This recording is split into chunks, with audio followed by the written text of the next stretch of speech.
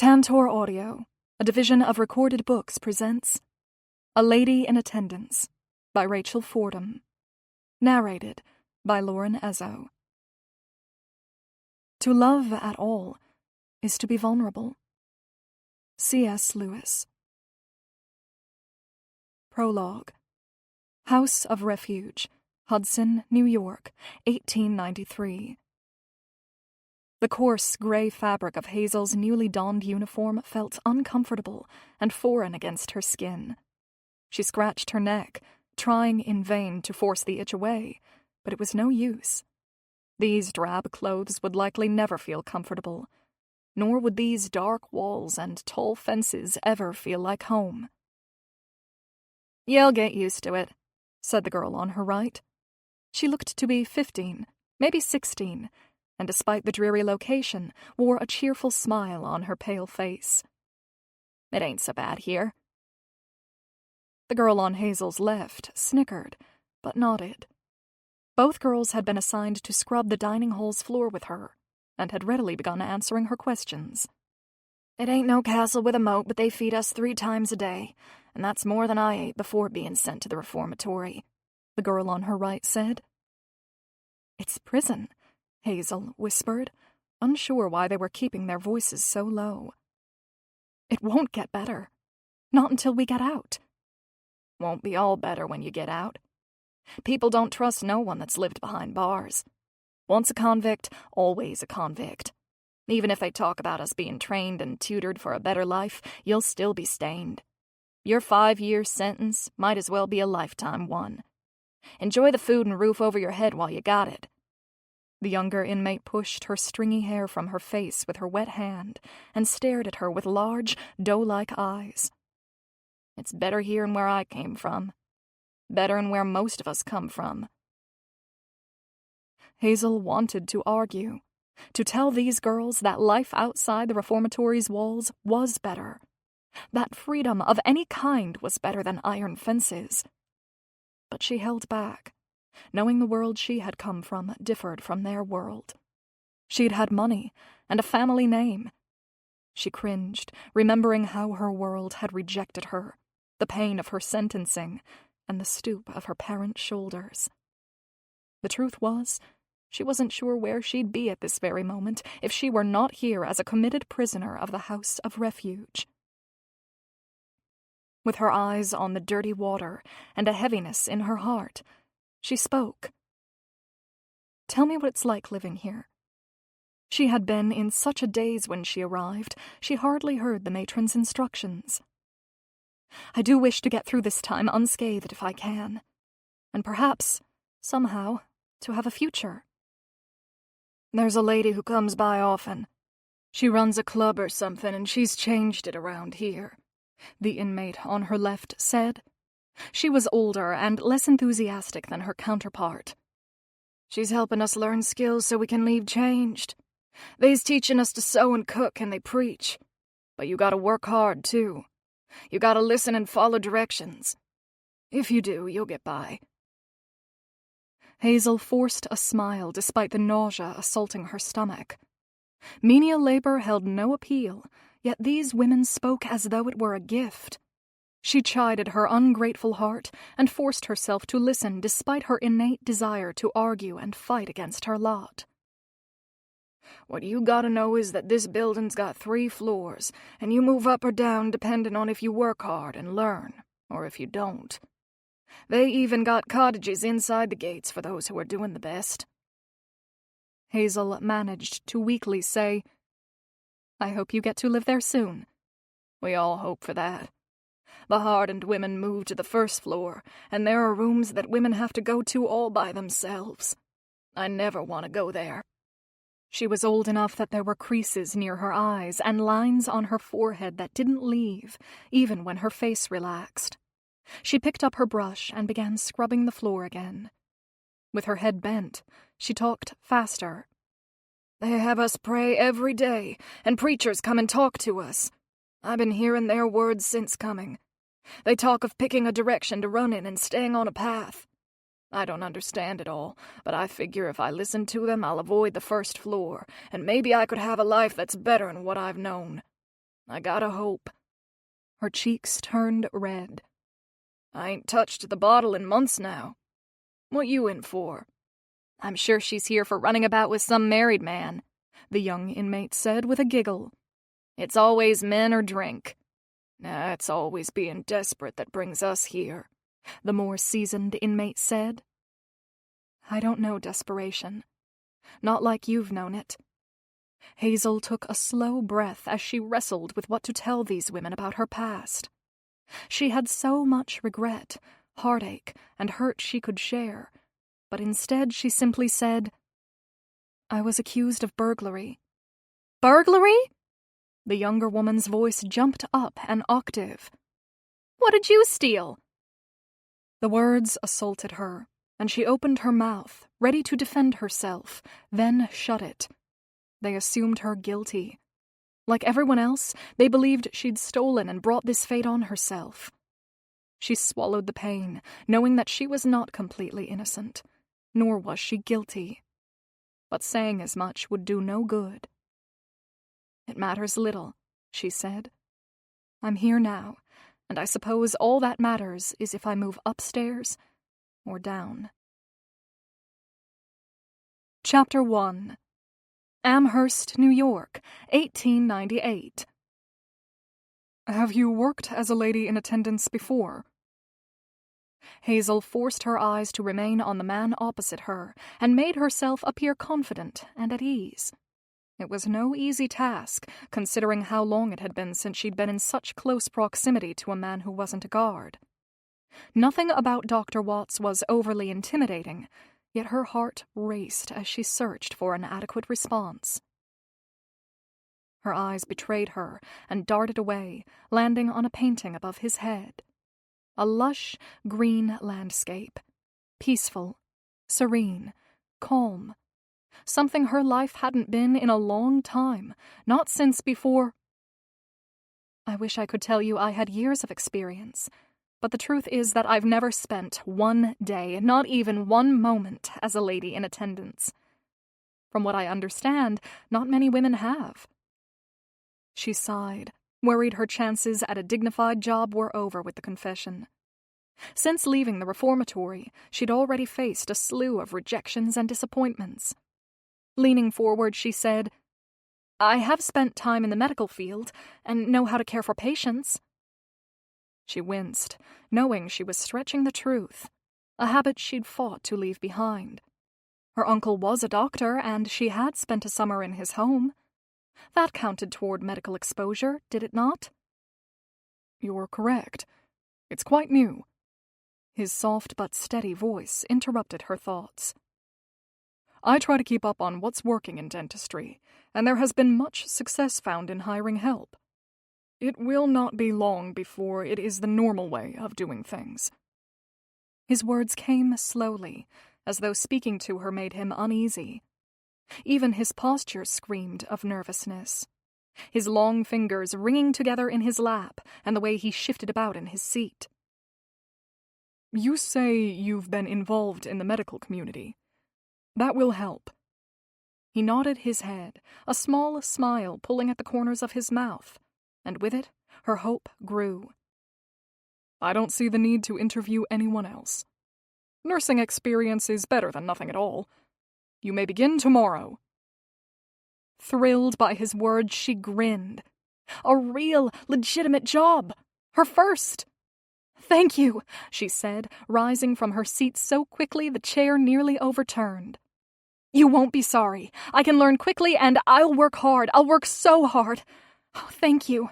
To work here is more than I could have hoped for." "Just one more thing." His cheeks took on a slight pink hue, similar to the shade of dress she had often worn as a girl. The uneasiness she'd sensed in him multiplied tenfold. "Yes?" He shook his head and turned away. "Never mind. It's nothing. I look forward to having your help." "Do you have a concern?" "Well, yes, I suppose I do." He stood on his long legs and paced behind his desk. "I've never worked with anyone other than my father before he died. Since then, it's just been me and my patients. Well, I'm not sure how exactly to go about it. We'll be in close proximity and— Yes, she said when he paused, unsure what it was he was afraid of. She'd given him no reason to suspect she had a shameful past, had she? What is it? It's just, I don't want things to get uncomfortable. That's all. From the looks of it, he was already distressed over the matter. He cleared his throat. I see the advantages of hiring help, but I've heard stories. I need not go into what I've heard, but there are potential problems with having a woman in the office. Problems? Sweat beaded on his forehead. He pulled a handkerchief from his pocket and wiped it.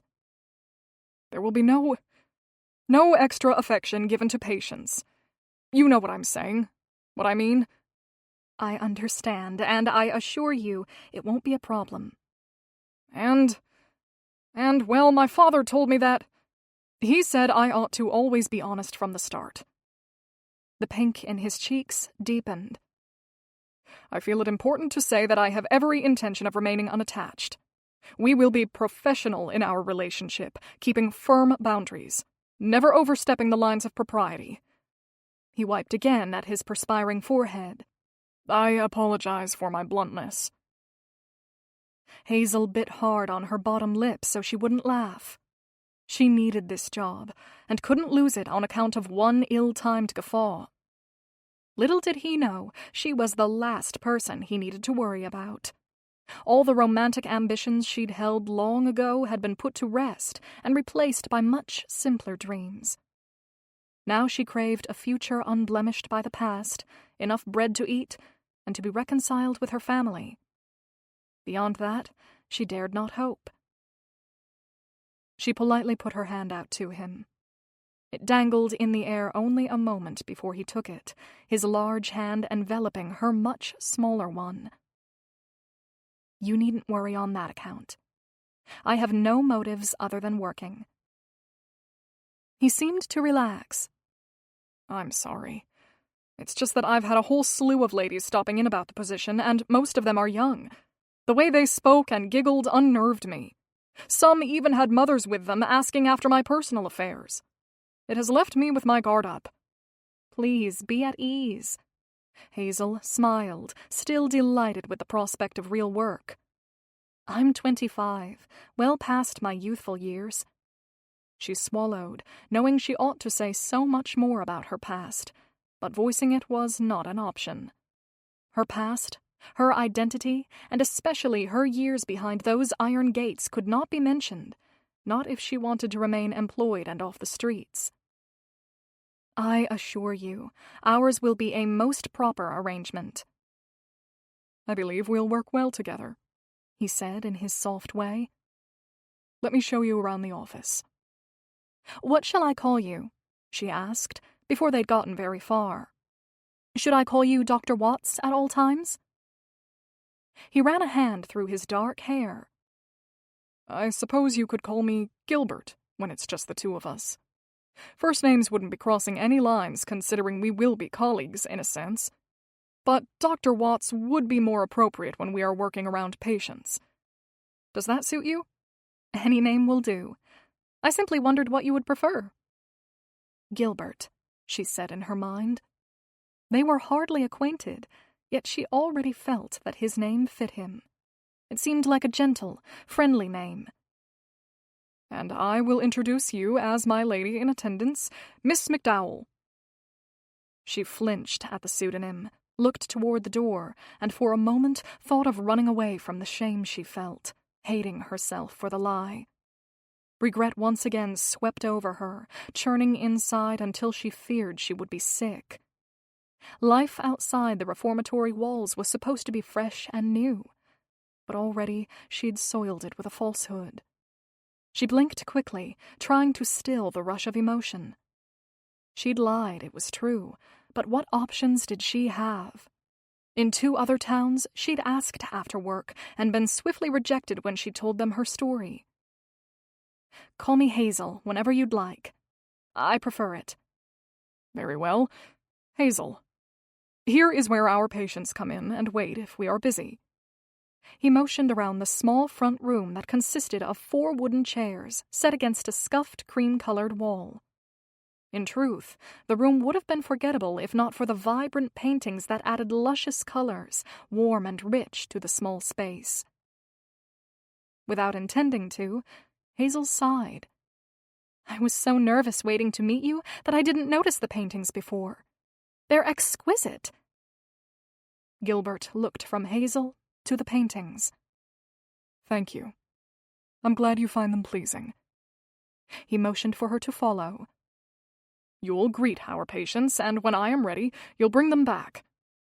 They stepped past the front counter and walked to the back of the office. I have 1 chair here that reclines, and it's where we do our actual work. In this next room, I have a cot, so if someone needs time to recover before leaving, they may rest there.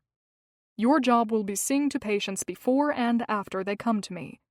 I like to help everyone be comfortable, but I'll work faster if you can help me with that.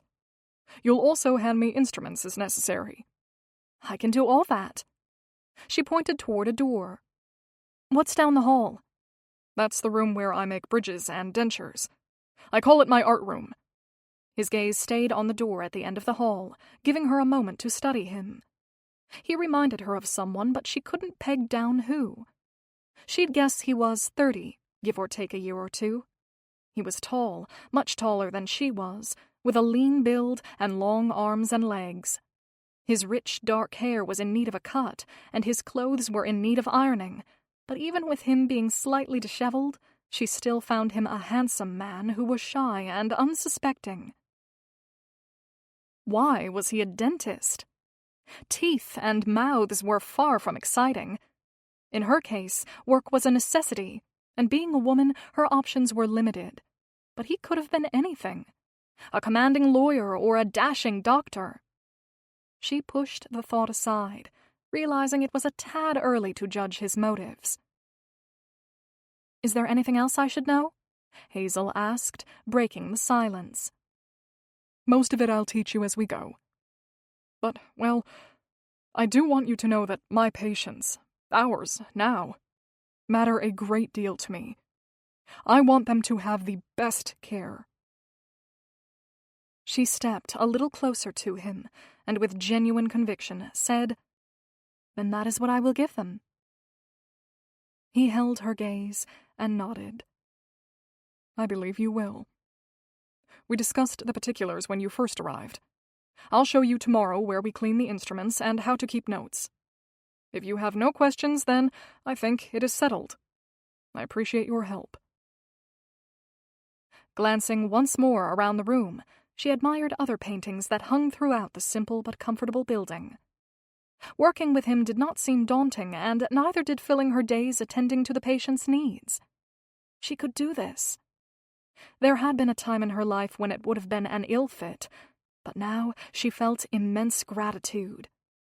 The patients did not scare her, and the teeth, well, she'd manage. Perhaps Providence had led her down Front Street on the very day Gilbert Watts was interviewing for a reason.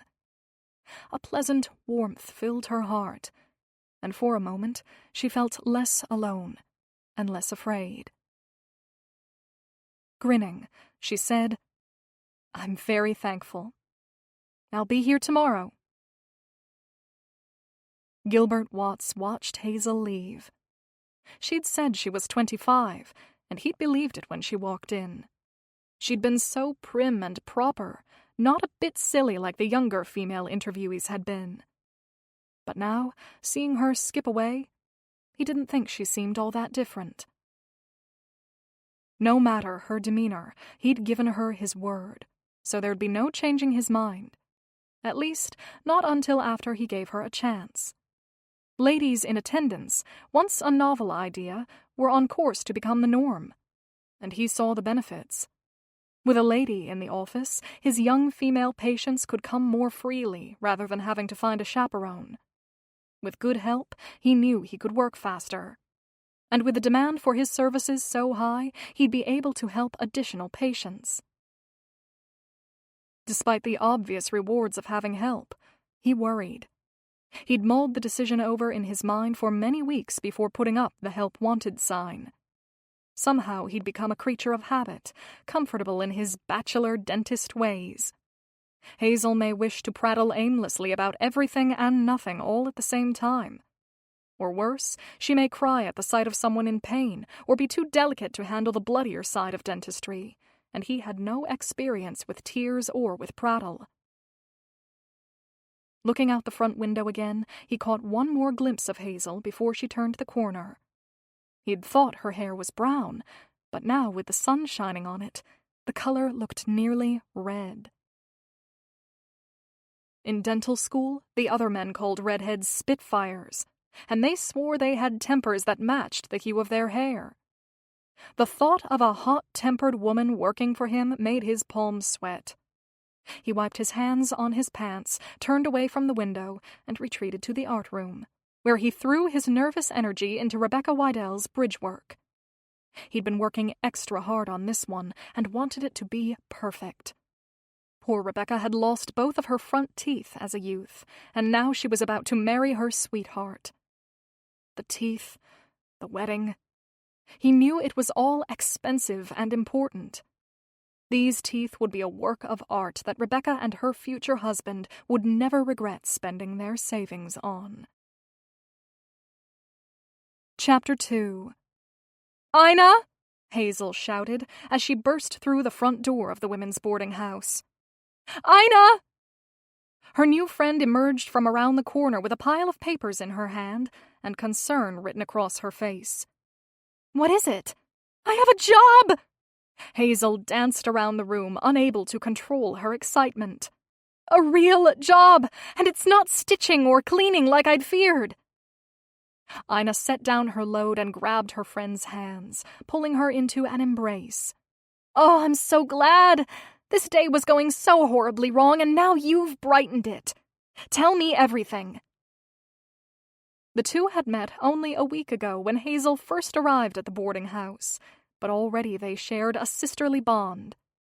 Hazel's years in prison, with its ever-changing social dynamic, had taught her to make friends quickly and to never take a kind heart for granted.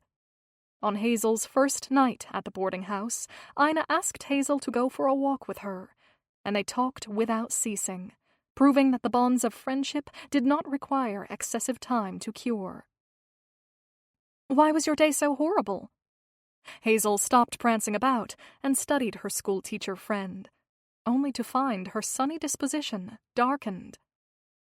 "What happened? Tell me about your job first." "I can't, not until you tell me what happened. Otherwise, I'll worry more than I already am."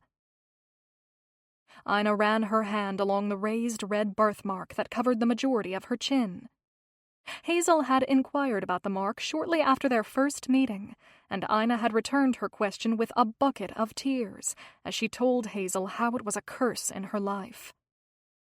"Tell me about your day," Hazel pleaded. "I want to hear." "Very well. Dolores, another teacher, had her brother, who she's been telling me about for years, meet me for our noon meal. I dreamed of this encounter. I imagined he would see past my ugly mark and find me charming." Ina continued to touch her face, her fingers sliding back and forth along her jawbone. "He stared at my chin but didn't ask about it. His eyes weren't kind. They were disapproving. Worse than that, they made me want to lock myself away where no one could see me." Her shoulders slouched. "If only I could stop myself from dreaming, maybe I could be content with what I have." "I'm sorry." Hazel set a sympathetic hand on her friend's arm. She understood wishing for things to be different, but poor Ina's remorse was not of her own doing. And unlike Hazel's, perhaps it could be overcome. "Someday, someone will see you for you. There must be a man out there, someone smart enough to know what a treasure you are. Whoever he is, that is who you truly want to be with." "You're sweet to say it." Ina's gaze wandered around the poorly lit parlor they shared with the other boarders. Dark wallpaper and heavy curtains only added to the gloom. I'm 23, and even though I'd like to escape this place and move into a home of my own, I think I need to accept that this is my life. She raised her shoulders and laughed.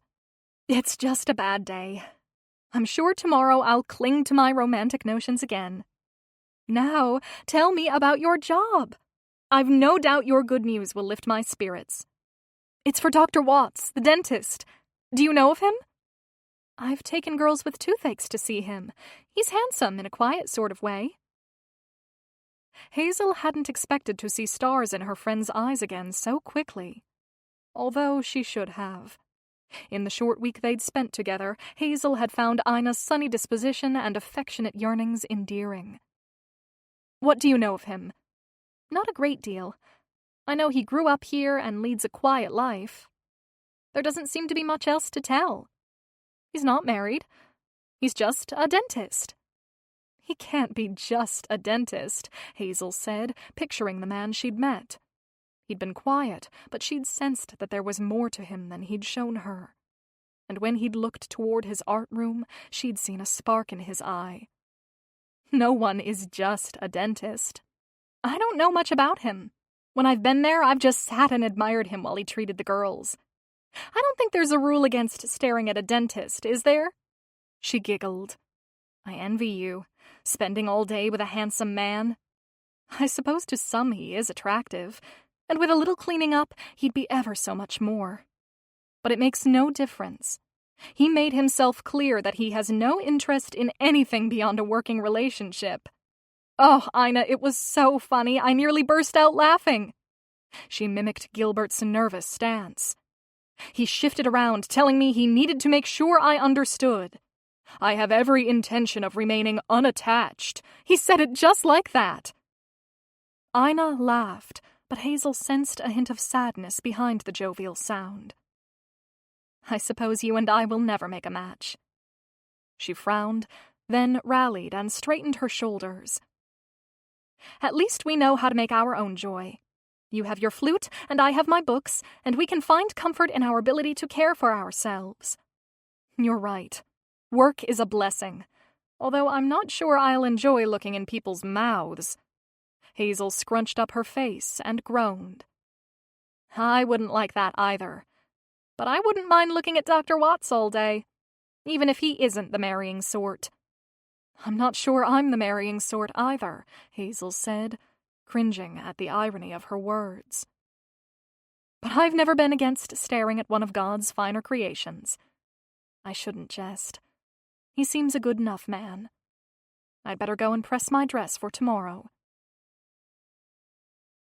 On her first day as a lady in attendance, Hazel asked many questions, and twice had to fight the bile that rose in her throat at the sights and smells she saw in people's mouths. But she never let on, and she worked hard, grateful for the tireless work she'd performed at the reformatory and the work ethic she'd left with. Gilbert spoke little, but more than once she saw him nod or smile as she worked. And once he said, "You have a way with people." Her second day, she asked the same questions again, just to be certain she knew the answers. And she only wanted to run for a bucket once when a Mr. Lawfer came in with a bulging cheek that nearly exploded when Gilbert drained it. Later, when Davy Smith came in with a toothache, she held the boy's hand. He squeezed back tightly as Gilbert pulled his tooth. When he was about to leave, Davy threw his arms around her, and she wondered why it had taken her so many years to truly care about others. By her third day, she was moving about the office with ease. Between patients, she tackled the floors, scrubbing years of dirt off the wide wooden planks. Gilbert nodded when she caught his eye, and then, to her surprise, he got his own rag and joined her. "I can do the floors," Hazel said when he knelt beside her. "I'm not sure it's proper for a dentist to scrub the floors." Gilbert dipped his rag into the bucket. "I've never cared much for how others saw me." He knelt beside her. "You've not stopped working for a single minute. I think I ought to take a lesson from you." A week in, and she could hand him the tools he wanted without being asked. In that same amount of time, she'd grown accustomed to Gilbert's near-silent ways and made herself at home in the small office. On her 8th day of attending, she was beginning to believe she knew what to expect at the office, until little Bianca Carluccio, with her round cheeks and black curls, arrived. The poor child shook with fear, whimpering her nervousness in Italian. Hazel grabbed the dental file Gilbert was holding and balanced it on the tip of her finger. Bianca's eyes followed her as she walked on her tiptoes, then pretended to dance like a vaudeville star. Bianca clapped her hands, and then she laughed. And then Gilbert laughed. Hazel stopped what she was doing, and the metal instrument fell to the floor. Dumbstruck, she gaped at him, mesmerized by the sound of his deep, warm laugh. How sweet the sound! Tears crept into her eyes, threatening to spill over. 5 somber years spent locked away from laughter, and now here she was surrounded by its stirring melody. Let me try. He picked up the file and placed it on the tip of his finger. Up on his toes he went, but before he could frolic across the floor like she had done, he dropped it. With a clang, it hit the freshly washed planks. Again, he laughed, and Hazel knew working for Gilbert, no matter how professional their relationship was to be, would also be fun. "Mr. Murdoch, the doctor needs you to hold still and stop acting like a baby," Hazel said, imitating the authoritative voices the matrons at the reformatory had used so often. "I'm trying," the large man said as he squirmed, rocking his head back and forth. Beads of sweat ran off his face, dripping onto the floor. "I'm just awful scared." Hazel bent over him and looked him straight in the eye. "You are going to have to try harder. You hold still, or I'll spread word all over town that you were a worse patient than Willard Pearson, and he's 6 years old." Mr. Murdoch nodded twice, and then held his body perfectly still like a giant statue, his mouth ajar. Gilbert slid the goat's foot elevator under Mr. Murdoch's bad tooth. Blood seeped from the gums, but he didn't flinch. The stubborn tooth now wiggled slightly. Gilbert's forearms flexed, and his face grew tense as he gripped the tooth with the forceps and worked it in a figure-8 pattern. With a steady movement, the tooth worked itself looser and looser until it finally came free. Hazel released the breath she'd been holding and patted Mr. Murdoch's shoulder. "It's out." Gilbert held out the tooth in front of the man so he could see it. Hazel handed Gilbert fresh bandages, and he busied himself stopping the bleeding. "The pain may take time to go away completely, but it'll subside now that the source of the pain is gone." Mr. Murdoch turned toward Hazel with somber, bashful eyes. Gilbert pumped the chair and returned the man to sitting. She smiled at their patient. "I'm sorry I had to be so stern with you." Mr. Murdoch's cheeks, and even his multiple chins, turned pink. Then his lips spread into a sheepish grin. With cloth dangling from his mouth, he said, "I'd planned to be much braver. I'm right sorry about the way I acted. I hope I can trust you to keep my behavior between the 3 of us." Hazel gave him another reassuring pat. "Of course. Having a tooth pulled is no small matter. Besides, Dr. Watts isn't too much of a talker, so no need to worry about him, and I can keep a secret when I need to." "I wasn't sure about having a woman here, but you're something else. You're something special." "That's a lovely compliment." Hazel breathed easier, knowing Mr. Murdoch would not hold a grudge against her for her firm words. "When you're ready, I'll take you to the other room to rest. We'd like to know your mouth is done bleeding before you go home." After settling Mr. Murdoch in the recovery room, she went back to the chair to clean it before the next patient. Gilbert watched her, amazed at the efficient way she went about her tasks as though she'd spent years, not days, at the dental office. "You think I was too blunt?" she asked Gilbert, after wiping the head of the chair dry. He stopped writing in Mr. Murdoch's chart and rubbed the scruff on his chin. "Ah, he seemed rather taken with you. I don't think he minded." He chuckled softly. "I've wanted to say things like that for years." "You should try it. I can't imagine how you would ever get that tooth out otherwise." "You admitted to him yourself that I'm not much of a talker." Gilbert smiled at her. Unbeknownst to her, even this conversation was out of character for him. "I've been quiet so long I hardly remember how to say what must be said." She gathered up the dirty instruments and put them into a pot. "With a little effort, you could be a regular conversationalist." "I doubt I could ever be as firm as you were." She elbowed him as she walked by. He startled, then relaxed when he saw the twinkle in her eyes. "There was a time when I was known for speaking my mind. I guess it's good you found me." "I guess it is." He raised an elbow, surprised by his urge to respond with matched playfulness, but he held back, unsure what to make of this budding friendship. "I have a few patients who will make up tooth pain just to spend a little more time with you. We will be busier than ever." "I'm glad I'm not scaring the patients away." She wiped the puddle of sweat from the floor. "Wait until you see Murdoch in the dead of summer. He's like Niagara Falls, never stopping." Would she still be there in the dead of summer? It was early fall now. Summer was a long time coming. He swallowed the lump that rose in his throat when he thought of having the office to himself again. "I'll be sure to have extra rags on hand." "Maybe by next summer I'll remember how to carry on a conversation, and the office won't be so quiet for you." He lifted the chart he held higher and lowered his gaze, embarrassed by his bold words. "I wouldn't stop you from conversing a bit more, but rest assured that you are an easy man to work for." Hazel dipped her dirty rag into the bucket and stood up. Her voice took on a different tone, one he couldn't quite decipher. Pensive, heavy, he couldn't decide. "I've enjoyed it more than anything in such a long time." If his tongue hadn't been so slow to speak, he'd have inquired after her meaning. But she backed from the room, muttering something about checking on Murdoch before he could spit the query from his mouth. Women had always made him nervous. His own mother died when he was young, leaving him with only a few scattered memories of her, hardly enough to help him navigate the world of women.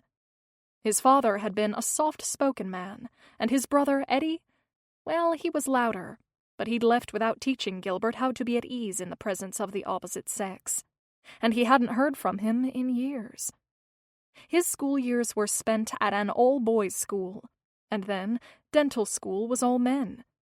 His friends had talked him into escorting ladies out from time to time, but it was never with enough frequency to feel comfortable, and that had been years ago. Of course, he'd had women patients over the years, there'd been no way around that. But he'd said only what was necessary, and busied himself with fixing their teeth. And now here he was, spending every day with an intriguing woman. She was pretty, too. He'd been surprised the first time he'd thought her pretty, but he was not blind. Any man could tell she was well put together and full of life. Though there were times when he caught her out of the corner of his eye, and he thought he saw something sad in her countenance. The heaviness was fleeting, but it was there, and he wondered what part of her story caused the lingering sadness.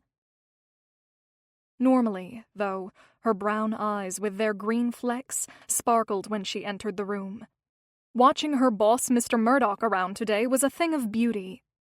Gilbert was now entirely convinced Hazel's hair was red rather than brown. He'd never dreamed there was a way to get that man to hold still, but she'd done it. Perhaps redheads weren't the worst thing to have around a dental office.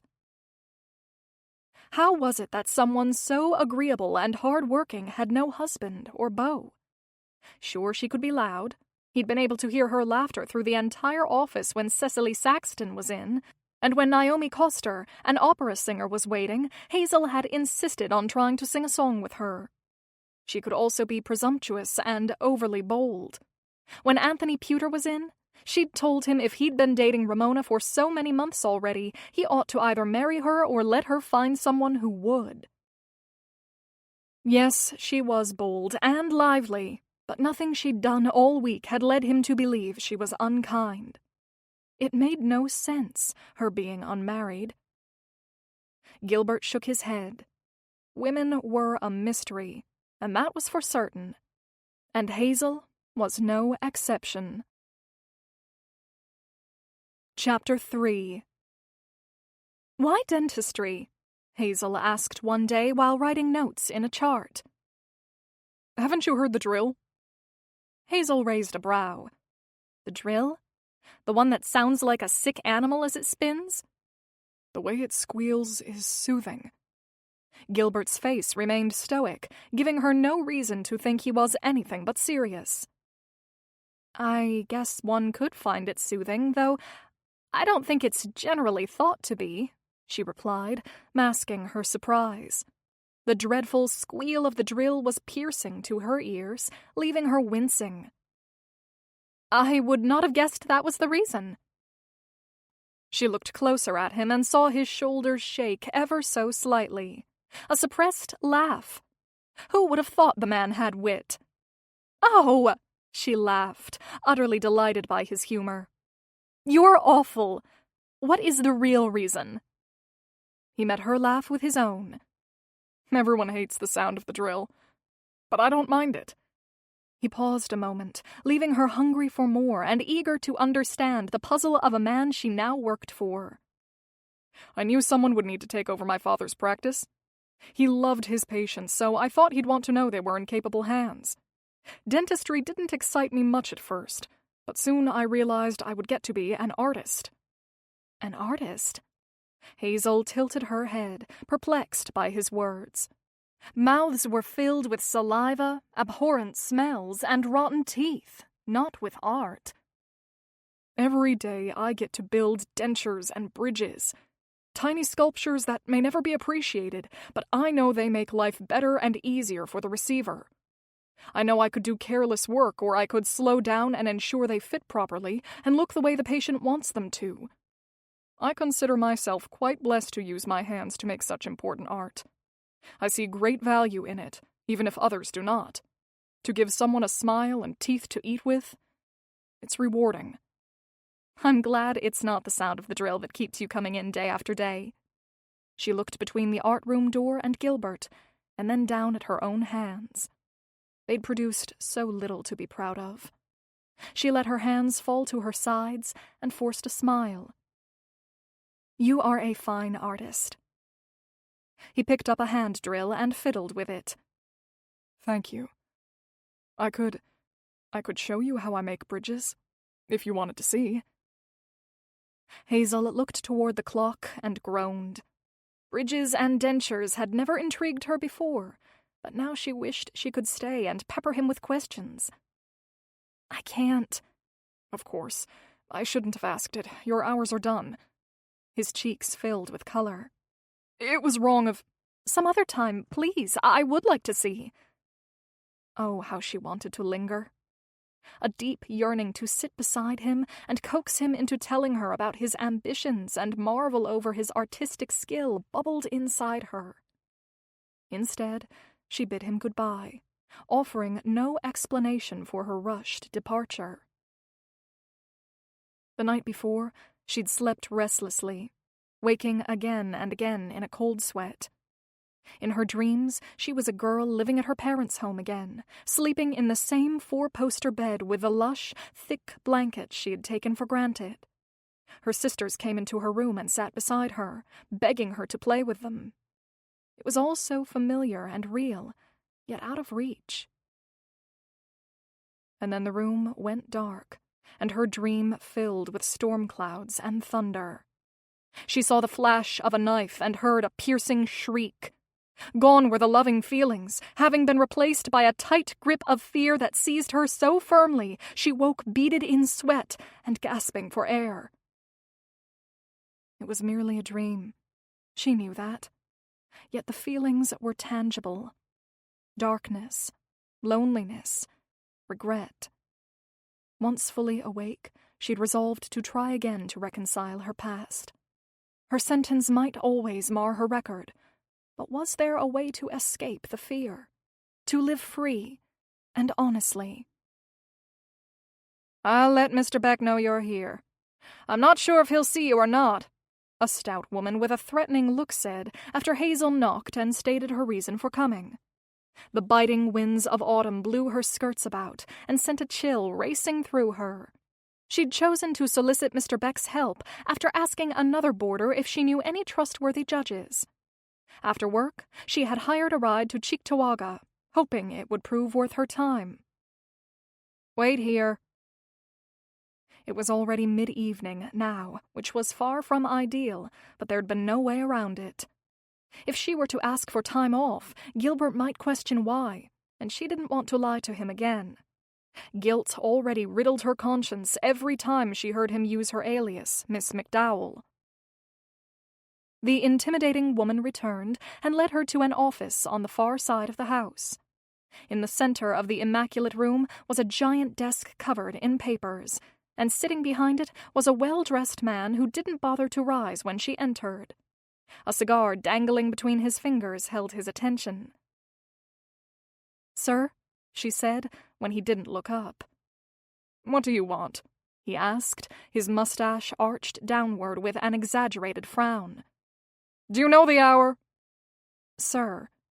"I don't take visitors." He tapped his cigar on the silver tray on his desk. "You should have made an appointment during the day, not come begging at my doorstep like some stray dog." "I'm sorry for the inconvenience. I've recently taken a job and could not ask for time off." Fidgeting, she looked at the empty chair, then back at him. Did she dare sit without an invitation? "It's of the utmost importance, I assure you." 5 minutes. He took a long draw from his cigar and watched the smoke puff from his mouth and rise like a cloud. Hazel sat, despite his never asking her to. The chair was lower than she'd expected. She sat as straight as she could, hoping to convey confidence. "I need a closed case opened, and I need to have the evidence re-examined. I was wrongly accused of a burglary. I stole nothing, and I've already paid dearly for it." "A case from here? I know them all. I've been a judge here for 20 years. The man's brow formed a deep ridge down the center. "It's from Buffalo. I can't go back right now, and I'm not sure I even trust the law there. I need someone from outside to help. That's why I came to you." The man leaned back in his seat and drummed his fingers against the desk. "It's not my jurisdiction, so I can't help you. Besides, I'm not going to go stirring up trouble." I had hoped you would help me." Emotion laced her voice despite her efforts to remain calm and unaffected. "My life was stolen from me. I spent 5 years in a reformatory, and now I carry the mark of an ex-convict." She paused, swallowing the lump that had risen when she said the words aloud. "I can't go back to my family, not until this is set right. I need someone—" "If they closed the case, if the time's been served, they had reasons for it. Without valid cause, I can't go investigating whatever I want. Let it go or hire someone. Perhaps a private solicitor would help you." "I don't have the money to hire someone." She kept her spine tense, refusing to cower. "I'm asking you to hear the details. Let me show you my innocence." "You're telling me you're a perfectly pious girl who happened to be accused of burglary?" He snorted. "I imagine there is more to this story, but I don't have time to sit and listen to your one-sided account of injustice." Hazel frowned, reminded once again of her mistakes, like wounds that lasted much longer than the initial sting, forever leaving their scars. "I'm many things, but you're right, I'm far from perfect. I've made mistakes, I own that, but I never stole. I had no reason to, and—" "Best move on." He puffed on his cigar. "No. Their reasons for closing my case were wrong, and their conclusions unjust. It's hurt so many people—" She stopped before she named names. He didn't deserve to hear them, Not if he wouldn't stop smoking that cigar and start treating her like more than worthless chattel. Disposable. Unimportant. She wrapped her fingers around the arms of the chair and clenched tightly. Don't take it personally. The courts are overflowing. We're overworked as it is. He tapped his cigar on the tray. Best cool your temper and accept that what is done is done. Go west and start over. The law's different out there. No one would know your past if you didn't tell them. Even if her 5 minutes weren't up, she knew her verdict was decided. He wasn't budging. The set of his jaw told her that much. She forced one last plea. My family is here, not out west. Please, reconsider. He rolled his eyes, confirming his lack of interest in her and her cause. Why should he care? Nothing was in it for him other than the pleasure of knowing he'd done the right thing. And she knew that didn't matter much to a vast majority of the population. A majority whose ranks she'd once been included in. She stood. I'll find my way out. A word of advice, he said, without moving from his leather chair. She waited. Bury the past and cling to whatever future you have. Some things are best forgotten, left closed. She pursed her lips together, knowing she shouldn't say anything. Her words would do no good, but she snapped back at him anyway. Some things are best set right. I believe that is the purpose of the law. Chapter 4. The sun was low in the sky and the streets nearly empty as Hazel stepped away from the judge's house. Her heart raced, and she feared she wouldn't be able to find a ride back to Amherst. With her skirts in hand and her feet moving briskly, she approached 3 different people and asked if she could pay for a ride, and was rejected every time. She could waste no more time asking for aid that would not be given, as the sun would not wait, and neither could she. She would simply walk the 7 miles back. With her shoulders straight and her head forward, she set off, feigning composure. Beneath her facade, she shuddered from the cold, the growing dark, and the memories of other shameful solitary walks. An owl, silent as the setting sun, soared above her. A coyote yipped, and men argued in the distance. The reformatory had taught her to persevere, to keep going when she wanted to quit, and above all else, to find solace in prayer. The solace hadn't come all at once, and she knew she still had far to go. But little by little, she'd learned to give her burdens to the Lord. In the dark of night, with fear and heartache surrounding her, she whispered softly, believing her words were heard despite her solitude. When she finally arrived at Mrs. Northerly's boarding house, the moon was the only source of light in the sky. She banged on the door, rapping until her fist throbbed, desperate to be within the boarding house walls and away from nature's eerie shadows. At last, the matronly woman opened the door, slowly peeking out through the narrow gap, her face uneasy. "Who is it?" she whispered in a hoarse voice. "It's Hazel. I'm sorry it's so late. I lost track of the hour." She looked over her shoulder at the long shadows created by the low-hanging moon and shuddered. "Please, may I come in?" "I don't put up with such behavior. There will be no staying out until the wee hours and thinking there will be no consequence. You girls nowadays have no respect for propriety." "Please, Mrs. Northerly, I was doing nothing improper." Hazel shifted her weight from foot to foot, trying to ease the pain shooting through them from the newly sprouted blisters, but it did little good. "The weather's turning cold, and I'm ever so tired. Let me in? Do you have any idea the number of girls who have stayed here over the years? They always say they are virtuous, but I've seen enough to tell you nothing good ever happens when the sun goes down." Mrs. Northerly folded her arms across her chest and glowered at her. "You can't pull the cloak over my head." Forcing a penitent look, Hazel spoke through gritted teeth. I am sorry I'm late. I realize I've interrupted your sleep and given you reason to question my character, but believe me when I say that I would never willfully submit your establishment to anything undignified. I promise you I never meant to tarnish the boarding house's fine name. I've too much respect for you to ever do such a thing." She had several more sentences of apology on the tip of her tongue, but was spared from delivering them. "Don't get all mawkish on me." Mrs. Northley softened. "I'll give you another chance. But it can't happen again. Be in before the door locks, or you will need to find a new residence. I have plenty of interest in my rooms. I can replace you easily." Mrs. Northley issued the threat softly, but it still stung. There was a time when Hazel felt irreplaceable and important. But now she was merely a rent payment, a wayward soul with no real place, and the reminder was humbling. "Thank you." Hazel stepped past Mrs. Northley and made her way up the narrow stairs toward her rented room at the end of the hall. "Hazel? Is that you?" "Yes," Hazel whispered through Ina's door. "I'm sorry if I woke you." "Come in and tell me where you've been."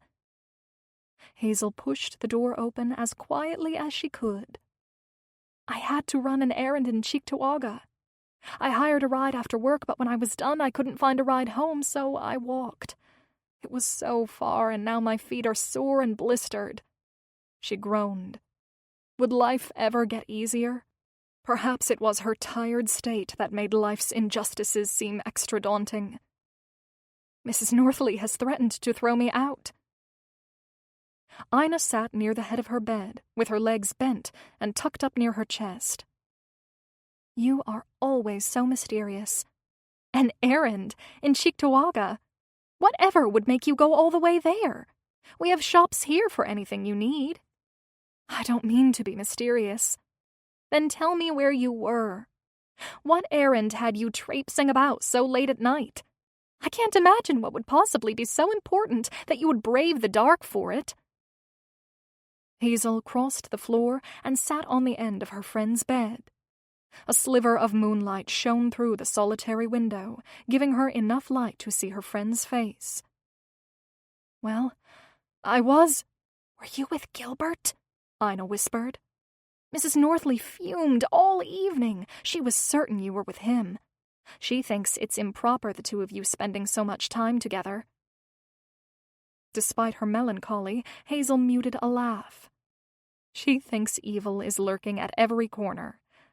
But no, I wasn't with him. I only ever see him at work. I was doing nothing improper, and I certainly don't have a suitor. She let her body fall back across the bed. "I don't think I'll ever have a suitor again." "Does that mean you have had suitors before?" Ina's eyebrows rose. "I envy you. Even if I never married, it only seems fair I should get a taste of romance. Something to dream about through the long winter nights, don't you think?" "I don't know. What if your suitor broke your heart? Then you'd be left with tragedy for company." Ina's white nightgown shone in the moonlight as she left her bed and went to her window. At least then I would never wonder. I could hold on to the ache and tell myself being alone was not so bad. I'll pray hard that some dashing man comes along and sweeps you off your feet. Hazel stood then, wincing not only because of her feet, but because of the cruel realities of life and romance. But I will pray even harder that you never feel the pain of a broken heart. "Hazel, when you had a suitor, did you feel like the world had more meaning? Every story of love seems to testify to that truth." Ina turned from the window. "What was romance really like?" "It's not all moonlit walks and gentle caresses." She shivered and wrapped her arms around herself. "Remember when we played chess?" "Yes." "My experience with courtship is much like chess. You spend half the game trying to figure out how you can win, and the other half afraid you won't. Romance is more of a battle than anything." Hazel rubbed her tired eyes. This talk of love and possibilities only added to her weariness. The last thing she wanted to do on a night like this was relive her own heartaches. Maybe there is a way to play where everyone wins, but I've never played it that way. It's late. I'm probably not thinking straight. Ina remained at the window, gazing into the darkness. Get some rest, but someday I hope you'll tell me all your secrets. I know I can seem simple-minded, but I'm not. I could handle whatever it is you are hiding. I believe you are idealistic and sweet, but I've never thought you a simpleton. Hazel smiled softly. We'll talk soon. Not tonight, though. It's too late.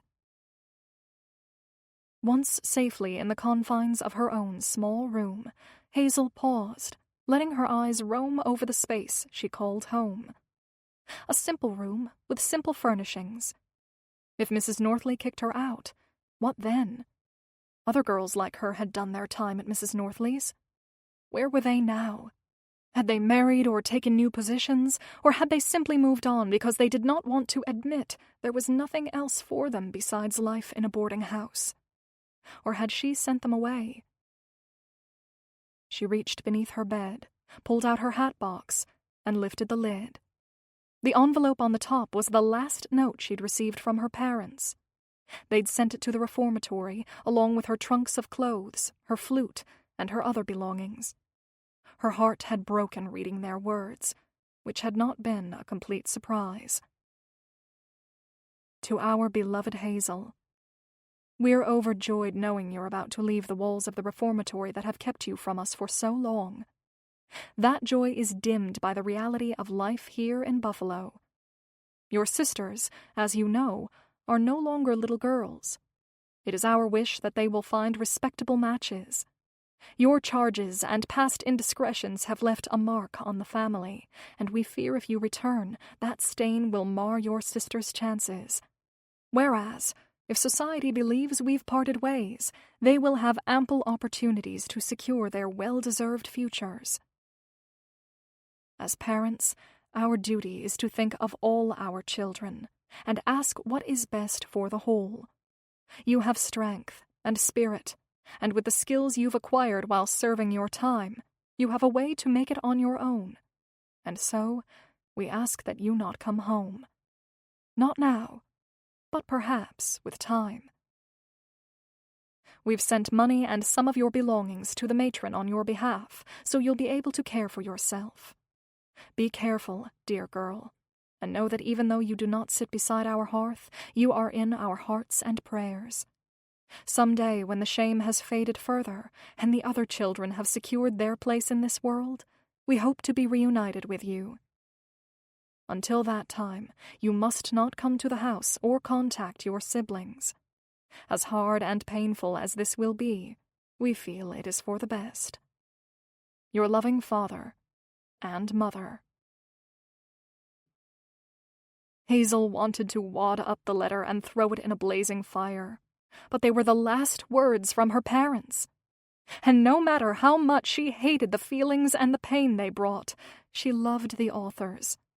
For 5 years she'd dreamed of being reunited with her family, and now she was uncertain if she ever would. If only she'd been more like her obedient and proper siblings. Tears burned her eyes whenever she let herself walk the dismal road of what might have been. Curling onto her side, she held the letter tight to her heart and allowed herself to feel the loneliness she had tried so hard to ignore. But tonight, she felt it all. The hurt of being rejected by the world she had known, the loss of her family, the lies, the mistakes, the darkness. One tear at a time crept from the vault around her injured heart. Then faster and harder the tears streamed from her like a river overflowing in a rainstorm. No matter how sorry or dire her circumstances, no matter how she ached with homesickness and longed for the touch of her mother, she would not return home. Not until she could return with her honor reinstated. She'd disregarded her parents' wishes often as a youth, but now as a woman she'd honor them and obey. Until the past was settled, or they bid her return, she would eke out an existence for herself. And if the good Lord allowed, she would find some joy along the way. Crinkling the paper in her hands, she thought of her parents. One moment she felt deep sorrow, and the next, anger. Why send money? Why not hire a lawyer and fight to reinstate her into their world? Why hadn't they done that right away, when she was first sentenced? But she knew the answer, and perhaps that's what hurt most of all. They were not convinced she was innocent. "Be cautious," her mother had warned the youthful Hazel before her real troubles had begun. "Things that seem so insignificant now can have far-reaching effects." "Stop worrying," Hazel snapped back. "I think you would keep me from ever having any fun if you could. You want me to grow into a dull spinster, or you want to marry me off to a fool. I don't want that for myself.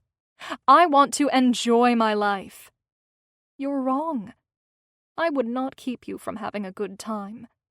I love few things more than the look on your face when you are truly happy. But, Hazel, your eyes sparkle when they are full of joy. These past few years your eyes have turned dark. You are more than headstrong. You are reckless, and the cost of your thoughtlessness will catch up to you. Your father will not tolerate the behavior you've displayed forever. You will tarnish not only your name, but ours as well. Besides, what good am I as a mother if I don't try to keep you from harm? If I don't call out your indiscretion and steer you back to safety?" Hazel brushed her mother's concerns away, insisting that she fretted too much. "I can take care of myself," she'd said, her free spirit adamant that nothing horrible could ever befall her.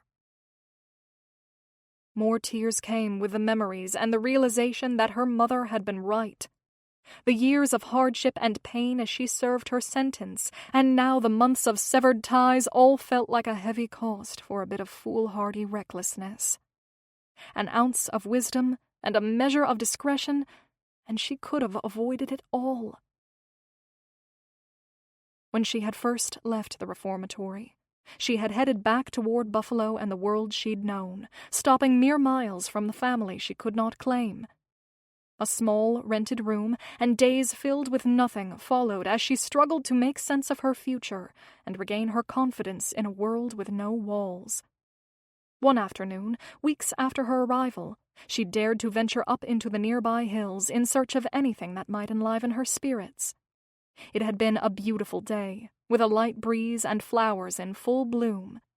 For the first time in a long while, she felt hope. Hope that was swiftly shattered. She returned to find that the money from her parents that she had so carefully rationed had been stolen. Only the meager amount in her reticule remained. She yearned to run home to her parents and beg them to rescue her from this path of endless trouble. What she wouldn't have given at that moment to be held and coddled and taken care of like she'd been as a child. Instead, she packed her bags and began searching for a job and more affordable living quarters. There would be no going home. Not now, and probably not ever. She put the note back in her box and shoved it forcefully under her bed. Chapter 5. Gilbert looked at the clock. It was 3 minutes past 9, and Hazel hadn't arrived for work. She usually pranced in 10 minutes before her scheduled time with a smile on her face and her red hair bouncing behind her. When he finally heard the familiar squeak of the front door, a strange flutter raced through his chest, followed by relief. But when his eyes left the schedule in his hands and wandered to the door, they did not see Hazel. There was no red hair, no good morning smile. Instead, there was Alberta Robertham, with her mouse-brown hair in a tight bun and her all-too-familiar frown plastered across her face. No other patient made Gilbert's innards clench like Alberta did. She was never satisfied. She constantly told him how she hated being there, and she was convinced she knew all there was to know about teeth, despite the fact that she rarely cleaned her own. "Good day, Miss Robertham," he said as he rose from his seat. "How can you call this a good day? Do you not see where I am?" "I suppose we will just have to make the best of it." It did suddenly feel like a miserable place. If only Hazel were there, she might add some bit of light to the darkness. He glanced past Alberta to the door. "What are you looking at? Is there something back there?" "No, not a thing." He kept his voice level. "Come along." "If you're looking to see if the door is closed, of course it is. I wasn't raised in a barn," she snapped at him. "I have a tooth that's ailing me, and I expect you to do something about it." Red splotches appeared across her face as she fumed. The effect made her look like someone who'd had an encounter with a patch of poison ivy. "I'll need it fixed quickly, and I need there to be no pain. I plan to attend a social this afternoon." Alberta hoisted her wiry body into the chair, not waiting for an invitation. "Go on, get to work." Gilbert fought the urge to groan aloud. Instead, he busied his mind by thinking up terribly rude things he could say to Alberta if he were only a little bolder. For an entire hour, he endured the rigors of working on Alberta's ailing tooth. Even with his instruments in her mouth, she still managed to complain with her wicked bird-like eyes and deep scowl. As the moments ticked by, he missed Hazel more fervently. A few weeks together, and already he knew she'd be able to appease the unpleasant Alberta. Come to think of it, he knew a lot about Hazel. He knew as the day heated up and the little office grew warmer, she'd use the back of her arm to wipe the sweat from her brow. At noon, she would take a brief walk outside and her hair would look a brilliant red. When she came back in, her cheeks would be rosy, and she'd be smiling. She would ask him questions he would have to think about, and might even struggle to answer. But once he did find the answers, he'd be glad she'd asked. Somehow she had created a spot for herself in his little office. Even the sound of her going from room to room was unique, and he missed it now. "Just about done," he said to Alberta as he removed the dam he'd used to protect her gums and make it harder for her to talk. With its removal, he braced himself for the flood of words he knew she had been holding back. "That took long enough. I remember your father. He moved with a great deal more speed." "I'm sure he did." Gilbert leaned away. "He was an excellent dentist. I believe he would be pleased with the work I've just done." "Adequate, I suppose, but it's not worth telling folks about." "No praise needed. I'm content knowing you are out of pain." A few more words shot from her mouth as she paid. Then she left the office. Gilbert closed the door behind her, then sank into one of the waiting room chairs, tipped back his head and closed his eyes. He had survived Alberta Robertham, and that was no small feat. Hazel burst through the door. "I'm so sorry I'm late." She paused when she saw him. "Oh, Gilbert, are you all right?" She dashed to him, a look of genuine concern written across her soft face. "No, I'm not all right. I had to endure Alberta Robertham without you. Where were you?" "Alberta?"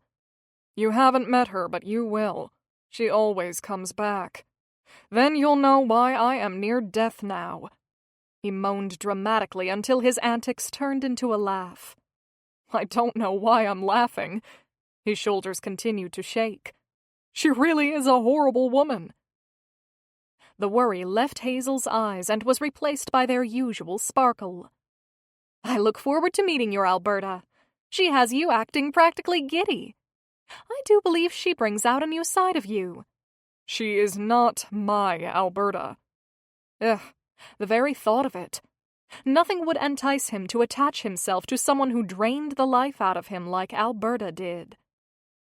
"This," he pointed toward himself, "is not what giddy looks like." "Come now, she must be quite a woman to have you so beside yourself." Hazel muted a laugh. Even with her hand covering her mouth, he could tell she was smiling. You have misinterpreted the type of woman Alberta is. She is loud and bossy. She's hard to describe. There's no one like her." Hazel pursed her lips. "She sounds a bit like me. I've been called loud a time or two, and my nanny always said I was the bossiest child she ever met." "No, you're wrong," he said with conviction. "You talk a great deal, but it's pleasant, and your wit is flawless, and I've yet to see you give orders when it has not been your place. You're not a thing like Alberta." "I don't deserve such praise." A sad look flashed across her face, and for the briefest moment he knew she was hurting, but he didn't know why. He was not drawn to gossip, but he wished he knew what it was that weighed on her. As quickly as the look of sadness came, she smiled it away. "I am glad you don't find my company appalling or too overbearing." All joking aside, he held her gaze and, in a steady voice, said, "I meant what I said. Your presence, it is delightful. A pleasure." He'd never complimented a woman so openly. He waited, expecting to grow flustered or feel a sense of regret over the words, but he felt none. "Thank you," she said, without looking away. "Now I must apologize again for being late. I hope you can forgive me." He nodded and waited, hoping for an explanation. In the short time he'd known her, he'd already learned that if he waited and let the silence hang, she'd fidget until she finally said what she was holding back. "I didn't mean to be late," she said, interrupting the silence. "I was busy last night and didn't get much sleep. It was so late when I finally went to bed. I shouldn't even be telling you all this, as it's most improper, but, well, when I closed my eyes, it was for much longer than I had intended. I never would have allowed myself to even sit if I'd thought I would sleep so long. It won't happen again." Her explanation left him puzzled. What in the world was she doing up so late? Was she with someone? Their first meeting left him with the impression that she had no interest in courtship. Was it a farce? Or had she been trying to tell him she already had someone? Suddenly that first conversation seemed fuzzy in his mind, and he could not remember the words she'd used. A knot rose in his throat. Swallowing was normally an easy task, but now, at this moment, it was presenting a challenge. Perplexed and somewhat afraid of his own feelings, he walked away from the waiting room. She was a free and independent woman capable of choosing who she spent her time with. "We have 3 more patients scheduled for the morning. I'm going to work on my notes," he said, as he put some distance between them. She hobbled after him. "Wait!" Stopping, he turned back toward her, and breaking character, blurted, "What happened to your feet? You've become so bold." She laughed while limping. "Blisters." "Your shoes?" He looked at her scuffed boots. "Do you need new ones?" "I walked too far, that's all. No need to worry." Hazel looked at the day's schedule. "It should be an easy morning. I'm glad. We've been so busy lately, and it'll be a nice change of pace." "Yes, I thought so too," he said absently, still looking at her feet. "As I am your employer, you will tell me if you are in need, will you not?" Her face turned a subtle shade of pink, like a soft rose. "That's very kind, but I can assure you that my feet are not your responsibility. You needn't worry." "I wish to help if you are ever in need, whether it be my responsibility or not. I'm not only a dentist, but I'm also a man." His heart beat faster, but he pressed on. So often he thought of himself as only a dentist. He worked and then went home and did little else, but today he acknowledged that he was more than just his job. "What I mean is, are we not, as humans, meant to look after one another? Not simply when it affects business, but at all times. To mourn, to comfort, and to aid?" "I believe we are," she whispered. "But I've not met many people who do more than talk of their Christian duty." She assembled instruments as she spoke, her eyes refusing to meet his own. "Eloise should arrive soon." "You'll like her. She never complains," he said, tapping his fingers to the ever-increasing beat of his heart. "I have bandages if it would help your feet." I haven't had time to do anything for them. I don't know what will help. Between patients, let me take a look. Heat raced up his face. He'd never looked at a woman's feet, but he did not rescind his offer. A fierce longing to assist and protect her grew with each word he spoke. It burned within him, igniting a flame he hadn't known before. "I wish to help." "I couldn't." She turned toward the window. "Look, our patient is here." Their conversation was put on hold as they cared for sweet old Eloise. When she left, she kissed Hazel's cheek and called her a darling girl. Hazel limped beside the older woman as she walked her to the door and closed it behind her. "Your feet," Gilbert said the moment they were alone again. He retrieved some bandages from a cabinet and handed them to her. "We're a few minutes more before Duncan is scheduled to arrive, but he's often late, so you ought to have at least half an hour." She looked around, but didn't sit. Sensing her unease, he pointed to his private office. "You may go in there if you wish. Then, if Duncan arrives early, he won't see you."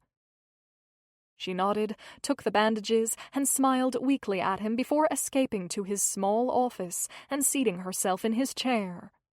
The door was open, but with her back to him, he couldn't see the extent of her injuries. When he heard her sniffle, he stepped closer to the open door. An ache deep in his chest grew with each painful sound.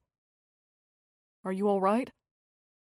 "Several of the blisters began bleeding again when I took off my boots. There are more than I'd thought." The office felt warm and sticky, where only moments before it had been comfortable. He wiped his forehead before asking, "May I help you? In my training we learned more than just teeth. I can handle a wound." "If you are certain it crosses no line," she said, in a voice much weaker than normal. 2 swift steps later, he was beside her, where he dared a glance at her small feet. They were half the size of his own and covered in bloody blisters rather than smooth skin. Anger boiled through his veins, but he didn't know who or what to direct it toward. He only knew he wished he had the power to ease her burden and fight off whatever brought this about. He gritted his teeth and reminded himself he did not know enough to judge who was at fault, if anyone at all. What he knew was that her feet would be sore for some time, and proper care would help them heal. "Let me get some water, and I'll wash them before bandaging them." He left, only to return a moment later with a bowl of clean water. "I think they hurt worse now than they did last night. But maybe I didn't notice because I was in such a hurry and so tired." Again, questions were on the tip of his tongue, but rather than ask them, he simply took her small foot and gently washed the blisters. He was not a new dentist, unaccustomed to blood and suffering. So why then was the sight of her pain and the feel of her skin causing his heart to beat so wildly? Her body was rigid, but with each dip of the rag she seemed to relax, trusting his touch. He dared a glance up at her. Their eyes met and held each other. She touched his cheek briefly, sending a wave of energy racing through him. "Thank you," she said, taking back her hand. He bobbed his head in acknowledgement and stole his gaze away from her. Inwardly, he chided himself for not having the perfect words to say. Words that would let her know that he would help her if she were ever in need. He cleared his throat. "I'll wrap them for you, but they will take time to heal. Do you have bandages at your home, or should I send some with you?" "I can manage." Hazel reached to help him, and their hands brushed together. He pulled away, startled. She put a hand on his shoulder, and again his throat grew tight. "You were right. You are a man of action and not just words. I had heard that you were just a dentist, but that is not true. You are a good man and a friend." Mindful of the closeness they were sharing, He found that his hands shook. The brush of her fingers, the touch of her skin in his hands, and her affirming words had an unfamiliar effect on him. One thing was certain. He was grateful he was not merely a dentist. When the last toe had a bandage securely around it, he took the bowl and rag and left her to put her shoes back on.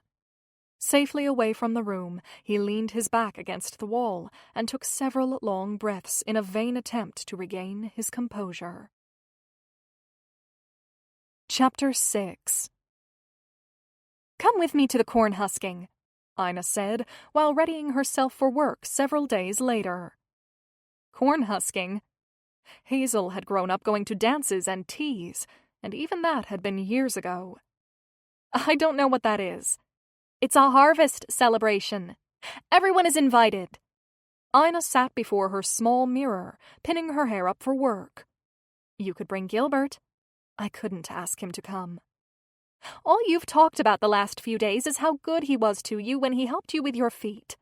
And you always have funny stories from your day. It seems the two of you have become rather close. I don't think he'd object to joining us." "We have become friends, but I couldn't come even if I wanted to. I have too much to do." Hazel picked up a pin Ina had dropped and handed it to her. "Here." "You are not too busy to go. Aside from the rare evening where you venture out on your secret escapades, you spend your nights sitting around here just like me. I'm not too old for a good time, and neither are you. Let's not be spinsters just yet." Ina looked at her in the mirror, her eyes pleading. "I don't want to walk in alone. Come with me?" Hazel hesitated, torn between embracing a night of light-hearted entertainment and the nagging regrets. Tucked in the back of her memory were countless nights of mingling, flirting, and associating in crowded, stuffy rooms, making a fool of herself. "Please come," Ina begged again. "I know you'll have fun, and you'll capture everyone's attention." "I'll probably be older than everyone there." Hazel kept her voice light despite her apprehensions. "If I went, I'd just spend my time at the refreshment table. Mrs. Northley's cooking could use a bit more variety. We've eaten beans 4 nights in a row." "Then come for the food." "I'll think about it." And she would. And then she would politely decline. It was traitorous to pretend life was fine when she lived beneath a cloud of culpability. "I have to get going. I don't want to be late, but we can talk about this again soon." Hazel said goodbye, then rushed off to work, where the morning started out exciting enough. 2 rotten teeth and a perfectly fitted denture, but then slowed to a crawl.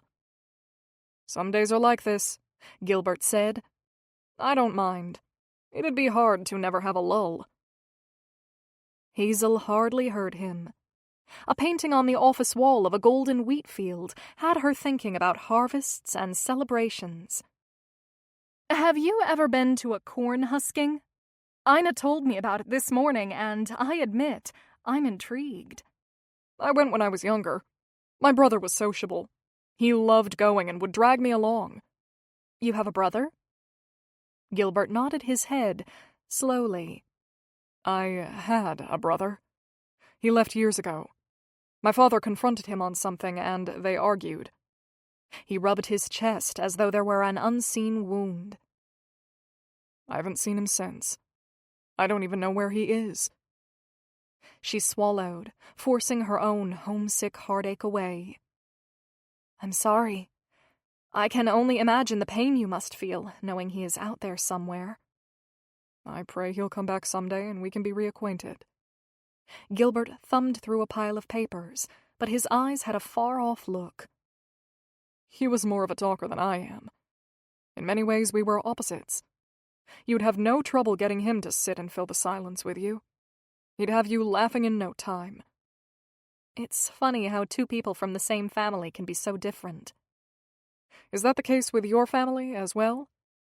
"I have a much larger family than yours, but yes, we are all unique. Though I am the one who sticks out the most." She sighed, wishing once again that she could step through the front door of her childhood home and smell the familiar smell of wood polish and the cook's dinner roasting in the oven. Oh, how she missed her family. I do hope your brother comes back. He stopped riffling through the papers and looked at her. I pray he does. Where are your siblings now? You've never mentioned them. I should think with how much you talk... I'm surprised you've not spoken of them sooner. She jerked her head away, fearing he'd see the whole wretched story written across her face if he looked too closely. Somehow, she'd gotten too comfortable with him and allowed herself to become vulnerable and exposed. I don't see my family right now, but it's not because I don't want to. If circumstances were different, I love them very much. She swallowed against the knot in her throat. Tell me about the corn husking. He stared at her, his eyes gently searching her. All right, you keep your secrets. I didn't mean to pry. He picked up a peanut from a bowl on the desk and opened it. Husking corn is a lot of work, so the big farms take turns hosting corn huskings. Everyone is invited, but those who look forward to them the most are the young people. It's a chance to mix work and fun. Very clever of them. She'd husked corn while on kitchen duty at the reformatory, and there was nothing thrilling about it. It does seem there must be something more fun to do than husk corn, even this far from the big city. He laughed a little under his breath. Well, it's really a way for the farmers to get their work done quickly. All evening, the men have different husking challenges.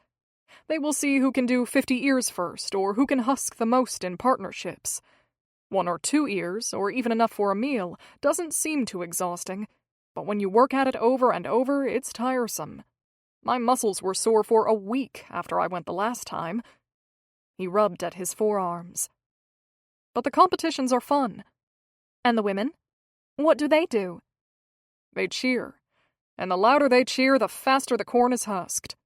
They prepare food. Some years there is a table of food to eat, and other times there is a grand feast at the end. But that's not really why the young people go. His statement hung in the air, and a mischievous smile played across his face. What's the real reason? Hazel leaned forward. Tell me. I'm not sure you're old enough to hear such things. I'm flattered you think me so innocent, but I can assure you that I can handle the mystery of the corn husking. In her sweetest voice, she pled, Please. He hemmed and hawed dramatically. She turned her smile into an exaggerated pout. You don't come across as someone who would tease me, but you're relentless. I think you're only trying to get me riled up. You're intolerable. Gilbert met her gaze, then smirked. I suppose I'll have to find a new attending. It's a shame. I was enjoying your company. But I can't have someone working for me who finds me intolerable. It wouldn't do. I take it back. You're not intolerable. She laughed, wishing the playfulness could go on and on. His tease was diverting, muffling all the other noise and worries in her life. Don't find a new attending. You might end up with one like Alberta. Now who is being intolerable? No more talk of leaving, and don't mention Alberta. I felt a chill creep in when you spoke her name. We both know you must stay, so I will answer your question about the corn husking. Hazel clasped her hands together. Oh, good. He leaned in like he was telling an impressive secret. Whenever a man husks a red ear of corn, he gets to kiss the gal of his choosing. Hazel gasped and straightened. Gilbert's face flushed pink in the most endearing way that begged her to keep the conversation going. And have you ever gotten a red ear? I might have. You have? Who did you kiss? Hazel scooted closer to him. Tell me the story. I know I'm being intolerable again, but I must know. We have to pass the time somehow. Has anyone ever told you that you can be quite persuasive? I've been told that before. She shrugged, unsure if he was complimenting her or not. But I'm not trying to make you tell me if you don't want to. I just think it would be fun to hear a story from your youth. Very well. When I was 17, I found a red ear. My brother was beside me and tried to snatch it. He was sweet on Lydia Ridge. If he hadn't tried to steal it without asking, I probably would have given it to him. But I was stubborn, so I kept it and held it in the air for everyone to see. He grimaced. I hadn't thought about the kissing part, only about making sure Eddie, that's my brother, didn't get it. Hazel was on the edge of her seat, an image of Gilbert holding a red ear of corn in the air vivid in her mind. Were you sweet on someone, too? No, I'd always been Eddie's quiet brother. The girls overlooked me. I don't think they even knew who I was. But was there a girl you wished would notice you? Hazel stared at his handsome, innocent face. 1 ounce of effort from him, and he could have his choice of devoted companions. If he would only let someone see who he was. Funny, kind, and hard-working. Did no one catch your eye? Well, Gilbert shifted in his seat. I sometimes wished I was brave enough to ask Lillian Everett to dance. She lived 2 houses down, and we talked occasionally. What happened to Lillian? She got married. I think she lives over in Kenmore now. Probably has a house full of children. Gilbert stared past her as though it were all rushing back to him. I haven't thought about her in years. It's strange to think everyone's lives go on, even if you don't see them. They should all still be 17, she said, making him smile.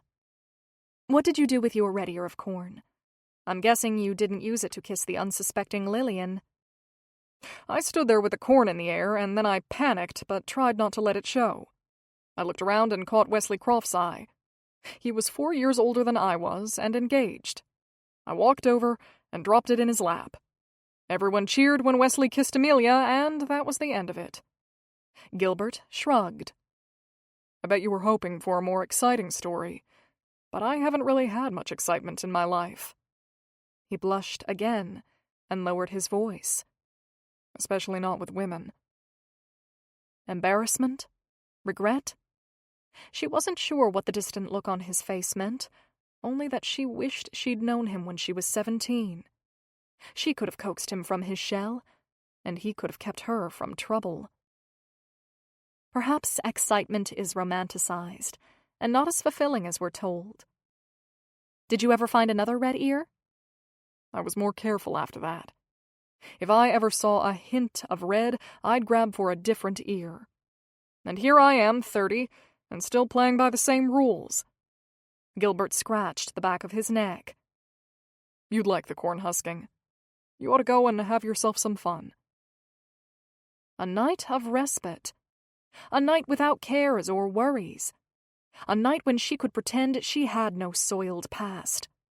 The more she thought about it, the more the idea enticed her.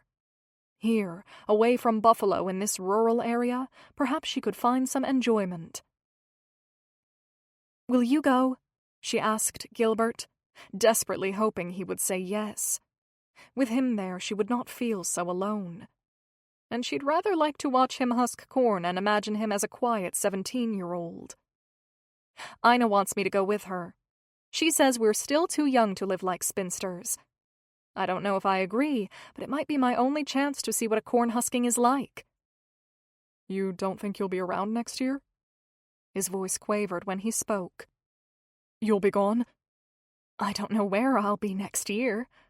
She sucked in a deep breath, hating how little control she had over her own life. If she were free to come and go as she pleased, where would she be? Where would she go? But she was not free, and could not say where the road would lead her. I'm here now, so I might go. You ought to come too. Join us and rebel against age. You aren't so old that you have to accept a life of permanent bachelorhood, are you? It was breaching the boundaries they'd set, but she wanted him to come. The Gilbert who had interviewed her might not enjoy a night out, but she believed the Gilbert who sat across from her now would, if he would only go.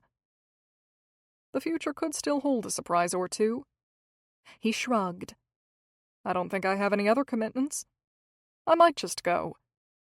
I've heard women talk about you. No doubt they'll be pleased you're there. If you find a red ear of corn, you could have your choice of willing women to kiss. Hazel laughed at her own comment, but instantly wished she could take it back. Something about the image she'd created didn't sit right. Gilbert recoiled. I think I'll stay clear of red ears. Chapter 7. Hazel's emerald dress fit her curves perfectly, then erupted into a full skirt at her hips. Her parents had sent it with her other, more practical clothes upon her release from the reformatory. She frowned at her reflection.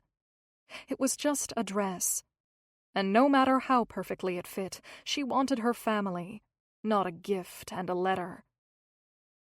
Ina, do you think this dress is too fancy for a corn husking? Are you dressing up for Gilbert? Ina walked around Hazel, inspecting her. He will fall all over himself when he sees you. I'm not wearing it for anyone, Hazel insisted. But if she were being honest, she would have confessed she liked the idea of seeing his eyes follow her around in her emerald dress. When he sat near her at the office, she would often look at his strong, skilled hands and wonder what it would feel like to have them around her, holding her while they danced. But she could never confess such a desire, not when she wasn't free to court him, assuming he were to ask. Is it too much? I've never been, and I don't want to look out of place. No, you will be the envy of every woman there. You must wear it. Hazel took a step backward, nearly tripping. I don't want to be that person. I want to look beautiful, but not more beautiful than others. And you do. I wasn't trying to say anything wrong. Ina fidgeted with the ends of her hair. Think nothing of my silly prattle. You look picturesque. It doesn't matter how anyone else looks. Picturesque is overly generous. Hazel tucked a loose strand of hair back into place. It's nice having a reason to dress up. I rotate through the same boring skirts day after day. She ran her hands along the bodice of the dress, amazed at how well it fit. Ina smoothed the collar on her nicest dress. It was deep brown, and only mildly more attractive than the gray dress she wore to the school each day. It hung loosely where it should be snug, and snug where it should flow. Ina, dear Ina, dreamed of romance and marriage. She believed in fairy tales and happily ever afters. Hazel's days of courtship had left a foul taste in her mouth, but perhaps Ina would be blessed with a sweeter bite if given a chance. I don't think I will wear this after all. I think I'll wear my blue dress. It's freshly pressed, and I've always liked the cut. But this one is so beautiful, Ina said, trying to stop her. It's so much finer than your blue one. Hazel shimmied out of the emerald dress, with its fancy trimmings and perfectly cut bodice, and handed it to Ina. You wear it. We are nearly the same size. Otherwise, it will hang here in my room. I couldn't. Ina held the dress in her hands, staring at it. Besides, no one will ever be able to see past my mark. It's nothing but a waste for me to wear it. Maybe tonight you will get your turn at romance. And wouldn't that be more fun in a beautiful lace-trimmed dress? You have not met everyone there is in this world. Don't despair. Hazel was already pulling on her simple blue dress. What of your romance? Ina asked, while she stroked the lace cuff of the exquisite dress between her fingers. Mr. Murdoch at the dental office asked me if I wanted to go for a Sunday afternoon stroll with him. I politely declined. And then, just today, a Mr. Noriega asked me if I wanted to ride in his new buggy. Had he not been the age of my father, I might have been tempted. She laughed while buttoning the cuff of her sleeve. I can assure you, I have had my fill of romance for the week. That's not romance, Ina said, still staring at the dress in her hands. That's simply men who are desperate for female companionship. Real romance is thoughtful and kind, and it makes your heart feel like it's alive within you. If that's the definition of romance, Then I suppose Mr. Murdoch and Mr. Noriega were not the romantic suitors I had hoped for. But it's all the romance I can expect. Hazel looked at her sweet friend. She had one blemish that seemed so unimportant once you got to know her. How unfair that earthly eyes were used to determine such important matters. Others needed to see Ina, to really see her. If Hazel's dress would help somehow, she was willing to share it with her. "You'll look beautiful in the dress. Won't you wear it?" "I don't think there is a man out there who will see past the red mark on my face," Ina said. "But if you insist, I'll wear the dress." Hazel promptly set to work getting Ina ready. She felt only a moment of regret when she looked in the mirror at her plain blue dress. The fabric had faded from what was once a vibrant hue, and it lacked lace and ruffles. Gilbert's eyes would not follow her. Of that she was certain. Of that she should be thankful. Turning from her own reflection, she looked to Ina. A powerful feeling of excitement for her friend overshadowed any qualms she had. Loaning Ina the dress was the right decision. A decision her former self would not have made. Perhaps she'd truly been reformed. A tear of happiness, not remorse, trickled down her cheek. "Oh, Ina," she whispered. With the dress on and her hair pinned up, Ina looked radiant, the red mark only adding to her loveliness. Gilbert straightened his jacket as he walked across the field to the Stoddard barn.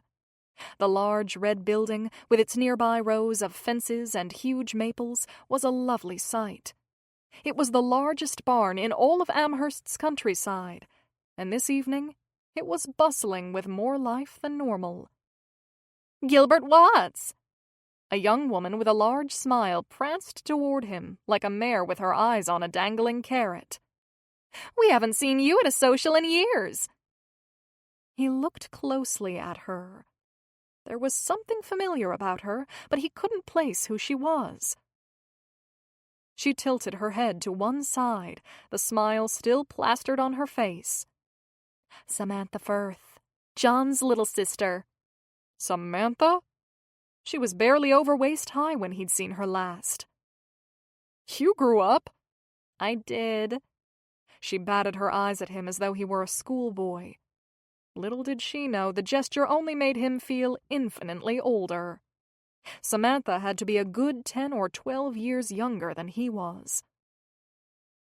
"How is your brother?" he asked, while heading once again toward the barn, knowing it was polite to make conversation, but eager to shake this woman from his side. "His wife just had their second baby. John's so busy with the store he hardly notices them." She inched closer. Too close. "Tell me about yourself. It's been so long." Gilbert took a quick step sideways. "I'm busy running my father's dental practice." She smiled again, as though she'd figured him all out. "Everyone says that all you do is work. Have you come to Remedy yet and find yourself a wife?" She'd been a nosy child, and clearly she hadn't outgrown that trait. He quickened his pace as he tried to think of a way to answer her. "I thought it might be nice to get out for an evening." "Is it because of the attending lady? I heard she's old but beautiful," Samantha said. "She's not old. She's simply not as young as she was a few years ago." Gilbert's fists clenched at his sides, his defenses flaring. "Is she beautiful?" Samantha's pace had quickened too. Relentless girl. "Mr. Murdoch told me at the store that you had the most beautiful woman working for you. But I don't see how she could be so exquisite and not be married." "I haven't noticed." He looked ahead rather than at her. "I'd best join the men. I came to husk corn." "How can you work with a woman every day and not know if she is beautiful or not?" She spit her words at him. "Do you not even see her?" "Stop scowling at me like that. Some of us from my generation are just a little more private with our compliments. But if the only way to keep you from making that face at me all night is to tell you the truth, then I will." He mustered his courage and said, "Miss McDowell is an attractive woman. Indeed, she is the loveliest I've seen. But she is more than a pretty face. She is lively and fun and good and kind. She brightens a room with her presence. And one of her finest qualities is her ability to converse without being overbearing, a trait I'm afraid your generation seems to lack." With each word he spoke, Samantha's face changed from contempt to adoration. With her hand on her heart, she said, "Oh, I had no idea you were so eloquent. That was compelling. I can only pray a man speaks so highly about me someday." Gilbert clamped his mouth shut, and his hands shook. Rarely did his thoughts come out so freely and with such force. Uncomfortable with the truth he'd spoken, he rushed away, muttering like a crazed man, "I have to husk corn." Once inside the barn, he stood alone, feeling awkward in a setting where everyone was laughing and socializing. He walked slowly around the mound of corn in the center of the barn, pretending to be interested in its size. A woman in an elegant emerald dress came walking in, and his eyes and those of all others went to her.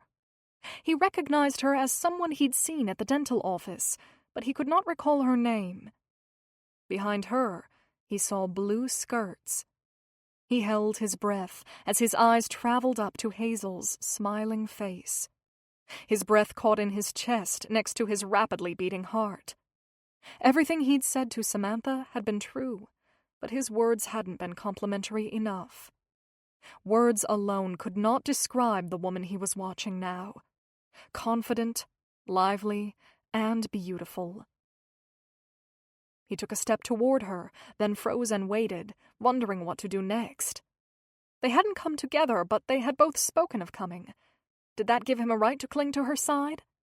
He wanted desperately to be with her, near enough that he could smell the scent of lavender she wore, and see the green flecks in her brown eyes. "Is that her?" Samantha had returned like vermin to its meal. "In the blue?" "Is that who?"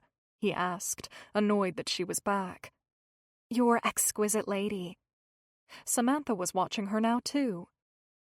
"She is pretty. I don't know if I'd be as generous with my praise as you were, but she is tolerable." Gilbert fought the urge to argue, and instead pointed to Mr. Stoddard, who'd overturned a bucket and stood on top of it. "He's about to say something." The din in the barn died down. "Men and boys, it's time to gather round. The competitions are about to begin. We have a great event planned.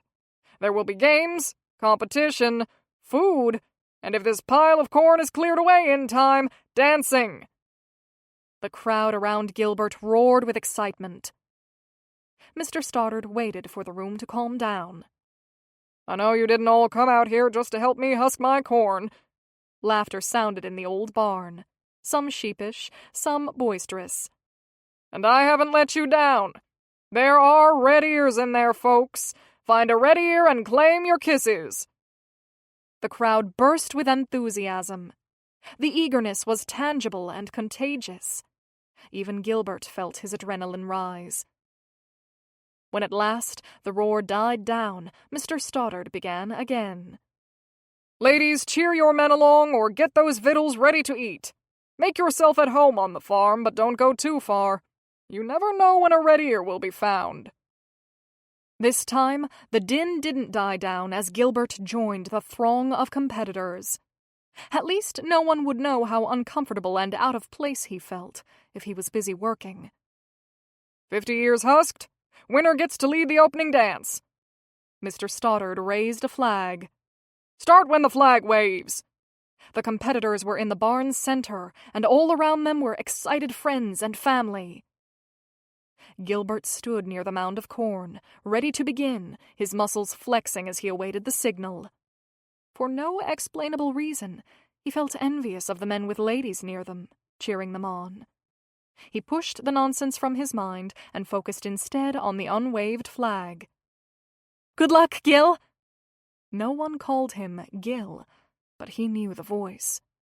He looked over his shoulder, and there was Hazel beside him, hands clasped together. The corn became more than a distraction. Winning mattered. The flag swished through the air, triggering the men into action. They attacked the pile of corn, tearing into it with enormous speed. Gilbert pushed himself hard. He was no farmer or day laborer, but his forearms were strong from his years of holding instruments and pulling teeth, and his will was solid. Grit, his father had often said, could be learned no matter the profession. "Come on, Gil," he heard again from behind him. "Faster!" And faster he went. One ear after another lost its sheath and was stacked onto his pile. 41, 42. He was close. His arms burned, but he didn't slow. 43, 44, 45. He reached for another, only to see the flag waving. He hadn't won. Hazel stepped closer. "You were so close." She pointed and whispered in his ear, "Those boys over there were so sure of themselves, and I don't think they have over 30 in their piles. Perhaps we aren't too old to fit in after all." "Well, I wasn't quite fast enough. I guess that means I don't have to lead the dancing." He brushed the front of his jacket with his hand, and bits of corn husk and silk fell to the ground. She reached over and ran her hand over his jacket sleeve, loosening even more corn silk remains from his arm. The competition left his heart rate high, and with her touch, it rose further. "I think you did fine. It's a shame you won't get to lead the dance. You could have had your choice of partners." She reached out again and picked a long strand of corn silk off his shoulder. "Anyone you wanted in the whole barn." "Dr. Watts, you came." The girl in the shimmering dress joined them. "You may not remember me, but I'm Ina. I've brought girls from the academy to see you. Hazel said she didn't know if you'd make it." "I wasn't sure myself until today." "You did well in the competition. I'm sure Hazel will dance with you even if you didn't win," Ina said, earning her raised eyebrows from Hazel. Gilbert fidgeted, knowing he stood at a crossroads. If he waited too long, the moment would pass. But did Hazel want to dance? What had those raised brows meant? "I would love to dance with you," Hazel said, before he could work up the courage to ask. "I haven't danced in years, but I believe with the right partner it'll come back to me." A roar sounded in the crowd. Hazel, Ina, and Gilbert looked around, trying to figure out what the crowd was so ecstatic about. Near the great pile of corn, a boy with ink-black hair stood proudly holding a red ear for all to see. "I found one! I found one!" he shouted as he wove through the masses, showing off his prize as though he'd struck a vein of gold. Hazel leaned against Gilbert. "Is that what you looked like when you found your red ear?" "I like to think I was a little more dignified, or at least more reserved." The boy ran to a blonde at the edge of the barn. He carelessly grasped her around the waist. The poor girl's arms flailed at her sides. As quickly and awkwardly as it had begun, the kiss ended. The crowd laughed and cheered. The blonde stared, then laughed herself. Hazel leaned in again. "And is that what you'll do this year if you get a red ear? Wave it around before surprising some girl like that?" She stifled a giggle. "You won't give away your prize again, will you?" He could feel her breath on his cheek. If kissing was what he was after, all he'd have to do was turn his head, and their lips would meet. "I'm 30, he said, keeping his eyes straight ahead. "This could be my last chance at a red ear of corn. If I find one, I'll keep it. But I hope I have a more pleasing effect on whomever I kiss." "And who will you kiss?" Had she always been so bold? Was she baiting him, teasing him? He swallowed, stood taller, and vowed to meet her jest. "I suppose I'd choose a girl with red hair. It'd match the corn. Only seems fitting," he said, then walked away to join in the next competition, his heart racing before the flag ever waved. "You two looked rather friendly," Ina said when Gilbert was out of earshot. "What were you whispering about?" "We were only jesting about the red ear of corn." They were being flippant, weren't they? She looked around the barn, searching for women with red hair. Hers hardly counted. It was brown with a mere hint of red. But she saw no one with more red than she had. Ina raised one eyebrow. "So, you were talking about kissing?" "No." "Well, yes, but not like you're thinking." Hazel's eyes wandered to quiet, kind Gilbert. She hadn't planned to feel anything for him. Not only was she his attending, but he was nothing like the men she'd chased in the past. Gilbert was supposed to be safe. Her heart wasn't supposed to feel anything when he was near her. Yet it did. "I don't know why you deny an attraction. He's handsome and has a decent job. He seems kind, and that's more important than prestige." "What's not to like about him?" Ina asked. "I only wish I had someone half so ideal." "I saw everyone watching you when you entered." It was true. The girl in the beautiful dress had drawn many eyes. But Hazel had watched, and they'd turned away when they'd looked at Ina's face. "Don't give up," she reassured her friend. Then, grabbing her hand, Hazel pulled Ina toward the center of the barn. "Look, they're about to start the next contest." "Men, this time you'll be given a basket. Husk the corn, see how many you can fit inside. Man with the most gets first pick of partners for the waltz," Mr. Stoddard shouted to the eager participants. "Anything that topples over or falls out doesn't count." The flag waved and corn husks flew. Hazel tried not to stare at Gilbert, but her eyes kept finding him. Bent over, tearing into the corn, he moved swiftly.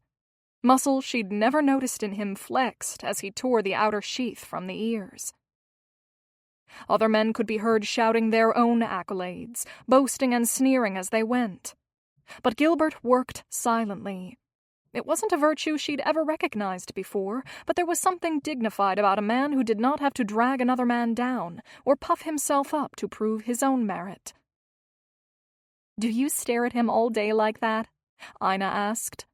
"Don't be silly. I'm just watching to see if he wins," Hazel said, without looking away from Gilbert. "Of course you are."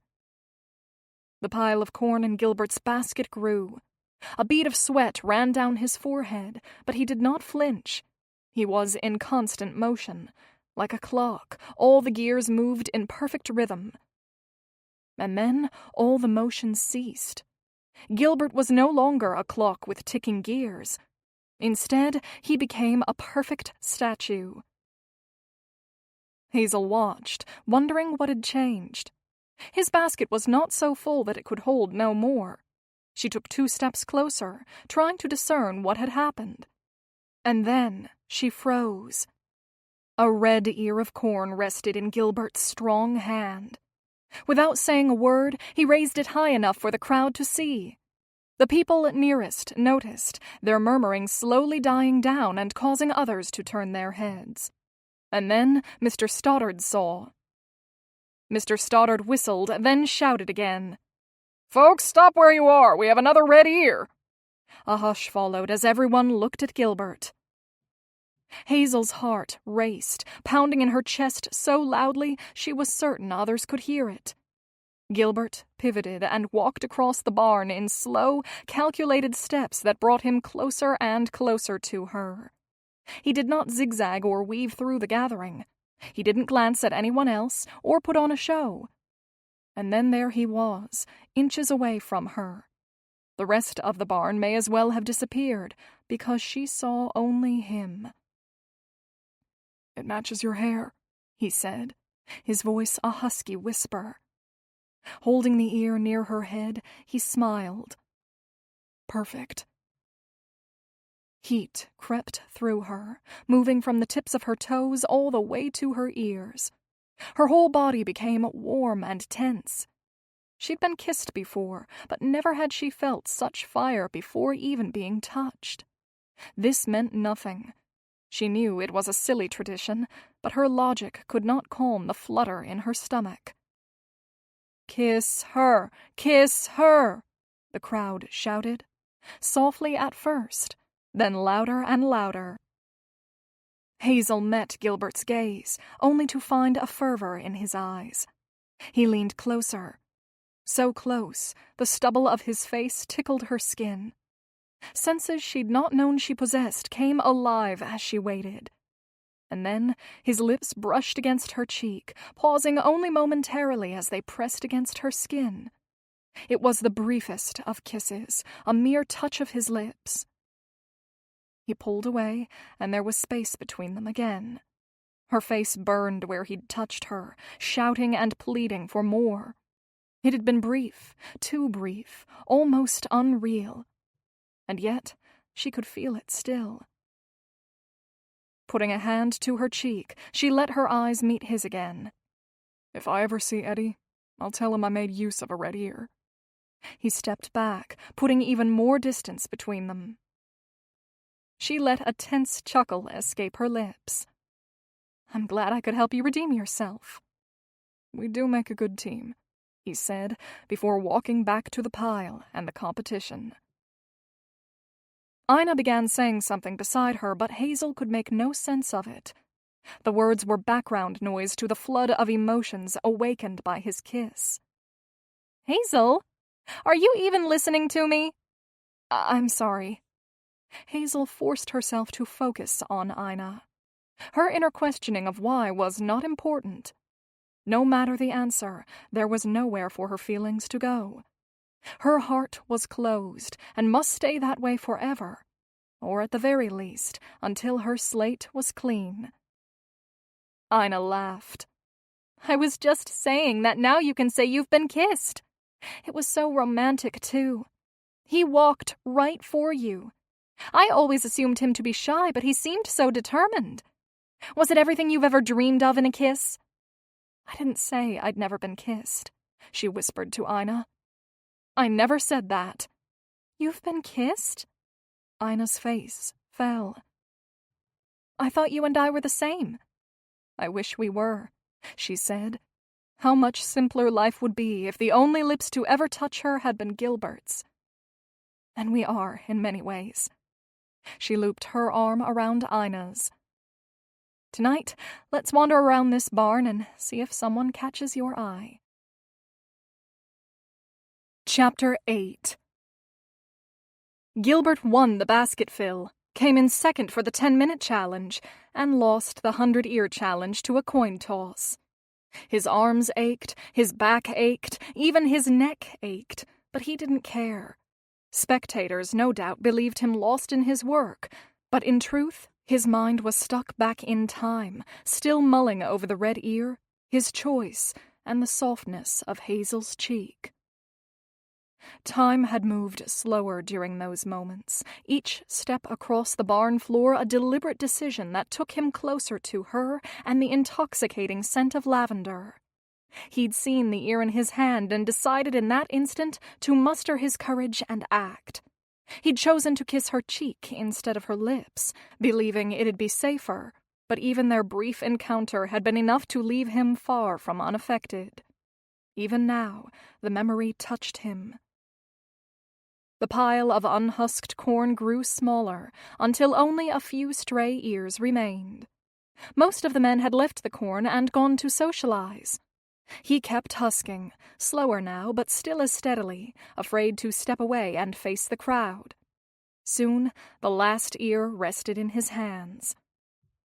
"You are the most dedicated man around."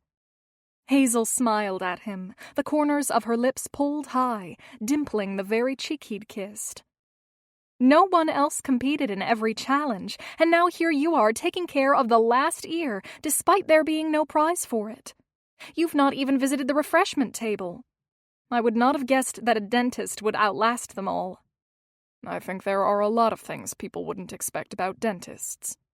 "I think you are right." She picked bits of corn husk off his shirt. It's a good thing you are here to set us straight."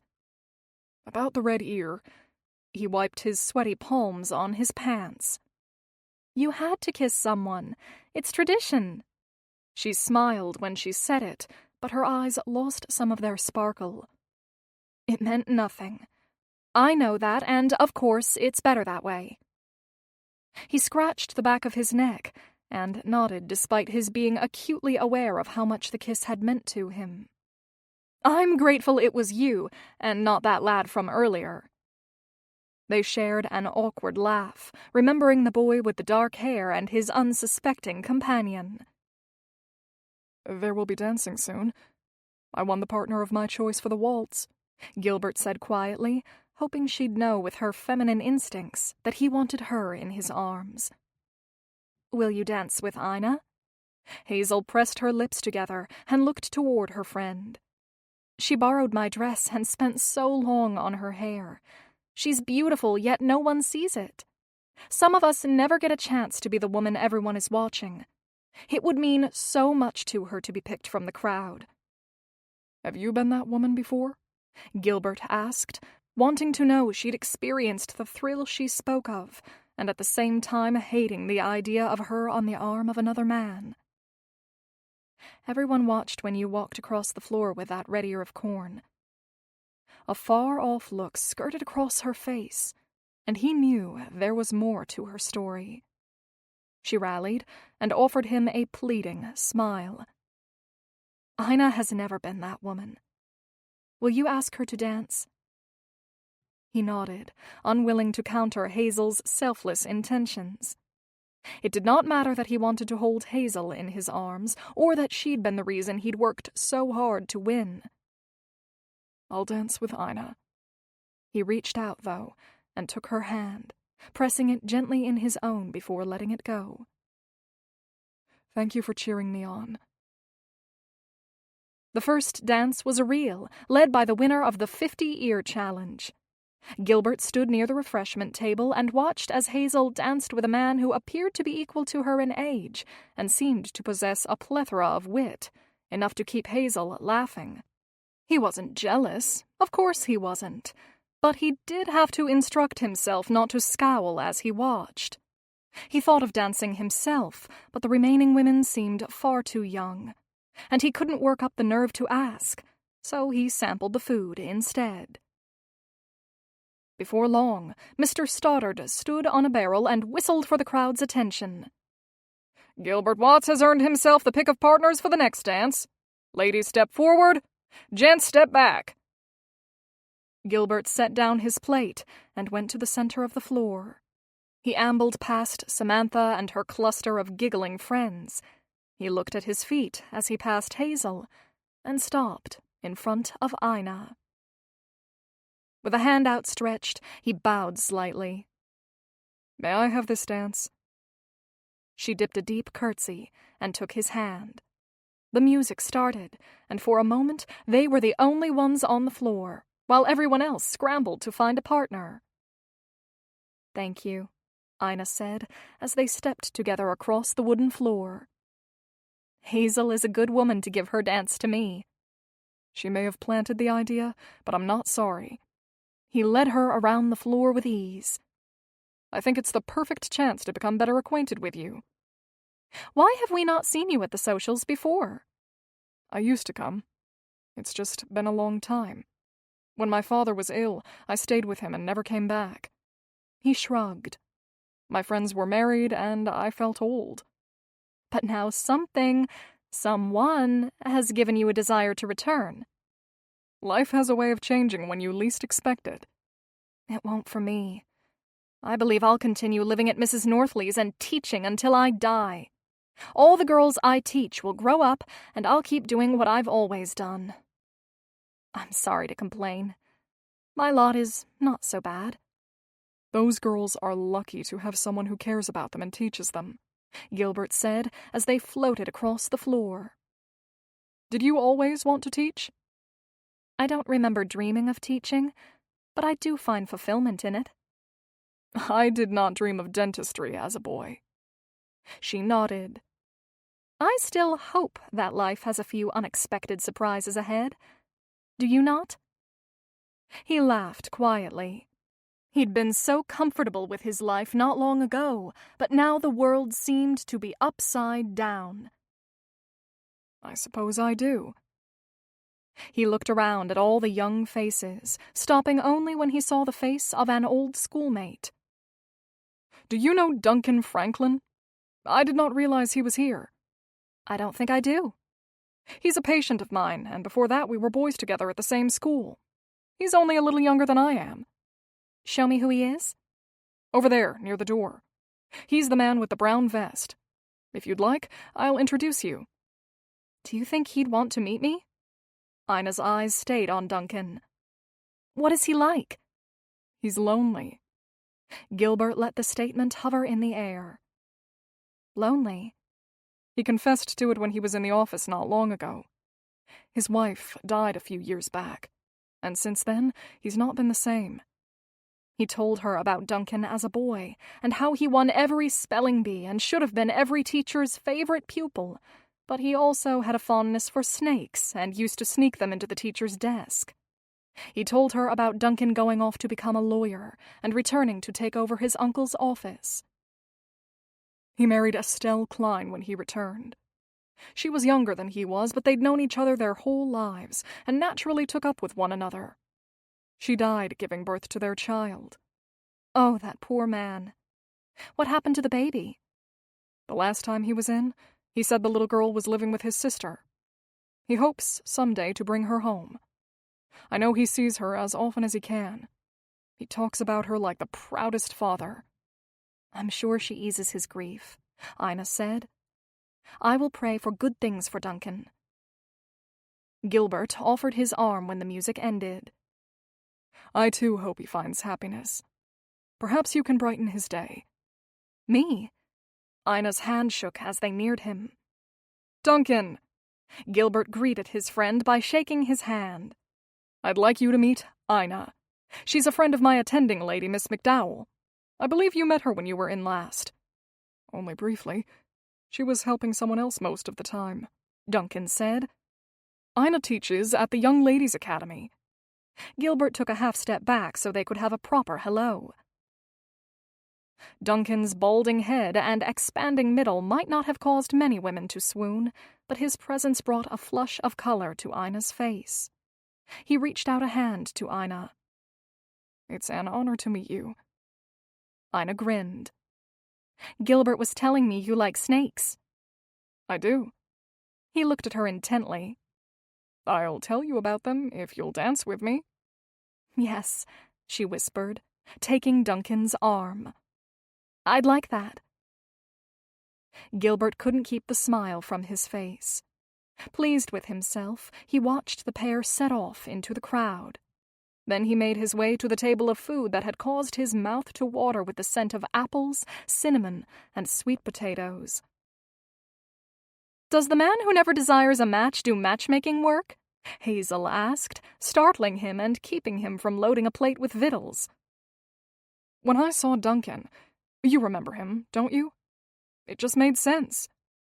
"I met him briefly when he was in the office, but hadn't thought to pair them up. I'm delighted. She's told me many times that she longs for romance."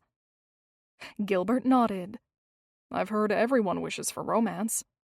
"No, not everyone. I'm told that some people intend to remain unattached always," Hazel said, with only a hint of mischief in her voice. "I've been told that those are the famous last words of many a married man." Gilbert's voice matched hers despite the fact that his palms were sweating. "Even the most stalwart fall to the right foe." "And that is what marriage is it not? A battle of two foes?" Hazel's retort was surprisingly terse. She scooped out a slice of pie and flopped it onto a plate with far more force than necessary. "Mrs. Northley never makes pie." He stayed by her side despite her shift in manner. "I don't make pies either." "Maybe if you had a wife, she'd make you a pie from time to time. Or maybe you should learn to make your own. It would save you from having to fraternize with the enemy." "What's wrong, Red?" Gilbert asked. You don't have to like romance to see that your friend does. Look at her smiling, and he's laughing. They hardly look like foes." Hazel studied her friend, relaxing as she did so. She does look happy. So does he. He searched for safe words. How was your pie? Whoever baked this did a fine job.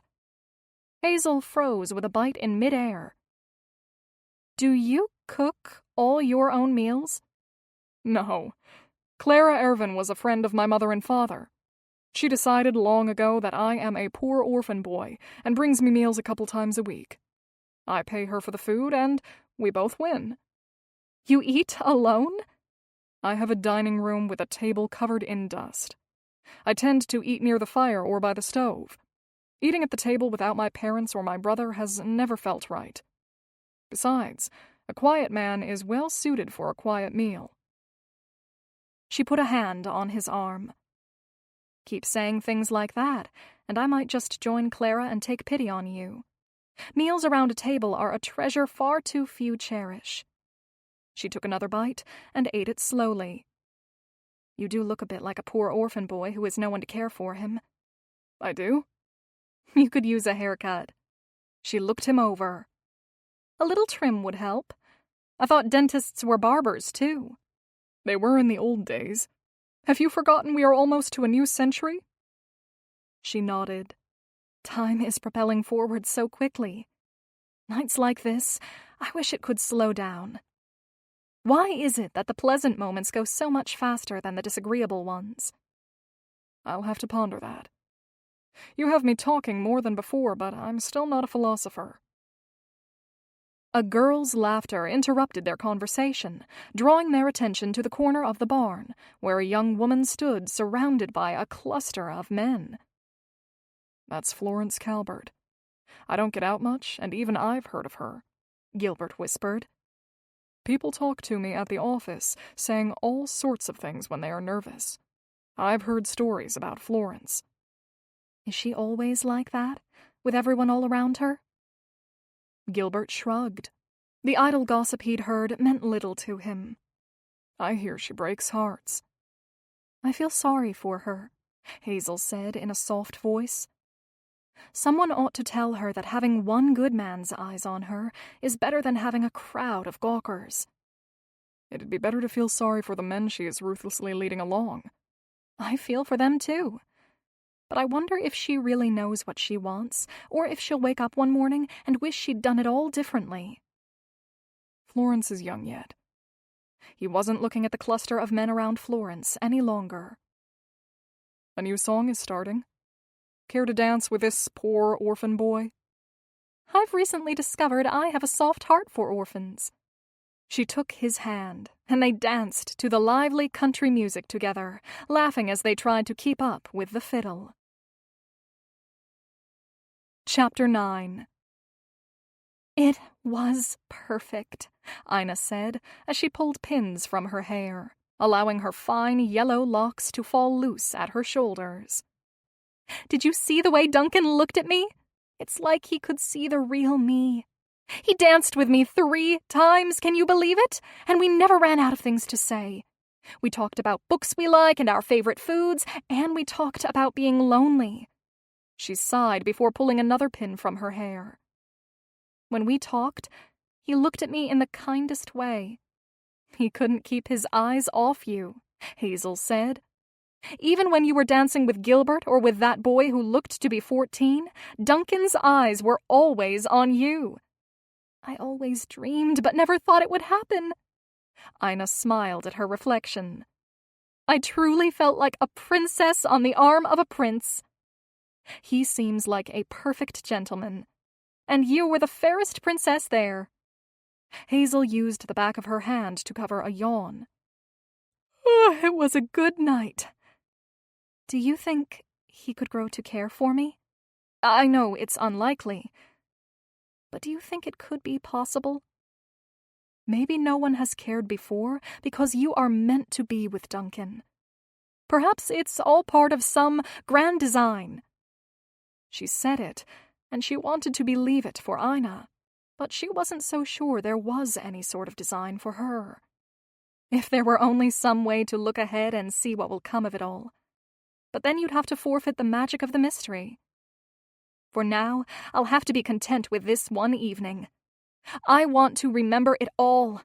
The way it felt being led onto the dance floor.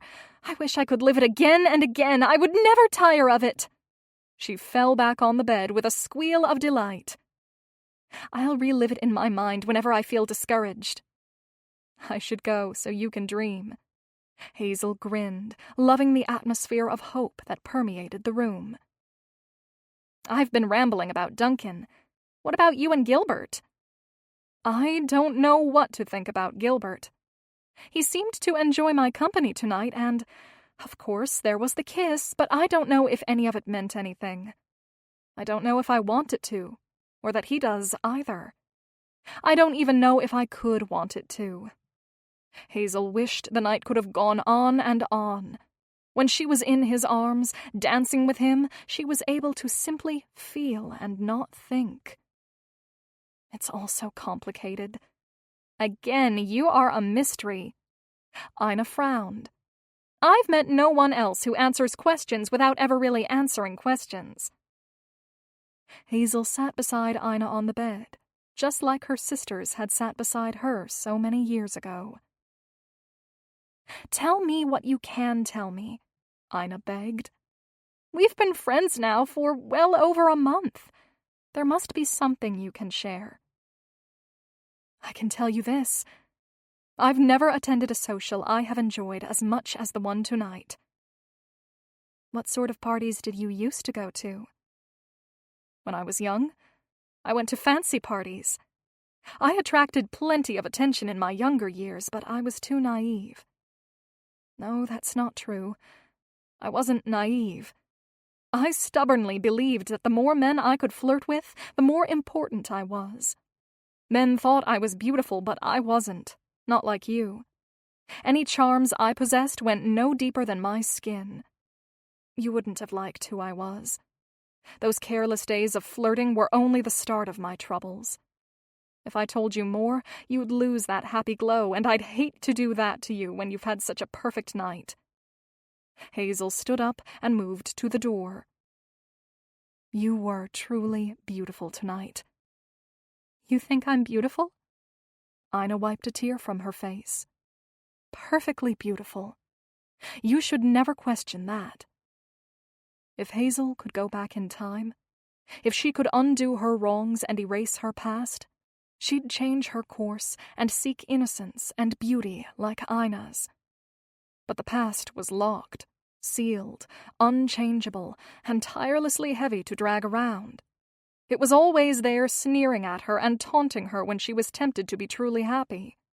Even now, it dampened what would be a perfect night.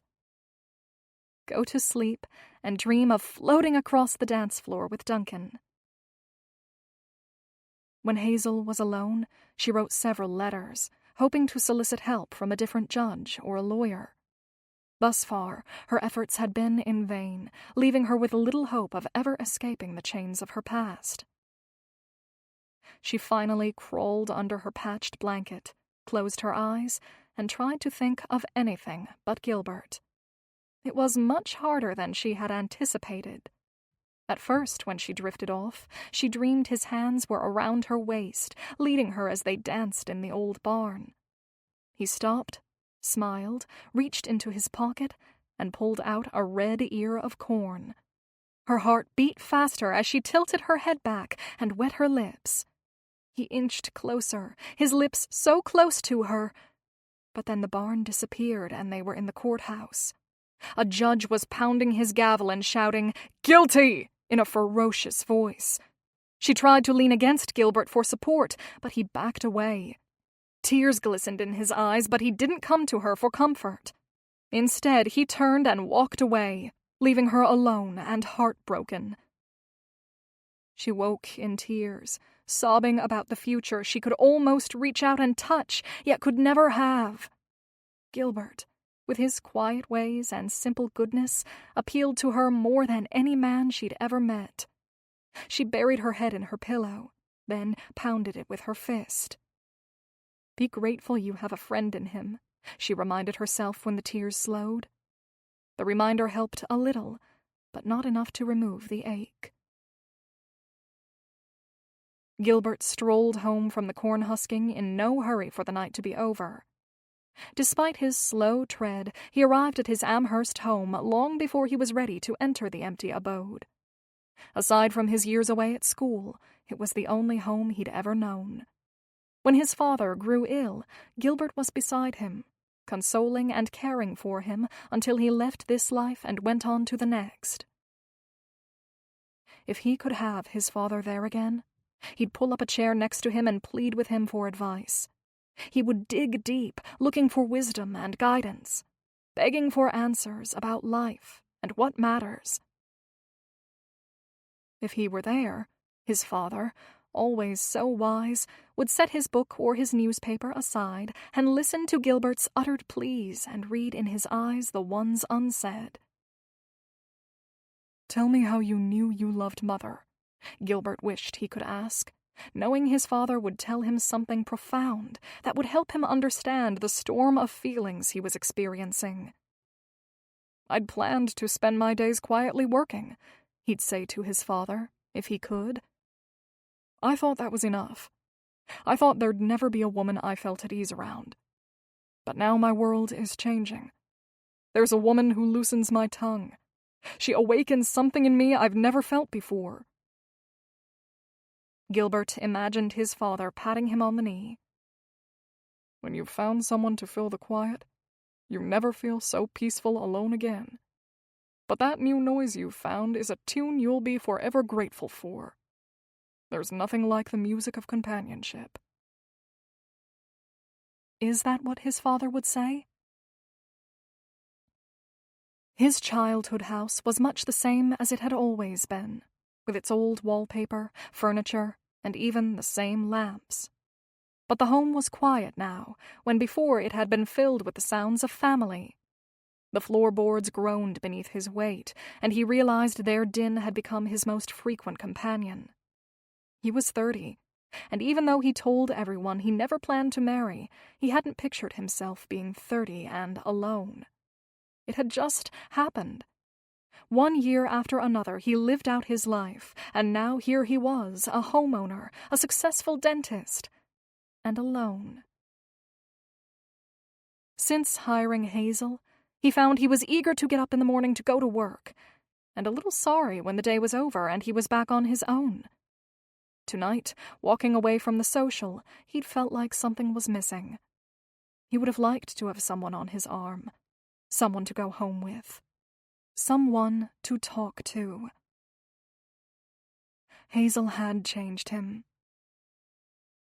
A void he'd been oblivious to had grown over time, first with his brother leaving, and then with the loss of his father. Each year since, it had grown wider and deeper. Tonight, he felt the barren emptiness that until now he hadn't realized was meant to be filled by another soul. Holding Hazel while they danced, laughing with her over nothing, brushing his lips to her cheek. For a few brief, fleeting moments, he'd experienced what it would feel like to have someone. He tipped his head back, closed his eyes, and for the first time prayed that this home would someday be filled with family again. Chapter 10. "Good morning," Hazel said 2 days later when she walked through the office door with a basket swinging on her arm. "I go by an apple tree every day on my way here. I finally asked the owner if I could pick a few." She held up a bright red apple. "Isn't it lovely? If I had my own kitchen, I'd make you a pie.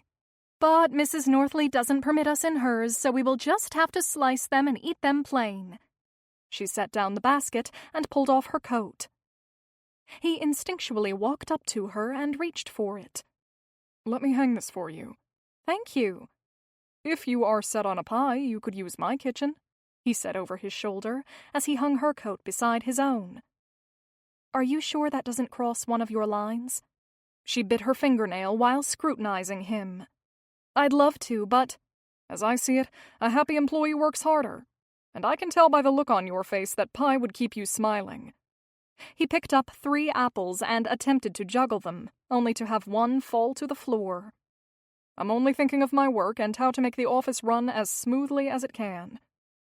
She reached out and snatched an apple from the air. "All this time I thought you were a kind and generous man, but alas, I find you are just another man who thinks only of—" "I know what you were about to say. No more of your wittiness. I want you to come over and make an apple pie, and not because I believe it will improve the office one bit. I lied." He put his hand on his heart. "Want the truth?" "Yes, of course." "I love apple pie. You come over and make pie, and I'll make dinner." She narrowed her eyes. "Say yes." "I'm not sure." She fidgeted with the stem of an apple, twisting it until it popped off. When she didn't readily agree to his plan, he amended it. "I hadn't meant a meal for just the 2 of us." He hoped his red face did not give him away. "It'll be the perfect chance for us to have Duncan and Ina together again. It'd be a house party." "Yes, that's perfect. Ina has been longing to see Duncan again." Hazel squealed, the apprehension from moments before gone from her face. "Let's do it." "I'll make the arrangements. Perhaps this Friday evening. You bring the apples." "You never cease to surprise me." Hazel used the knife she'd brought to cut him a slice of apple. "Surprise me again. We still have a few minutes." "Surprise you?" He took the apple from her. Slowly, he bit into the crisp fruit and let the sweetness fill his mouth while he stalled. "I don't know what you want to hear." With the tiniest twitch of her shoulders, she shrugged. "Anything. I just thought it'd be fun to hear something else about you. There's so much I don't know." He chewed his slice of the apple a moment before saying, "I once solved a crime. Does that surprise you?" "Indeed. First a matchmaker and now a lawman. I would never have guessed. Tell me the story." Hazel pulled over a chair and settled in beside him. "I was working when a pair of officers showed up in their formal uniforms. I wondered when they walked through the door what they could possibly want with me." "Were you suddenly afraid they would discover your life of crime?" Hazel giggled at her own bit of humor. "Did your conscience eat at you?" "Of course not. I've nothing to hide. Perhaps you suggest it because you are hiding a guilty past." He pursed his lips, attempting to match her wittiness, despite having no true fears about Hazel. No one as kind as she could harbor secrets that would scare him off, but jesting was entertaining. "Have you some dark secrets you aren't ready to divulge? Some secret life of pillage and deceit?" "And if I did?" "Well, as a law-abiding citizen, I'd have to turn you in. I can't have a criminal in my house of employment." Hazel stuck the knife deep into the apple and pushed it aside. Something shifted in her countenance. "I suppose I must find a new job where my list of offenses can remain hidden. Now finish your story. I need to know what the officers wanted with the least suspicious man in town." "I'm going to take that as a compliment." "Take it however you'd like. But Alberta will be here soon, and I want to hear your story." "Alberta?" "She wasn't happy with whatever it was you did last week, and so she's coming back." There was a note under the door. At least he wouldn't be on his own with Alberta this time. But even with Hazel nearby, he still dreaded Alberta's presence. He found only a small measure of solace in the fact that he'd survived all his encounters with her in the past, and odds were in his favor that he would again. "Finish your story before she comes." He forced Alberta from his mind, refusing to let the sour woman rob him of this moment with Hazel. "The officers had a denture with them. They'd found it on a body that had been burned to an unrecognizable state. They were going from dentist to dentist, hoping whoever made it could identify the teeth and therefore the body." He stood and puffed out his chest a little. "Turns out you are looking at the man who solved the case. Don't tell me that dentists aren't exciting." "You pull teeth for a living. Who would ever argue that it is not an exciting profession?" She laughed. "Who was the dead man?" He feigned offense. You sound like you think my crime story is more exciting than my ordinary days of pulling teeth. Come now, you know I find mouths and saliva to be very, interesting. Who was the dead person? It was an older man I'd known for years. He was a drunk who the police believed may have been the cause of the fire that destroyed the Henley building. He walked up beside her and put a hand on her shoulder. Looking as heroic as he could, he said, "If you ever need someone to solve a case for you, you know where to turn." I may have you honor that promise someday. One never knows when they will be in need of a crime-fighting dentist. Now, tell me more about dear Alberta. The clock moves slower when she is here, he warned. But time will pass, and eventually she will go. His warning hung in the air for only a moment before the door swung open and in walked Alberta, with her bony frame poised for attack. "You told me to enjoy the social," she said. "How was I supposed to enjoy a social when a good half of my head was throbbing? The pain has never gone away." She walked right up to Gilbert until she was only inches from his face and opened her mouth. "Look here." He winced as foul breath drifted toward him, alarming his senses. His gag reflex was well trained, but this caught him off guard, threatening to overturn his stomach. He took a moment to force the bile that had risen in his throat back down.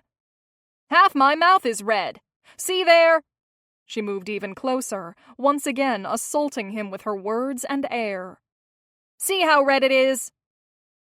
Hazel interrupted her. "You must be Alberta Robertham. I've heard a great deal about you. We're so pleased to have you today." She scowled at Hazel with beady eyes. "Who are you?" "I'm Dr. Watts's lady in attendance. My name is Hazel McDowell." Alberta continued scowling as she finished her appraisal. "You look too young and prim to be of much help." "I'm flattered you think so. However, I'm 25.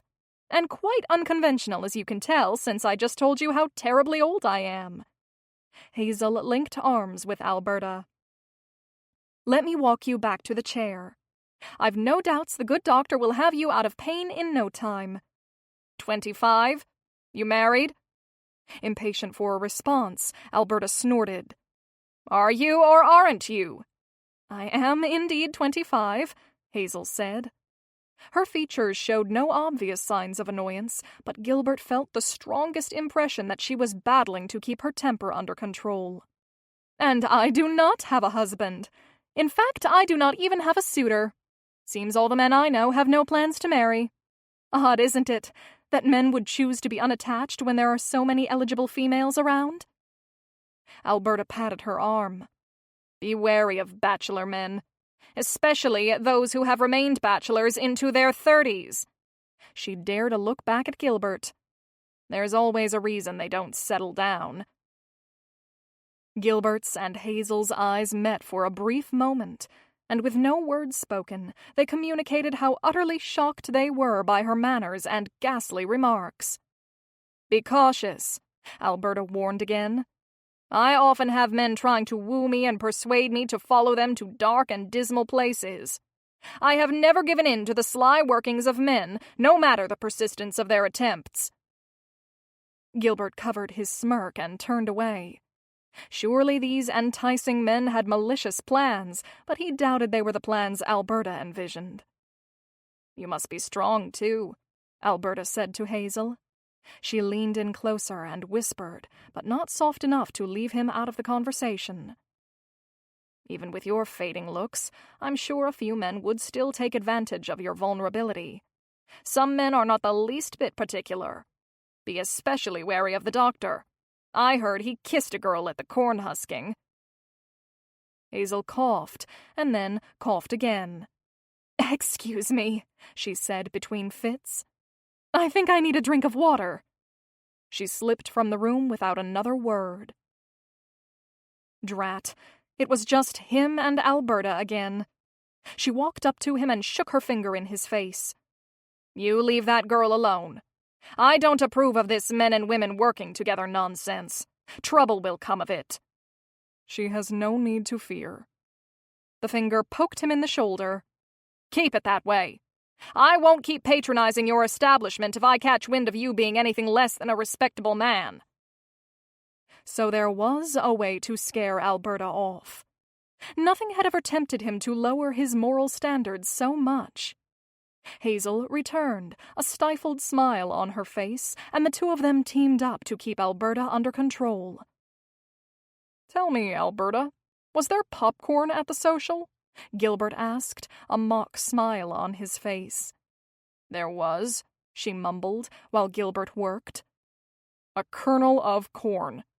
He held it up a few moments later for her to see. "This is the culprit. We found the source of the inflammation." "I'm sure the pain wasn't from that.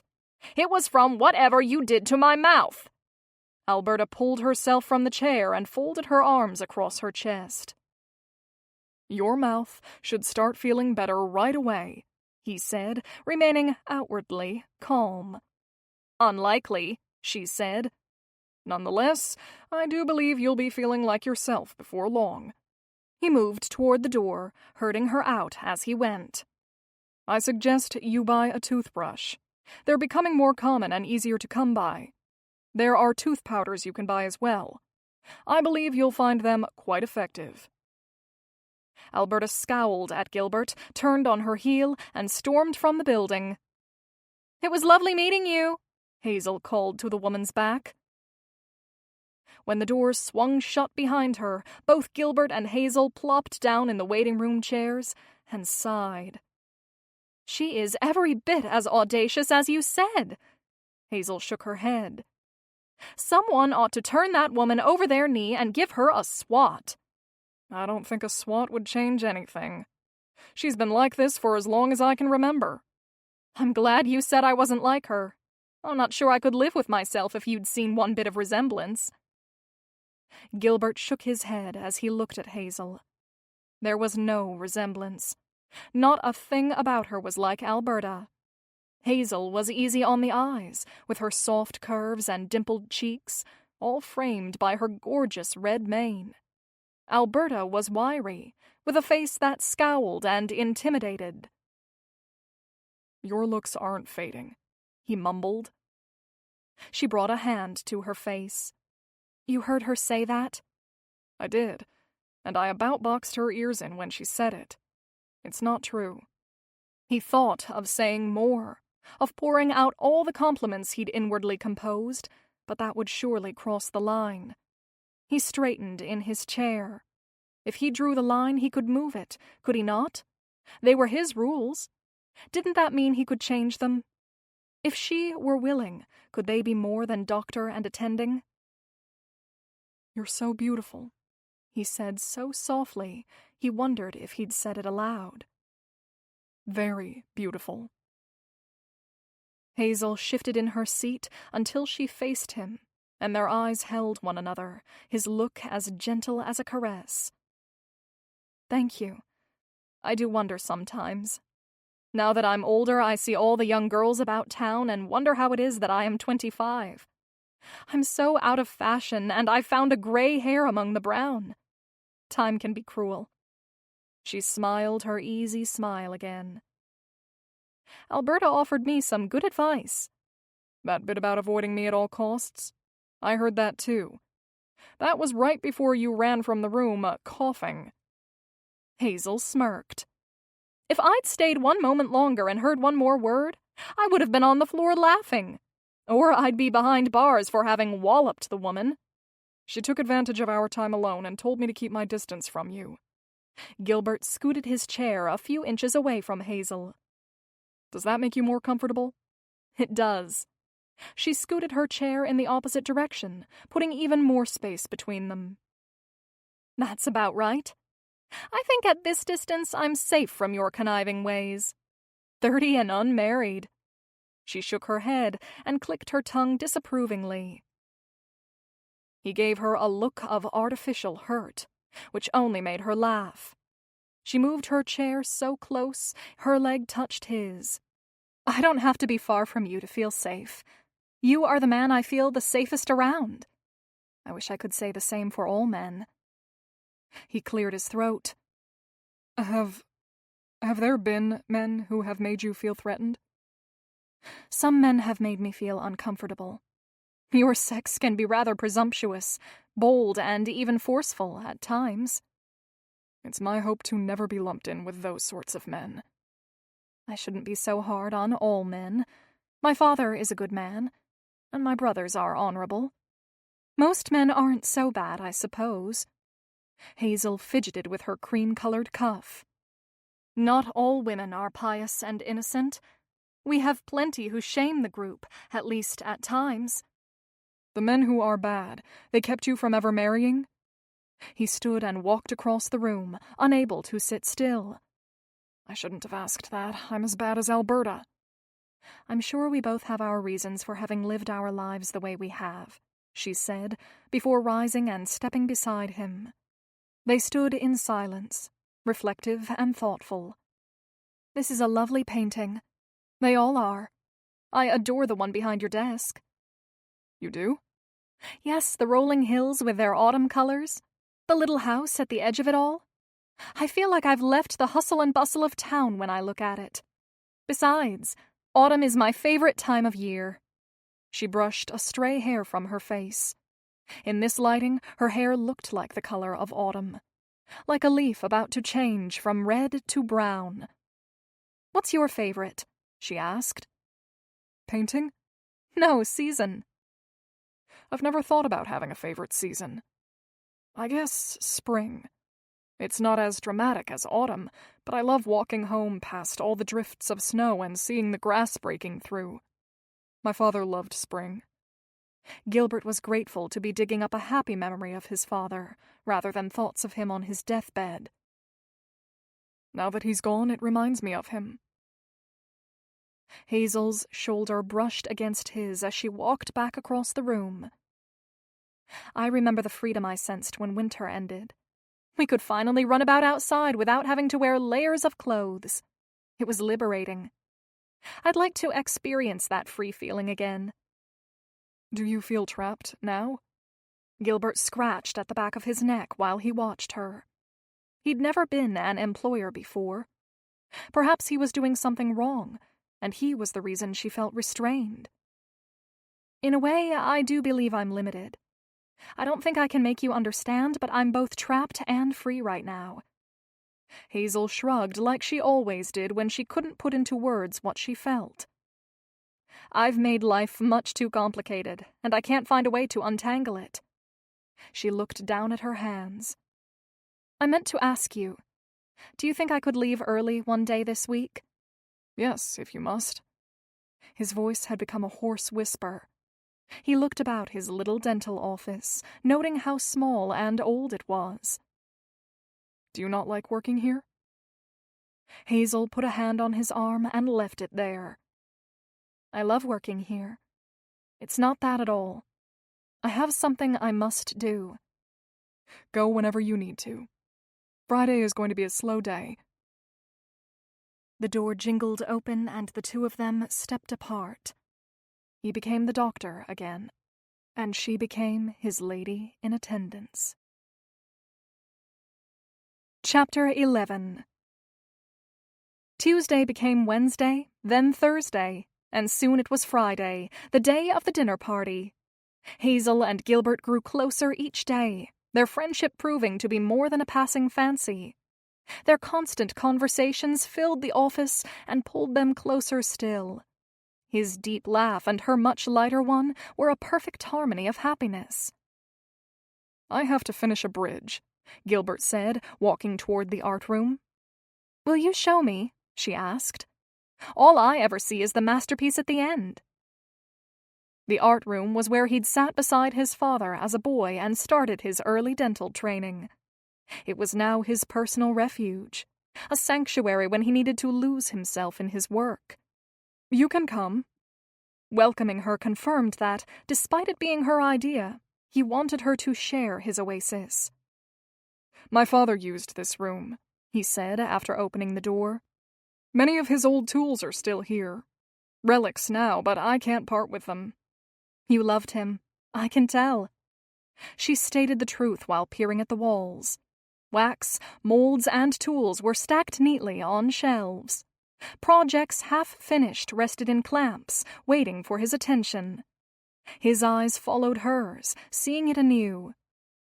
"It's so clean."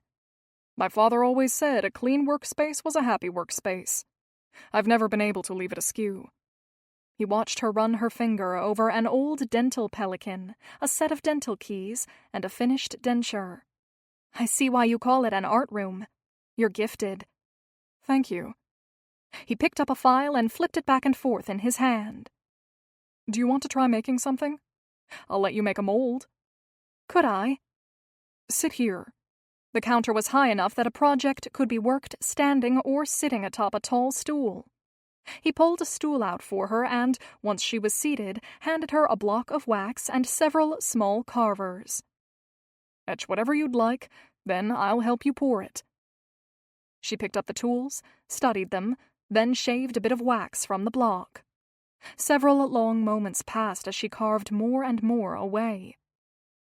"Help me," she said, without turning away from her project. "When I try to take a little piece off, I take too much." He stepped nearer and observed. When the carver slid out of control, he put his hand on hers.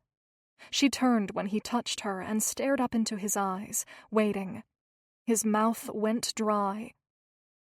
Cut straight down where you want to stop. The back cut will help you control the amount you remove. He guided her hand, and together they made a cut and carved slivers of wax away from the mold. You'll get better. If you keep helping. She looked over her shoulder, their faces inches apart. You're a fine teacher. Her breath was a gentle breeze against his skin and sent his heart beating faster. He released her hand and staggered back a step. You've nearly mastered it already. Hardly. She smiled. Where are you going? I thought you had a bridge to work on. He cleared his throat. I do. You're right. I'll wash the instruments from the last patient. I don't want to be in the way.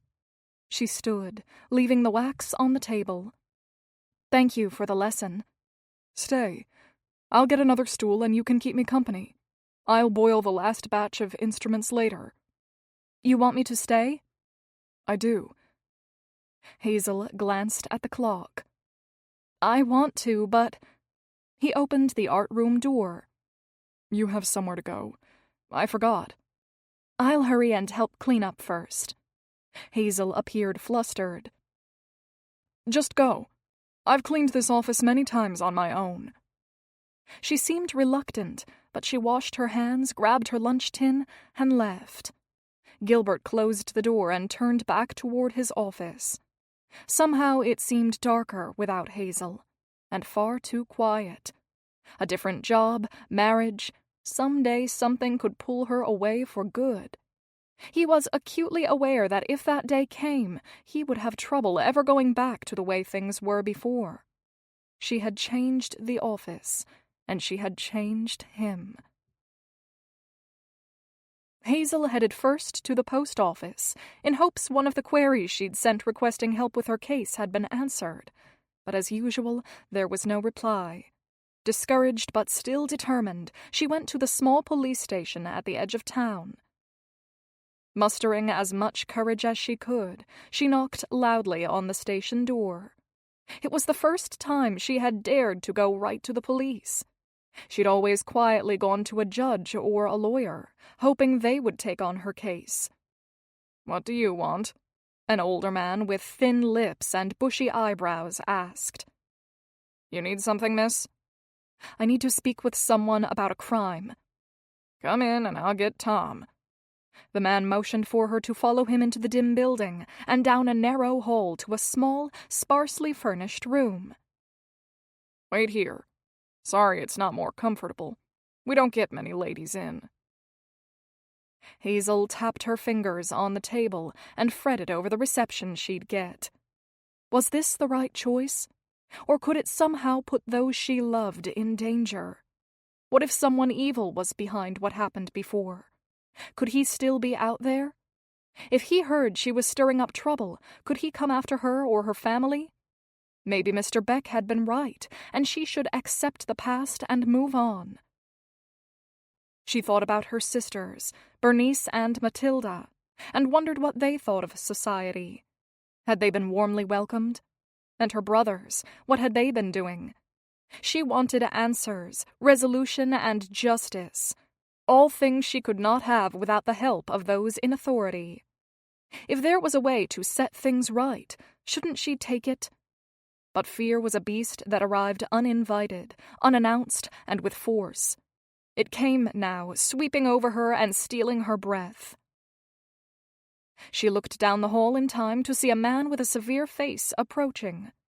Without waiting to see if his disposition matched his expression, she fled. Too much a coward to face rejection at this man's hands. "Miss, did you need something?" She heard a voice call to her back. "No, thank you," she said, quickening her pace and keeping her face straight ahead. Like a fool, she ran outside. If only she could so easily run from it all. Months of bottled-up tears chose that moment to spill from her, racing down her face. She trudged back toward the boarding house, making no attempt to contain the grief and turmoil that raged within.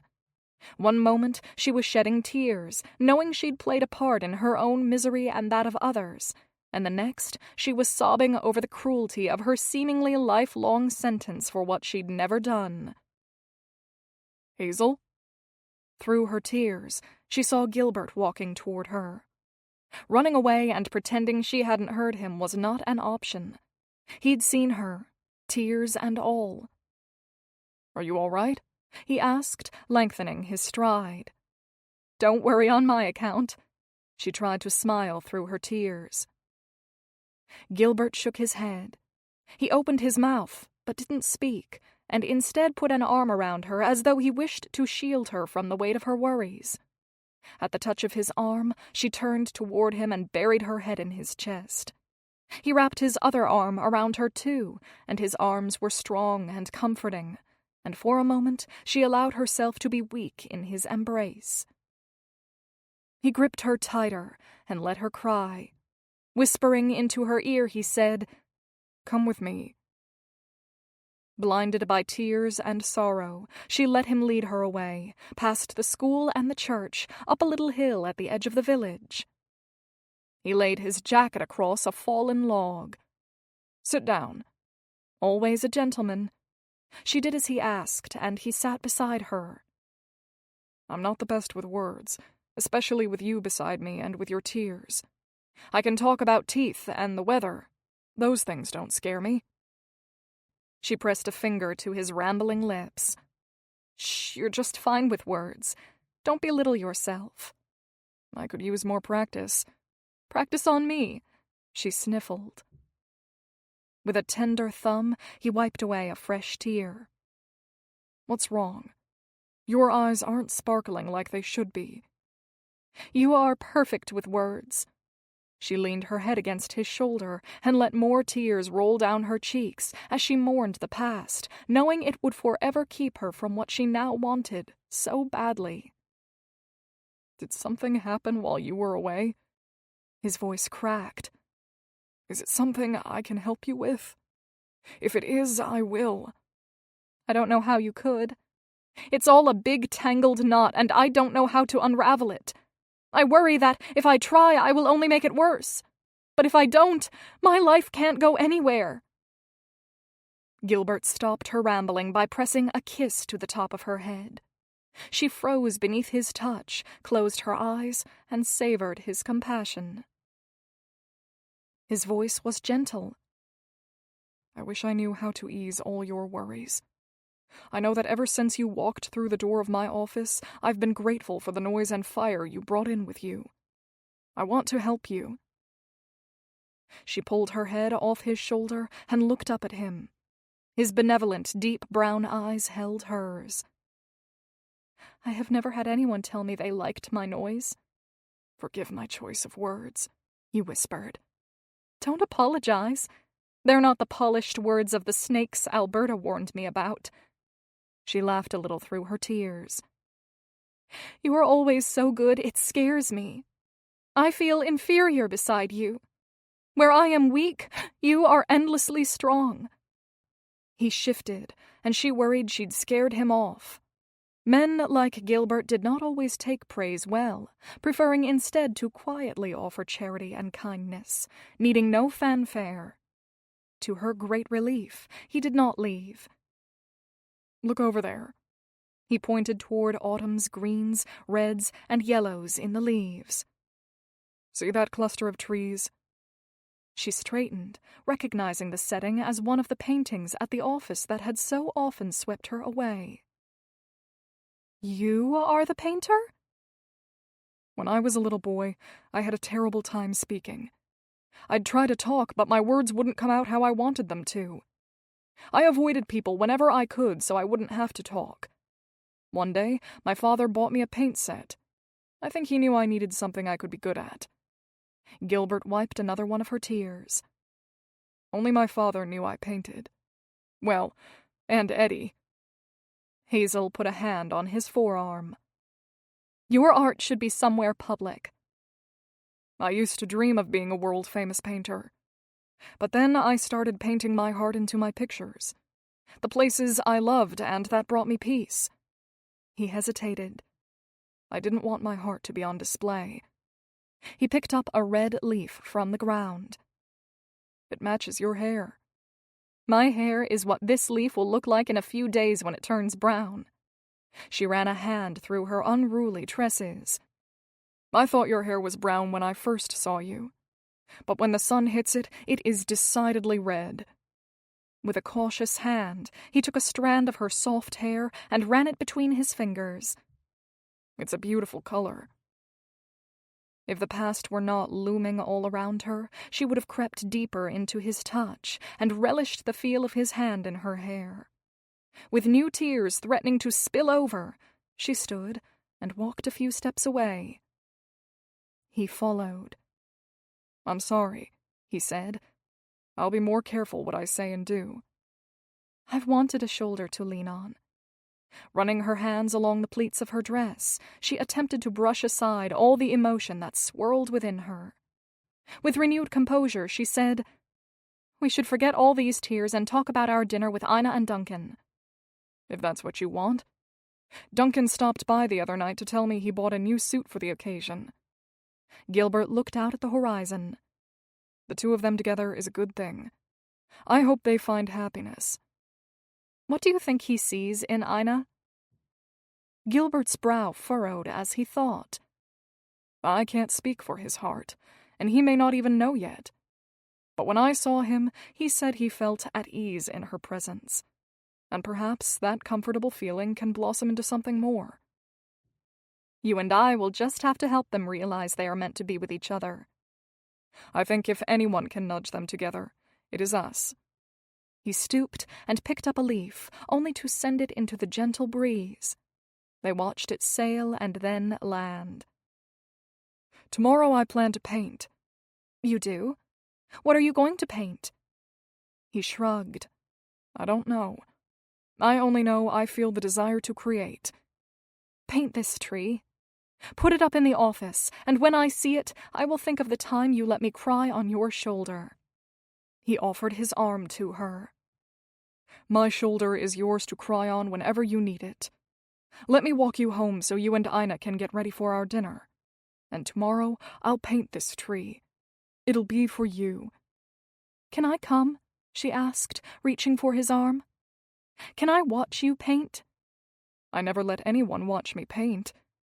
"I don't have to," she said, realizing she'd been presumptuous. "I didn't mean to assume—" "But since it's your painting, you may come." He squeezed the hand that was wrapped around his arm. "No more tears?" "No more tears," she said, grateful to have even a moment of contentment. There were 2 meals Gilbert could make. The first was eggs, and the second was vegetable soup. Neither seemed appropriate for such an important evening. Ever since the date for their pie-making had been set, he'd agonized over the meal. In the end, he'd asked sweet old Clara for help. "I've been praying you'd find yourself a nice girl," she'd said when he'd asked for her help. Maybe after you get married, this house will be filled with laughter and children. Just think of it. Children in this home again. He hadn't the heart to tell her that he and Hazel were not courting, and so all week he'd let Clara think what she liked. Her excitement had overpowered her practical side. The result was a feast. Roast, potatoes with gravy, and fresh rolls. "She'll be here soon," Gilbert said to the matronly woman. "She wants to use the kitchen to make a pie." "You've told me twice. I'm hurrying. I'll clean up and then scurry away. I brought a whole stack of mending to do. I'll go in the back room and stitch away while you have your party." Clara grabbed a rag and wiped the table where she had cut vegetables. "I told you, you don't have to stay. We've spent plenty of time together." She waved a hand in the air. "Nonsense. Your mother would like knowing I was keeping things proper." He fought the urge to roll his eyes. "Stay if you must." Clara set down the rag and walked over to him. Patting his cheek, she said, "I haven't seen you this happy in years." A rapping sounded at the door. She was here.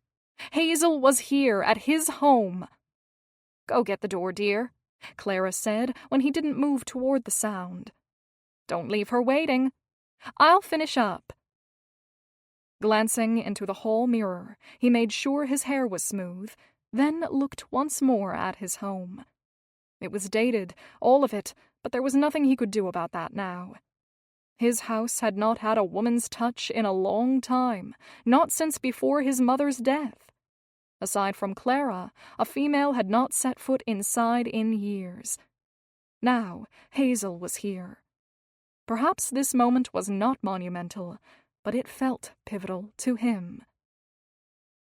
She knocked again. He stopped dallying and reached for the doorknob. "Let me help you," he said when he opened the door. She was standing on his porch with a basket of apples in one arm and a little box in the other. "Take the apples. The box is for you for later." Hazel grinned as she stepped over the threshold. He watched her eyes roam across the front room. "The box is for me?" "It's a present of sorts." "Hello there." Clara stepped into the front room, brushing her hands on her apron. "I'm about done in the kitchen, and then it's all yours for your pie. I took the liberty of starting your pie crust." She turned her attention to Gilbert. "The food will just have to be taken out and served." "I think I can manage," Gilbert said. "Thank you for helping." Clara sucked in her bottom lip. "I've been wanting to see you with a lovely girl for so long, and she's just beautiful. Your father and your dear mother, bless their souls, must be smiling down on you." Hazel shot Gilbert a questioning look. He shrugged, well aware that he'd have to explain it to her later. When Clara finally snuck off to the back of the house, Gilbert had Hazel all to himself. At least until Ina and Duncan arrived. He set the dining room table as he spoke. "Clara has all sorts of ideas in her head, but not because I said anything." "And what does she think?" Hazel asked, already setting to work on the apples. He stopped setting the table and looked at her. She was in his kitchen with an apron around her waist. It took very little imagination for him to pretend that this was her kitchen and that they shared this home. If only the image could linger and she did not have to go. "Clara often tells me she worries I'll live a life of loneliness. She believes you are my remedy. And I suppose in a way you are. This table has not had anyone sitting at it for far too long." "It's a lovely table." She smiled. "It's kind of her to worry over you. And good of her to cook for us. I had worried I would not have time to cut the apples and make the dough. She's thought of everything." He grinned sheepishly, remembering his promise to cook the meal. "I'd planned to cook myself, but I decided my cooking skills were not suited for the occasion. I wanted Ina and Duncan to have a special night." "It smells like you made a wise decision." She set the apples aside and rolled the pie crust out. "I only learned to cook a couple years ago, and that wasn't by choice, though I do love it now. This dough looks better than anything I've made." I am guessing you won't tell me why you were forced into the kitchen, but I'm hoping you will tell me what's in the box. She pressed the pie crust into the tin. "Open the lid if you'd like." Gilbert didn't have to be told twice. He picked up the wooden box, unsure what he'd find inside. The box was wooden with 3 latches along the front, holding it tightly closed. He opened each, only to discover a velvet-lined box with an instrument resting on the soft fabric. A flute? He looked at Hazel, hoping to understand. "Don't worry. I don't expect you to play it. I brought it because you shared your painting secret with me. You paint your heart in your brush strokes, and I play my heart into my music. Or, rather, I did. I haven't played in a very long time." She set the crust aside and went back to the apples. "I thought I'd play it tonight." "Will you play it now?" Gilbert asked, holding the delicate instrument in his hand. "Let me hear what your heart sounds like." "I will once this pie is in the oven." She tossed him an apple. "Come slice with me. If I don't hurry, I won't have it in before the others arrive." He had wondered what it would be like to have her in his home. And now here he stood beside her. He felt perfectly at ease, comfortable. More than that, he sensed a growing desire to always have her near. They made quick work of the apples, and not much later, the pie was in the oven. Brushing her hands on her apron, she sighed. "Thank you for letting me use your stove. I've missed baking." "I believe my mother would be pleased. She loved it when the house was filled with the scent of good food." He rinsed his hands and stepped away. "Now we only have to wait, and then we can eat it. I can hardly wait." "I will play for you. Otherwise, I think you will just sit there with a watering mouth as you wait for your slice of pie." She took the flute from the box and pieced it together before bringing it to her perfect pink lips. Closing his eyes, he listened as the soft music filled the room. His own heart responded to the sound, hurting as she played. It was a sad song, a melody that sounded like weeping. On she played, and he knew that she was giving him a precious glimpse into her soul. When at last her lips moved away from the flute, the room was silent, except for the beating of their 2 hearts. He took a cautious step toward her, and then another, unsure what he would do when he got to her, but unable to remain so far away. She took a small step toward him. Was she uncertain, too? How they closed the gap, he did not know, but somehow she made her way into his arms. No sensation had ever felt more right than the feel of this tender woman leaning against him. If only he could hold her always. Could they not remain as one, leaning on and supporting each other? He yearned to hold her so long and so gently that never again would she play a sad song. The room filled with the fresh scent of warm apple pie as they stood embracing. He dared to lean his cheek against the top of her head, her red hair brushing against his face, tickling his skin and sending heat racing through his body. Everything about having her near felt good. A knock on the door pulled them apart. Reluctantly, they separated to greet the other half of their party. Before opening the door, Gilbert took her hand in his own and pressed his lips to her fingertips. "Thank you," he said, hoping she knew it was for more than the pie. "All of it was a gift like none I've ever received. Your music, your heart." He cleared his throat. "It was beautiful." The hour was late when the party finally ended. It had been a night of both laughter and joy, and above all else, it had been an escape from the weight of their worries. Hazel had nearly been beside herself with happiness when she saw Ina and Duncan holding hands while she played her flute after dinner. Gilbert complimented her pie and ate nearly a quarter of it himself. When she insisted he'd helped, he gave her all the credit. All too soon, the evening ended. The group stood and moved toward the door. Oh, how she wished the night could go on forever.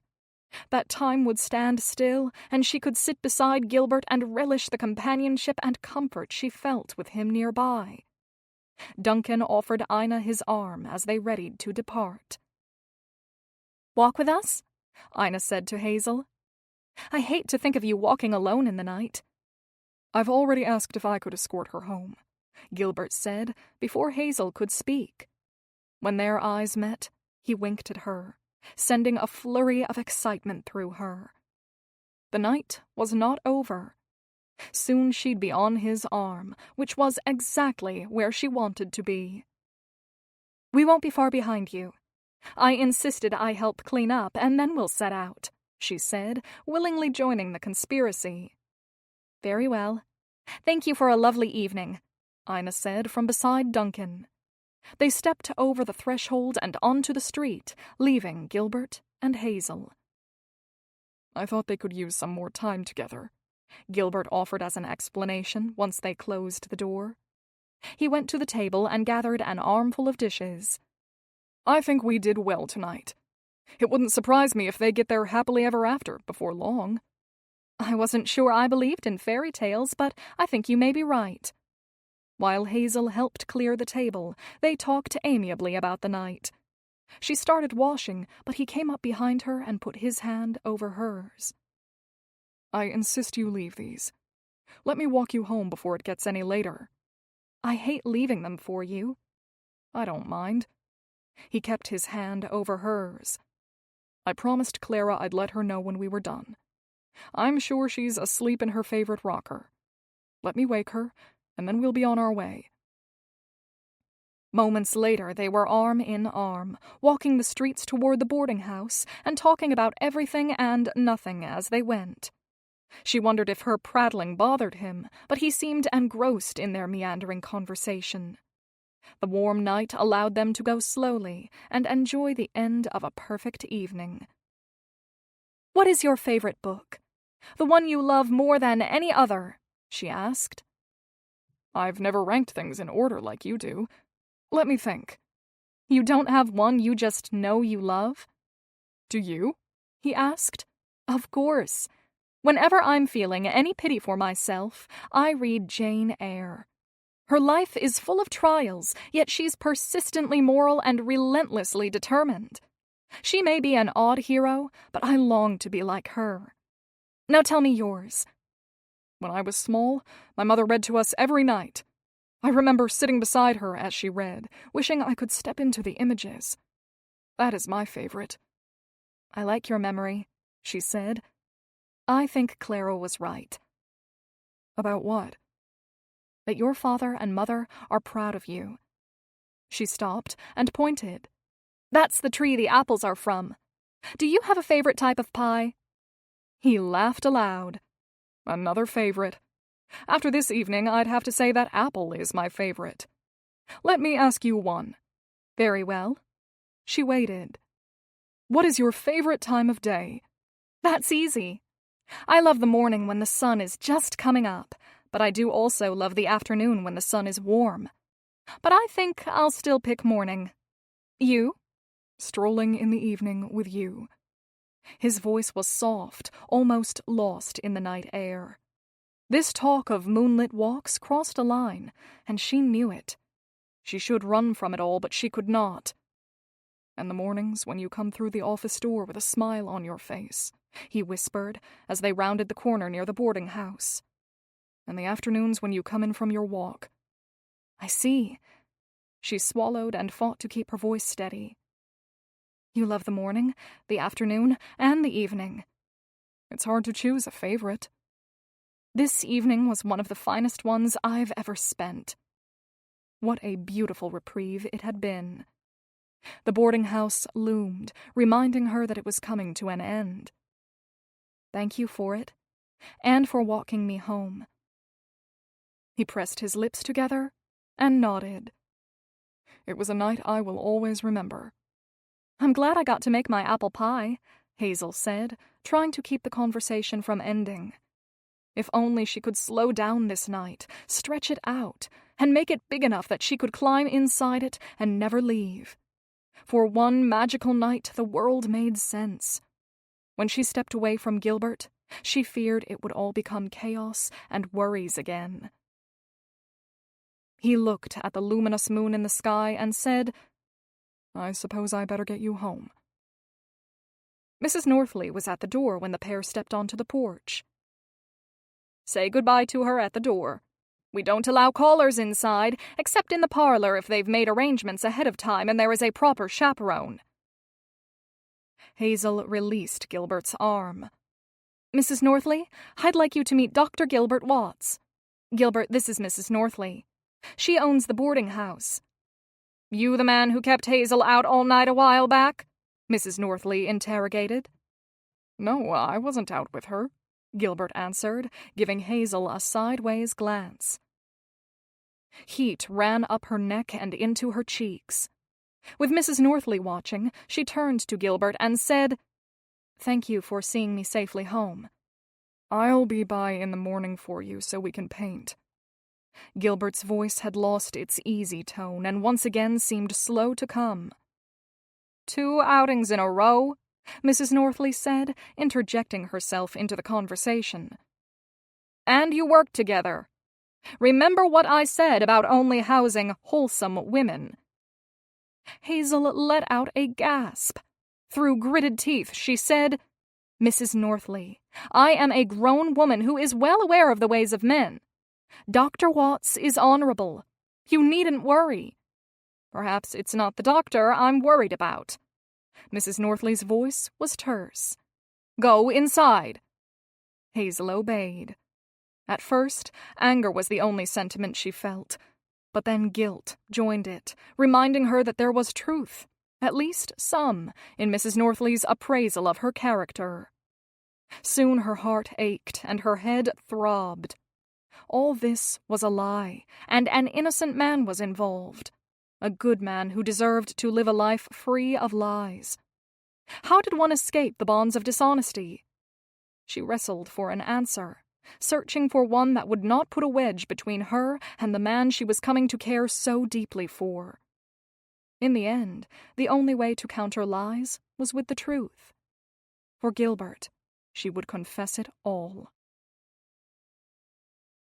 Chapter 12. Tired eyes greeted Hazel when she looked in the mirror the next morning. Sighing, she pulled her hair up and neatly pinned it in place. "Why the long face?"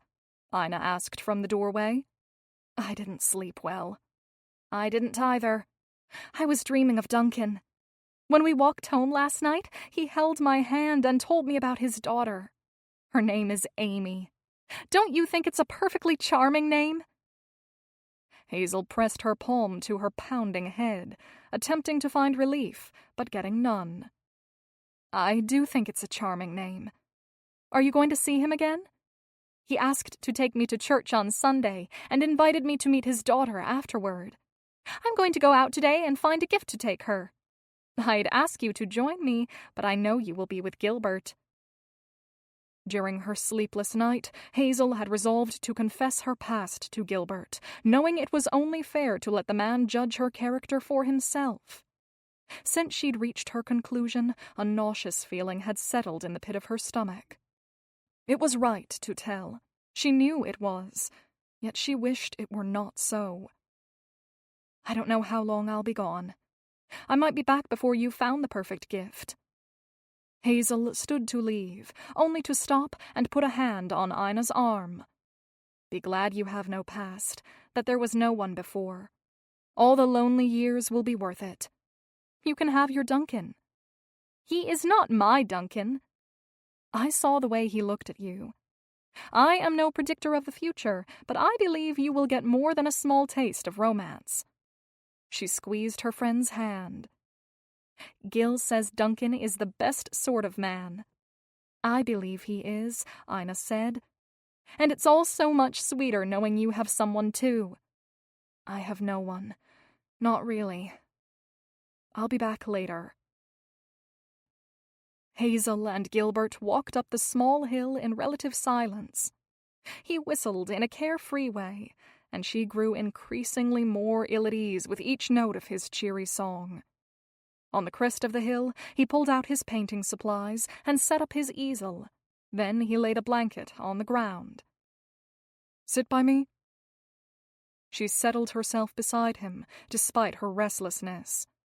Stalling, she asked, "Was this your mother's quilt?" "I don't know.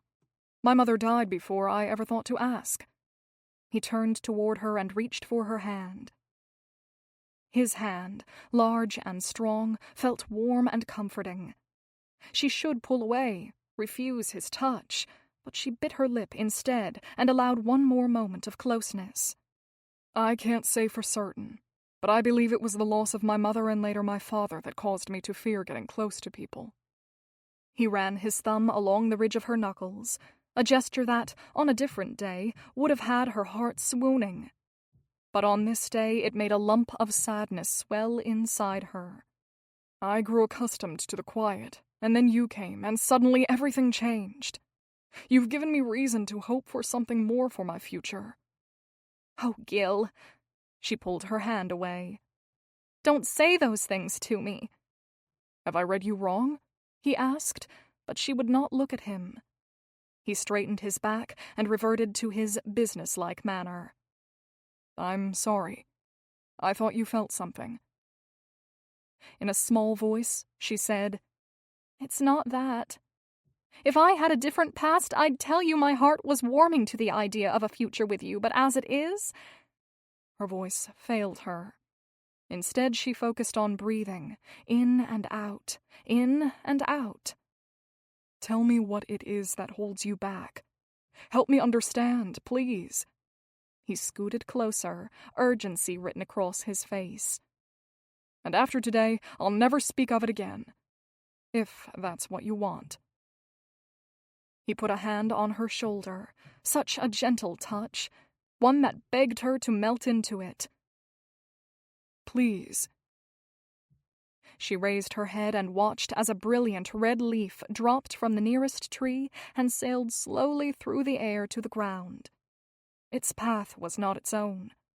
It soared at the mercy of the wind until it settled on the ground to wait for the rain and hail to beat upon it. I am going to tell you, but it is so much harder than I had expected. I want so badly for it all to go away. Then we could sit on this hill and savor this beautiful day." She took a deep breath and forced herself to look at him. There he sat, his forehead creased with worry, dark brown eyes searching her, pleading for understanding. If I'd only had the foresight to see all of this, to see you, I would have lived so differently. "Tell me." He brushed a strand of hair from her face. "You can trust me." "I know," she whispered. "It hurts, knowing that you'll never look at me the same way again. I love how you look at me."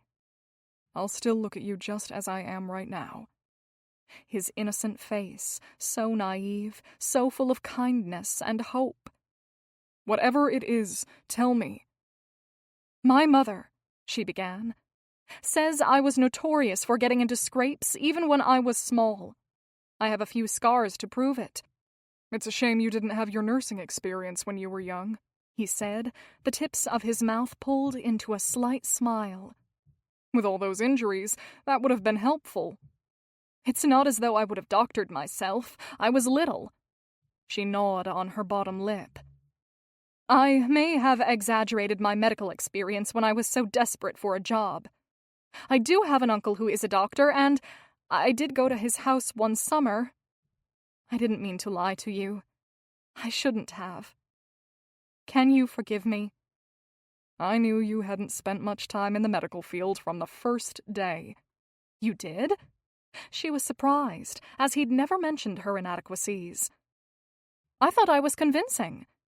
"Anyone who has spent time in the medical field knows the name of a scalpel. You called it the little knife." He laughed good-naturedly. "I didn't care. You were good with the patients and willing to learn." "Now you know the truth about my medical experience. I've confessed to one thing today. I think that's enough." Fear took over. She pointed toward his art supplies and asked, "Didn't you come here to paint?" Not so fast, he said, with enough force that she froze, startled. I long to sit here with you and smell the crispness in the air and watch the leaves fall from the trees. I want to hold your hand and perhaps be bolder still, but I can't.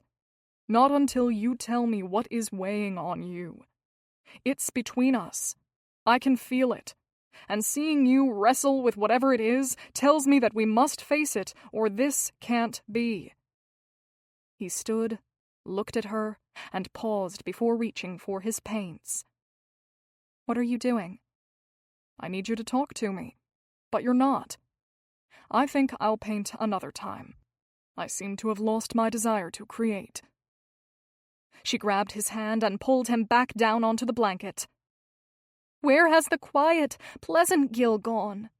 You have your own secrets, don't you? Very few, but I'll tell them to you if you'd like. He ran a hand over his scruffy jaw. Once when I was a boy, I snuck into the kitchen and ate half a pie without permission. Everyone was shocked and they sent me to bed without supper. That is hardly a damning confession. She threw the leaf she was holding at him. Is that your worst? Your innocence is further proof that I am not your equal. Don't you see you are perfect? You're the most moral, kind man there has ever been. I'm sure of it. I've never been sorrier that I have so few transgressions. I was late to school a few times, and I'm sure I talked back to my father. He leaned in and spoke with urgency. And I have unkind thoughts whenever Alberta comes in. I think of all the awful things I wish I could say to her. Surely that's a sin. She groaned. This budding friendship that she found herself wishing could be something else could never be. Tears stung her eyes, leaving her regretting ever taking a job working for Gilbert, because letting him go was going to be harder than she'd ever imagined. You are a perfect saint. We both know God will overlook your thoughts about Alberta. He is probably shouting your praises because you have not strangled the woman. If it'll make you feel better, I'll go throw a rock through the schoolhouse's window or swipe a loaf of bread from the bakery. He took her hand again, holding it tightly and looking directly at her stinging eyes. So our pasts are different. You were a devilish child, and I was an angel. I think we could reconcile that. She shook her head. There's so much more. He sank back on the blanket, propped himself up on an elbow, and waited, so unaware of what she was about to throw at him. We have all day. I was a reckless child, and most people just laughed when I was young. Then I grew up, and I don't think anyone knew what to do with me. I lived by my own rules. What kinds of rules? He asked. Were you a girl who hated skirts? No, I dressed the part of a lady. It was little things when I was small. Once I walked atop the railing of the stairs. It was 3 stories down to the entryway, and I thought nothing of the consequences of falling. Somehow I grew from railing walking to much more serious offenses without ever putting together the simple fact that actions have consequences. Tell me more, he whispered. If that's not sufficient evidence of the perfect heathen I was, I'll tell you more. When I was older, I bullied and bossed our maids and nannies into giving me whatever I wanted. I ran through my father's pocketbook whenever I could. I owned more dresses than any girl ought to, and I had a closet full of hats I never wore but complained that I didn't have enough. But even that was not as horrible as what I became. She spoke a little softer when she went on. My parents threw me a party when I was 16 to introduce me to society. I remember walking down the stairs after being announced, and everyone turned and stared at me. I liked the way the men's eyes lingered on me and how the women's eyes burned with envy. I became like Florence at the corn husking. She shook her head. No, I wasn't like Florence. I was worse. He sat up stiffly, forsaking his casual pose for a tense one, like a man braced for a blow. Gil's soft eyes turned away from her. So my walk across the barn was not your only moment as the belle of the ball. You've been that girl before." "I wish I could tell you it was the first time," she whispered. "I wish it had been." "And these men, The words he wanted to say, the questions he harbored, he couldn't voice. It was too ugly, too painful. "I'd pick a man from the crowd, toy with his emotions, and never think of the damage I was causing."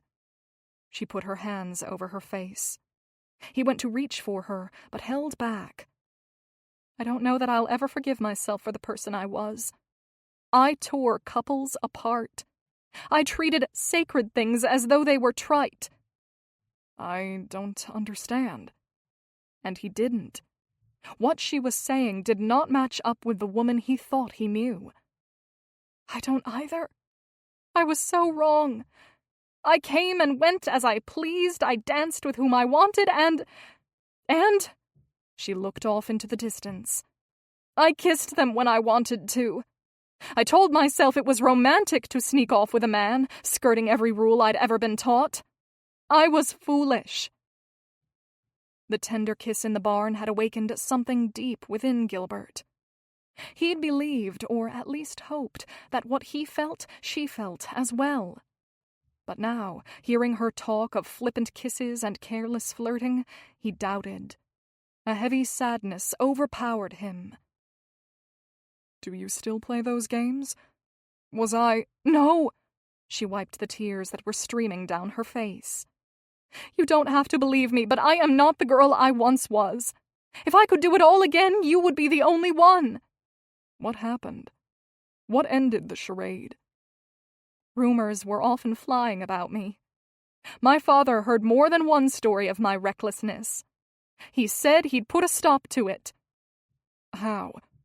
He didn't want to know, but at the same time he knew he had to. "What did he do?" "A new boy, Charles, arrived in town, and I, of course, tried for his attention. He would have nothing to do with me, so I tried harder." Hazel paused. "I'm sorry I have to tell you all this." "I asked you to," he said, but he too wished it were not real. Hazel took a deep breath. She let the air out slowly. "One day, Charles's friend Edward sent word letting me know that Charles wanted to meet me in the park at night. When I got this invitation, I felt victorious, like I'd won. I can still remember climbing out my window, smiling as I went. There was one moment, though, when I paused and wondered if what I was doing was wise. I didn't stop, but I wish I had. When I got to the park, a man I knew only a little named Nathaniel was there. We argued as we tried to figure out what happened. The whole thing was malicious from the start, and I should have expected it." "I don't understand," Gilbert said. "Sneaking out, meeting strangers in the dark, none of it was part of his own youth. He'd been reserved, quiet, and always on a quest to better himself and honor his parents. He tried to picture her tale and to understand, but he couldn't." "Why was he there?" "Charles, Edward, and some other boys had decided to trap me in the park with a man so they could shame me. They tricked Nathaniel into going as well, and they had the police show up to catch us together. The police said they'd been told that we were... Well, you can imagine what they were told. We tried to tell the police that we'd been set up and that we'd done nothing wrong." He cleared his throat, willing his words to sound strong despite the weakness that had crept over his limbs.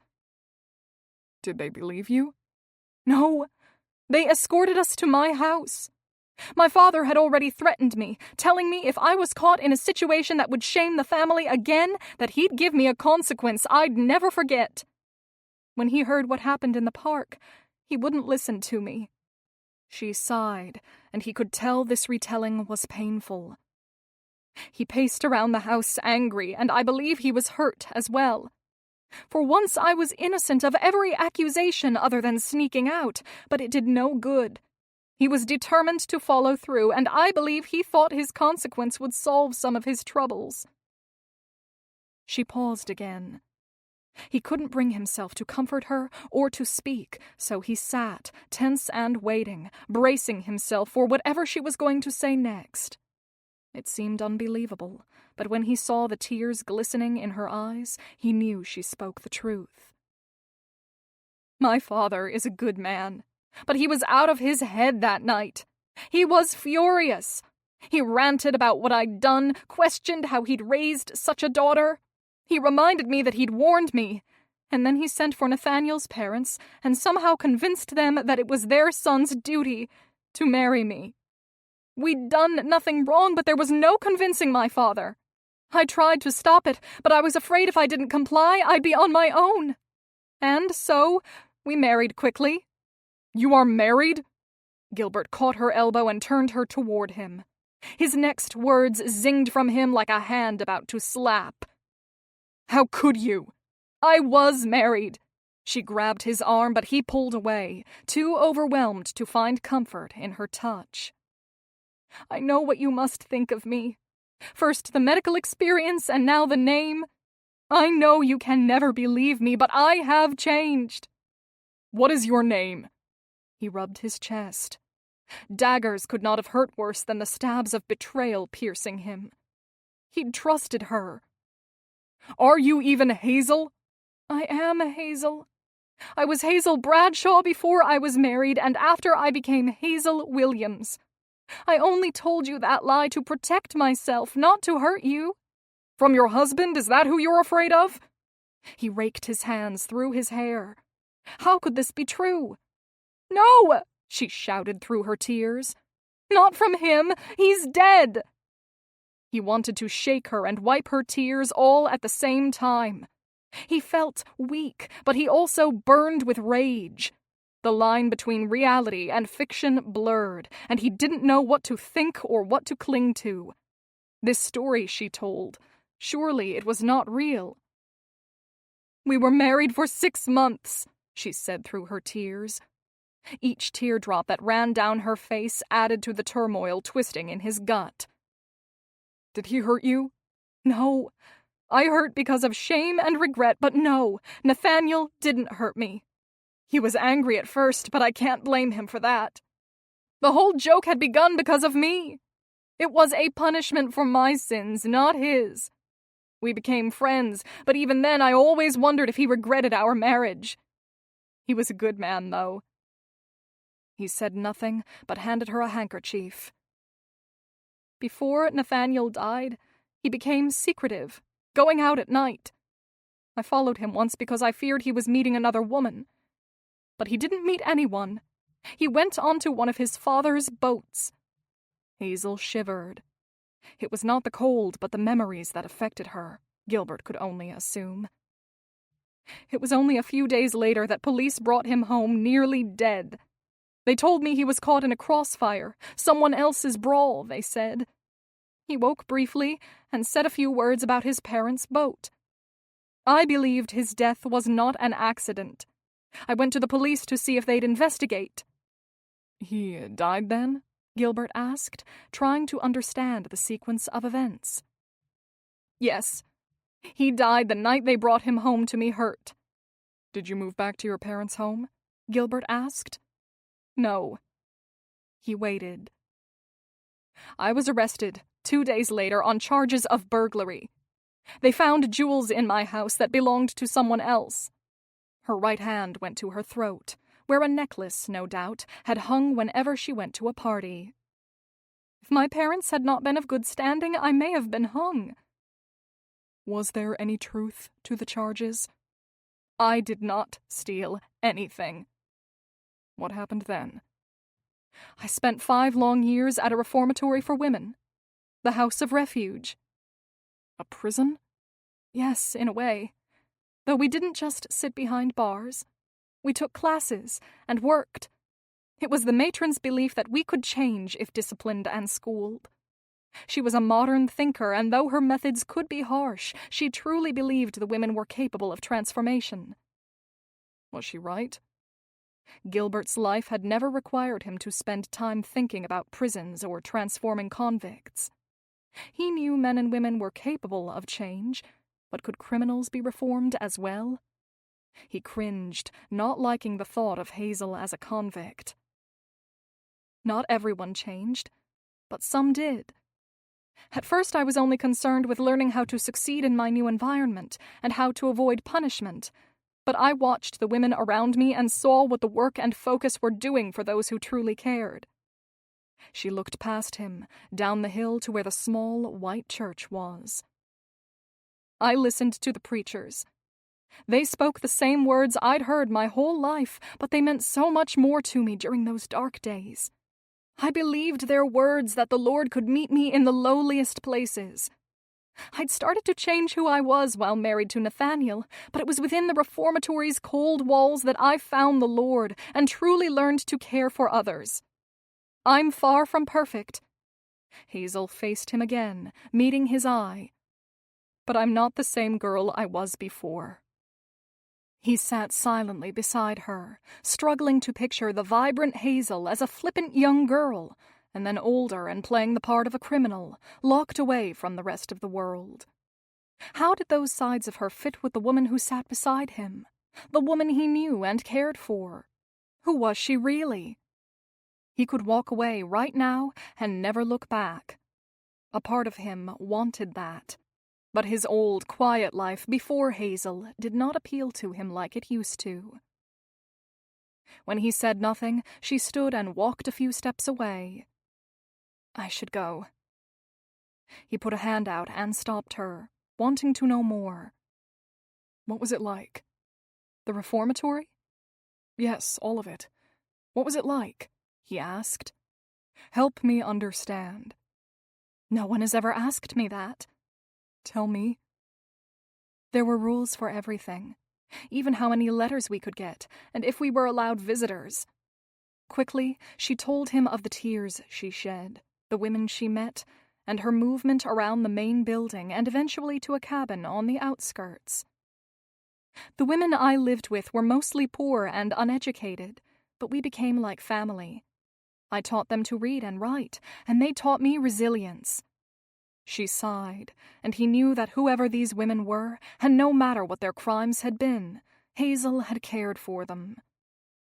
Some of the wardens were harsh, and there wasn't always adequate food.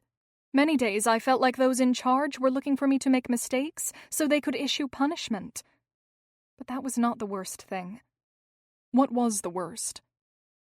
Even as we counted down our sentences, we knew we'd return to a world that would never forgive us.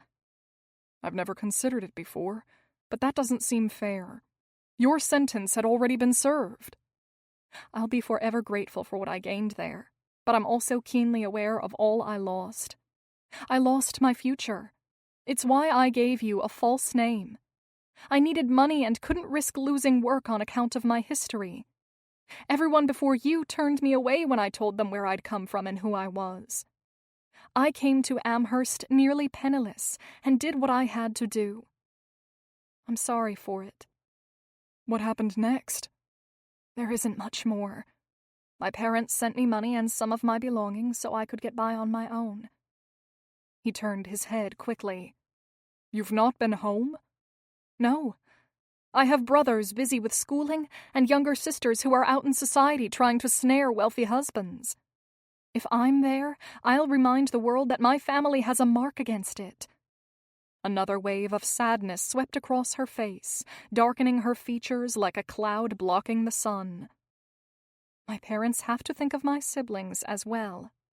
I can hardly blame them for severing ties, though I do dream of returning one day. You have been on your own since? I used my parents' money to rent a room, and at first I lived quietly on my own. I was lonely, but well enough. Then one day all my money but what was in my reticule was stolen. Everything fell apart all over again. I tried to get a job but had little luck until I moved here. My time at your office has been the happiest of my life. Despite my deceitful name, I believe I've been my truest self while with you. I'll cherish the memory always. So that's it. You will go? She tilted her head, and he nearly came undone. There stood Hazel, his dear friend, with tears racing down her face like rivers of sadness and defeat. "You wish me to stay?" "I don't know, but I am not ready for you to go. I can't lie to you and say that I'm not bothered by this confession." He scratched his neck while he struggled to decide what to say. "What if you cleared your name? If you are innocent, there must be a way." "I've tried, but no one will help me." Hazel sighed. "I may go west, far away where no one has ever heard of Hazel and her notorious history. There are men out west looking for wives. I could have a new life without constant reminders of all I can't have." "You'd run when you aren't guilty? You'd marry a stranger?" Gilbert clenched his fists so tightly his knuckles turned white. She couldn't run. She shouldn't have to. "And what of Nathaniel's death? Don't you want to put it all right? If you're innocent, shouldn't you refuse to settle for less?" "We rarely get what we want. I've grieved and beat myself up, wondering how I could somehow make his death right, but I can't. I've tried. Mrs. Northley mentioned a night I was out late, and that's because I was seeking help but was turned away. I've written asking for help, and again no one has rallied to my cause." "It seems only the guilty would run west," Gilbert said with great passion, more passion than he'd anticipated, but he could not swallow the idea of her running to the arms of some unvetted frontiersman. "Fight against all the injustice. Stay and stand your ground. And if I know I cannot win?" "Let me help you. You said you couldn't find help, but here I am, and I'm willing." Like a man enlisting for battle, he offered himself. "I might be a fool for it." "You're a dentist. I appreciate—" "A dentist in need of a cause and of adventure. Besides, I identified a body once." He squared his shoulders, his presence large and strong. Only moments before he'd wavered, but now a fierce determination grew. Feeling the call to duty, he was ready to rise. "If this can be solved, let's solve it and clear your name. Then you will be free to come and go as you please. You could see your family." His cheeks warmed. "You could marry for love." "I fall asleep every night wishing for such a future. But why would you want to help when I've confessed my guilty past? I did not steal, but I'm not your equal in innocence." Gilbert did not speak for a long moment. He'd always imagined they'd lived similarly solitary lives, that she was as naive as he was about courting and romance. And he'd liked believing that the tender rustling of affection he'd felt was new for her also. Did it matter that their pasts were vastly different? He was not sure. "I'm surprised by it all," he said at last. "More than surprised. I don't know how it will change things, but I do know I have watched you care for our patients. I've witnessed your kindness. I've seen you light up a room with your smile and pour out your heart playing the flute. Your past is troubling, and it doesn't fit the woman I thought I knew." She wiped her tear-streaked face. "But I want to believe you are still the Hazel I know. I told you once that I was a Christian man who believed it my duty to help. I even offered to help you if you were ever in need, and I see no reason to take that offer back. Either I am a man of my word or I am a fraud. I don't believe any verse of Scripture says to help only those who are perfect, when none of us are." She pressed a hand to her chest, as though her heart ached. Duty is a fine reason to help another. Love, he wanted to say, was a much finer reason, but he held back. He was not certain what he would feel when he had time to mull it all over. For now, duty was motive enough. Chapter 13. Hazel ran her hand over the recently painted canvas, enjoying the feel of the ridges and valleys Gilbert had created with the stroke of his brush. She'd sat beside him yesterday as he painted, mostly in silence. When they did speak, it was cautious, but cordial. "He did a fine job," Ina said. "I never would have guessed he had so much hidden talent. At first glance, he seems ordinary, but he has heart and skill that he keeps to himself. She set the painting on her bed, but couldn't take her eyes off it. I suppose we are all more complex than we seem at first. I think you're right. I'm glad Duncan is taking the time to get to know me, Ina said. His Amy is the perfect little lady. She curtsied when I met her and had the finest manners. I had thought she might comment on my face, but she just smiled. Did she like the marbles you got her? She did. Ina told Hazel how Duncan had held her hand and how proud he'd been of his daughter. And just when I thought the day couldn't get better, Duncan stopped our walk beside the covered bridge and we talked about our dreams. Ina leaned against the wall as though the memory left her weak in the knees. He said he hoped to find someone to share his life with, someone who would love his daughter and create a home for her. Did you tell him you were that person? And then did he take you in his arms like you've always hoped for and kiss you senseless? Of course not. Ina rolled her eyes. I told him I loved teaching, but I dreamed of a home of my own and a family. Hazel nodded. That was sensible.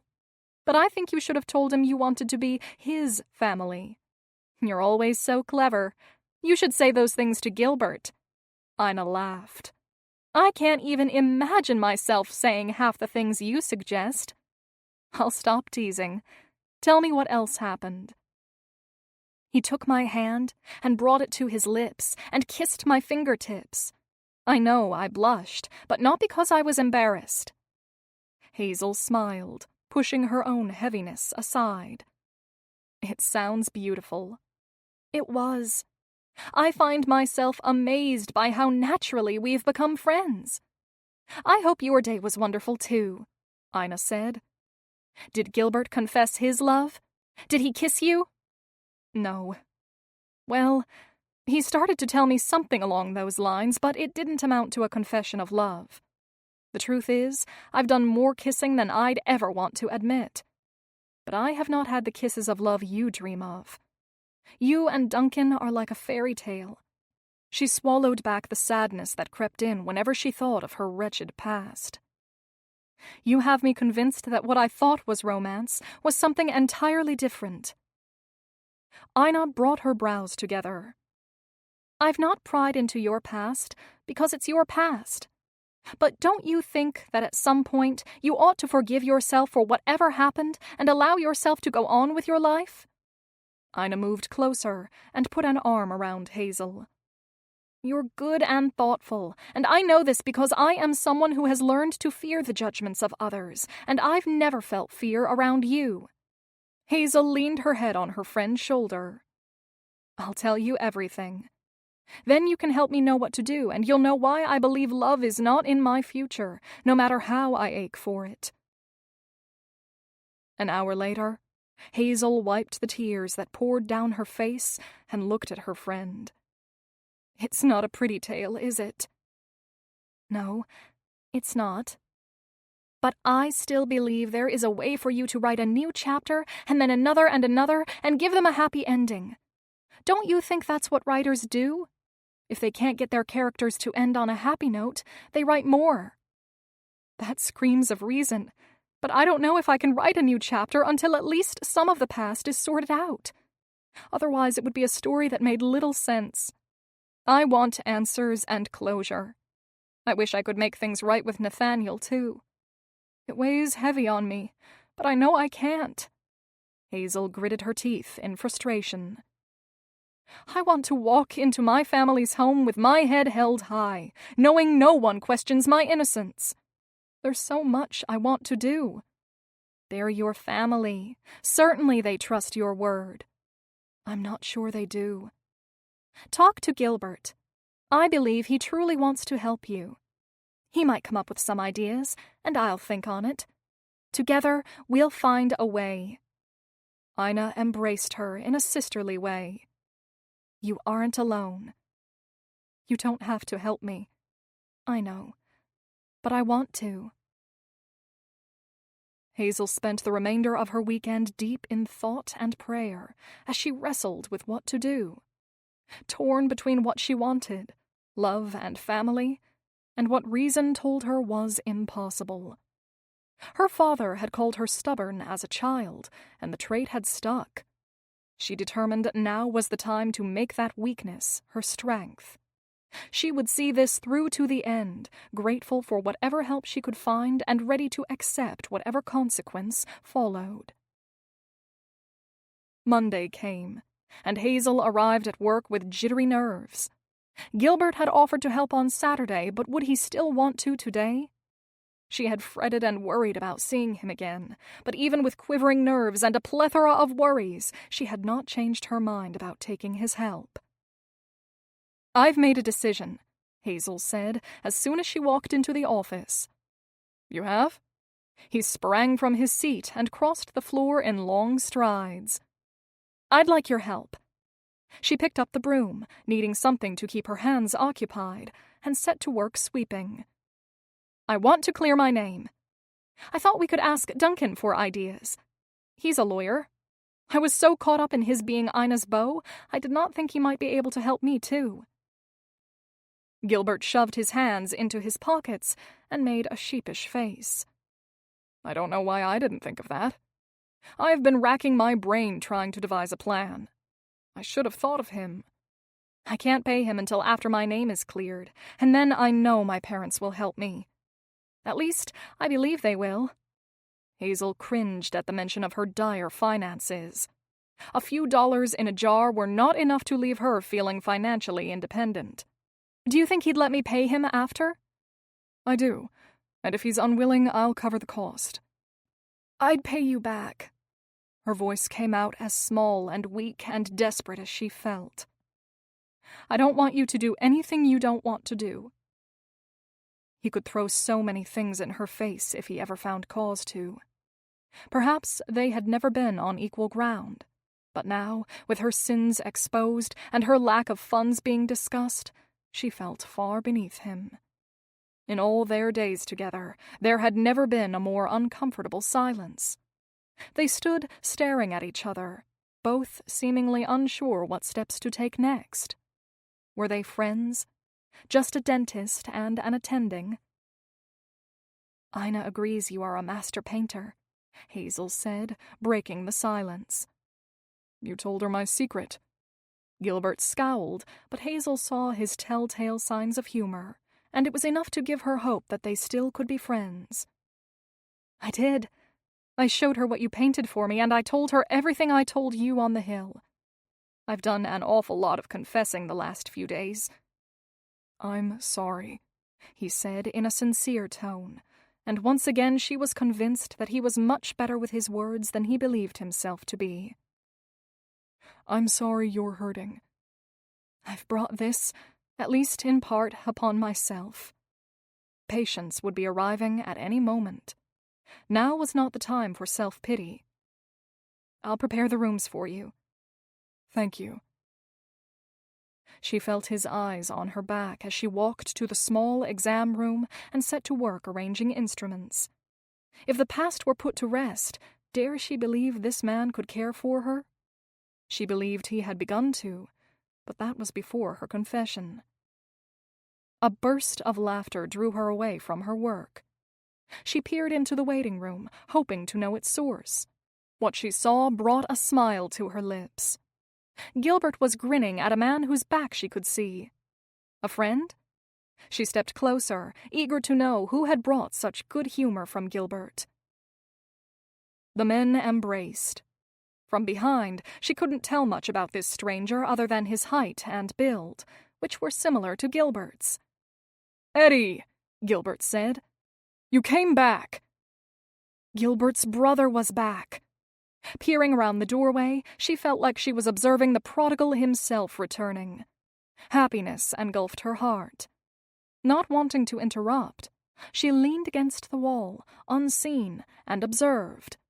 "We have so much to catch up on. But first, come and meet Hazel," Gilbert said, steering his brother toward where Hazel stood. She saw the stranger's face, but it wasn't a stranger at all. She knew this man. Her past and her present collided in one catastrophic thud, leaving her breathless and ready to run. Standing before her was Edward. It couldn't be. But it was. She'd not seen him since the night at the park. The night when so much had changed. When he'd sneered at her from the trees. His parted dark hair, his dimpled chin. The memories rushed back. Memories from before when she'd been a different person. A heartless person, and then a married against her will person. She couldn't be here.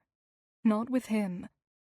All hope of reconciling her past immediately vanished. She ran through the back door. No goodbye, no looking back.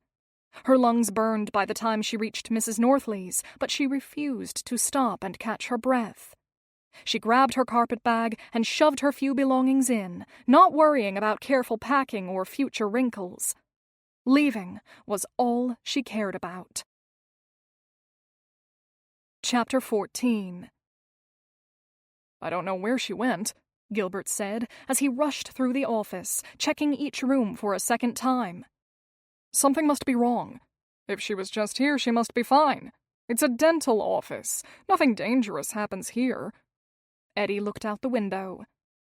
Perhaps she had some sort of womanly emergency. Possible, I suppose.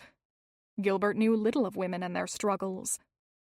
I want to hear all about your travels and what has brought you back, but first I need to find Hazel, Miss McDowell. I've never known you to chase after a woman. Eddie's brow furrowed. Is she more than an employee? That's unimportant. He paused near the door and turned his open sign to closed. I don't know how long I'll be. No need to sit and wait. Even better. I'll kick off my boots back at the house. Do what you wish, Gilbert said as he stepped out onto the street and headed toward Mrs. Northley's. He ran to the front of the house and pounded on the door. When no one answered, he ran to the back of the house and pounded again. No answer. A sickening panic took over, stealing his ability to think rationally. Desperate to find her, he twisted the handle and found the door was unlocked. Reservations shouted at him to stop, but he couldn't. In an uncharacteristic act, he pushed open the wooden door and stepped inside. His eyes took a moment to adjust to the dark interior. The home was simply furnished. Practical, straight-backed chairs around a fireplace, stitched verses in frames mounted on the walls. Reminders, no doubt, of how a proper lady should behave. He called out for Hazel, and when he still did not hear her or anyone else, he went up the stairs. It was wrong to enter the sleeping quarters of a woman, and until this moment he'd never done so. His heart raced and his palms grew sweaty, but he didn't stop. He knocked and peered into the first room, but large boots near the door told him it was not her room. The next room exploded with color, decor, and belongings. Again, he moved on, knowing it was not Hazel's room since she had few possessions. The next room was simple, and he believed it could be Hazel's room until he saw Ina's name on a letter. Guilt gnawed at him, assaulting his conscience, but he had to know if Hazel had fled, and he had to know quickly. At the end of the hall was one more room. The door was open. He stepped over the threshold, and the instant he did, he knew. Hazel was gone. The armoire hung open and had nothing hanging in it, not a single dress. Frantically, he searched for some evidence that his instincts were wrong. Under the bed, he found a faded and worn hat box. He lifted the lid, and his heart sank when he saw Hazel's name on a stack of letters. Hazel had left, and not even said goodbye. Like a physical wound, a stabbing pain twisted deep in his insides. Never had a woman affected him the way she had. Her laughter, her sparkling eyes, her friendship. It had all come to mean so much to him, and now it was all gone. Taken without his consent, or even a farewell. Everything in him wanted the world to stand still so he could make sense of what had happened. But that was out of his reach. He had to go. Taking the steps two at a time, he rushed through the house and out the back door. "What are you doing here?" Mrs. Northley's voice nearly knocked him over. Hoping his voice did not give his guilt away, he said, "Looking for Hazel. Have you seen her?" "Not since this morning when she left for work. Did she not come?" Mrs. Northley, for all her overbearing ways, looked genuinely concerned. "She was there and then she left. I'm not sure where she's gone." Lines of worry folded across the woman's normally stoic face. "I do hope she is all right.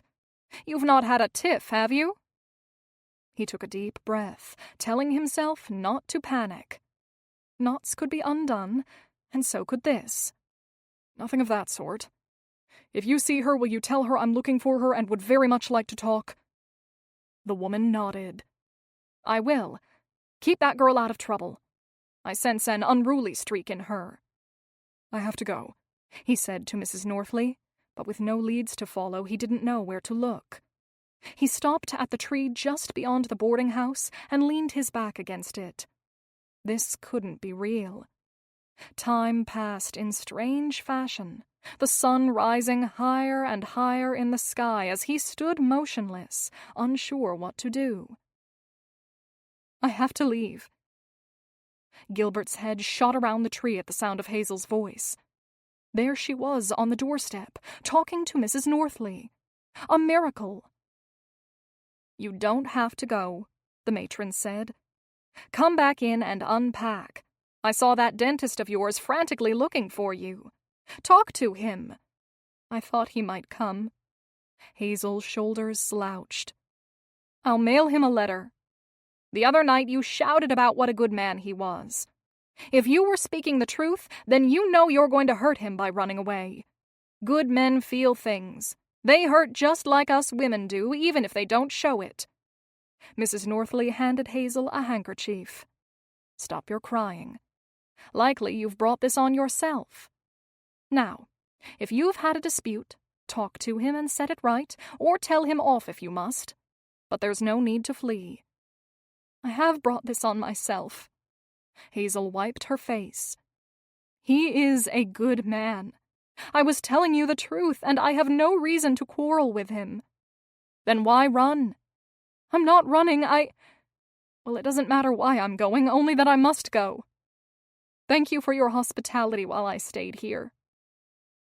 Mrs. Northley patted Hazel on the arm. "Well, if you must go, then go. But why spend your life running from one set of problems only to get another? Troubles are lurking around every corner.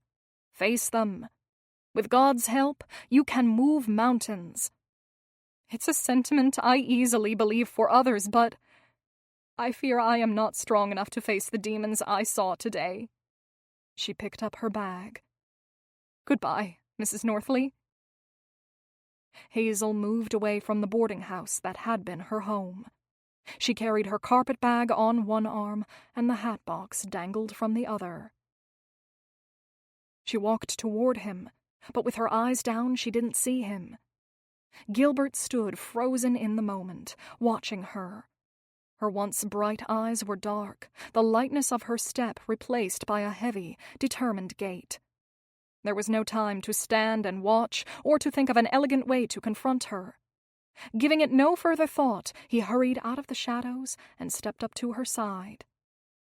"Don't go," he begged. "Don't leave." "Gil." She looked at him, softening for a moment, before she set her jaw and said, "I have to go. I only came back for my hat box." "You don't have to go. You have a job, you have friends, and we will make a plan together. Why run from all that?" Without asking, Gilbert took her heavy bag from her. "Because here in Amherst, I'm still close to everything from before. I have to go away, somewhere far." "So you will go west and start a new life? You'll just forget us." He swallowed hard, knowing for him it would not be so easy. Forgetting her would be impossible. She consumed too much of him. "I know your brother." She stopped and faced him. "I know him from a long time ago. Everyone called him Edward, and I didn't realize he was your brother. But now, This morning when I saw him at the office, it was like the present and the past were colliding, and I knew it could never work between us. I remembered how it felt to be heartless. I remembered every wretched thing I've done and that others have done. You don't want to spend your time with me. It sounded nice, and I almost believed it could work, but it can't." Hazel reached for her bag, but Gilbert held it tight. "Let me decide who I want to spend my time with. I might be quiet, but that doesn't make me inept. I have a heart and feelings, same as you, and a mind of my own." "I don't understand you," she said, raising her voice. "You should be grateful I am saving you from all the shame." She reached again for her bag, and again he pulled it back. "Just let me go. With me gone, you can have whatever life you want. You could find a sweet, innocent woman, someone your equal." "Fine." He held the bag out for her to take. "Go if you must, but I'd like a chance to tell you what I want before you do. At the very least, can you grant me the chance to say goodbye?" For a long and agonizing moment, he stood waiting, hoping she would agree. His eyes held hers as he waited, silently pleading with her, knowing whatever she said next would affect the course of their futures, knowing if she chose to leave, he'd be left with a hole forever in his life. In a voice no more than a whisper, she said, "You're right. I should have let you say goodbye." They walked side by side in awkward silence to the dental office. Like strangers, they averted their eyes and kept a good amount of space between them. "I'll put a sign up letting our patients know I'm not available. I'll leave it up so we can talk," Gilbert said, as he closed the door behind them, the tension palpable in the air as they shuffled to the back of the office. "Sit down if you'd like." She didn't sit. Instead, she stood in front of the serene painting closest to her. "I was thinking while we walked, trying to figure out what to do next, but I can't decide." "You stay and we face it together like we discussed." Gilbert had been thinking as well. He wondered how close Eddie and Hazel had been. Had she toyed with him, kissed him? And then he asked himself if it mattered. And he wasn't certain if it did or not, but he wanted time to find out. "You've changed. Surely Eddie has too. Whatever happened between the two of you, it's history." "History has a way of haunting me." She cleared her throat. "You and I have been skirting all the lines we once talked about. I feel strongly that if I'm to stay and we're to work together, it has to be different now." He nodded, knowing from her fidgeting that she would not negotiate. "It feels different already." "I'm sorry for it." She rubbed her temples and sighed. "I do still wish to be your friend if it is possible. I'd cheer on your happiness no matter what." "My friendship is not so easily lost." "Will you help a friend, knowing there is no future beyond that?" "I heard you tell Mrs. Northley that you would write me. If you had, what would you have said?" "I would have said," Hazel's voice trembled, "Dear Gil, I hate to leave you, but I must. I would have pled for your forgiveness and your understanding, and I would have confessed to wishing it could all be different." "It can be different." "No, it can't." She looked away. "I would have finished by telling you that I hoped you would fill the void you confessed to having with family. I would have wished a wife and children for you. You'd be such a good father." She stared down at her hands. "And then I would have said goodbye." "There may still be a way for us." Tears burned in his own eyes. The dream he'd never known he wanted stood before him, but out of reach. "Once we sort this all out, tell me there is a chance then." "I can't. It has to be this way." "Because you won't forgive yourself? Or because you're afraid I think you are guilty of stealing?" he asked. "Or is it because you've committed some indiscretion with my brother? Tell me what your relationship was like with him. Put it out in the open and let me judge it for myself. Edward, he hates me because I'm the reason his friend did not marry the woman he loved. He hates me so much that, well," she moved a few feet away from him, "I won't tell you the rest unless you promise you will not speak of it with him. I will not come between you and him. I will not break up your brotherhood, your family. I've already ruined too many things." "I promise," he said, afraid of what he'd committed to. "I won't speak of it."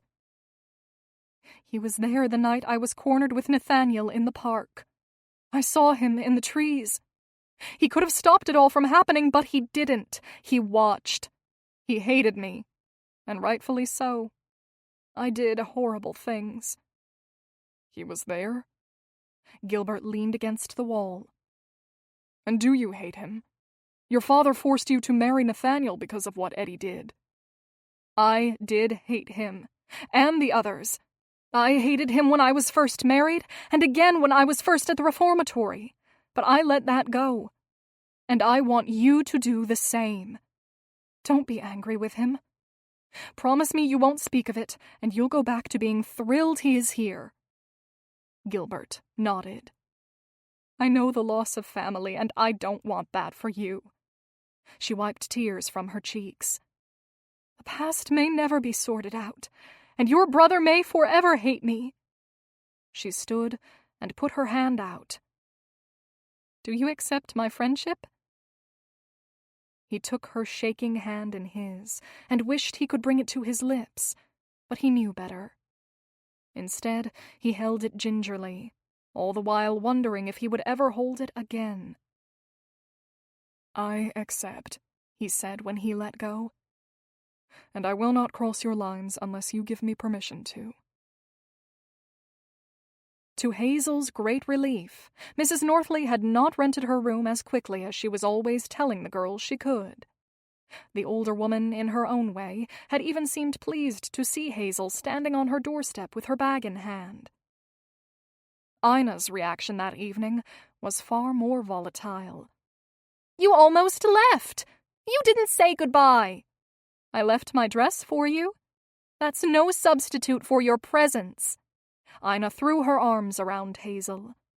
"Never leave again." "I'm sorry, Ina."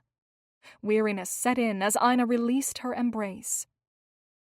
"When I saw Gilbert's brother, I realized I'd never fully be able to set the past right, even if I did show the world I was not a thief. None of us can change everything, but look at the life you are leading now. That must count for something. We all know how remorseful you are, and I've seen you praying often enough." Ina touched the painting Gilbert had done. "It's not right the way you berate yourself all the time.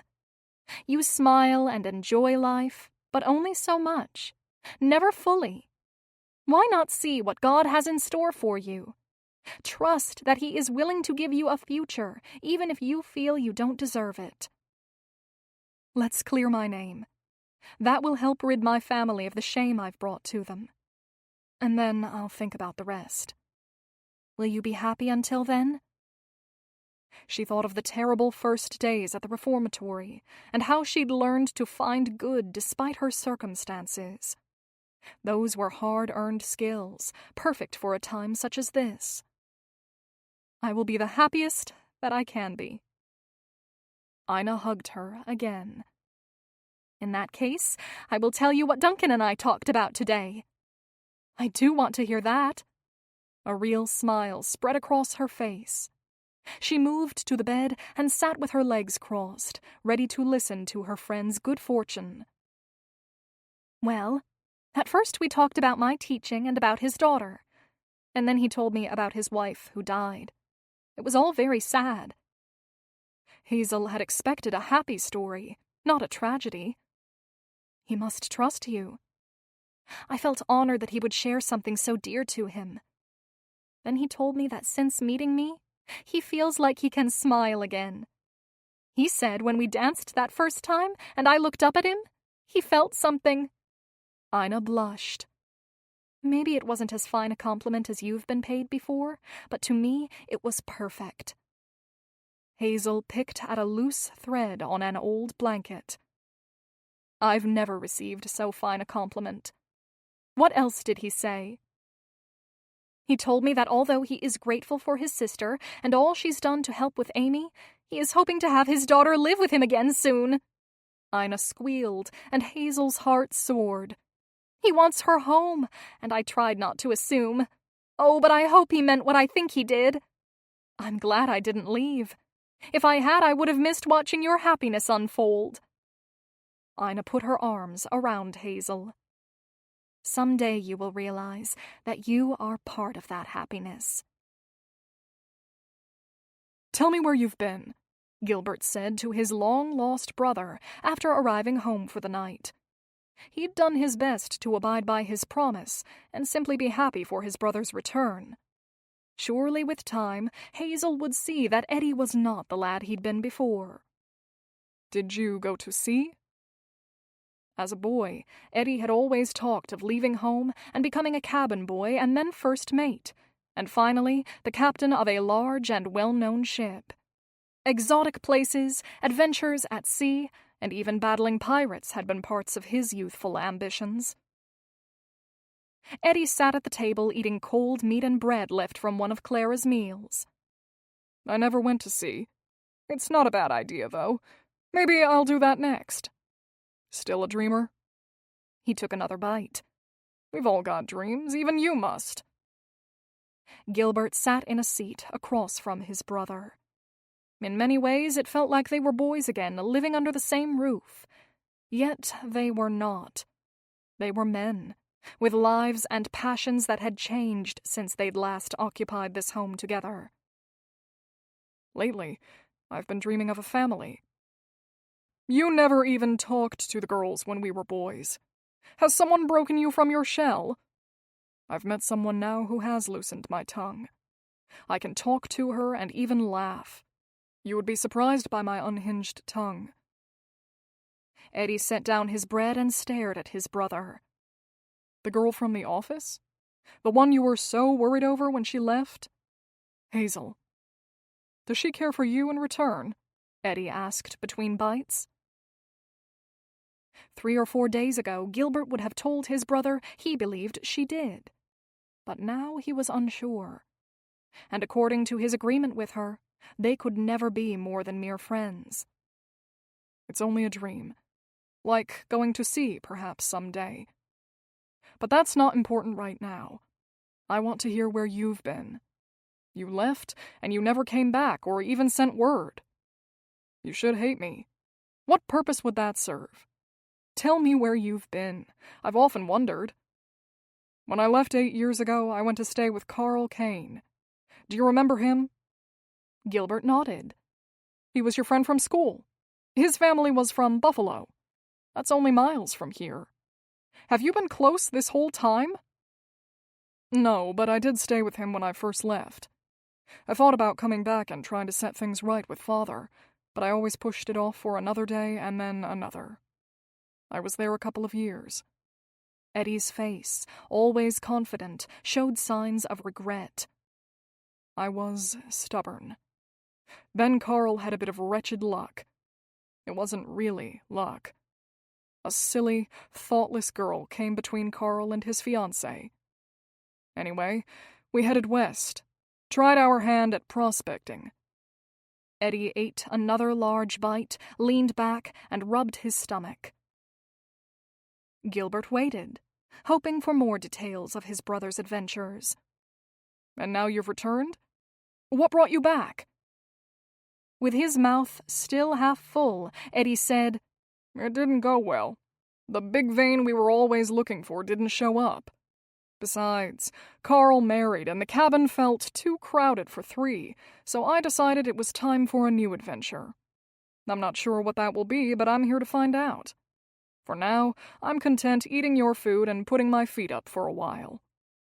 He brushed the crumbs from his hands, letting them fall on the floor. "Tell me about Father. I heard about his death through Carl's family. They sent a clipping from the paper. He was sick a long time. After I left, I wondered about him and worried some, but I always knew you'd be there to take care of him." I think he would have liked having you back. When he was dying, he often spoke of you. He even called your name when he was delirious, or sometimes in his sleep. For a long time, Gilbert had been angry with Eddie. Angry that he'd left, that he wasn't there when their father died. Angry that he was alone when he had family. But with time, he'd come to realize the anger did no good. It would not bring his father back. We were all hurt by your leaving. I should have come back, but I was too proud and then so much time had passed.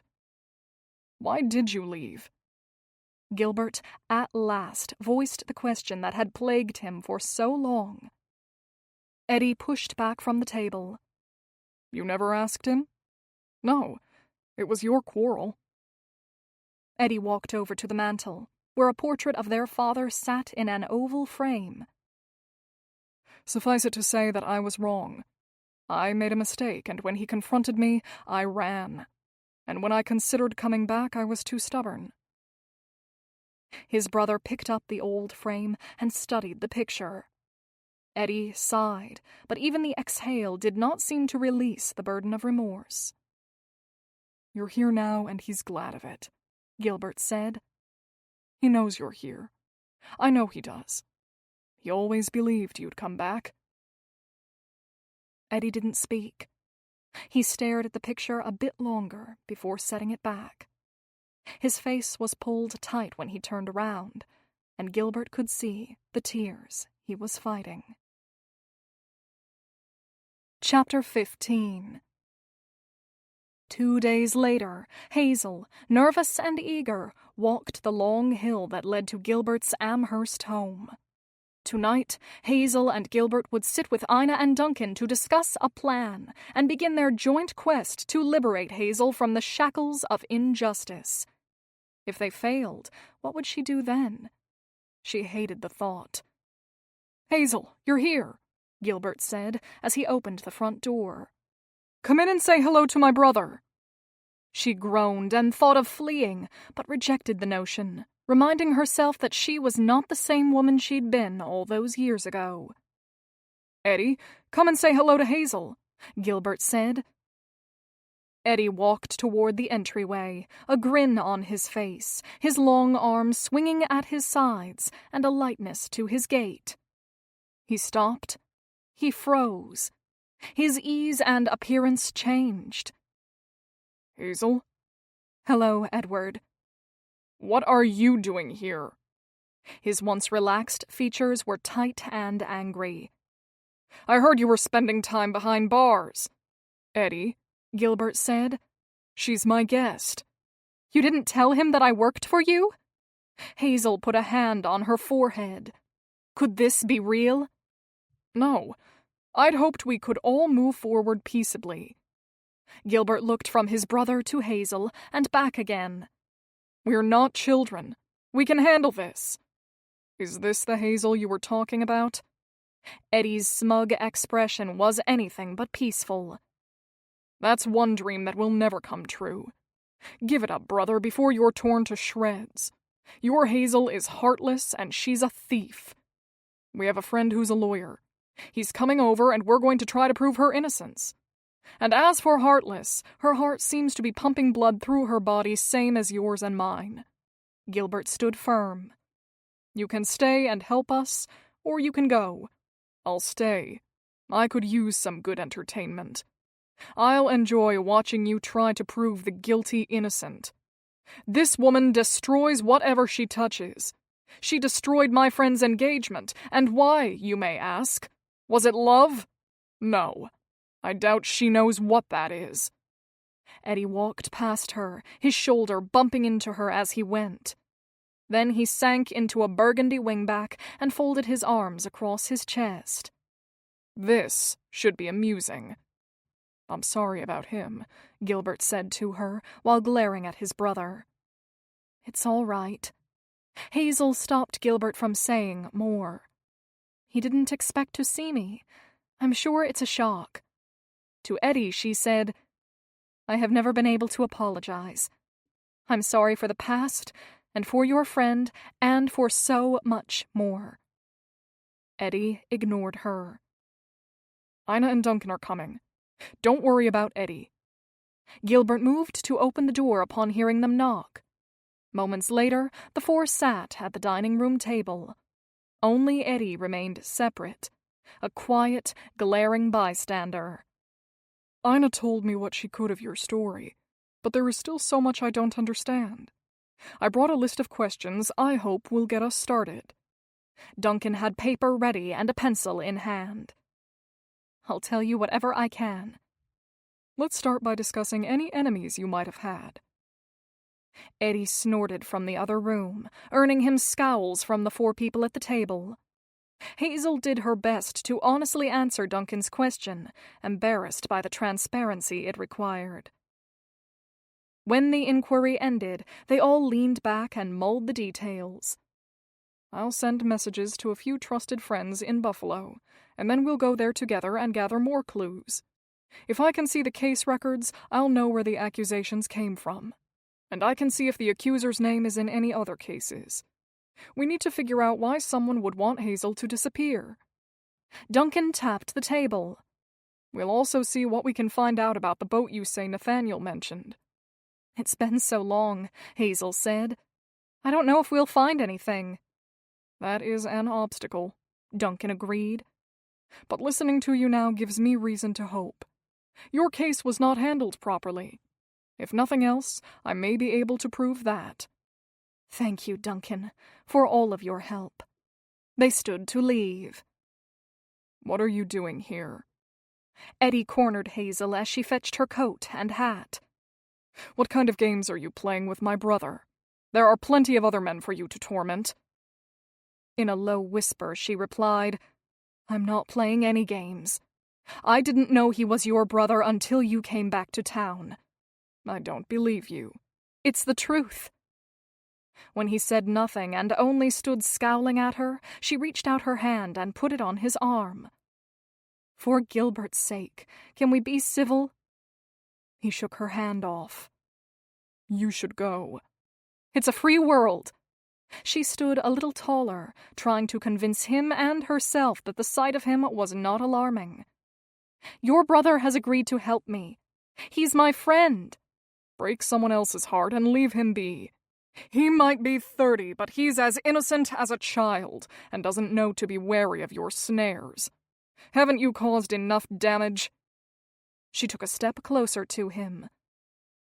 I stopped playing games long ago, and I've paid my dues. I'm truly sorry for everyone I wronged. If you'd been here these last couple of months, you'd have seen the friendship your brother and I have formed. It's real. Gilbert walked over to them. Are you ready to go, Hazel? Yes. She looked once more at Eddie and in a slow, piercing voice said, I never stole anything. Eddie turned his back on her and walked away. What was my brother talking to you about? Gilbert asked once they were alone and heading toward the boarding house.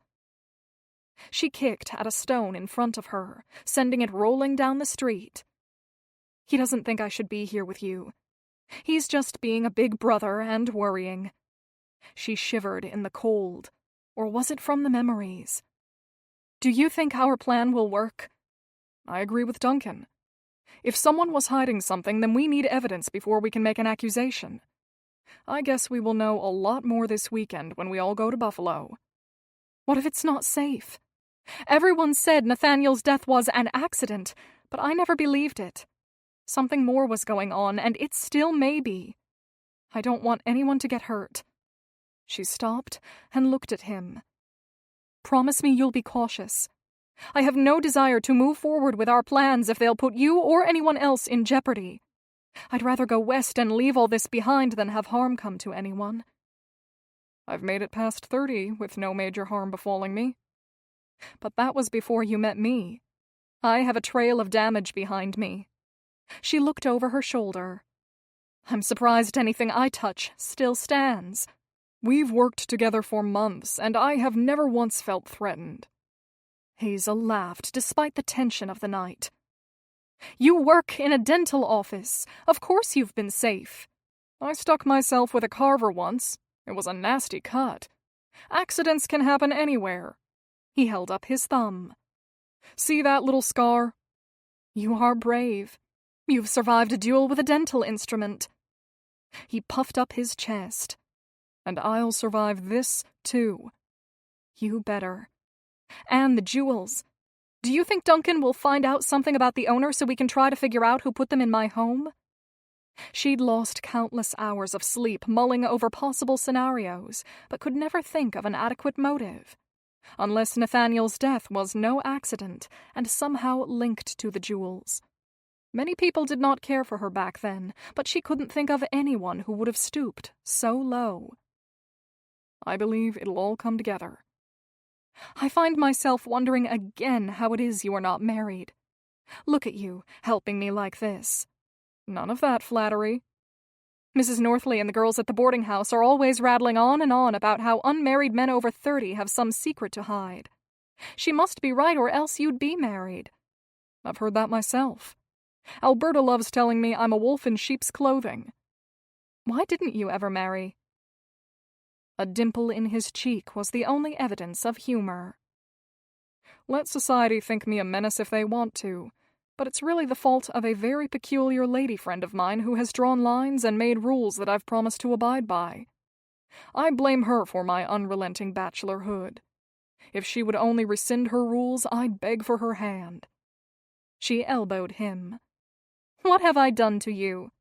You were a man of so few words before, and now you have me always wondering what you'll say next. I'm certain this lady friend of yours had good reasons for her request. He scrunched his face up and shook his head. I doubt that, but I keep my word when I give it. That's honorable of you. Or foolish, but aren't we all fools when our hearts are at stake? Gilbert slowed again. They were near Mrs. Northley's. Hazel, I can only imagine how difficult all of this is for you. His voice was serious now. We'll look out for one another, and I trust Duncan that we can get to the bottom of it. You've spoken to me of your faith, and I believe too. We'll be in good hands. I only worry for you and the others. He touched her cheek. You, my dear friend, are worth worrying over too. Don't ever think otherwise. Wind rustled the bare branches, sending eerie shadows dancing in the moonlight. Hazel's hair blew across her face. She closed her eyes and leaned against a tree. Being worried over was not easy to accept, but it felt good to be cared about. What time is the door locked? Gilbert asked. 10 o'clock. I should go, but I don't want to. I have so many worries, and for some reason out here in the moonlight, I feel less afraid. I wish we could linger. He looked between the house and her. Best hurry inside. I'm not sure how many more chances Mrs. Northley will give you. Don't worry, though. The week will go quickly, and soon we'll put together the pieces of this puzzle. I do hope so. She picked at the tree bark. Thank you. Good night, my red-headed friend. Swallowing the emotion that wanted to rise without her permission, she stared back, wondering what her eyes gave away about her. Good night, Gil. What is he doing here? Hazel whispered to Ina 2 days later when she spotted Eddie waiting on the front porch of the boarding house with Gilbert and Duncan. The rest of them were to set off for Buffalo as planned, but Eddie, what was he doing? I don't know. He doesn't look happy.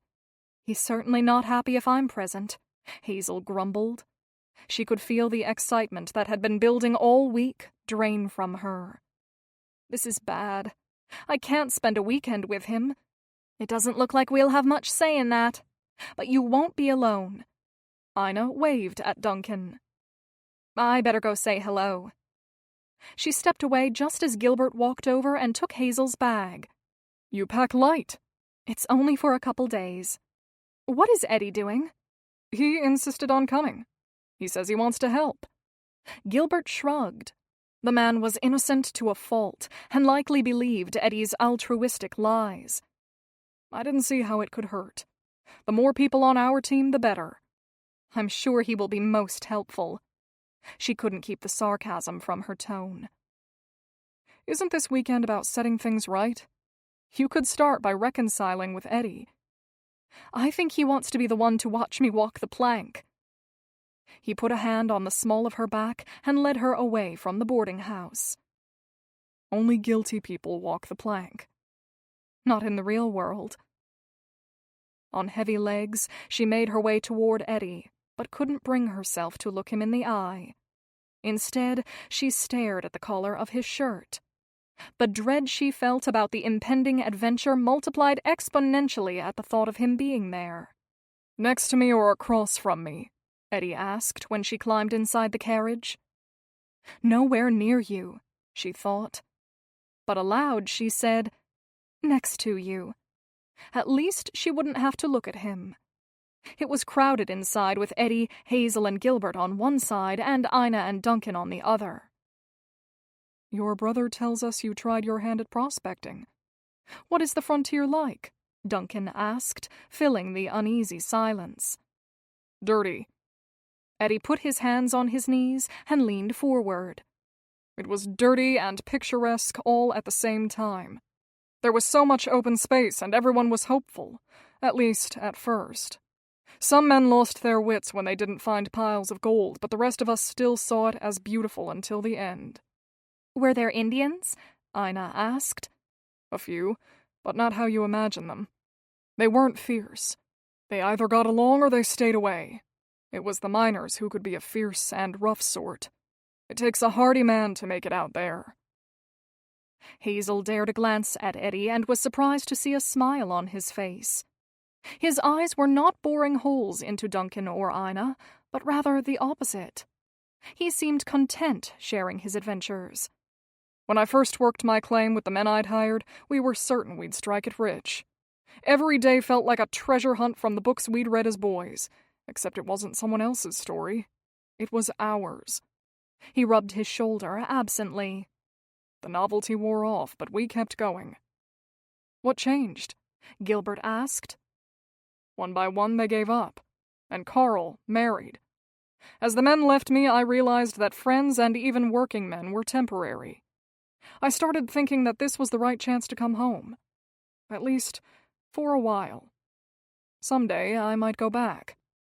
There was passion in Eddie's words, so much so that it baffled Hazel. Not the flippant passions from younger years, but the steady and focused passions of a man willing to work to bring his goals to fruition. I don't know you. She uttered her thought without meaning to voice it aloud. I'm sorry. It's only that you are very changed from when I knew you before. When he turned to face her, his expression changed from a man deeply engrossed in thought and reverie to a man filled with contempt. And you are exactly the same as you were before. You have no idea who I am now. You don't fool me. Then why are you here? She couldn't understand. He didn't care a thing about clearing her record or reuniting her with her family. Gilbert's my brother, and what you've talked him into doing isn't exactly safe. I never... Don't. Gilbert stopped her from offering a defense. Then he leaned forward and looked around Hazel at his brother. You said you'd keep your thoughts to yourself. I'd planned to, but you don't know a thing about this woman. Do we need to stop and let you out? Gilbert reached a hand toward the window, ready to get the driver's attention. Whoa there, little brother. You've gone and gotten yourself a backbone. Maybe I don't know you anymore, either. Eddie's comment silenced all the passengers. They froze in their seats, listening to the thudding of their own hearts and the clip-clop of the horses' hooves colliding with the street. Hazel bit her tongue to keep from speaking out of anger. When her temper cooled, she said, You never have to think a gracious thought about me. I can live with that. But if you are coming with us, can we agree to work together? Not for me, but for your brother? For Gilbert, I will. Chapter 16. You ladies get settled into your room, and we'll meet you in the morning, Gilbert said after they arrived at the hotel. "Where are you going?" Hazel asked. "We've decided to look into a few things tonight." His gaze, which normally held hers, darted away. "Rest. We'll meet you in the morning and catch you up on whatever we learn." She grabbed his arm, pulling him back. "Tell me where you're going." "It's better if you stay here and trust us." "You can't do that." Fear assaulted her. Nathaniel had left one night, only to be injured and then die. What if they went to the docks or somewhere dangerous? She couldn't allow that. "I'll stay up the entire night worrying. Tell me where you're going so I'll know if you are safe." Duncan looked at his watch. "Don't argue all night. Either tell her or don't." "We're going to your old house. The one you lived in with Nathaniel. It's been vacant this whole time. Duncan saw the deed, and Nathaniel's parents still own it. We want to see if we can find any clues. Maybe something was left behind." Gilbert immediately looked as though he wished he could take back the words. "But you can't come." "I'm going with you. You can't stop me." "It's dangerous. We have to get in and out with no one noticing us." She pressed a hand to her chest. "I lived there. I know that house. I know which boards squeak and which ones don't." She raised her voice loud enough for Eddie to hear. "Tell him I should go. That I'm the one who should do anything dangerous. Tell him it's smart for me to come. Besides, if they catch us, at least I have a connection to the house. You would be strangers with no reason to be there, but I could claim innocent motives." Eddie let out a cynical laugh. "I don't want her to come, but I agree with her. She can be our cover if we are caught." Gilbert looked from Duncan to Eddie and then to Hazel. Through gritted teeth, he said, "Very well. And Ina, will you be joining us? It seems we are all going to put ourselves in harm's way together."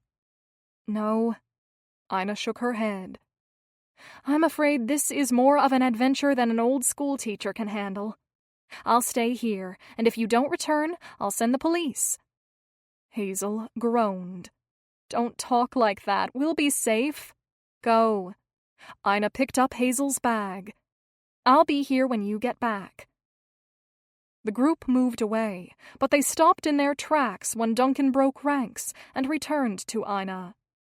Moving on and giving them privacy would have been the appropriate choice, but they all stood together and watched. Duncan took Ina's hand, then slowly moved it to his chest and held it against his heart. "I'll be back." "Be safe," she said, looking up into his eyes. Hazel's breath caught in her chest as she watched her friend living out the tender moments she'd always dreamed of. Duncan, with his balding head and outdated clothes, was Ina's perfect suitor. He pressed a kiss to her cheek before promising again to return. "It's that one." Hazel pointed to a tall brick home with dark shutters and iron railings around the porch. "I think no one will notice us if we go in through the side gate. The trees are thick over there and block the view. There's a door in the back we might be able to get in through." Gilbert felt small as he stared up at the large, ornate home where Hazel had lived with her husband. It was twice the size of Mrs. Northley's and had a gold finial on the top. He knew her life was different before, but his imagination never conjured up an image this grand. "Are there any hidden keys?" Duncan asked. "I don't know of any," she said, her eyes sweeping over the home. "Follow me around back." As stealthily as they could, the four of them stepped through the gate, under the trees, and to the back door. A twig snapped under someone's foot, and they froze. But they were alone, and if they could get the door open, they would be inside soon. "I can get us in." Eddie pulled a piece of wire from his pocket, surprising everyone. "I've picked a few locks before. Brought this just in case." Had they been somewhere else at some other time, Gilbert would have insisted Eddie tell him where he'd learned such an unusual talent. Tonight, In the eerie darkness, all he felt was grateful that his brother possessed such a skill. Eddie bent the wire and set to work picking the lock, while the others looked out into the darkness. Seconds that felt like minutes passed before Eddie pushed open the door and they entered the abandoned home. "It's so dark," Duncan whispered. "I don't think we'll be able to see anything." "If nothing has been changed, then I can find a candle." Hazel stepped past the men and felt her way inside. "They're still here," he heard her say. When she returned, the candlelight flickered across all their faces. "The drapes are drawn. I think if we are careful, no one will see the light from the candles. I can find more, too. We had them stored all over the house, and there are lanterns. From what I can tell, everything's just how we left it." "Why didn't they sell the house?" Duncan asked, taking his candle and holding it up so he could look around the large kitchen. Shelves covered in a thick layer of dust lined the walls. "I'm not certain. Perhaps because it's a family home. But I never thought they'd leave it neglected." "I had trouble changing my father's home when he died. Grief can do strange things to us. It's a good thing for us, though. We're more likely to find a clue with it all untouched." Gilbert's voice was a low whisper. He straightened and held out his candle in front of him, using the dim light to see what he could of the home. "It's very fancy." "Nathaniel came from money," Hazel said. "Follow me." They left the kitchen and entered a hallway. "That way is a large bedroom." She pointed. "And that way is the parlor and an office, and upstairs are all guest bedrooms. There's also a library and sitting room. It's all bigger than I remembered. Where do we begin?" Hazel turned to Duncan for direction. "It's hard to say, but my hope is that we'll find some evidence that Nathaniel had suspicions regarding a crime. Your story seems to point to something involving his parents' boat, but I'm not sure what to look for," Duncan said. "I'll take Eddie, and we will start upstairs. You and Gilbert search this floor. Look for papers, names, whatever might help." Gilbert nodded, glad someone was taking charge. "We'll meet you back here." Being in the dark house uninvited made him nervous. "Let's all hurry." Duncan and Eddie headed up the stairs, leaving him with Hazel. Together, they went down the back hall and started on the far side of the house. He'd been alone with Hazel many times, but never like this. In the dark, in a bedroom she once shared with another man. A board creaked under his foot, and they both jumped. "I'm sorry," he whispered. "I used to like that spot. I always knew when Nathaniel was home. I should have warned you." Raising his candle higher, he tried to decipher the contents of the large bedroom. A 4-poster bed, bureaus, chests of drawers, a plush wing-back chair, and a washstand. Drapes with golden tassels adorned the windows. Everything was grand. Dusty, but grand. "My old dresses are still in here." Hazel's voice was a low whisper. "The dust is all that's changed." "If we are caught, that will be our defense. We will tell the police you were looking for a dress to wear to a party." "Do you think they'll question why I had to bring 3 men with me?" Hazel pulled open a drawer and stared into it with her mouth ajar. "Gil, look! This jewelry was all mine." She rolled a string of pearls between her fingers. "This necklace was my mother's. She gave it to me when I was 16. I remember not wanting to wear it because it was so plain. If only I'd valued the simple things." He stepped near her and looked at the necklace. "You should take it. It's yours. You can care about simple things from this day forward, if you wish." He riffled through the jewels. "Why is this all just sitting here?" "It's strange, isn't it? They accused me of stealing jewelry, and here sits a whole pile of it that no one cares about. Look, here's a jade necklace, and this one has a diamond in it. Why would I steal jewels? I already had a fortune's worth. She slid the thin string of pearls into her pocket and left the rest. My verdict was decided before I ever spoke. They'll listen this time. Gilbert inched closer to her. The candlelight danced across her face, glistening off the flecks of green in her eyes. The setting was all wrong. It was dark and eerie, and they were in the room she'd lived in as a wife, but he couldn't help but admire how beautiful she was. We'll find a way. She closed the drawer and moved to the other side of the room. Nathaniel's belongings were stored over here. Something may be in them. He often had notes tucked away in his pockets, or he left them on the nightstand. Hazel pulled out a suit, covering a sneeze as she did so. All this dust gets to me. Dust and cobwebs have taken over this place. Nathaniel was their only son, and coming here may have been too painful. Elizabeth, his mother, was tender-hearted. I can only speculate, but I wouldn't be surprised if they pay someone to keep this place secure, but have never come back themselves. At least, not often. I've never possessed much excess, certainly not enough to keep a house for spiders to live in. Gilbert searched through the pockets of the finely tailored suits, keenly aware of the fact that he'd never worn anything so fine. He differed from Nathaniel, at least in his manner of dress, and likely in other ways.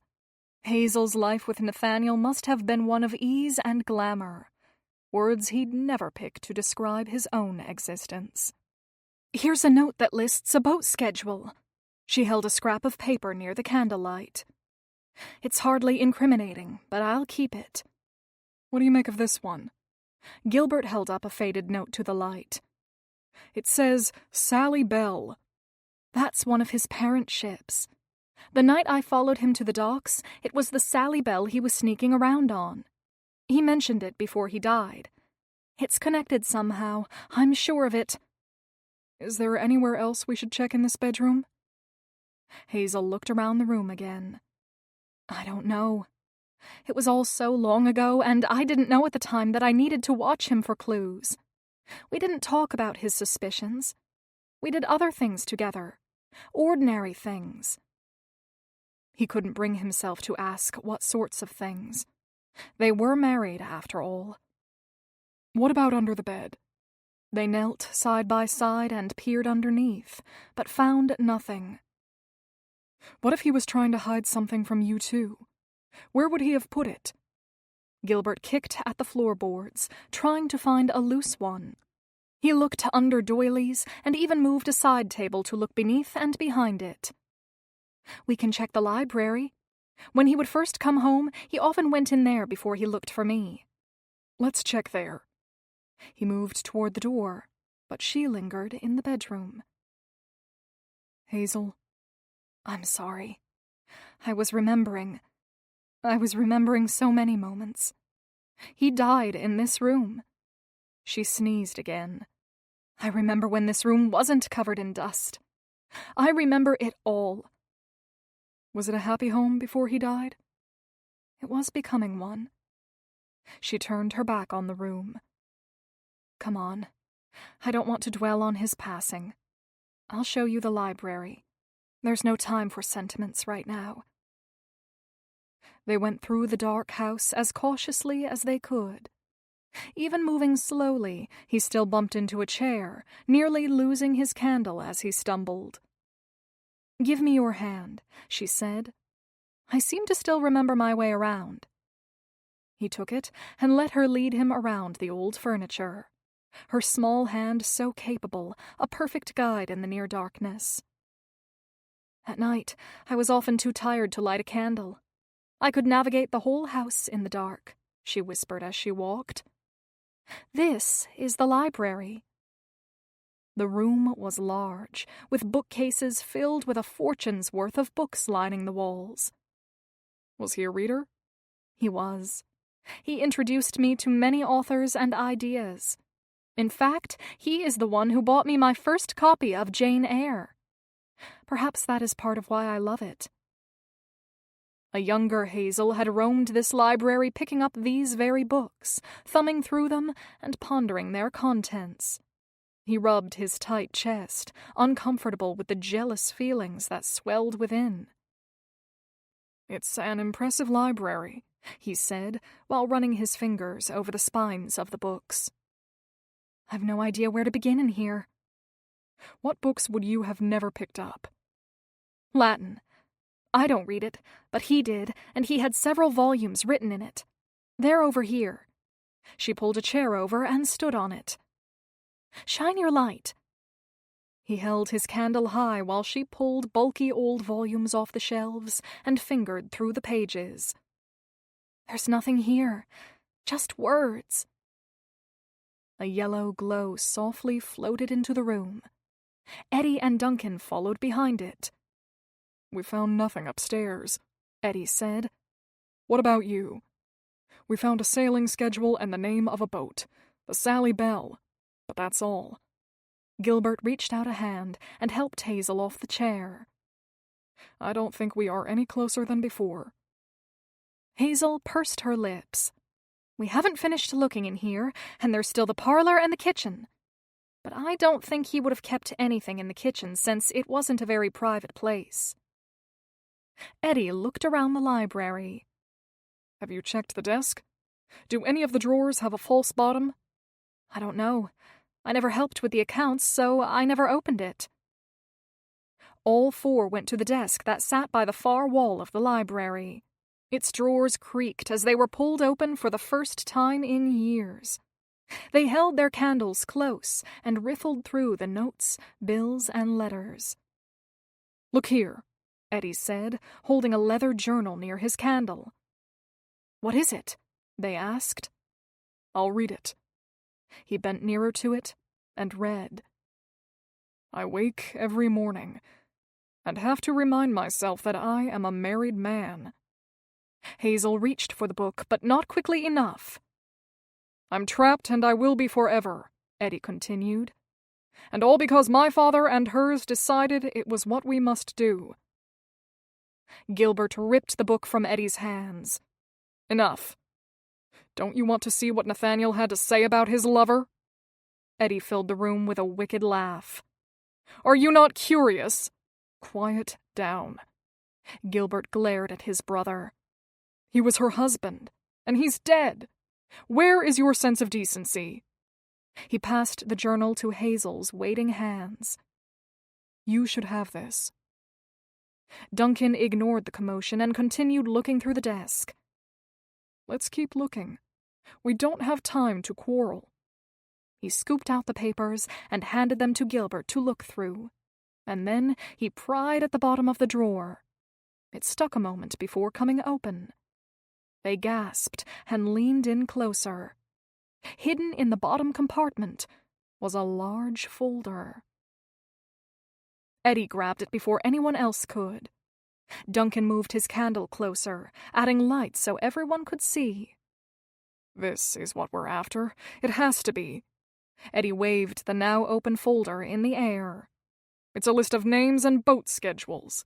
It even has a list of police officers. I don't know what it all means, but he was hiding—" "We have to go. We have to go now." Hazel pulled on Gilbert's sleeve. "We have to go." "Do you hear something?" Gilbert asked, his heart racing at the urgency in her voice. "What is it?" "No, but this is why he was killed. It has to be." She was breathing rapidly, pulling him with more force than he'd expected. "Someone killed Nathaniel.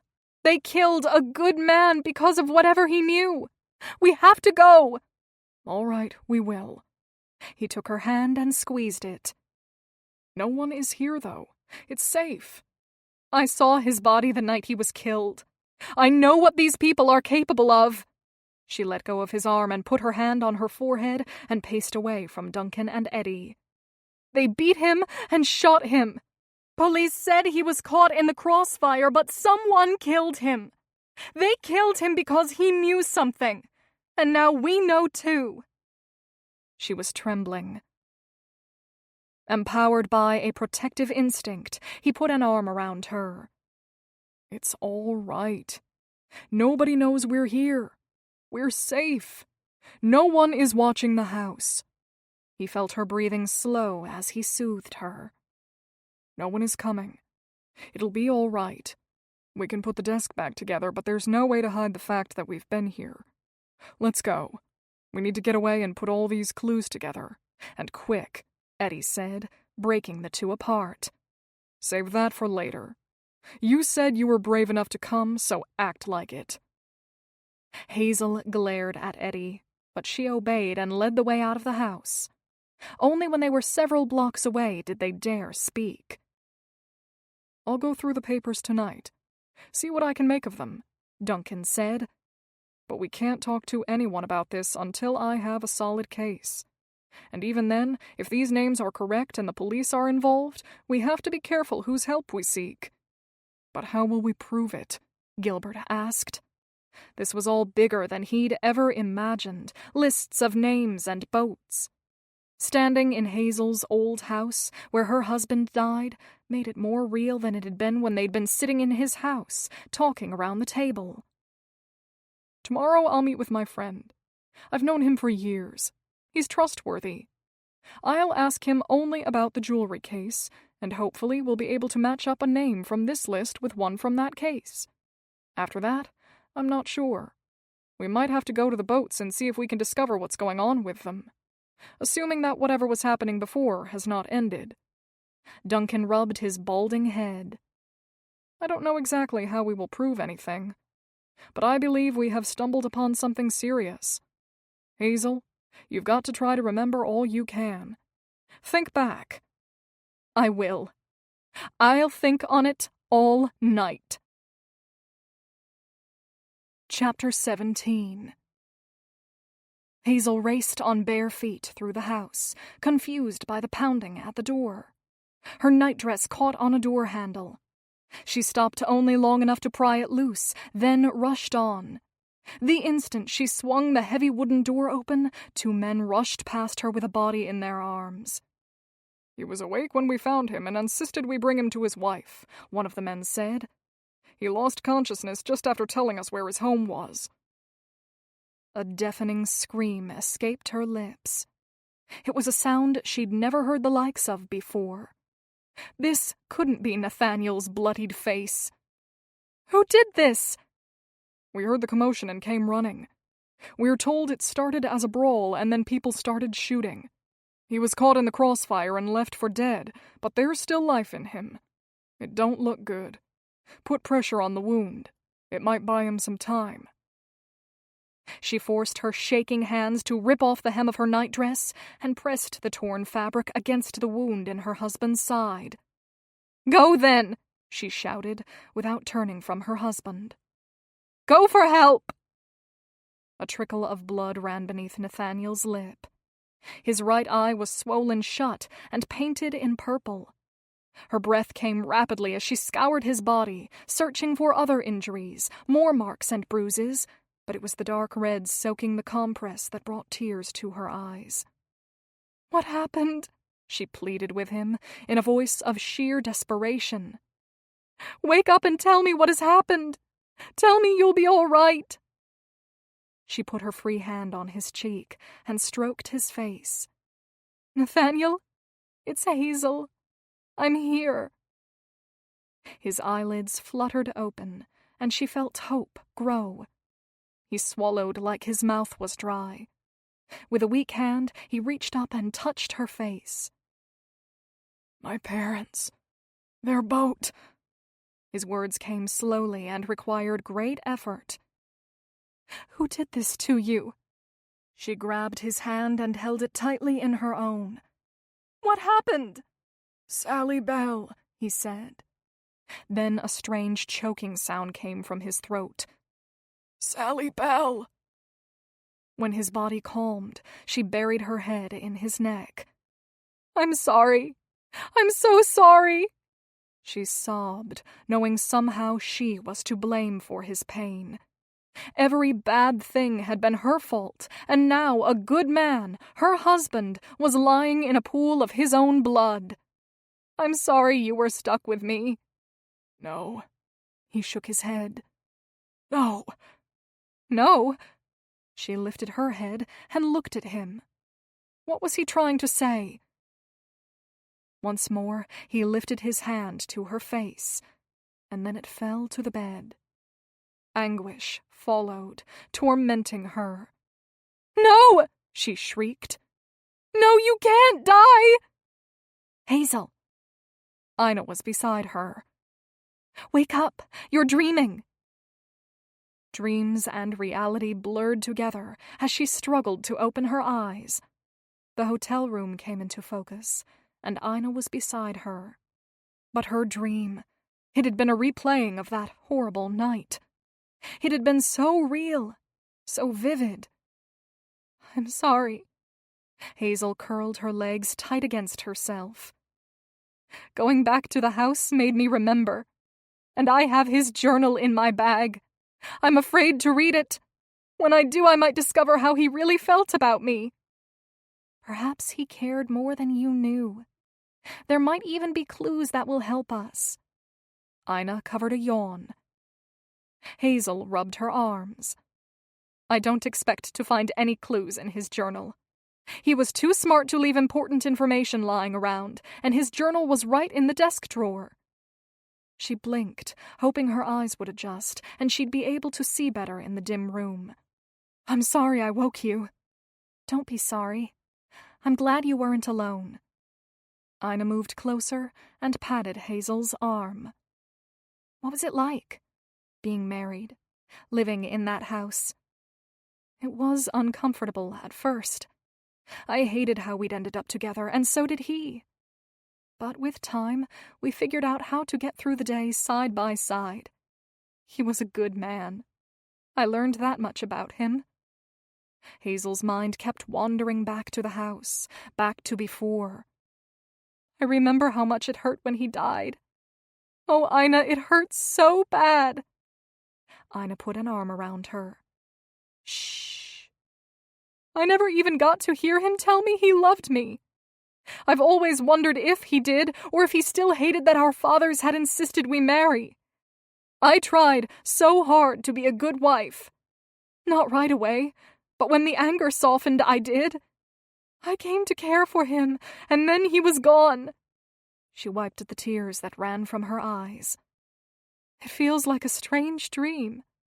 I know I lived it, but it was so long ago. All that's left is the pain and the questions and the guilt. He may have died anyway. You had no part in his going to the docks." Ina soothed her in an almost motherly way. "Tell me something good about being married to him, not just the regrets." "Well, he had a wonderful laugh. I would go to great lengths to hear it. One day, he laughed without me coaxing it from him, and I believed that we'd become friends." "And did you laugh with him?" Had she laughed with him?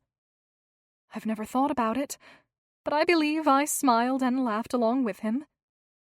A home full of laughter does not sound like a life he would regret. He may not have said it, but don't you believe he was happy? Ina rubbed her friend's back.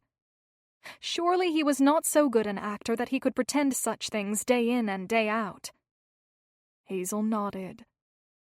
I want to believe that, but your life is good now, and you're doing what you can to sort out the past.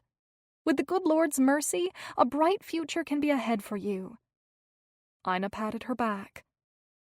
I hope someday to have a home of laughter. Don't regret that.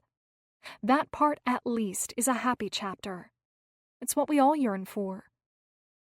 I've seen Duncan laugh and smile around you. And we all saw the moment of passion you shared before we left. Hazel turned toward her friend. I did not expect Duncan to be so bold. My heart raced for hours after that. Ina clasped her hand to her heart. It was the most romantic moment of my life. It was just a little kiss, but I could feel so much from it.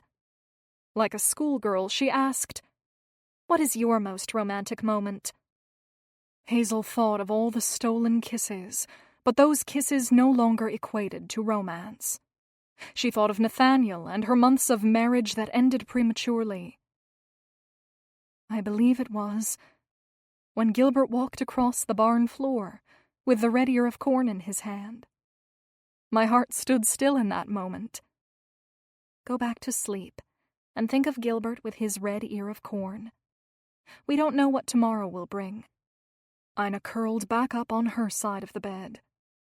Into the darkness, she said, I think Nathaniel would want you to be happy. I think he'd want you laughing again. When Hazel settled back down, she closed her eyes and pictured Nathaniel's smiling face as she drifted off to sleep. And for one brief moment, she was convinced she heard his laughter. Duncan took the folder we found and went to speak to his friend the lawyer, Gilbert said to Hazel over breakfast in the hotel's dining room the next morning. What did he find in it? Lists of officers, cargo lists, notes. Mostly dates and things Nathaniel had observed. The folder won't put anyone behind bars by itself, but it will serve as evidence once we put a few more pieces together. A man brought a plate and set it in front of Gilbert. He waited to eat until Hazel had a plate set in front of her. Ina went along with him, and he has agreed to escort her while she shops afterward. They went shopping together. Hazel raised a brow. She didn't mention it when she snuck off this morning. All she said was that it was early and I ought to keep sleeping. I saw her before they left. She said you had a rough night. I'm not prone to nightmares, but last night I kept seeing Nathaniel's broken body. She picked up her fork and knife and cut into the thick slice of ham on her plate. I didn't mean to get up so late. I'm sorry. You don't have to be so strong. He set down his fork and seemed to let his full attention rest on her. Death in any form is unpleasant, but you lost someone you cared deeply for, and in a terrible way. That's the hardest of all. This was the first night I've seen his face so clearly in years. I can't explain it exactly, but I could feel what it felt like to watch him die. It was terrifying, just as it was that night. I'm glad Ina was there. She's a true friend. Hazel smiled, feeling more comfortable now that the topic had shifted. I can't believe she's gone shopping with Duncan. Would you not want to shop with a man? No, it's not that. I'm just surprised that there are men who would want to go shopping with a woman. I'm glad, though. Ina is very frugal, but has her heart set on a new dress. He buttered a biscuit. I'd shop with a woman if I cared for her. It seems to me that if a man cares for a woman, then what matters to her would also matter to him. Maybe not in the same way it does to her, but he still would care. She looked skeptically at him. But what if she loves embroidery or something dull like that? Would you take it up? I don't know if I'd have a knack for it, but I could still find it important. I'd love what she creates, just like I'd hope she'd love my painting and my passion for it. A crumb stuck to the bottom of his lip. He brushed at it with a napkin. I believe genuine love can create genuine interest. I have no doubt many women would be genuinely interested in your painting, among other things. Hazel smiled again. Where's Eddie? Eddie has gone to visit his old friends. His friends? She raised an eyebrow but let it go. There were more pressing matters than Eddie and his shenanigans. What will you do today?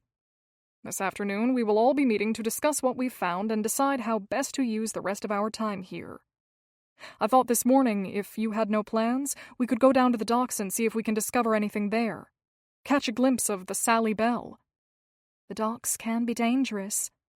We'll go together, and it's during the day. Duncan told me the Sally Bell is there now. She's docked. It seems like the perfect chance. He wiped his face with his napkin.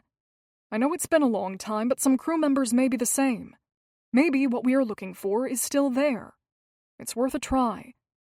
Very well. She pushed her plate away. I'm finished. Gilbert looked at her quizzically, then shoveled the rest of his breakfast into his mouth. Despite her insistence she pay for herself, Gilbert paid for breakfast, then offered his arm. Where did you live before you were married?" he asked, once they stepped out onto the street full of couples, working men and children. Buffalo lacked the quiet serenity of Amherst, but it had its own bustling charm to be found in its constant movement. "Was your home close to here?" "Yes, it was near here. I've walked all these streets many times before." She slowed and pointed. "See there? That house belonged to a girl just older than me, and the one next to it was owned by a prominent banker." She pressed a hand to her heart. "I was homesick before, but now that I'm back, the desire to run home is so much stronger." She sighed. "And then I recoil and wonder where I fit in this city, and if I'll ever be welcomed home again." "I imagine those are all normal feelings. Wanting something and being afraid at the same time." "There are good memories, too. Every year when it first snowed, we would go outside and fill cups with fresh snow, and then we'd stir in cream and sprinkle sugar on top and eat it." She looked up at the sky, remembering the lacy flakes and the excitement they'd evoke. "Memories like that make my heart happy." He grinned. "And when you have children, will you do the same?"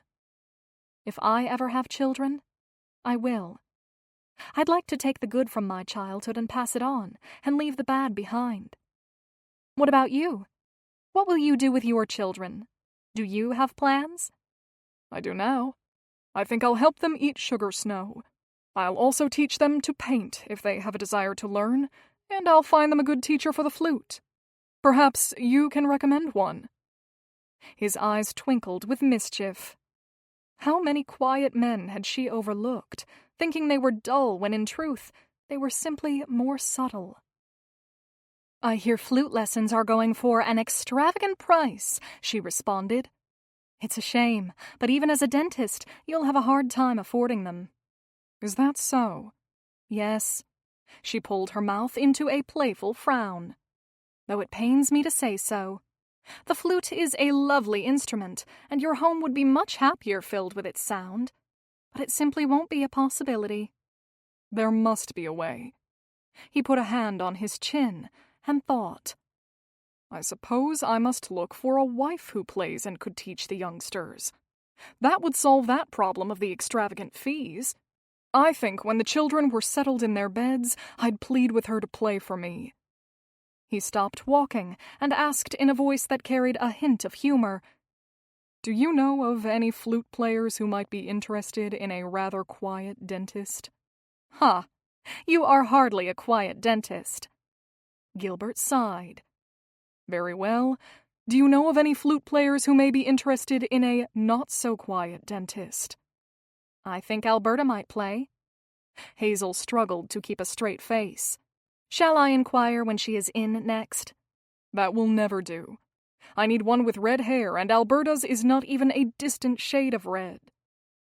Hazel laughed out loud, bested by this man she'd once thought lacked a sense of humor. She broke stride and asked, "That seems an odd reason to reject a potential suitor. What difference does her hair make?" "It makes a great deal of difference." Gilbert put a hand to his heart as he attempted a serious face. "My wife must have red hair. I could never even consider a woman with blonde or black hair. It would never do." "Why?" He stepped closer, his body only inches from hers. The closeness unnerved her, excited her, and threatened to break her resolve. Remaining only friends with this man was the proper choice, but certainly not the easy one.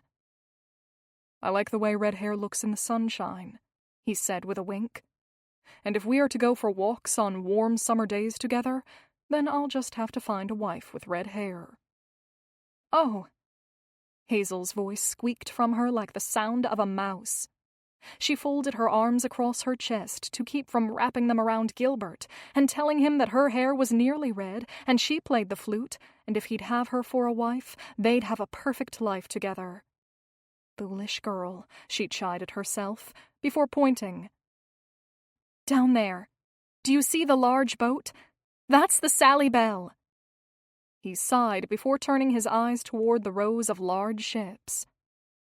"What do Nathaniel's parents use it for?" They own that boat and several others. They run them up and down the Erie Canal and around the lakes. Crops, goods, I think they ship whatever people pay to have hauled. Why do you think Nathaniel mentioned it before his death? I'm not sure. But I believe something was being smuggled on the boat. It's the only thing I can think of. Nathaniel was clever, but he was not cautious enough. And she'd not protected him well enough. If they'd been happier, perhaps she could have begged him to stay home at night. But she'd hardly been in a position to make demands. If only he'd been a little more guarded, things would be different. He sounds like a good man, Gilbert said. I'm sure you often wish it had gone differently.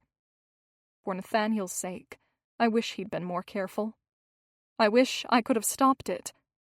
She swallowed. This talking of what might have been was confounding. It was unfair to dwell on which path she'd rather walk, the one that led her to this moment or the one that could never be. Long ago decisions had already dictated the outcome, and they could never be undone. He should not have died the way he did. Of that I am most certain. The sound of men yelling on the docks interrupted their conversation, pulling their attention away from each other and focusing it on the water. The Sally Bell swayed peacefully beside the commotion, a quiet onlooker. But was she an innocent bystander, or did she have a secret? Let's get a closer look. Gilbert led them toward the docks. Maybe we can get on board. No, it's too dangerous. We'll be discreet. They walked near the massive ship, jumping when a man emerged carrying a load of rope. Hazel clung to Gilbert's arm, stealing what strength she could from him. This was where Nathaniel was the night he died, where everything changed, she thought. Do you work on that large ship? Gilbert asked the man. How is it? Traveling up and down the Erie Canal, I mean. I've been sailing this same boat for years now. I don't think much of it. It's hardly the dangerous life of a sailor out to sea. His long beard made it hard to read his expression, but his eyes seemed kind enough. You two looking for something? If it's a sailor you're after, you won't find many around here. We unloaded yesterday, so the men are off. He looked at Hazel. They're just enjoying their time ashore. It's not a sailor we're after. We're thinking of having goods shipped and thought coming to the docks was the right place to find a carrier. Gilbert squeezed her hand as he lied. She'd never heard him tell an untruth, and though she knew he had a good cause, she hated being the reason for it. We've heard of the Sally Bell. What does she normally carry? Hazel asked. Whatever we're told. The man shifted the rope from one shoulder to the other. If it can fit on the boat, we take it. Tell me, do you know the owner well? Is he an agreeable man? She asked. Then she quickly added, We'd prefer to work with an honest man. Don't know him well myself, but he's a hard worker, always keeping the schedule full. I'm sure he'd meet with you, but I don't think he's here today. Since we are here today, would it be much trouble for us to walk through the Sally Bell? I've always wanted to see the inside of a boat like her. Hazel plastered a pretty smile on her face and feigned excitement. If it's not too much trouble, that is. Come along, we don't want to bother him. Gilbert tugged on her hand, turning her away from the boats. He's busy working. But I've wanted to for so long. Hazel allowed a little pout to enter her voice. You know I've wanted so badly to board a ship like this. It's no trouble, the man said. I've got to deliver this load, but you can go aboard. Walk around and I'll be back shortly to answer your questions. That'd be lovely. Hazel clasped her hands together and smiled at the sailor. Gilbert winked at her as they crossed the gangplank onto the ship. We do make a good team. I never thought you'd be able to pull off a deception so well. The boat was large, but not tall. The deck was covered with large shipping crates secured by lines they had to step around. What are we looking for? Let's try the captain's quarters first. Gilbert looked at both ends of the ship. I think it must be that way. We can't go in the captain's quarters. He pressed his fingers tightly around hers. We have to go there first, And quickly, so we don't get caught. There's no good explanation for us being in there." "It's reckless," she said, but followed him down a narrow stairway. "Stay here and knock on the door if the man comes back and I'm not done. I want to look around and see if anything seems suspicious." Hazel's chest rose and fell, her breath coming sharp and quick. She pushed him toward the door. "I'll watch out this window the whole time. Go quickly." Gilbert ducked under the low doorway, leaving her to watch the docks. Her palms were damp from sweat despite the cold weather. She wiped them on her skirts, but it did little good. Searching the captain's room didn't make sense, and it was imprudent. She reached behind her and pounded on the door. If the captain were doing something illegal, he wouldn't leave it out to be seen. And what would the man do to them if he caught them in the captain's quarters? The risk was not worth it. Gilbert's head popped out from the low doorway. "Is he headed back?" "No, but I think you should come." "Keep watch. I'll hurry." He ducked back into the dim room before she could plead with him. The docks were bustling with action, but she couldn't see the sailor they'd met. He'd been wearing a dingy top and had long, dark hair. She craned her neck, looking as far as she could in every direction. The sailor was nowhere to be seen, so she relaxed for a moment. When she looked up toward the gangplank, a man was halfway up it. Not the sailor from before. This man was older and walked like a man in charge. She wasted no time and pounded on the door of the captain's quarters, banging as hard and fast as she could. "Come now," she hissed in a loud whisper, then left her spot and scurried up the stairs toward the man, ready and willing to do what she must to protect Gilbert. "Excuse me," she said as she hurried across the deck. "What in tarnation?" The man swore under his breath as he surveyed her. His mouth dropped open, and Hazel took a step back, afraid he recognized her, but she could not think from where. No matter who he was, she had to keep her composure. "My husband—" She looked back over her shoulder, relieved to see Gilbert only a few steps away. "And I were hoping to ship some supplies on this boat." "So you came on board and decided to have a look around?" Skepticism oozed from his words. "What's your name?" "Gilbert McDowell," Gilbert said, using her pseudonym. "One of your shipmates told us we could look around. I apologize if that was an inconvenience." The man's eyes didn't move to Gilbert. They stayed firmly planted on Hazel. "And your name?" "Mrs. McDowell," she said to the man before turning back to Gilbert. "I believe we'll be late to meet the rest of our party if we don't go." "I thought you wanted to look around." The man moved closer. "I'm the captain of this vessel. You want to know about her, I'm the man to ask. I feel assured that it's watertight and in good condition. I believe any further inquiries can be made later," Gilbert said as he backed slowly toward the gangplank. The captain spit before saying, "If you're up to some sort of nonsense, I'll find out." "No need to worry yourself," Gilbert said as they moved away from the captain and the ship. Perfectly in sync, they walked across the wooden docks, leaving the Sally Bell behind them.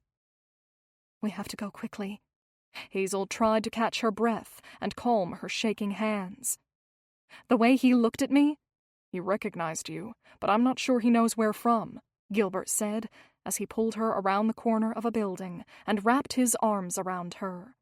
She fell into them, grateful he'd sensed her near-bursting emotions. "You're safe.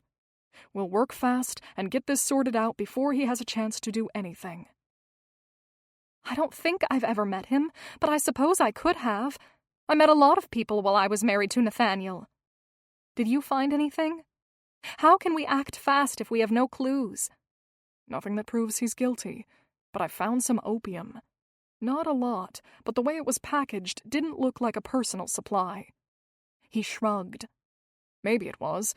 I don't know how much people typically take at a time, but I think it may be a clue." "Opium!" A sob she'd not anticipated burst from her, and anger followed. It made sense.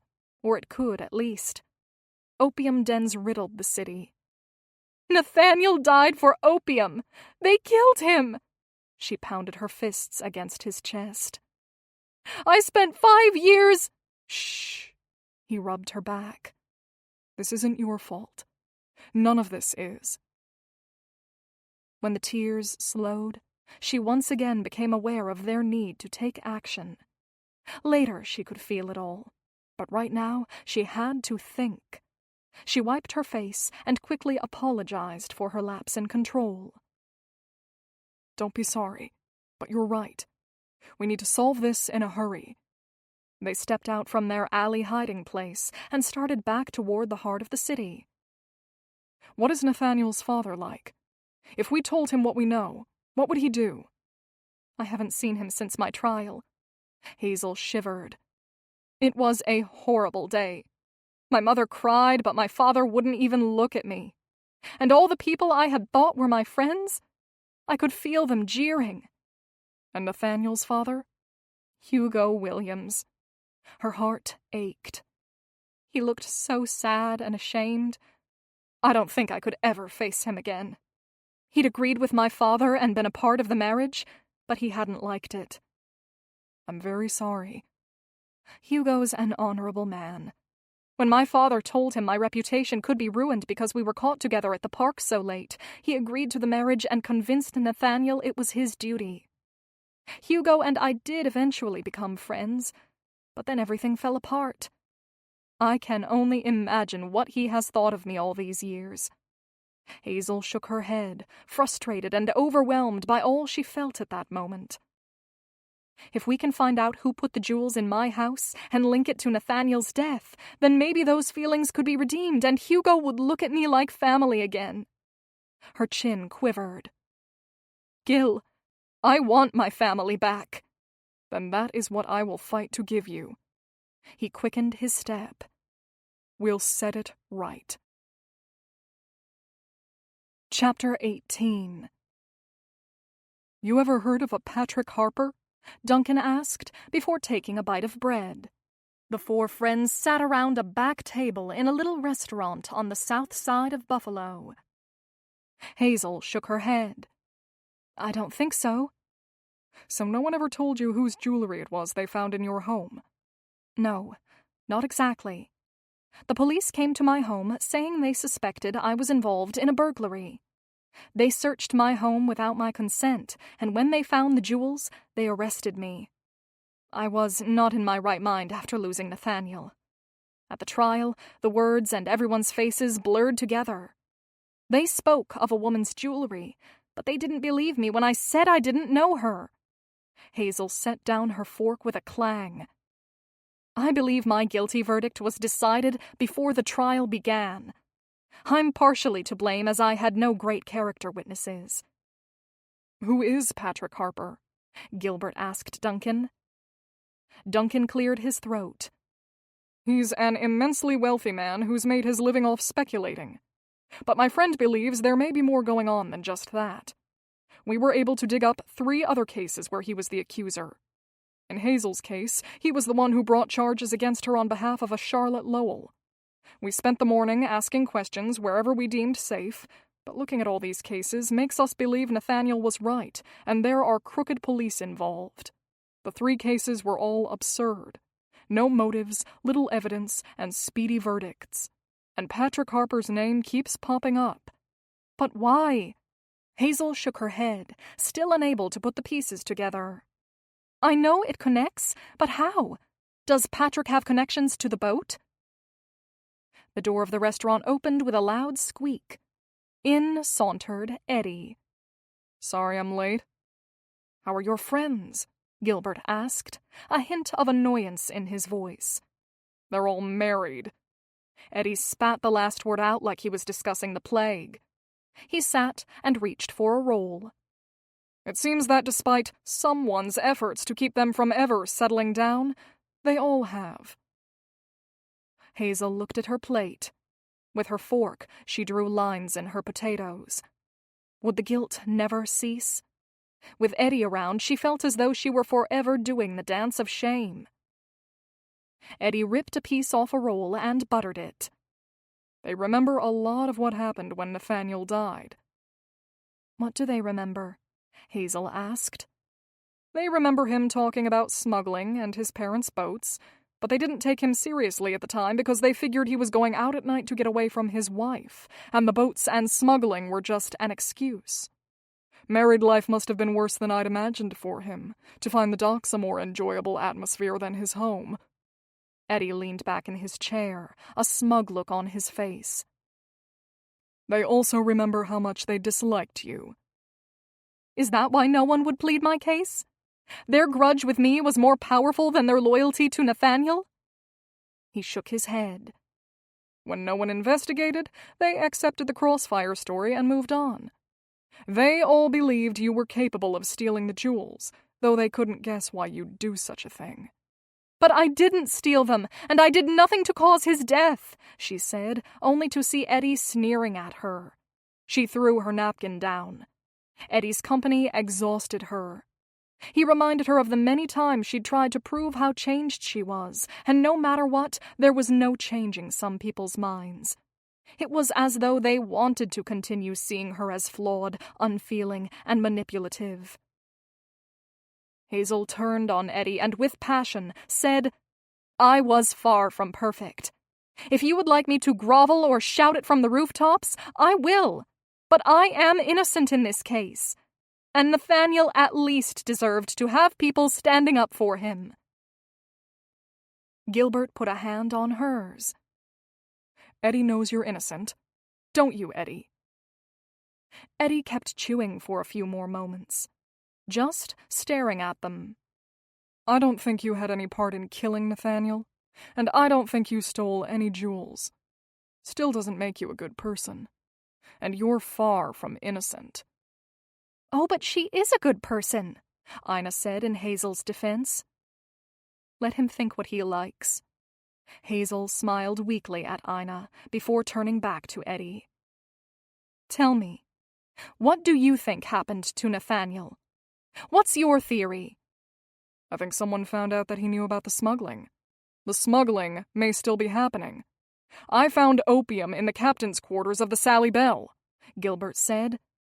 It makes sense that it'd be something ongoing like opium to feed the dens and not a one-time thing.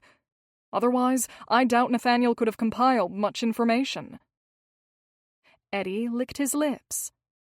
Opium dens are hidden all over the city, and if Nathaniel was interfering with the deliveries, whoever is behind them would kill him to keep him quiet. And the jewels. I think that was to keep you quiet and to humiliate Nathaniel's family. His family is wealthy and could have spent a fortune investigating their son's death. Instead, they mourned privately and hid from society because of the shame brought to their family by their daughter-in-law. It fits with everything I've found, said Duncan. It makes sense. Gilbert leaned forward, both elbows on the table. How do we prove it? I don't know, Eddie said. What difference does it make? She'll never get those years back, and Nathaniel, well, he's not coming back. It's too late for any of this to matter. Gilbert glared at his brother. It makes all the difference, and if you weren't stuck in a sour mood, you'd admit it. It means Hazel can walk through Buffalo without the gossips wagging their tongues about her past. It removes the shame from her family and allows her to reconcile with Nathaniel's family.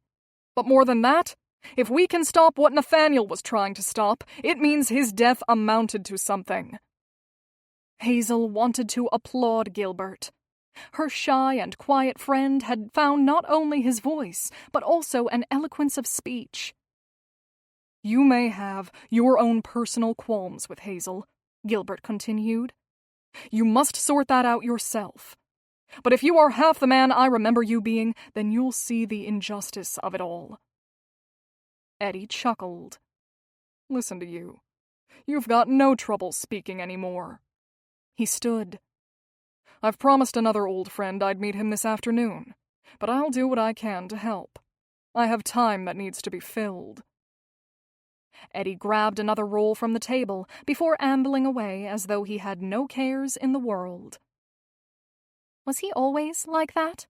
Ina asked. He seems very confident. He has always been good at heart, but he can carry a grudge, Gilbert answered. To Hazel, he said, "What was he like when you knew him?" Hazel hated discussing memories she wished to forget. It's been years. I don't remember too much. What are your plans for the afternoon? Ina asked, as though they were on holiday. If only they were, and they could explore the city, shop, and relax. "I think we'll see what we can discover about Charlotte Lowell," Gilbert said. "Do you want to join us?" Thank you, but we are going to try to meet with a judge Duncan knows and trusts, Ina replied. How will you find Charlotte? "It won't be too hard," Duncan offered. "Ride with us to the courthouse, and we will see if there are any records in her name. If she's married, or if she has any legal records, I think I can find a way to access them. Legal forms should list her address on them. She must be well known to have jewels worth stealing." That's a wonderful plan, Hazel said to Duncan, then turned to Ina. Before we go, will you show me your dress? I know we have to hurry, but it'd only take a minute. Ina sprang from her seat. Yes, we left it at the coat check. She and Ina bounded away from the table like two schoolgirls, despite the looming threats and unanswered questions. How was shopping with Duncan? Hazel asked, after they'd gotten the box and stepped down a quiet hallway with it. It was so nice. I fear he's ruining all ordinary things for me. Ruining them? Now that I've had him with me dress shopping, I'll probably never enjoy it quite so much on my own. Everything is better when he is there. The string came undone and fell away from the box. The dress was a soft yellow with a few small embellishments, a bit of lace, and a ruffle. Most would call it simple, but compared to her dull gray dresses, it might as well have been a ball gown. Oh, Ina, it's lovely. Duncan plans to take me to a concert. I think I'll wear it then. That's exciting. Today, while we were walking the streets of Buffalo, so many people were around. I don't like crowds of people that I don't know. I never have. He held my arm while we walked, and he introduced me to people during our meetings. I almost felt like he was proud to have me by his side. She fingered her red chin. It didn't matter much today. He wasn't embarrassed, so I wasn't either. Hazel put her arms around her friend and kissed her cheek. Never be embarrassed. You are in a class of your own, and Duncan seems to realize that. We should go back. They are probably wondering what's gotten into us. We need to settle all this so we can fill our days with concerts, yellow dresses, and a little girl named Amy. Do you think it's safe to go to her house? Hazel asked Gilbert as they set out to find Charlotte.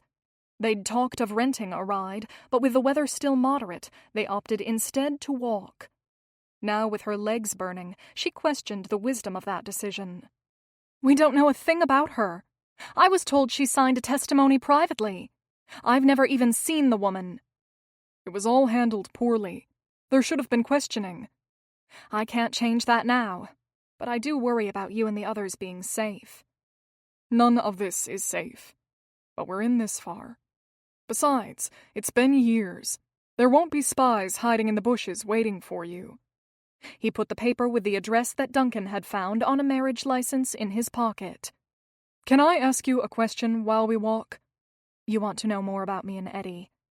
She'd expected the question, and though she dreaded answering it, she did appreciate his waiting for them to be alone before asking. Will you tell me?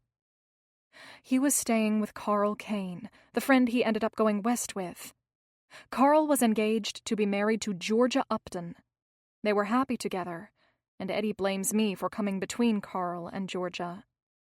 She brushed her wind-blown hair from her face, wishing she could brush the past away as easily. And he has every right to blame me. What happened between you and Carl? Nothing, really. Or at least, it felt like nothing back then. I flirted with him. We went on afternoon strolls, but he didn't realize he was merely a diversion. He called off his engagement, but of course I didn't want to marry him. Eddie told me I was the reason for his friend's broken heart. I can't remember all the colorful words Eddie used, but I remember how angry he was. The rumor was that Eddie and his friends concocted the plan to catch me in the park with Nathaniel, but I never knew for certain how that all came about. I do know he was there in the trees the night I was cornered, so he was involved. After that, I never saw him again. Eddie never courted you? No. Why aren't you angry with him for what he did to you? He asked. You have every right to be. It sounds trite, but I wanted to change, and I began by forgiving others. Besides, I can't imagine he knew how far it would go. Hazel stopped and searched Gilbert's face, hoping to find understanding. Gilbert stopped too. He tucked the strands of hair that blew relentlessly across her face behind her ears, only to have them blow loose again. I believe in forgiveness. I always have. Did Eddie ever tell you why he left home? I recall something about a falling out, but I don't think he ever told me the details. They walked in silence until they rounded a corner. I think the house is on this street. It can't be. Someone with expensive jewels wouldn't live here. She looked at the little houses all lined up in a row, all the same. Boxes with roofs on them and small front yards. You must have the wrong address. It says Southgate Road. Look. He pointed at the paper and then at the road sign. It's that one over there. But this can't be right. Let's knock and at least ask after her. Very well. They climbed the 3 steps to the porch and rapped on the door of the tiny Cape Cod house.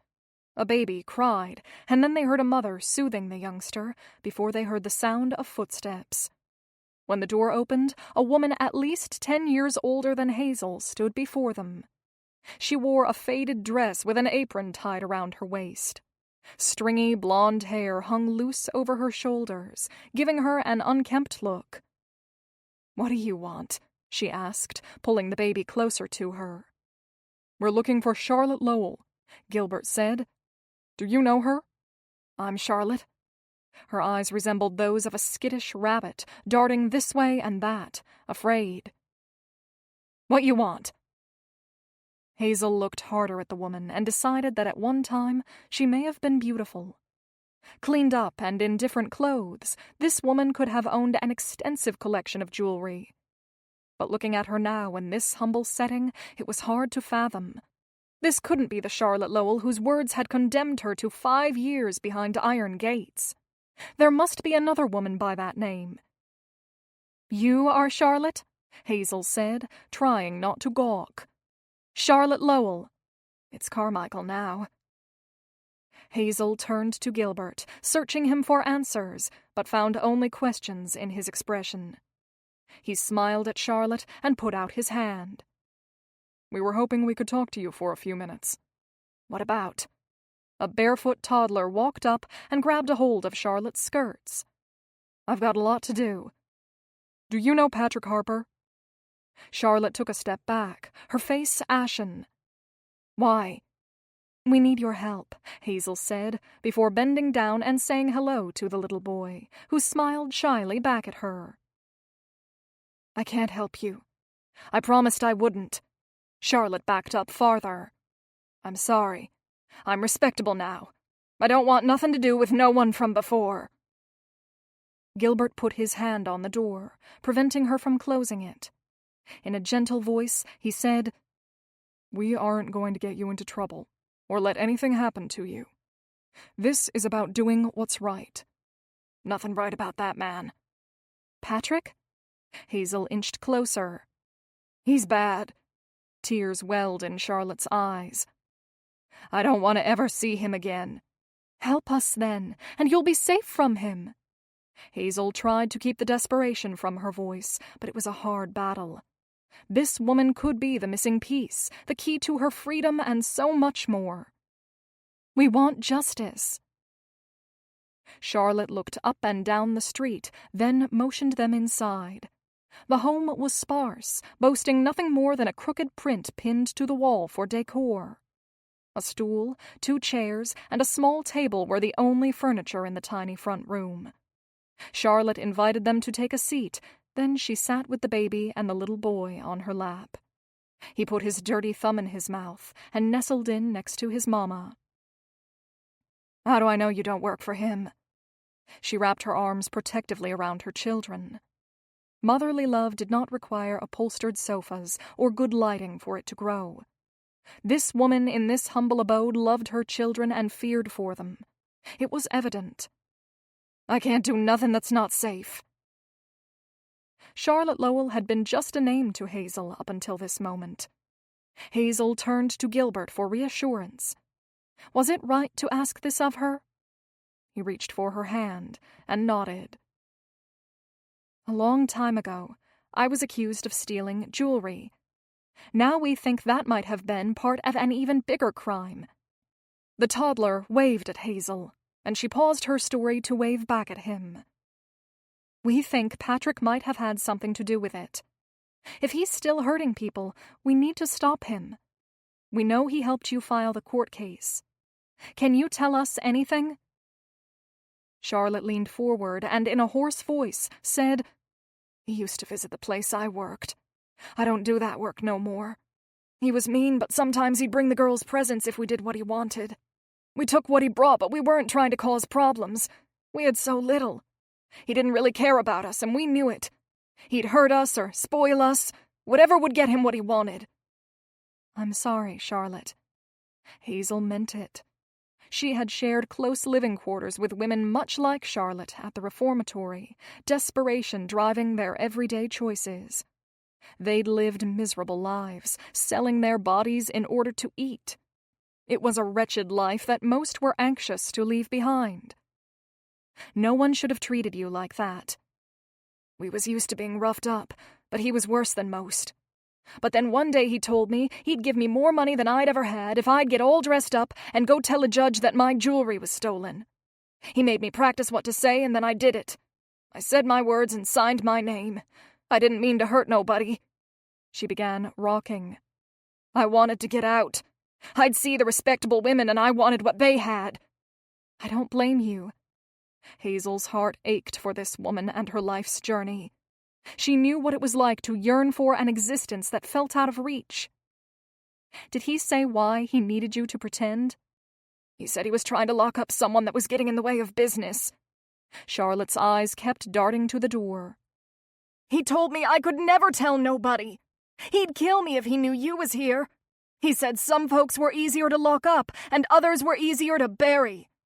She stood up and paced the floor with the baby in her arms and the little boy clinging to her leg. I shouldn't have told you.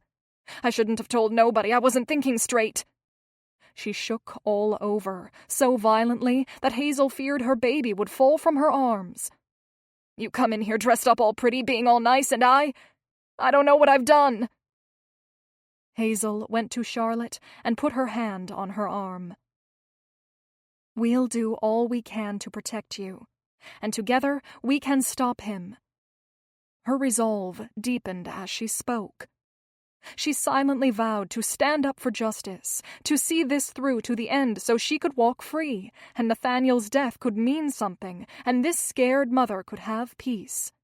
Tell us everything you can. I know you're scared to trust us, but I promise you that we don't want any harm to come to you. We can stop this, together, and you'll never have to be afraid of Patrick again. Can you tell me what business he was in? You'll stop him? We'll do all we can. Gilbert nodded, adding his own resolve to her words. Opium. He'd bring some to the girls sometimes, and he was always meeting people selling it. Men would talk at our place and forget we was there, but just 'cause we weren't decent don't mean we wasn't smart. His opium goes all over the city. Charlotte ran her hand over the baby's back. I'm so nervous. I ain't been this scared in a long time.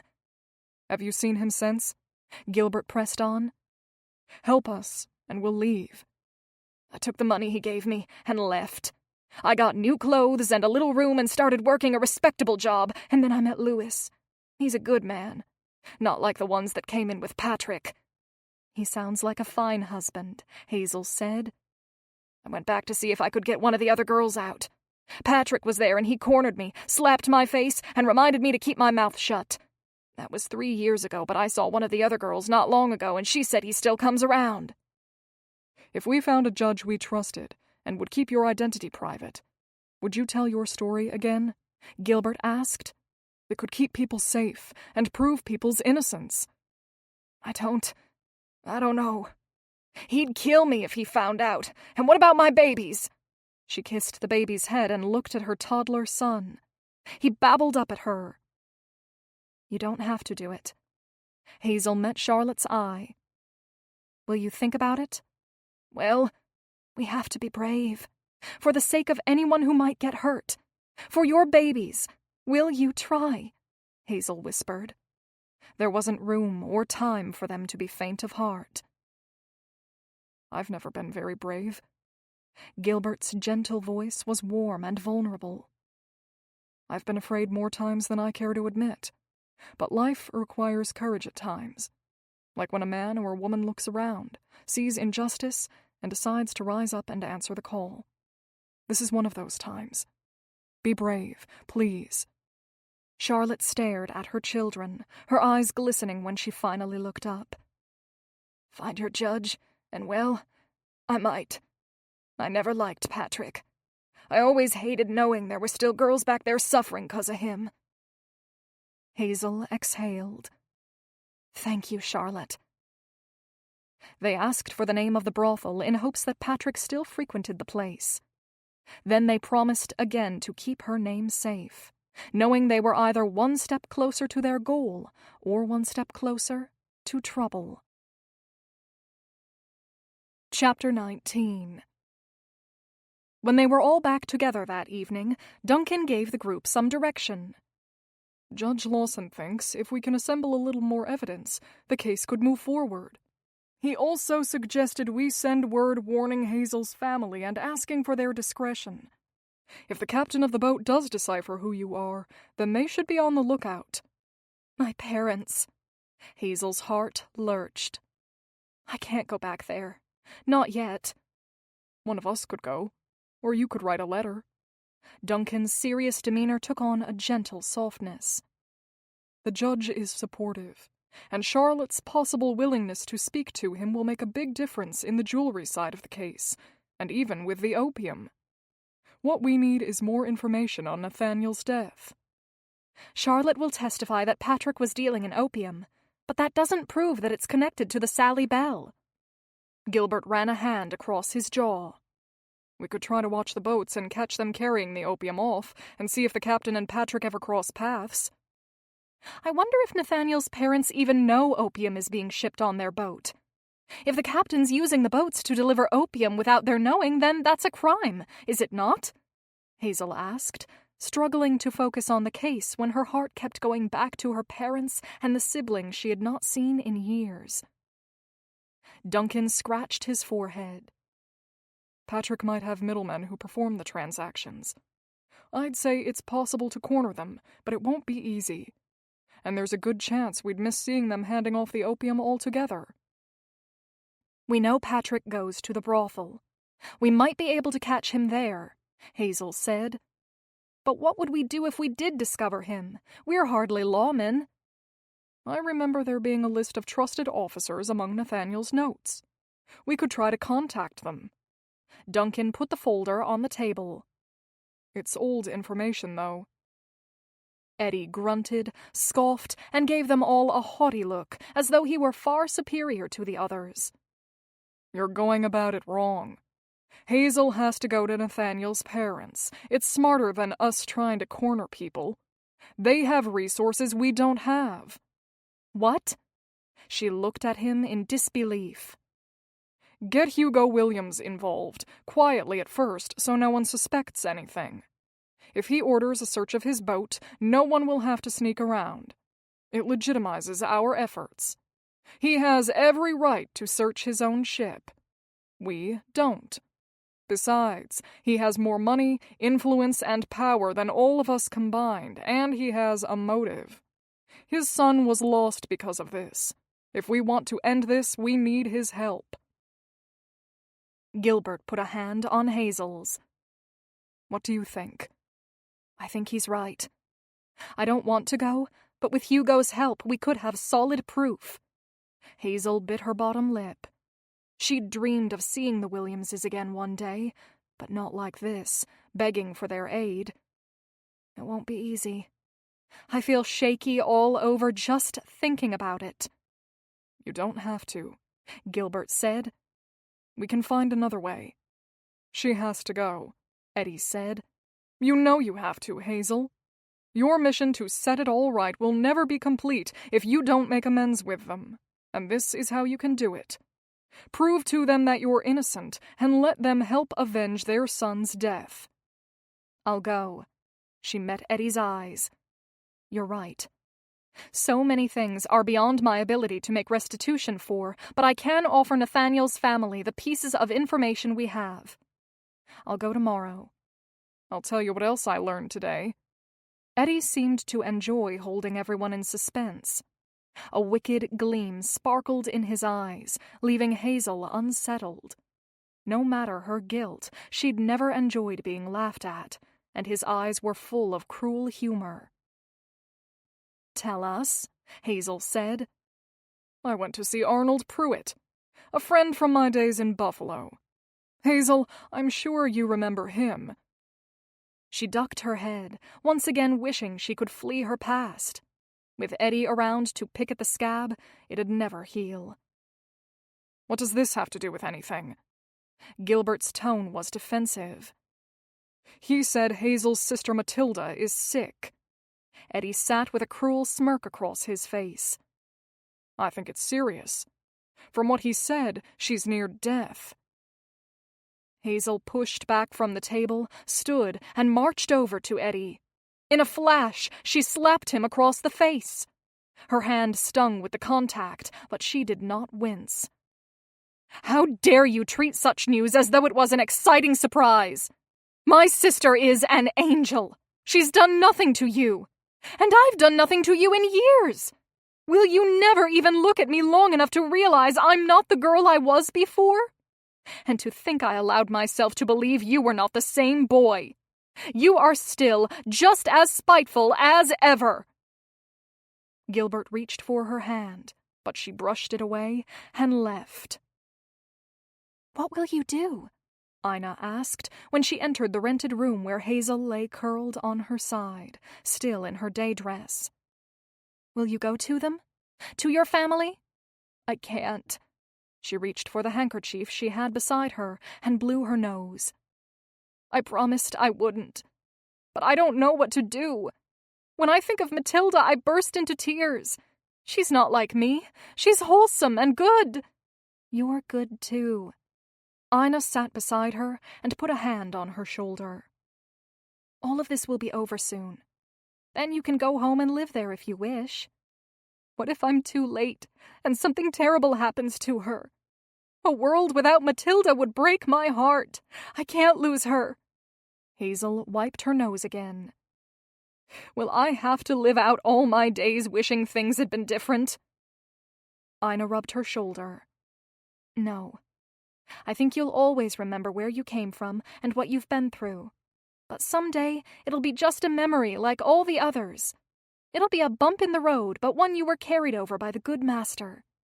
I believe he refines us in our times of trial, even when we bring them on ourselves, if we let him. I pray for it daily. I keep hoping that when this is over, I'll stop hating myself so much. What we're doing is important, and it's right, but I think the forgiveness is there already. Look at your life, Hazel. You've changed. You care about the patients at the dental office and worry over your friend's happiness, and here you are crying over your sister's well-being. Forgive yourself, Ina soothed. Take the forgiveness that is yours. Take it even if a judge never declares you cleared. The idea of letting go, of putting her guilt aside and accepting the past for what it was, resonated with her, but the tears and sorrow made thinking a challenge. Here in Buffalo, with Nathaniel's journal tucked in her pack, Eddie's callous demeanor, and so many reminders of her prior life all around her, she found it difficult to make sense of anything. When Hazel's tears subsided to sniffles, Ina said, "I can feel the pieces coming together already. Soon the men who killed Nathaniel will be behind bars, and it will clear your name. We'll get you home to see Matilda. And until then, you can take solace in the fact that Eddie has a very red handprint across his face." Hazel covered her face with her hands. "My hand stung so badly. But didn't it feel good? He had it coming to him, and you let him have it. It felt very good." She groaned. "It felt great and terrible all at the same time." "I want your help, and I want your company," Gilbert said to Eddie. Being firm with his brother had never been a strength of his, but being soft with him would not do. Not now. "I missed you when you left. Nothing seemed right without my big brother around. But you won't put up with me mistreating Hazel," Eddie finished for him. "I don't understand what you see in her. You could have your choice of women, especially now that you know how to talk to them. This has nothing to do with me attaching myself to a woman. It has to do with the fact that Hazel is a person, and you trample all over her. You spout off your long-held grievances, but what about how you're treating her now? From what I've been told, she has every reason to detest you." Gilbert's voice was quiet but firm. "You wronged her greatly. She told you I was there?" Gilbert nodded. "She did, and she told me she doesn't hate you for it. She asked me not to mention it, but you need to see this clearly. Think of the grudge she could hold. Because of that marriage, she spent 5 years in prison for a crime she didn't commit. And because of that sentence, she came home to no one. Her own family was shamed and asked her to wait to return home. Parents should not have to pick between their children, but hers did. Despite it all, she forgives you. And maybe if you could forgive her, she'd be able to forgive herself." He pushed himself forcefully away from the table. "I wish you'd try to see the good in her." Eddie rubbed the side of his face, where Hazel had slapped him. "She's got an arm. Some might see that as a positive trait. Never mess with a redhead." Gilbert stepped away from his brother. "I've had enough for one day. Think about what I said." Chapter 20. "Would you like me to come with you?" Gilbert asked. "No, I want to go alone." Hazel rubbed her swollen red eyes. Having him nearby normally gave her a sense of strength, but this was something she had to face alone. "There's so much to explain without having to explain who you are." "Where is everyone else?" "Eddie was out all night. I don't know where he is now." "Did something happen?" Hazel asked in a sheepish voice. After I left?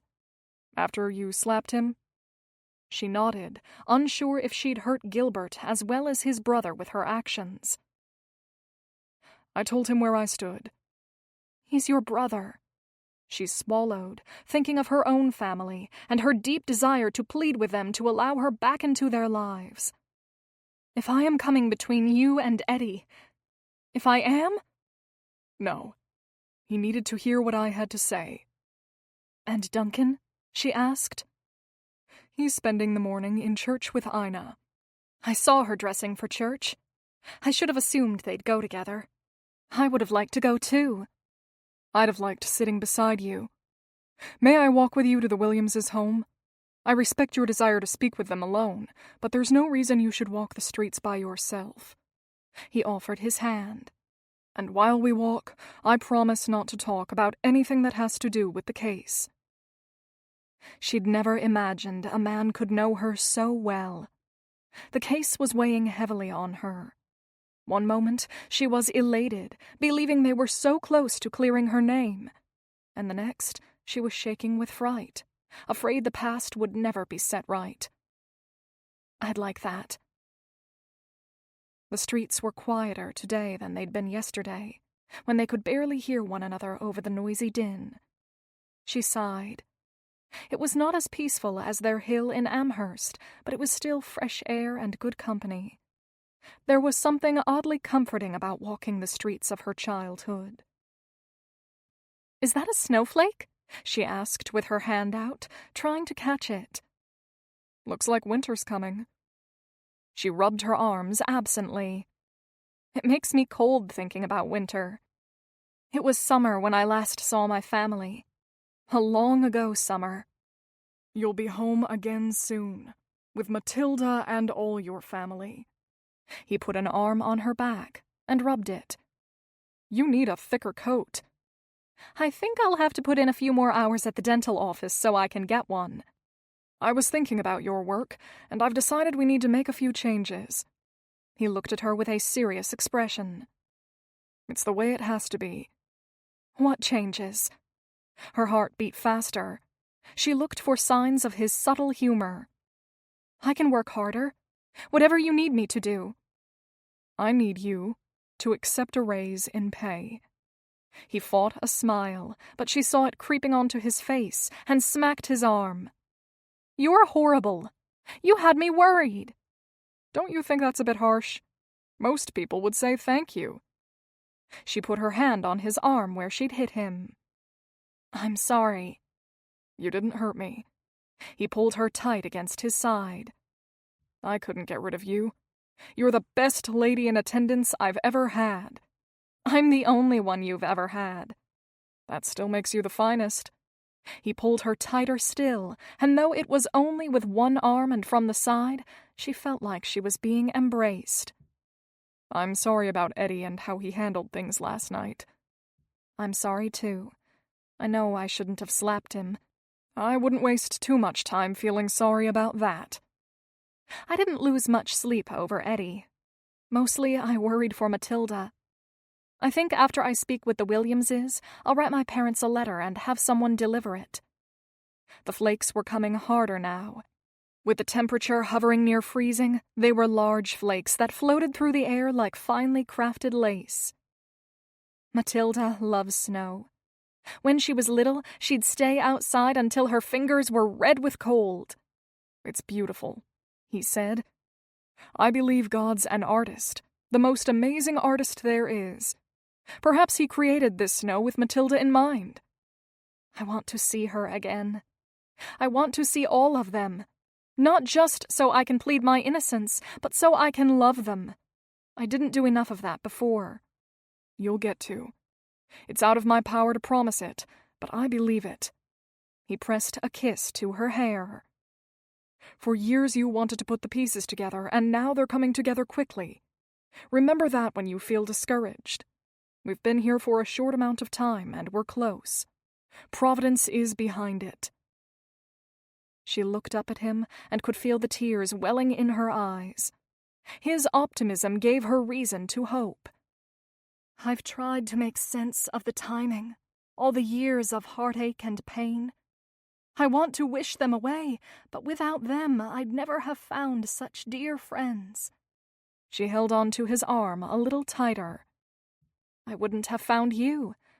And now, with each of you helping, I believe the impossible may become possible." "You're being watched over." He looked up toward the snow-filled sky. "I'm certain you are." "Do you think so?" she asked. "So many things have gone askew in my life, I wonder. And then I believe, and then I wonder all over again." "I believe." They turned a corner and headed into a wealthy neighborhood where the houses were wide and tall, with ornate gates and manicured lawns. And maybe he knew I needed a not-so-quiet dentist for a friend. She brushed a stray tear aside and smiled. "You act as though all of this is nothing. But I begged so many people for help, and none of them would lift a finger. You're different." "A redhead is hard to resist." She stopped in her tracks and put her hands on her hips. "It's brown." "Red. After last night, how can you even deny it?" He looked down the street. Which house? We still have a ways to go. She pointed ahead of them. Once we go around the corner, it'll be on the right. Are you ready? I think so. Eddie was right about Nathaniel's parents. They are in a position to help us, and I do need to see them. What will you do while I'm there? I'll stay close so I'll be able to walk you back. He pulled his arm away from her as they neared the house, leaving her colder and more afraid. Remember that no matter what kind of welcome they offer, you've got people who care. You don't know what your words mean to me. He took a deep breath and let it out slowly. They are more than words. You're right. You're a man of action. She rubbed her forearms. It's so cold. You should go to the hotel and get warm. I can walk back on my own. He shook his head. No, I'll be here for you. I'll wait. Don't hurry, either. I'll be here no matter how long it takes. She took a few steps past him toward the enormous house, but turned back. Gil. He walked to her side. Yes? Thank you. I'm so afraid, and somehow having you nearby makes it all seem better. He put a gentle hand on her face, cradling it. Their eyes locked, and for one enchanted moment it was just the two of them, standing in the snow with no cares or worries. Their gaze and touch conveyed the tender regard they had for each other. You thank me, but little do you know the many ways you've rescued me. Beneath his hand, she shook her head. You don't believe me, but you have. I was destined to live my life as a reclusive dentist until you came along. Because of you, I find myself with plans and hopes. You've changed me for the better. With so much goodness wrapped up in one moment, Hazel was tempted to grab his hand and beg him to run away with her. They could run west together, leave all this behind, and lose themselves in their love. Instead, she pulled away from his touch, pivoted toward the house of her former in-laws, and, with his words written on her heart, went to face her past. A woman opened the massive front door. "Can I help you?" Hazel used to know all the staff, but it had been so long since she'd been here, she wasn't surprised to see a stranger's face. "I'm here to see Hugo and Elizabeth Williams. I'm their daughter-in-law, Hazel, or at least I was. I was married to Nathaniel." The woman's eyes grew large as she looked her up and down. "I'll let them know," she finally said. "You may follow me to the parlor." The furniture and paintings brought back long-suppressed memories of the hours she'd spent on Nathaniel's arm as a new bride, unsure of her place in the family. "Wait here." Hazel sat on a floral chaise, nervously fidgeting with the fabric covering. Above the mantel was a portrait of Nathaniel in an elaborate gold frame. His sandy hair was parted to the side in his signature style. His suit she recognized as the one he wore when they would go out about town. His eyes gave her pause. They held hers, sucked her in, and made her wonder anew if he'd been miserable with her. When they were first wed, his eyes held only anger and sadness, but with time they'd changed to acquiescence. Before he died, she'd caught glimpses of another emotion, but she was not able to identify it with any certainty, though she hoped it had been affection. "Were you happy with me?" she whispered to the painting. "Even a little." "Hazel?" She jumped, then turned to see Hugo and Elizabeth enter the parlor. Signs of age were evident in their graying hair and wrinkled faces. Her throat went dry, and she could not think of any words to say. Emotion she hadn't expected to feel made her weak in the knees. "What are you doing here?" Elizabeth asked quietly. "It's been so long." She swallowed, hoping to loosen the words inside her. I need to speak to you." Hugo sat and pulled his wife down beside him. They'd been a strong couple before, always relying on each other, and it was apparent that time had changed them physically, but emotionally they were still each other's anchors. It was a strength she had hoped to one day achieve with Nathaniel. "We're listening," Hugo said. In a timid voice, she said, "I was just looking at Nathaniel's portrait." He was a handsome man. Elizabeth's voice was uneven. There are days we still expect to hear him come bursting through the door. I wish so often that he'd not been out that night. We'd still have him with us, and perhaps you wouldn't have... I don't think he was killed on accident. Her heart rate finally slowed as she began to say what she had come to tell them. She took a seat across from them. If they'd listen, perhaps the worry and grief would ease from their faces. "Tell us," Hugo said. "I wondered at first, but then when you, well..." He stammered. "We'll listen." "I want to tell you everything so you can decide for yourselves. But first, I must say I'm sorry. I'm sorry I could not stop him from dying, and I'm sorry for any shame I ever brought to your family." As though a physical burden had been lifted, she sat a little straighter. They had not accepted her apology, but she'd said it. "I'd rectify it all if I could, but my sorrow is all I can offer, as well as the little information I have about Nathaniel's death." Hugo put a tender arm around his wife, who wept softly and nodded his head toward Hazel. "Tell us what you've come to say." And so Hazel started at the beginning. She told about their son's visits to the docks, about his death and his last words, the jewels, and the years of her wandering. Before she could say any more, they stopped her. "We could have saved you from your time in prison if only we'd searched for the truth." Hugo's face went pale. "We should have. We were so lost in our grief that we failed you. We blamed you when we should have rallied around you." "No, you never failed me. I've never thought that. You welcomed me into your family despite the way I entered, and you did so much more.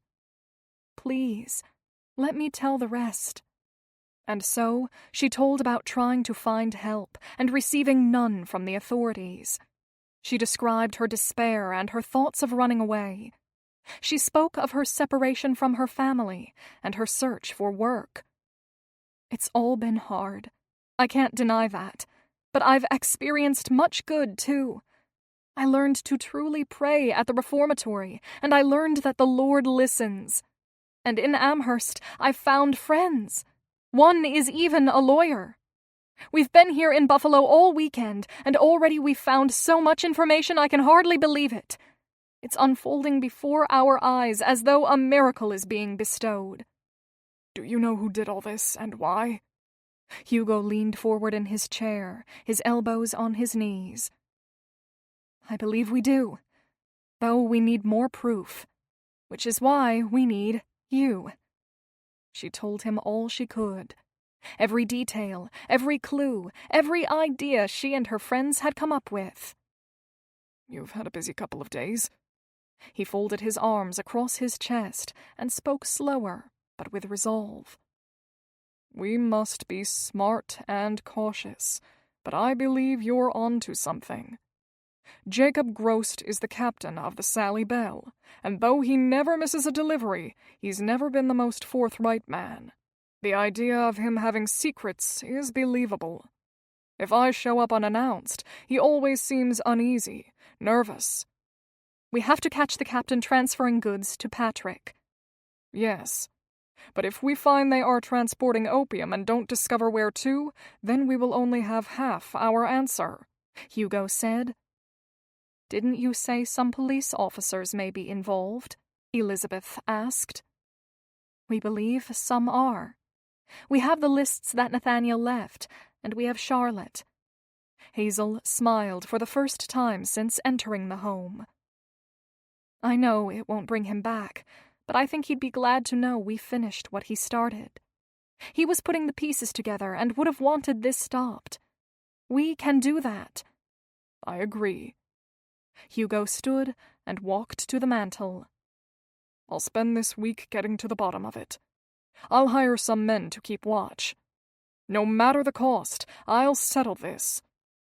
Can you come back again at the end of the week? Bring your friends. You can stay here when you come. Just a week? Elizabeth asked. Hugo nodded. It might take longer, but the Sally Bell leaves and returns this week. If it's carrying a load of opium, we'll find out. We don't have too many more runs before the boats are docked for the winter. I'll come back. She wanted to jump up and down and shout out of pure relief and happiness. Their welcome was more than she dared to hope for. Whatever we can do this week, you can count on us. Elizabeth put her hand on Hazel's arm. I don't think it'd be wise for you to come too often until this is settled. I don't like what you said about the captain possibly recognizing you. Stay in Amherst this week. But when it's over, she looked to Hugo. We would like to have you back in our home as often as you can come. You believe I'm innocent? We were wrong not to ask all the questions and search for answers before. Nathaniel cared for you, and we should have looked after you in his absence. Can you ever forgive us? Hazel burst into tears, and somehow she and Elizabeth fell into each other's arms. I've never blamed you. Oh, you dear girl, Elizabeth said, patting her back. You dear, sweet girl. I must confess another wrong. I could not bring myself to enter the house you shared with Nathaniel. I stayed away for a year, but then I went in.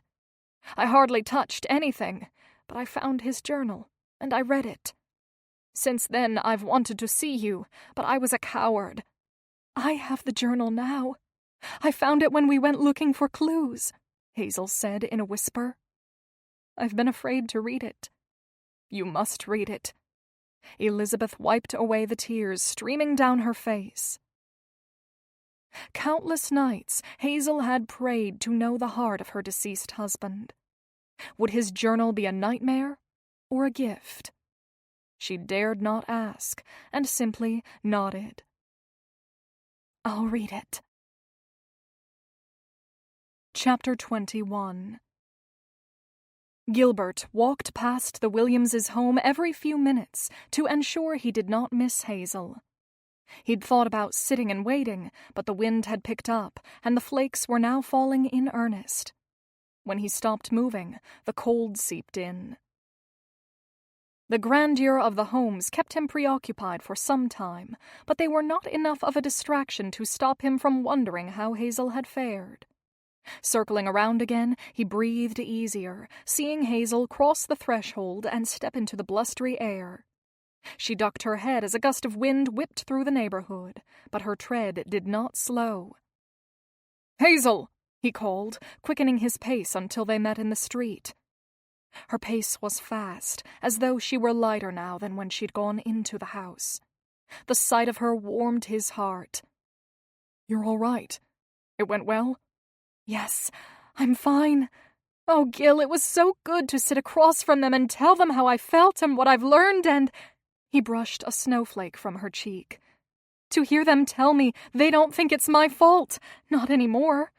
I'd expected to plead with them, but all I had to do was tell them the truth, and they listened.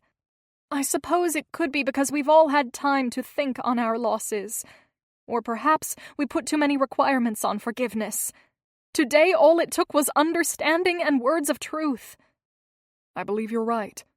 Forgiveness can be instant if we let it be." He took her hand and led her through the snowy streets. "We have to get back. This weather is changing quickly." Walking warmed them, but not enough to keep all their shivers away. With chattering teeth, she told him how Hugo and Elizabeth had agreed to help, and that they were to come back in a week. In a softer voice, she said, "We talked of Nathaniel, and I find myself wondering how he truly felt about me. For a long time I tried not to think of him, but now I feel guilty and curious and so many feelings. I'm eager now to read his journal." Gilbert nodded, but said nothing. He wasn't sure what to say or how he fit into it all. Nathaniel was a piece of Hazel's story that he'd never be a part of, a chapter he wasn't sure he'd ever fully understand. "I'm sorry I left you in the cold for so long." "Don't be." He quickened the pace, afraid they'd be trapped in the city if they didn't hurry. "When we get back to the hotel, I will pen a letter to my parents letting them know all that's happened and asking if I might see them next week. Then I'll be ready to go." He nodded. "I'll pray their hearts will be as soft as Hugo's and Elizabeth's were." When they stepped through the hotel doors, he sighed as the heat kissed his frozen fingers and nose, sending a painful tingle through them. Moments later, they were greeted by Ina and Duncan. "I'll make arrangements for our ride while you write your letter," Gilbert said after they gave them a brief recap of their morning. "We can discuss our plans as we travel. We need to leave as soon as we can." "But where is Eddie?" Hazel asked. "We can't leave him. He came back earlier and said he was finding his own way home. We tried to stop him, but he insisted." Ina looked distraught over the confession. "We tried. Honest, we did." "I don't doubt it. Don't worry about him. The time alone might even do him good," Gilbert said, despite the worry he felt. "I will run to my room and pack. I'll meet you in the lobby." Dear Father and Mother, I know you've requested I not write, and throughout the trying days since my release, I have obeyed your wishes. I would continue to do so, but I feel I have cause to write. In as few lines as possible, she summarized the case, beginning with her initial fears and finishing with the help Hugo and Elizabeth promised. I know it is a lot to ask that you believe me innocent, but I beg you to try. I'll be back next week, and I'd like to see you and Matilda. I've heard she is sick, and I fear I won't rest easy until I see her and tell her once again how I adore her. I must also warn you that there is a small but real chance that danger could befall you if anyone knows that I am back and working to clear my past.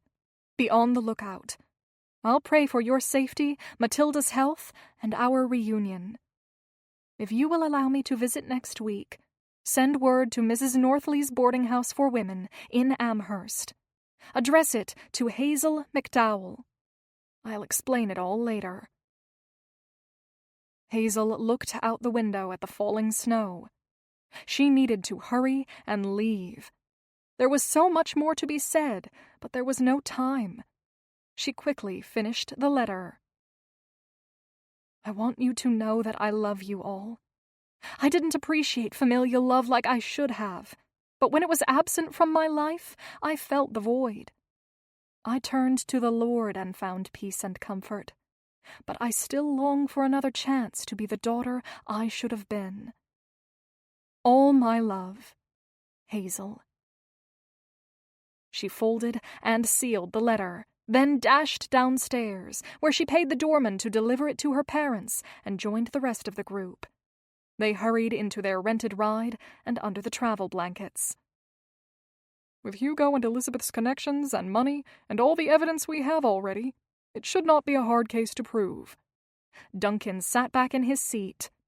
"I hadn't expected everything to go this smoothly." "I wished for it and prayed for it," Hazel said. "No matter what, I'm grateful for your efforts and kindness." Gilbert gripped her hand then and held it as they traveled home. The journey was easy despite the snow.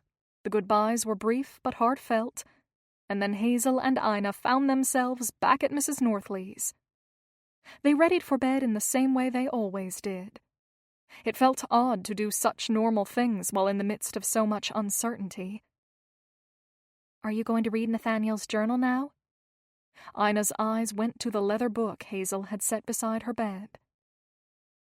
"Yes, though I'm afraid to open it. I know what I want to find, but I'm afraid of what I will find." She flipped absently through the pages. "I will read it through. No matter what the entries say, it will be better to know how he felt than to always wonder. Will it change things with Gilbert? The journal? Hazel sighed. She'd asked herself the same thing. I don't know. I've insisted we remain only the best of friends, and I think that's wise considering the history I share with Eddie. She ran her hand over the soft leather cover. I think what I want is for the journal to somehow reassure me that Nathaniel did not go to his grave regretting our marriage. I'd find a measure of comfort in that, and maybe some courage, too. Ina looked up. Courage? I've been afraid for years that I ruined a man's life, and knowing that I didn't would, well, it would change things. I'd like to know that I was not a wretched woman to live with, and maybe then I could be brave enough one day to remarry. She fidgeted, uncomfortable with such vulnerability. She had never voiced her fears of remarrying before, and now, with her worries floating around them for Ina to interpret however she wished, Hazel felt exposed. You mustn't think that. Soon you'll be able to leave here if you wish, and start life with a man or go back with your family. Either way, you'll be able to leave this boarding house. The doors to your future are opening. Life is changing. Can you feel it? Hazel's hand froze in midair as she processed what her friend had said, well aware that she should feel nothing but happiness. Going home with her head high, walking through her parents' front door, that was what she had wanted for such a long time. Then why did her stomach clench at the thought of leaving Amherst behind? What I know is that we don't return to Buffalo for another week. I have a journal to read, and the very best friend living down the hall. The rest is out of my control. No, not the rest, she said. Life had taught her that she could control how she faced each day. I could not get out of my marriage to Nathaniel, so I chose to try and find happiness there. I could not shorten my sentence, so I chose to seek reformation. And so, in whatever lies ahead, I'll try to control what I can. I shall take it one day at a time. It'll be a good week. You'll make it so, Ina said. I can feel it in the air. That snow you feel. Hazel smiled at her friend. She shook her head. No, it's not just snow. It's hope. We both have bright futures ahead. Once alone, Hazel sat on her bed and opened Nathaniel's old leather journal. The first entry was from 2 weeks before they ever met. I spent the early morning down at the docks with Father. I thought I might not like working with him, but I find the days enjoyable, and he's a smart and good businessman. After our morning at the docks, we walked through the city together, and I almost told Father how I felt about Joanna. It's hard to speak feelings out loud, so I didn't tell him, but hope to soon. I've never been more comfortable around a woman than I am with her. I will wait until after her sister's wedding to ask for her hand. Hazel closed her eyes, unable to read another word, her chest heavy, weighed down by the reality of what she'd done. He'd been in love, happy, and then she came into his life. Kneeling beside her bed, she offered her heartache and regret once again heavenward, knowing retribution was out of reach. Good morning, Hazel said, as she walked through the door of the dental office the next morning. I thought I might blow away before I ever made it here. Hopefully this is just a passing storm. Gilbert took her thin coat and hung it up. With any luck, it'll melt quickly. Has Eddie returned? Hazel picked up the day's schedule and busied herself looking at it, hoping her calm demeanor would mask the worry she felt whenever she dwelt on the rift she'd caused between Gilbert and his brother. He was home before I arrived last night. He never told me how he got there. She looked up from the paper she held. Is he still upset? He's angry, but I think that has more to do with you. He stepped near her. He said he would go back to Buffalo and try to find out more about Patrick Harper. So at least we can still count on his help. That is good of him. She took a deep breath. Today will be a busy one at the office. The schedule is full. It's a good thing the snow didn't keep us trapped in Buffalo. I think half of Amherst would have been upset. This schedule is the busiest I've seen. She shrugged. Time passes faster when it's full. We'll be back in Buffalo in no time. I'm eager for it. For your sake. Only for my sake? He touched a strand of her hair. I'm a little worried for myself. You are? I'm afraid this week may be our last together. He gestured around the dental office, and her eyes followed his movements. She'd come to love it all. The desks, the paintings, even the drill. Me, you, patience, humming while you clean. I want you to be free. You deserve that. But I'm selfish, so I'm afraid that when you go, I'll have a hole in my life that I'm not sure I'll ever be able to fill. I've loved my time here. She'd found a purpose within these walls that she'd never known before. He put a hand on her shoulder. Well, Red, at least we have this week together. And I believe our first patient is headed this way. Let's soak it all in. If I find time to scrub the floors today, I promise to hum while I clean. I'll work extra fast so I can hear it. He went to the front door, but before he opened it, he said, Spend extra time with me this week. Yes. That morning, they pulled teeth and fitted a denture. During the first small lull of the day, Hazel filled her bucket with water and mopped the floors. She hummed as she scrubbed, and whenever she dared a glance in his direction, she saw him smiling back at her. I didn't realize I had a favorite sound, but now I know I do. Really? She asked, and then hummed a ridiculous tune that sounded more like a sick cat than something memorable and lovely. She struggled to keep a straight face. How was that? That's my favorite tune. How did you know? Gilbert wore a playful smirk on his face. It is not. She stood up and threw a rag at him. You didn't. Oh, I did. She reached for the rag again. He grabbed her around the waist. No, you don't. Laughing, she struggled to get away, giggling harder with the effort. Suddenly she froze, and her eyes found his. The playfulness from moments before vanished, replaced by something stronger, deeper, and more exhilarating. Her heart beat wildly as she stood in his arms. Everything in her wanted to reach up and rest a hand on his cheek, but she held back, knowing that if all went well, she'd be at a crossroads. Toying with Gilbert would not do. She cared too much for him to sink into his embrace when she was so very uncertain about her future. Hazel, he whispered in a voice full of yearning. I know you didn't steal. It makes no difference to me if the law ever acknowledges it. You've told me your past, and it does not scare me that you used to walk on railings and flirt.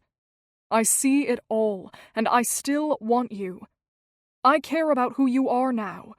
There's no reason— She squirmed in his arms, torn between breaking away and melting into them.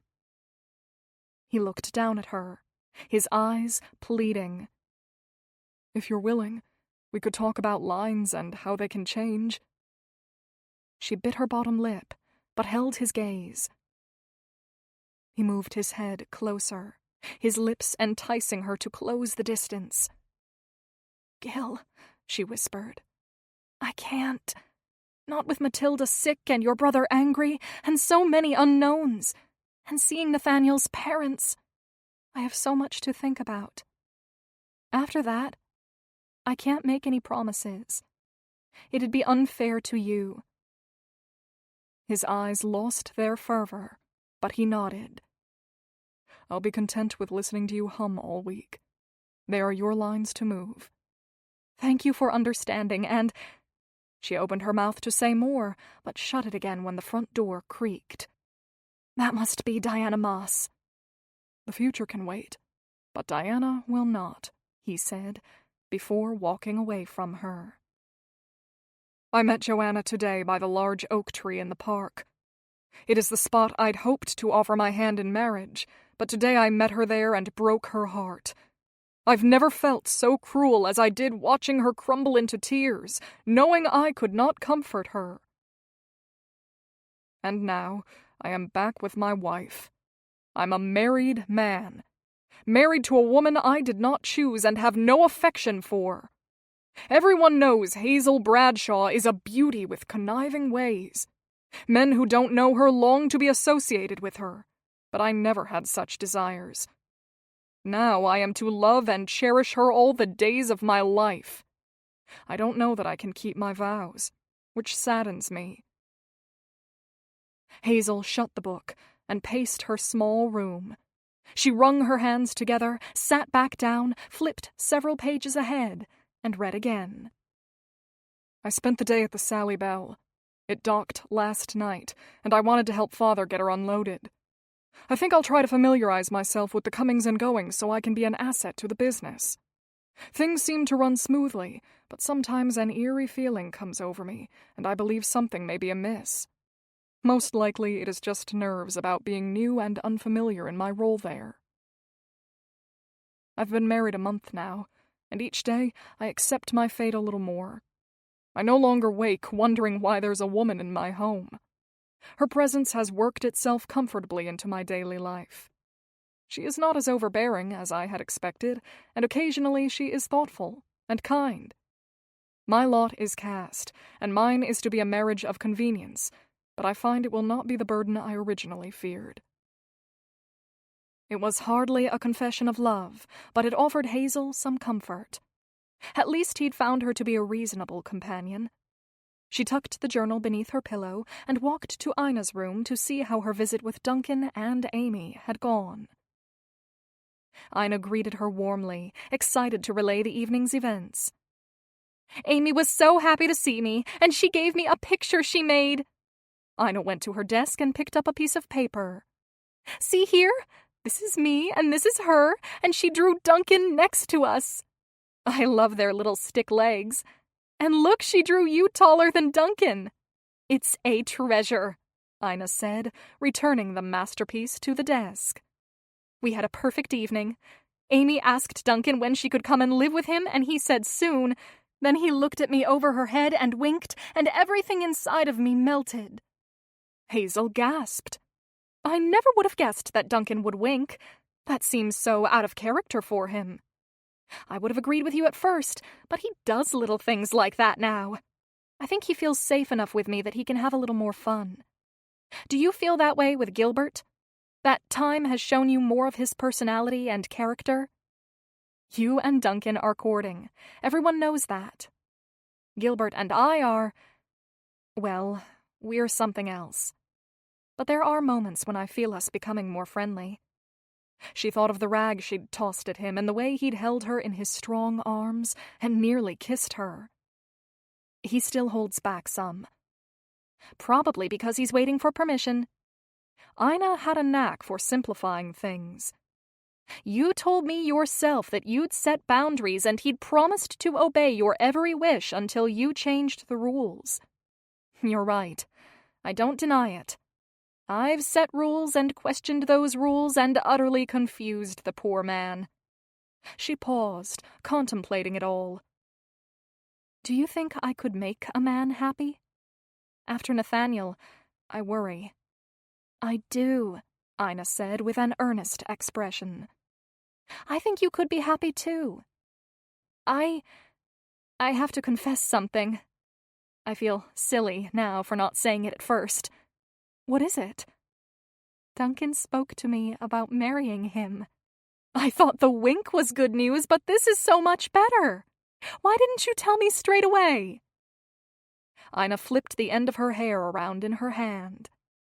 I wanted to, but I didn't know what to say. I thought you'd think me a ninny for feeling confused. I care for Duncan. I love him. What is it then?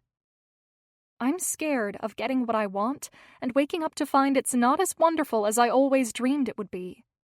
My whole life I've had romantic notions, and now they're coming true, and I'm afraid of what it will really be like." Ina kept her head lowered. "I'm afraid I'll be disappointed, or not know what to dream about next." Hazel groaned, then giggled. "Why is it so hard for us to be happy? I worry about everything too. What do I do?" I'm not the best person to ask for advice, But I believe if you love him, and I know you do, then you choose not to worry. You wake up each day and embrace your own story. And whatever the day holds, you make it wonderful. And the bad days you laugh about and put behind you. Besides, if you only ever dream, you'll always wonder, and I can't imagine that is a better way to live." Hazel heard her own words and wondered if she'd ever be brave enough to follow them. Love the life you're given. There will be long days and hard days, and days when you both wonder how you'll ever come together and be one. But those days will only make the other days more magical. Was that how it was for you? You have an advantage over Nathaniel and me. We didn't even know each other when we got married. I'm certain he wondered what was wrong with me some days. And the good days? Ina asked. I think I need to finish reading his journal. She hugged her friend. And I think, if I were to marry again, I would know how to have more happy days. But you are already selfless. I was still learning to care about others when Nathaniel died. Marriage will suit you from the start. She grabbed Ina's hand and held it tightly. Now, tell me exactly what Duncan said to you. Enough of this serious talk. I want to hear all the romantic details. Ina's eyes brightened, and she squeezed Hazel's hand back. It differed from how I ever expected to be asked. Was it beautiful, though? Even if it was different? Her head bobbed enthusiastically. Yes. We were eating with Amy, and Duncan took my hand. It was after the wink, and after Amy told us she wanted to come live with her father. He held my hand and said he'd been thinking about it, and he thought she should come home soon. She asked when, and even teared up a little. Duncan turned to me and asked me if I'd be his wife and if we could all be a family. It was simple. He said he loved me and that he felt happy when he was with me. I told him I'd be honored, and then he kissed me. Just a little kiss, but it was my first real kiss. Ina's cheeks turned a perfect shade of pink as she recollected it all. It wasn't just on the cheek, like before. Oh, Hazel, it made my heart sore. After that, we ate cake and everything in the world felt right. It was only later that I worried. Hazel grinned. You are going to marry Duncan! She stood up and pulled her friend with her.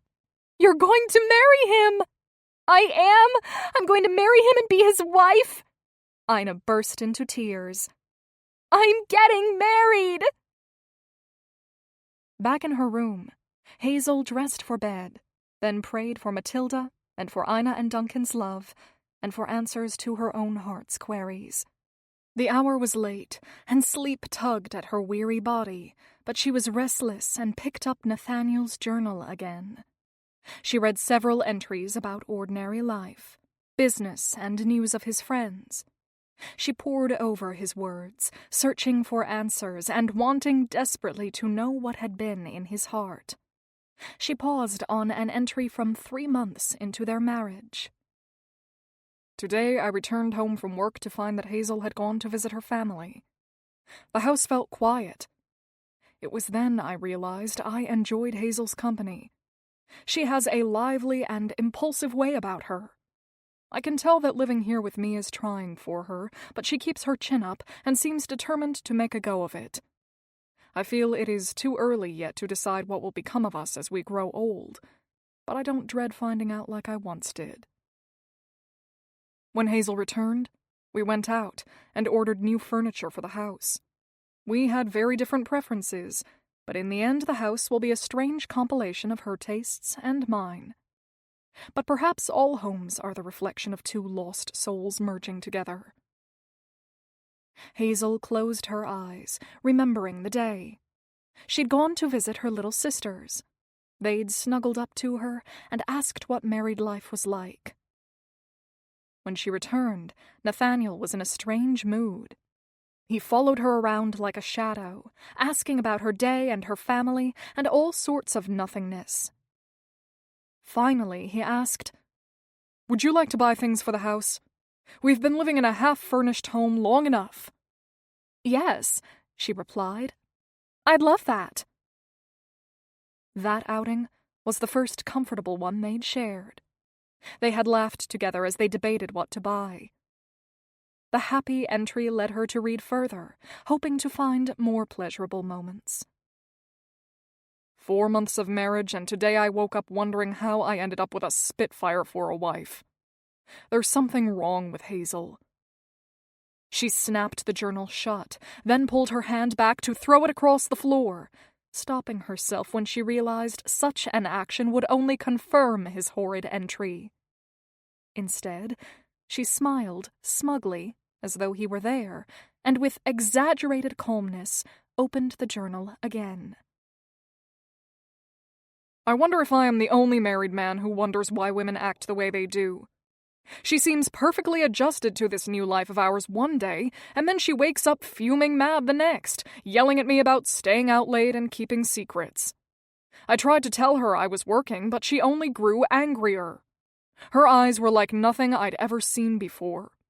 I avoided them whenever possible, but then of course she had to yell that I wouldn't even look at her. I left, uncertain about what I would come home to. To my great relief, she seemed content and good-natured about my return. She must have overcome or tucked away whatever had been bothering her. Married life, I have come to believe, is like being on a boat in the middle of a storm.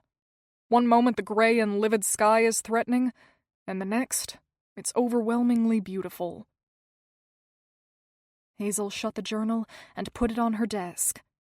She couldn't expect Nathaniel to have been happy all the time. She hadn't been. There'd been days when she was angry about her loss of freedom, or frustrated by how little they knew about each other, or battling with her selfish nature. Still, it would have been nice to read that he'd been blissfully happy. Was such happiness even possible? Chapter 22. It's 4 a.m, Gilbert said to his brother, after opening the front door and finding Eddie on the porch brushing snow from his shoulders. Eddie had insisted on heading back to Buffalo the day before, giving Gilbert no idea as to when he would return. "Where have you been?" "Stop staring at me like I've committed a crime, and I'll tell you," Eddie said, making his way into the house. Gilbert grumbled but sat in the parlor ready to talk if Eddie was willing. Eddie continued brushing snow off himself as he recounted his evening's escapades. "I went to the brothel. I wanted to go before the Sally Bell left port again. I was hoping to catch Patrick or Jacob, the captain, or at the least ask a few questions. Did you? Not right away. I was able to find out from one of the card dealers that they were both in often.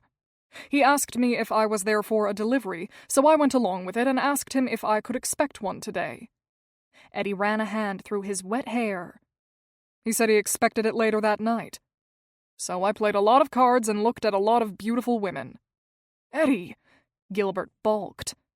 "You didn't." "Settle down. I said that to get you riled up, but I assure you I have retained some of the moral convictions Father tried so hard to instill in me. Anyway, around 11 a couple of men came in.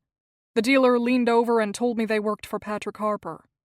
He also told me that the Sally Bell was heading out soon, and I ought to get what I could now because weather might slow the next shipment.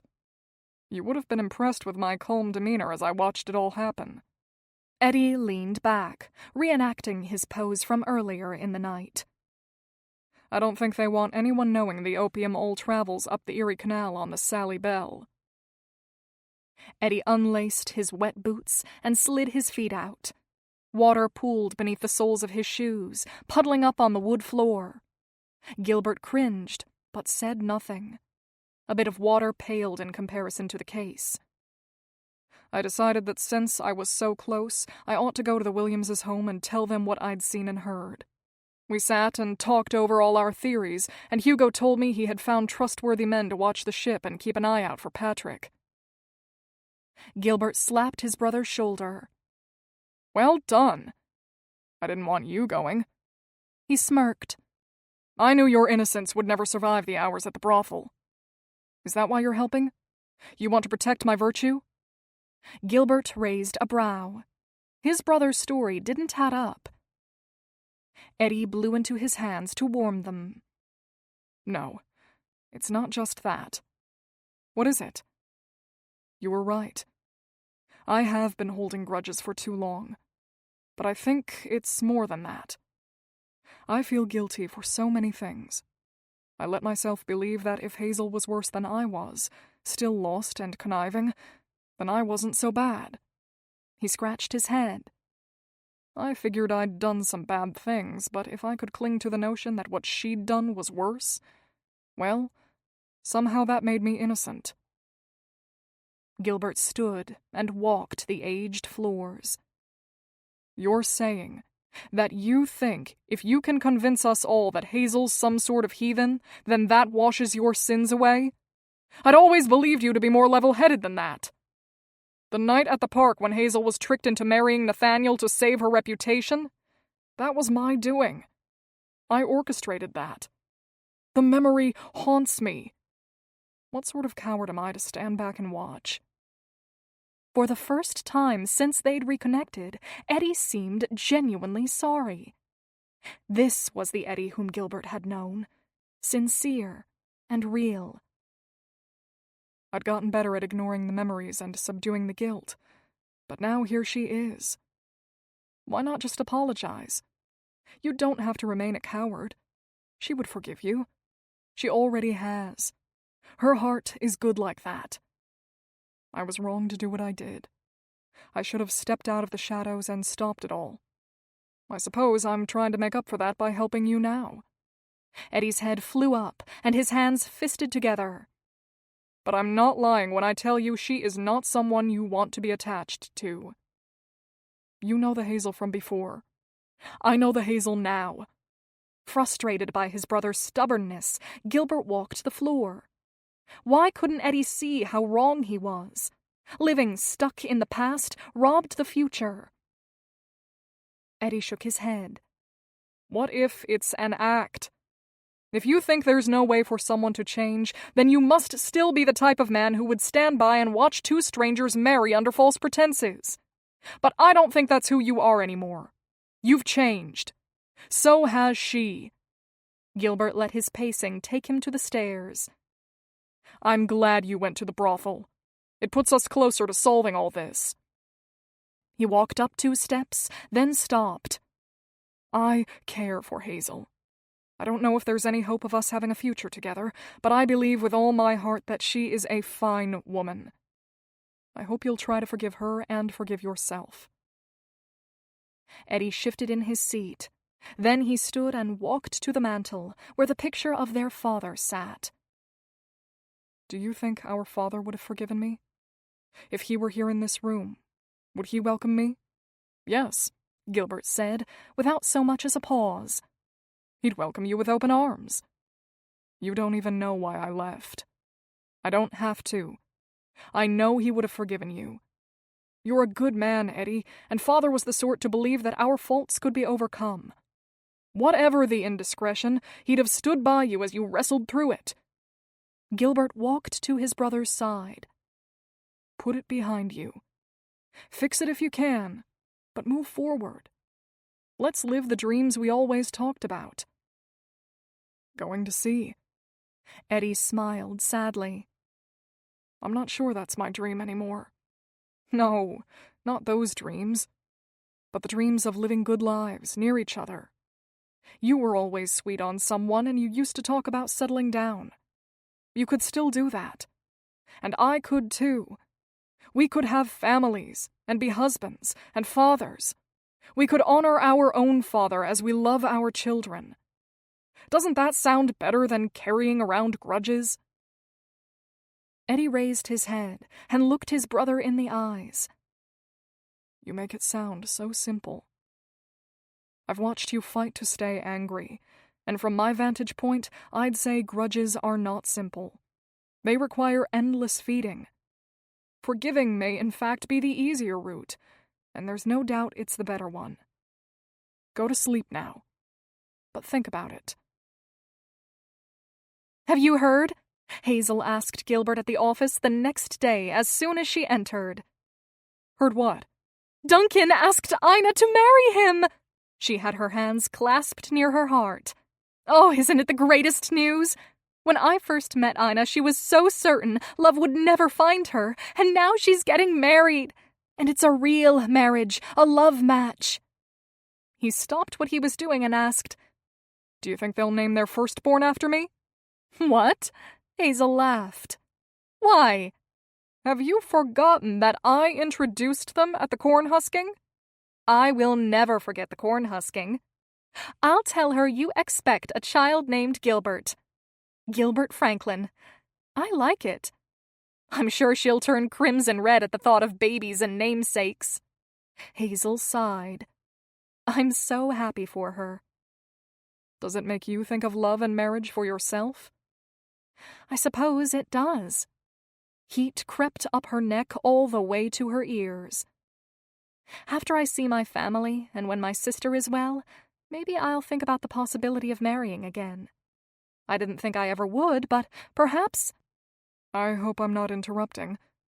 Hazel jerked her head toward the voice, only to see Eddie moseying into the room. I'd like to speak to Hazel. Can you spare her? You don't have to.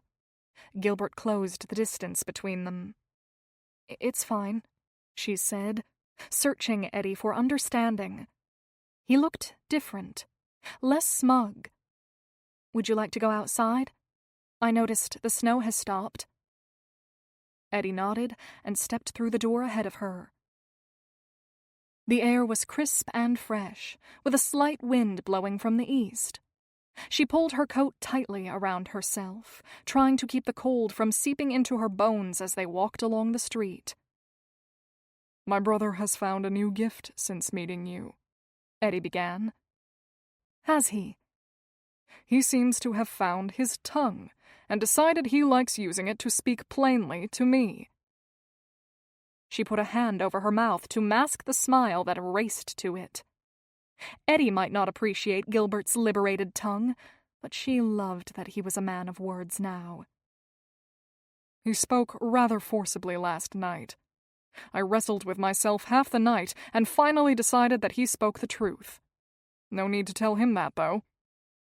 I'm glad I didn't help him find a lying tongue. No, that wouldn't have fit Gilbert well at all. Eddie stopped walking and leaned against the brick wall of a little shop. I owe you an apology. No, you don't, she blurted. I do. I have little practice offering them, so try to listen and be patient with me, even if I sound like a dunce. Knowing firsthand what a battle of pride and humility felt like, she granted him an easy audience. Very well. I'm listening. I should have stepped out from the trees all those years ago. I felt sorry about it ever since. He was looking down at his feet. I'm sorry for all the trials my actions caused you. And I'm sorry for what I said about Matilda. I wish no ill upon her or upon you.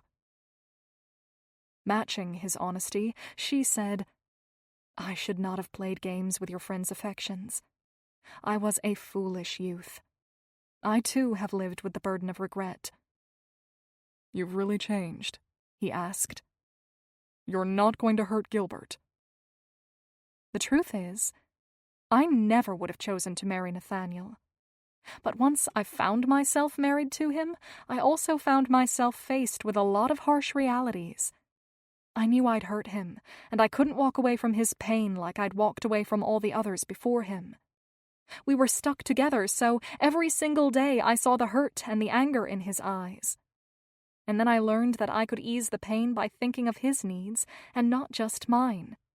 Hazel folded her arms across her chest and shivered slightly. Since then, I've never willfully hurt another soul." She darted a glance at him. "That's not entirely true. It wasn't so long ago that I slapped a man." "That was deserved." He put his hands in his pockets, then slowly blew a puff of breath into the cold air, making a cloud above him. "I should have given you a chance.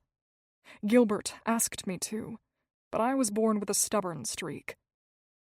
"Give me a chance now. The rest is forgotten." She smiled at him. Not a forced smile, but a genuine one. "I think the two of us will be great friends." He smirked at her. "I think we will be more than friends." Hazel took a small step back and raised an inquisitive eyebrow, unsure what he was implying. "More?" "I think before long, you and I will be like brother and sister."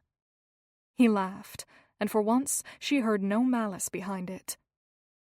"I'd like to know you as you are now. I hope you'll give me another chance." "I've never had an older brother." She laughed with him, amazed by how quickly the angst between them disappeared. "It's liberating, isn't it?" "Begging for forgiveness?" "Letting go." He nodded. "It is. I'm sorry it took so long." Chapter 23. "There's no one else scheduled today." Gilbert put the freshly cleaned instruments back in their spots. "I'm glad." Hazel rubbed her lower back and sighed. "I'll never know how you lean over all day without complaining of an aching back." Gilbert held out Hazel's coat to her. "Sometimes I have to walk the pain away." "So you are human and do hurt from time to time." "Guilty." He watched as she slid her arms into her coat sleeves. "Will you walk to my father's grave with me?" "To his grave? Yes, of course." She picked up her reticule. "Do you go often?" "I go on special days, and when I want to feel close to him." He led her from the office, locking the door behind her. "Today marks the anniversary of his death." "Is it a hard day for you?" "He was in a lot of pain before he died. I'm glad he no longer suffers, but I'd give anything for another conversation with him." "What would you talk about?" "I'd tell him about you, and about how daring I've been as of late." He puffed out his chest and laughed. "I think I'd tell him that I'm happy."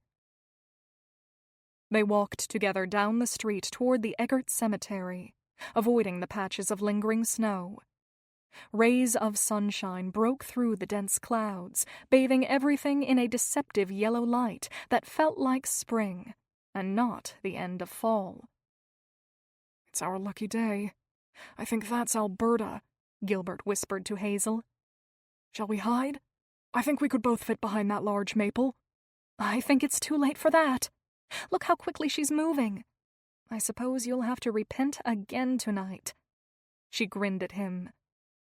"For all the uncharitable thoughts you are about to have." "I didn't know you would throw my transgressions in my face. If I'd known, I'd have let you go on thinking I was perfect," Gilbert said, loving how Hazel's presence added so much humor and laughter to his once dull life. "Only this one sin. The rest are safe. I'll never tell a soul about you eating half a pie without permission. That one will go to the grave with me." She squeezed his arm. "Brace yourself for attack," she whispered. "Together outside of the office?" Alberta's voice broke into their fun. "Everywhere I go, I see couples pairing off and traipsing this city." "We're headed to the cemetery. You have no need to worry about our intentions." Gilbert smiled at her. "It's hardly a dark alley." "Laughing on your way to the cemetery? That's not very reverent." She put her hands on her hips as she appraised the two of them. "We were only laughing at a thought Gilbert had. You must ask him about it." Hazel gnawed on her bottom lip as though she were fighting a laugh even now. "I think you'll find it entertaining. He's surprisingly witty." "Well, What was it? Alberta questioned him. I was only thinking of a joke my father used to tell me. Gilbert fought to quickly recall his father's favorite joke. Hazel seemed to cover a cough. You need to see a doctor, Alberta said to Hazel. Every time I've seen you, you're coughing.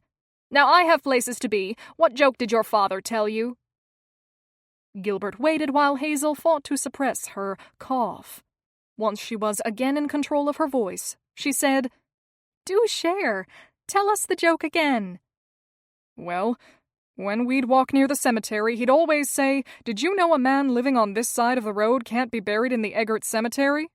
That's not a joke. Anyone who can buy a plot can be buried here. It doesn't matter where they live.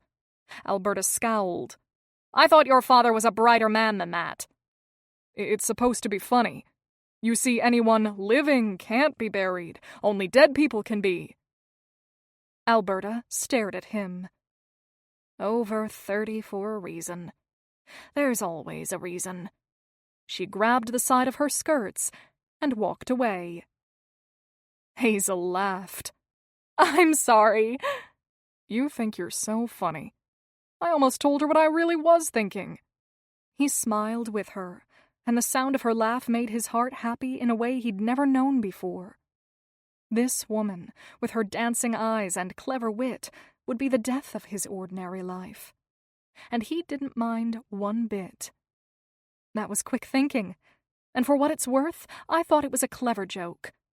Hazel waited while he opened the cemetery gate for her. No one can please Alberta. But she's not the girl I'm worried about pleasing anyway. The one I care most about just had a good laugh, so I'll consider this day a success. They meandered through headstones, commenting on names and dates, and wondering after the lives of these men and women who had come before them. My father's grave is over here. I would have liked to have known him. He was the best man I've ever known. He put an arm around her. Perhaps Alberta was right, and couples were becoming more comfortable, but he couldn't see how leaning on a friend while discussing the loss of a loved one was wrong. I've always wanted to be like him. I think you are. You tell the same jokes. She turned her head and looked up at him. What do you think he would have thought of me? He pulled her tighter. He would have liked you. Gilbert tried to imagine his father alive and there beside them. He knew he would offer wisdom and advice. Gilbert played it safe, though. He smirked and said, He would have said that you ought to be proud of who you are today. And then he would have laughed and said that I was right, and your hair is red. Hazel and I spent the evening with my parents. Before leaving, they told me privately how much they've come to care for her. I think it's because she makes them laugh. She makes me laugh, too. It's been almost 6 months, and I've laughed more in that time than ever before. The days have flown by, and they've been good days. I heard Joanna has married, and I'm surprised to feel no remorse over it. I never thought I'd be glad I was forced to marry, but I don't think I'd have it any other way.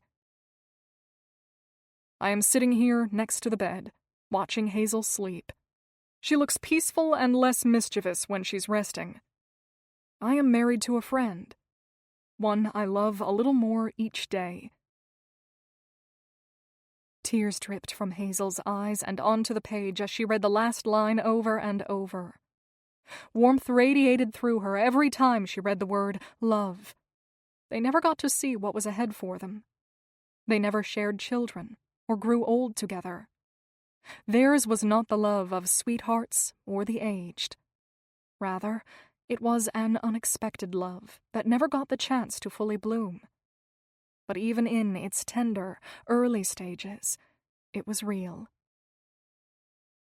She no longer felt like she was closing the book on Nathaniel unfinished. She was able to close it with a smile, like an author who knows the story is complete. Hazel brought the journal to her lips, pressed a kiss to it, set it aside, and made her way to the dining room for breakfast. "Why are you so happy this morning?" Ina whispered moments later when she sat beside her. "Did something happen with Gilbert that you haven't told me?" No, I've told you everything. But maybe something will happen. She twirled her spoon around in her oatmeal. You were right. I don't know how to explain it, but last night I prayed for direction, and this morning I found a new sense of peace. She groaned, then laughed. It's hard for me to explain. Are you telling me you're ready to forgive yourself?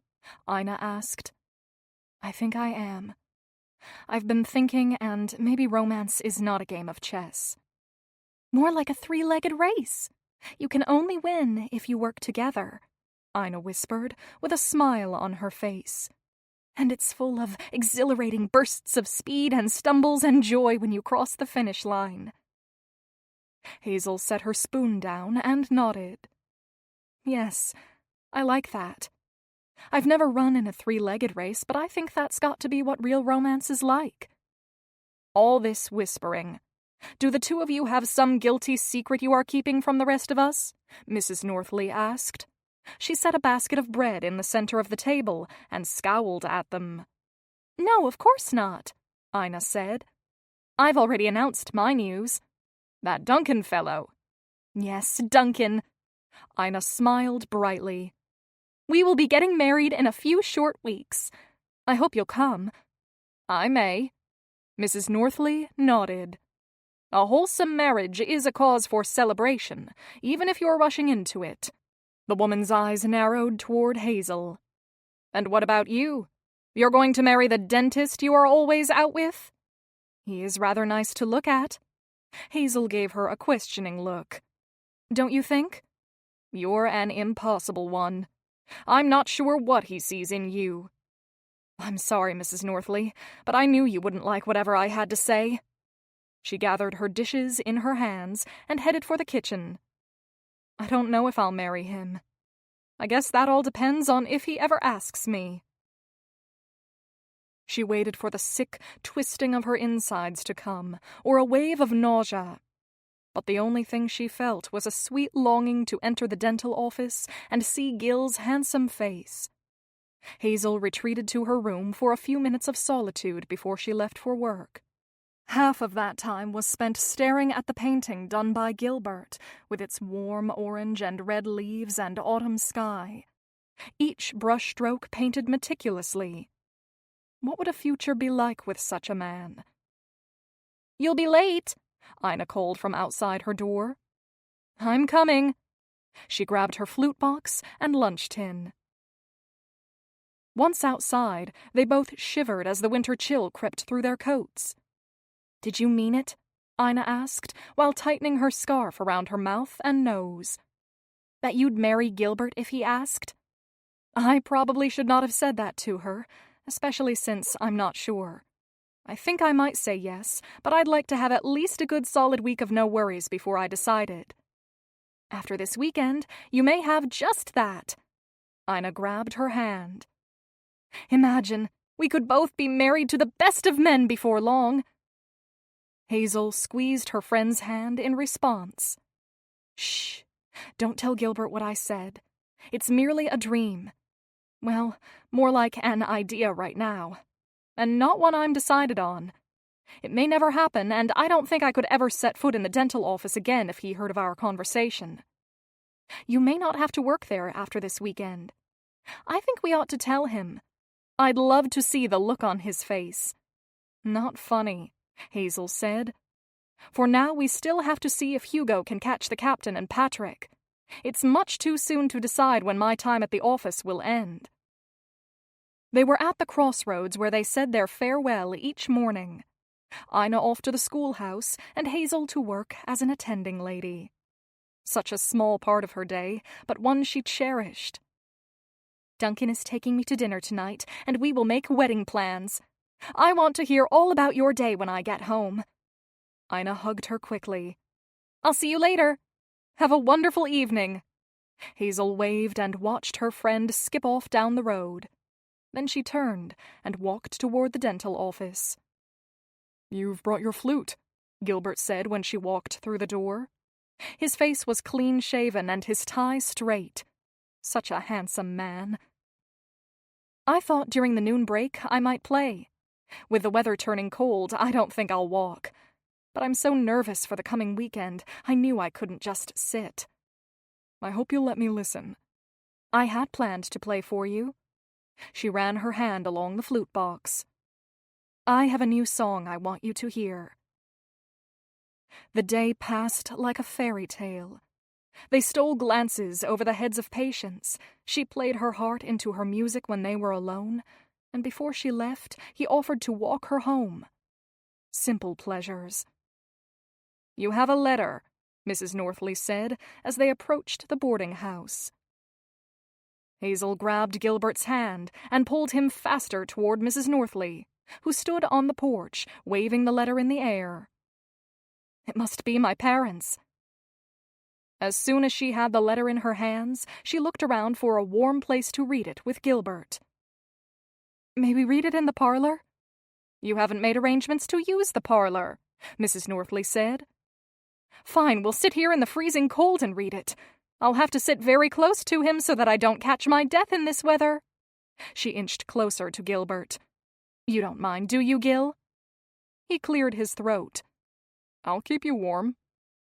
Mrs. Northley's eyes grew large. "Stop this nonsense and go into the parlor." "That's so kind of you." Hazel stepped past her into the house, with Gilbert at her heels. Once out of Mrs. Northley's earshot, she whispered, "Do you think I'll get a lecture later?" "The whole house is going to hear about your behavior." He winked at her. "Let's read your letter before she decides we've shared too much time in each other's presence." I'm nervous. I want my family in my life. I want their love and forgiveness, and I pray this letter is an invitation home. But if it's not, that doesn't diminish my worth. Only God knows our true worth. Yes, that's what I've been reminded of. She broke the seal of the letter, looked to Gilbert once more for encouragement, and then read. Dear Hazel, come home and be with us. With Matilda so sick, we have had reason to pause and ponder what matters in our lives. Knowing you are free and living among us, but not with us, has weighed on our hearts as we have endured this current trial. We did not know your whereabouts to summon you home until now, or we would have written sooner. Forgive us. We are family and wish to have you near. There is so much to write, and so many questions to ask, but with your sister convalescing, we will have to wait until we are under the same roof again. We will be by the window, watching for your return. Love, Mother and Father. P.S. We have not been threatened or unsafe. Hazel looked up from the page. They want me to come home! Gilbert's face had creases where she'd never seen them before. I'm glad for you. Are you? Gilbert nodded. Gil, I can't make sense of it all, she said through her tears. I want to go home. I want it so badly I hurt, but I want other things too. Time to go. Mrs. Northley entered the room with a frown on her face. Say your goodbyes. I'll see you tomorrow. Hazel stood and walked beside him to the door and out onto the porch, where they were once again alone. Gil? Yes? She kept the words she wanted to say inside and simply said, Thank you. For what? For being you. She gripped his hand tightly, desiring a better goodbye, but settling for the touch of his hand. She promised to see him the next day, then hurried to her room, where the tears flowed freely. Chapter 24. Did you pack everything? Ina asked Hazel as they readied to leave for Buffalo. She nodded. I'm sure your family will be glad to have you back. Ina's face reddened. I've sent word letting them know we'll be at the Williamses while the case is sorted out, and I'll be coming home afterward. They're to notify me if there's an urgent reason to come sooner. She'd wanted to go home straight away, but feared she would bring danger with her, and in the end decided she needed to first hear the latest news about the case. You'll come to the wedding, won't you? Duncan asked. Even if you are settled back in Buffalo?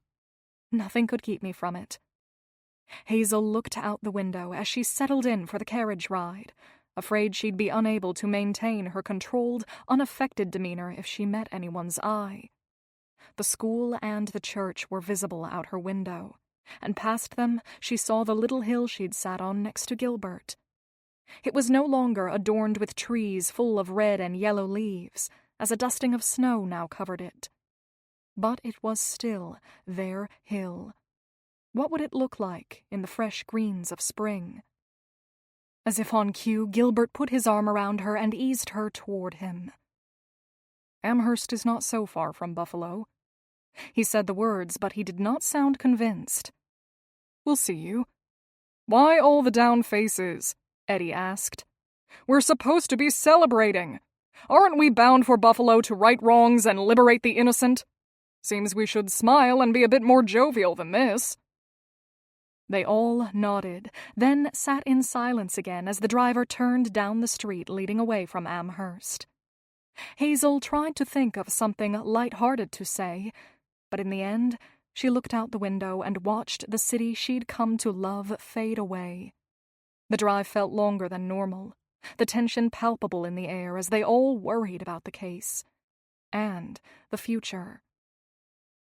"It's that one up ahead," Hazel said, when they neared their destination and the long, awkward drive reached its conclusion. "It's so grand! I've never been in a house so large." Ina reached up and touched her red face. "I'm not sure this is a good idea." Duncan pulled her hand away from her chin and held it. "It'll be fine. Hazel says they're good people." "They are. You'll see. We'll all be welcomed." As soon as the door opened, Elizabeth was there greeting them.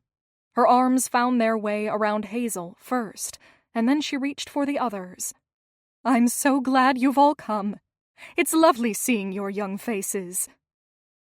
Hugo entered the room, and Hazel gasped. The right side of his face was blue and purple, swollen with a scabbed-over gash below his eye. "What happened?" "It's been an eventful week," he said as he touched his face, and winced. "Let me meet our guests, and then I'll tell you all how I bruised my face. I haven't had a story about throwing punches in a long time." "I expect he'll be telling everyone about this for years to come." Elizabeth's eyes trailed her husband's every move. "I'd prefer we just forget it. Blood and bruises make my stomach sick." Hugo laughed at his wife's comments while he shook hands with everyone and led them deeper into the massive home. "Tell me, how did you find yourself involved in all this?" he asked Gilbert. "Hazel is... well, I'm a dentist, and she was my lady in attendance. I sympathized with her cause as soon as she told me." She crept up to his side and laced her arm in his. "I am his lady in attendance. That's how we became acquainted. But now Gilbert is a dear friend." "I'm grateful beyond words that our Hazel has found such helpful companionship. You're a good man to see past all the slander and harm done to her. I wish we'd been as clear-sighted, and perhaps this all could have been resolved years ago." Hugo frowned remorsefully. "If everyone will follow us to the dining room, we've prepared a meal." "Let them freshen up first. I'm told the meal is not quite ready," Elizabeth said. "I'll have someone show you to your rooms. We'll meet back here." 15 minutes later, they were back. Hazel had repinned her hair and hung her dresses before returning. "Won't you tell us what happened?" Hazel asked as soon as she spotted Hugo again. They were all making their way to the dining room. "You always were a little impatient." He spoke to her in a gentle voice, like a father speaking to his child. "I promise to tell you the whole story." Large double doors separated the dining room from the entryway. They creaked open on oversized hinges. The guests were greeted with the scent of rich foods. The table ran the full length of the room, with one end set lavishly for the party. Candlesticks, flowers, and full place settings. She breathed deeply, letting the aroma fill her lungs and the memories her heart.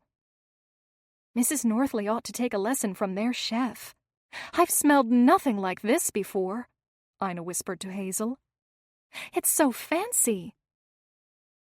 When the guests were settled into their seats, Hugo stood. I'd like to welcome you all to our home. What you've done for our late son and for our daughter-in-law will not soon be forgotten. While you eat, I'll tell you the progress we've made in the case. Enjoy your meal. He motioned for them to begin. Forks and knives clanked against the fine plates as they all dug into the savory feast.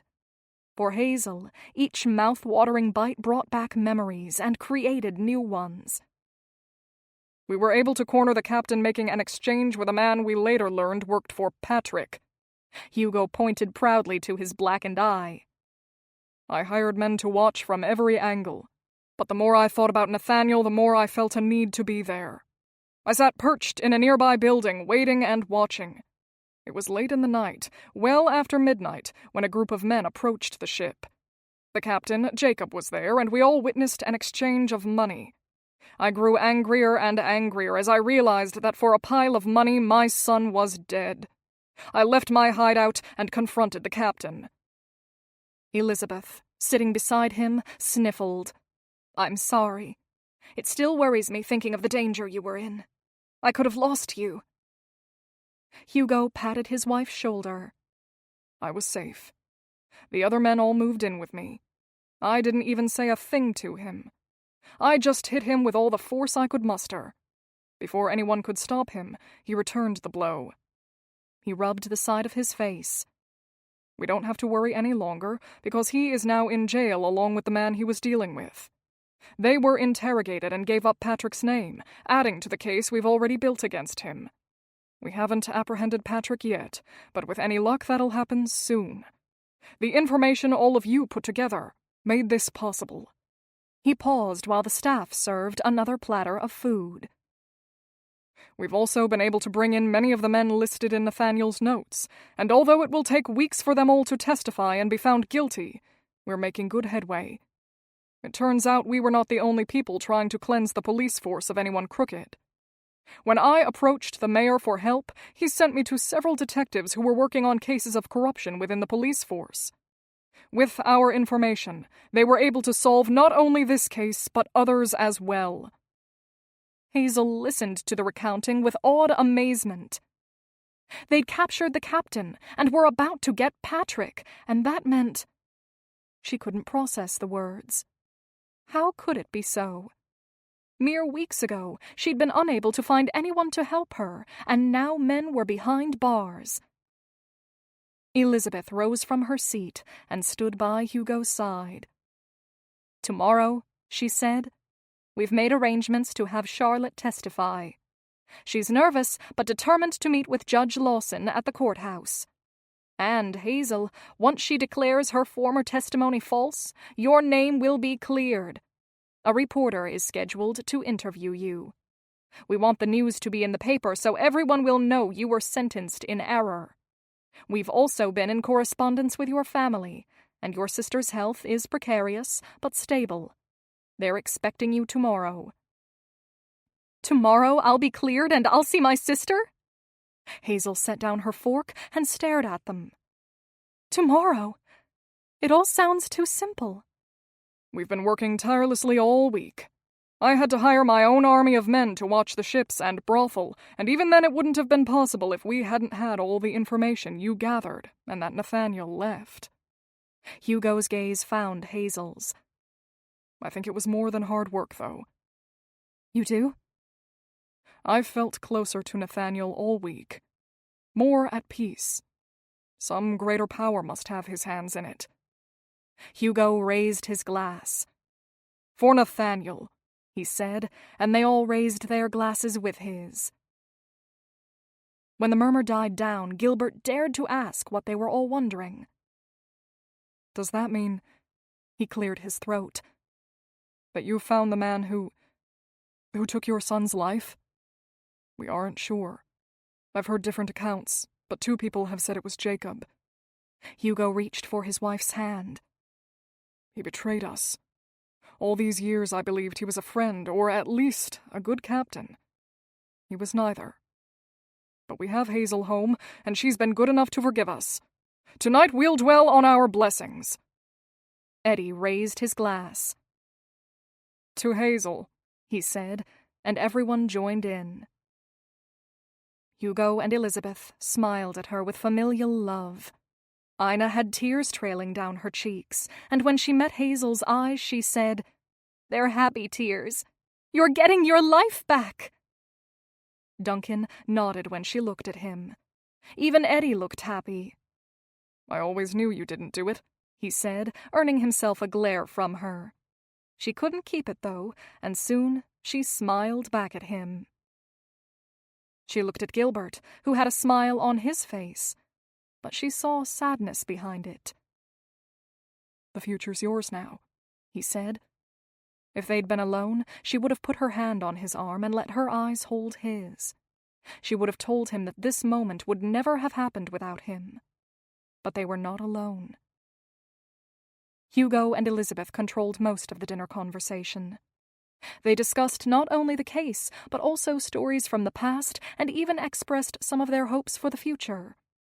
When the meal concluded, they stood and left the dishes on the table as they guided everyone to the parlor.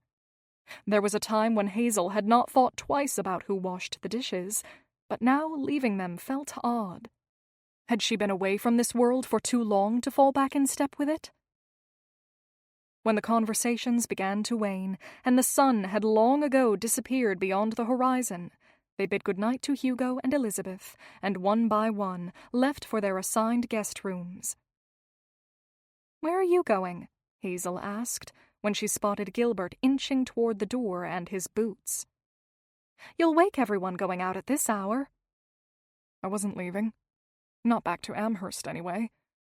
I just thought I'd go for a walk." "At 11?" she asked, utterly confused. "Why?" "I like to think while I walk." He set his shoes back next to the door. "I'll stay. It was just a whim." "Let's go upstairs. Tomorrow will be a big day." She pulled him toward the stairs. "Perhaps there will be time for a walk tomorrow." The massive house felt even larger in the dark as they made their way up the stairs to the guest rooms. Hallways, doors, and more hallways. "My room is that way." He pointed to his left. "Second door to the left." "And mine is that way." She pointed in the opposite direction. "Third room on the right." "Until tomorrow, then." Rather than go to her room, she stepped closer so she could see his face better. The corners of his mouth drooped down. Why the long face? He shrugged. "Just tired, I suppose." Hazel watched him, but his expression remained pensive, causing an ache to grow in her own heart. She pushed onto her tiptoes and kissed his scruffy cheek. "I think Clara would say you looked like a poor orphan boy tonight. Tell her I did what I could to lift your spirits." His frown deepened. Another kiss to his cheek, and he chuckled a little. "I didn't realize all I had to do was look a little downcast and I'd get a kiss." "I think I must be in a particularly charitable mood. Or maybe I've always had a soft spot for lonely orphans." "One more, then," he said, offering her an exaggerated, playful frown, but he couldn't hide the twinkle in his eye. Slowly, she put a hand on one side of his face and eased him closer to her. Her heart beat faster, and she was anxious to place her lips on his face once again. This time, she kissed him slower, letting her lips linger on his cheek as she savored the feel of his warm skin. The moment lost its seriousness when Hazel laughed. She put her hands over her mouth, trying to cover it. "You're horrible," she whispered, once she was back in control. "That frown could win you all sorts of affection. You're not sad at all. You're just toying with me." "No, I'm not. I'm terribly sad." He frowned even bigger. "I'm so sad and lonely. Have pity on a poor orphan boy." She swatted his arm. "Stop, you'll make me laugh again. You know it's not right to trick someone into kissing you." Very well. How about one more simply because we are celebrating the freedom you will gain tomorrow when Charlotte testifies? She pursed her lips and looked him over, wanting to understand what was happening between them. His frown was gone, replaced by an earnest face full of longing. She swallowed, wondering if her face had the same desire written on it. Surely, her heart did. She inched closer. "I'll give you one more, but not because you are sad or lonely, and not because I'll be free tomorrow. I'll give you one more because you never doubted. And because you are the kindest man I've ever met. I knew it from the start. I felt safe around you. You've given me wings." She watched his Adam's apple bob up and down as she slowly moved her hands back to his face. At her touch, he put his hands on her waist and urged her closer. She lifted herself up onto her tiptoes, and this time when she pressed her lips to his cheek, she sighed. With her face still near his, she said, rather breathlessly, "No more frowns." Not after that. He looked into her eyes, brought a hand to her face, and ran his fingers along her cheekbone. In the darkness, he whispered, "Good night, Red." They parted ways, each bound for their room. Hazel walked as carefully as she could, softly patting down the hall, but still Ina heard her and poked her head out of her bedroom doorway. "Hazel, is that you? I was so quiet. How did you hear me? Mrs. Northley always said your laugh could wake an entire village." "She says that about me?" Hazel nearly laughed again. "She says all kinds of things about you. Most of them aren't true, but you do have a rather loud laugh. Tell me what you and Gilbert were doing in the hall." He was feeling a little down, and I tried to help him feel better. "I don't think that was all that happened." Ina scrutinized her. "Why are you grinning?" Drat that Ina and her perceptiveness. Well, I might have told him that he changed my life." Hazel smiled, proud of the honest but elusive answer she gave. I believe you did say those words. Now tell me what else you did." Ina's brow was raised like a mother who'd caught her child snitching sweets. "Ina? I knew it. You were kissing in the hall, weren't you?" Ina clapped her hands together. "Don't lie to me, but do tell me all about it." Hazel groaned. "Just a friendly kiss. It's not what you think. Someday soon, I hope you'll stop lying to yourself. When you do, I don't think Gilbert will have a reason to be sad any longer. You know he worries you will stay here and never come back. That's what makes him sad.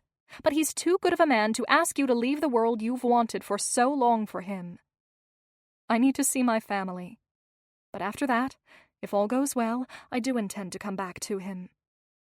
He worries because he cares. Did he kiss you back?" Ina asked, her voice low. "It wasn't that sort of a kiss." "It was just a friendly kiss, wasn't it?" She retreated to her room, hoping she'd have a reason to give more friendly kisses soon. Or perhaps, when the dust settled and her sister was well, a kiss that was more than friendly. Chapter 25.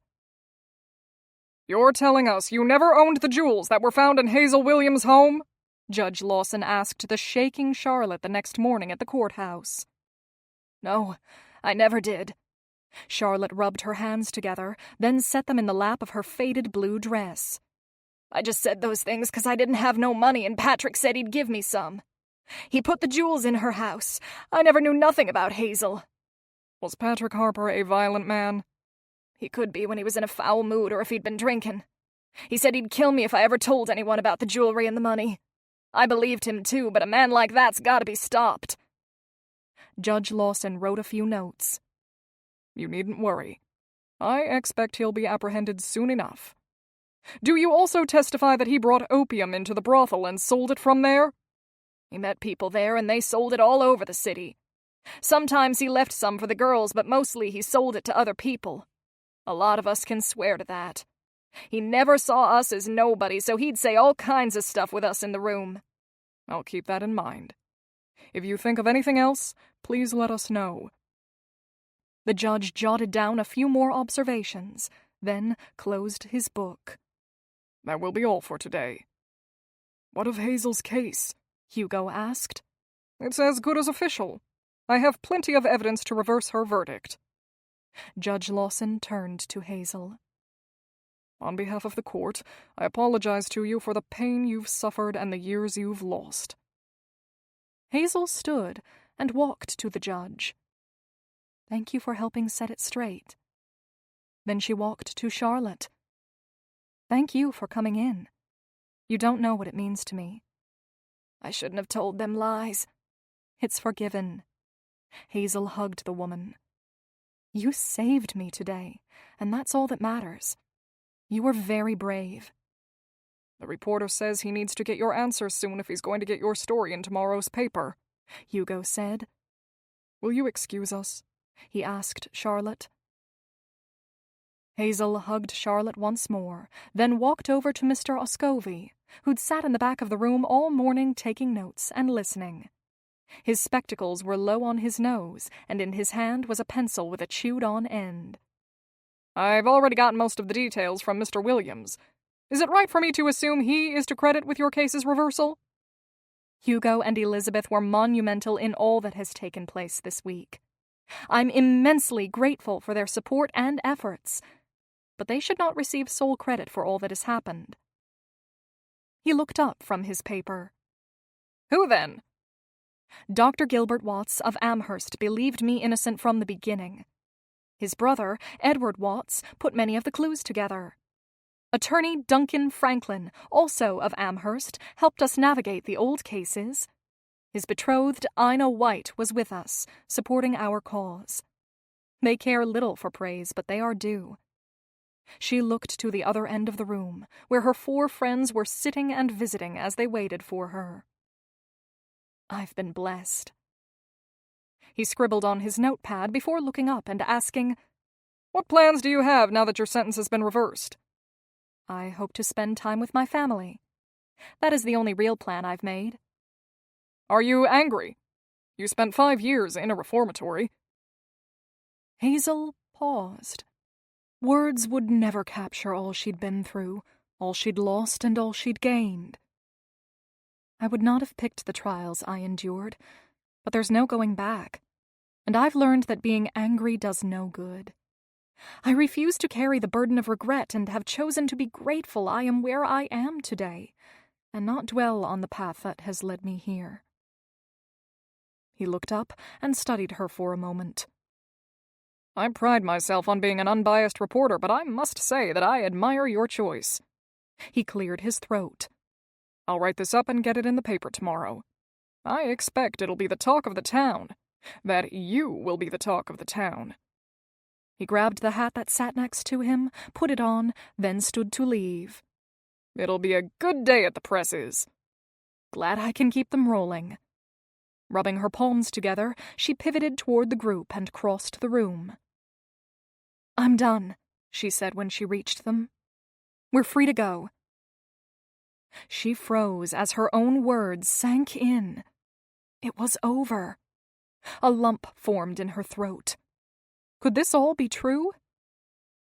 It's over, she said, her voice trembling. Gilbert clapped his hands, and soon the others joined in. Their excitement grew more exuberant as they cheered and embraced one another. Hazel's eyes glistened. It was finished. When the shock wore off, the joy came in earnest. Duncan is going to look over a few notes with Hugo. The rest of us are planning to go back with Elizabeth, Ina said. I think I'll walk from here to my parents' house. I promised Gilbert we'd take a stroll today. She cocked a smile at him. Will you walk with me?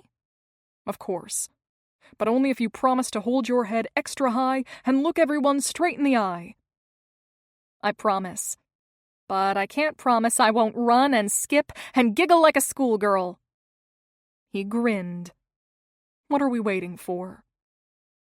They said goodbye to the rest of the group, then stepped away from the courthouse. "How do you feel?" Gilbert asked her. I realized this week that no matter what happened in the courtroom, it was time to forgive myself. Not because of what the judge said, but because it was the truth. She straightened her spine, not caring if anyone recognized her. Let them stare or let them turn away if they wished. She knew her heart. But still, there's something sweet about knowing others can now clearly see the truth. "Tomorrow when the paper comes out, everyone will know," he said as they rounded a corner. "And today your parents will hear the good news." I'm anxious. She brought her hands to her mouth and blew hot breath on them. It's gotten cold so fast this year. "Where are your gloves?" I forgot them this morning. I think I was more nervous than I admitted. She blew again. "Give me your hand. I'll warm it." He offered his hand. Hazel hesitated only a moment before accepting it and enjoying the warmth from his large hand. "Thank you." "It's the least I can do." He squeezed her fingers. "Eddie said he could hear you laughing in the hall last night. He interrogated me." Ina said she could too.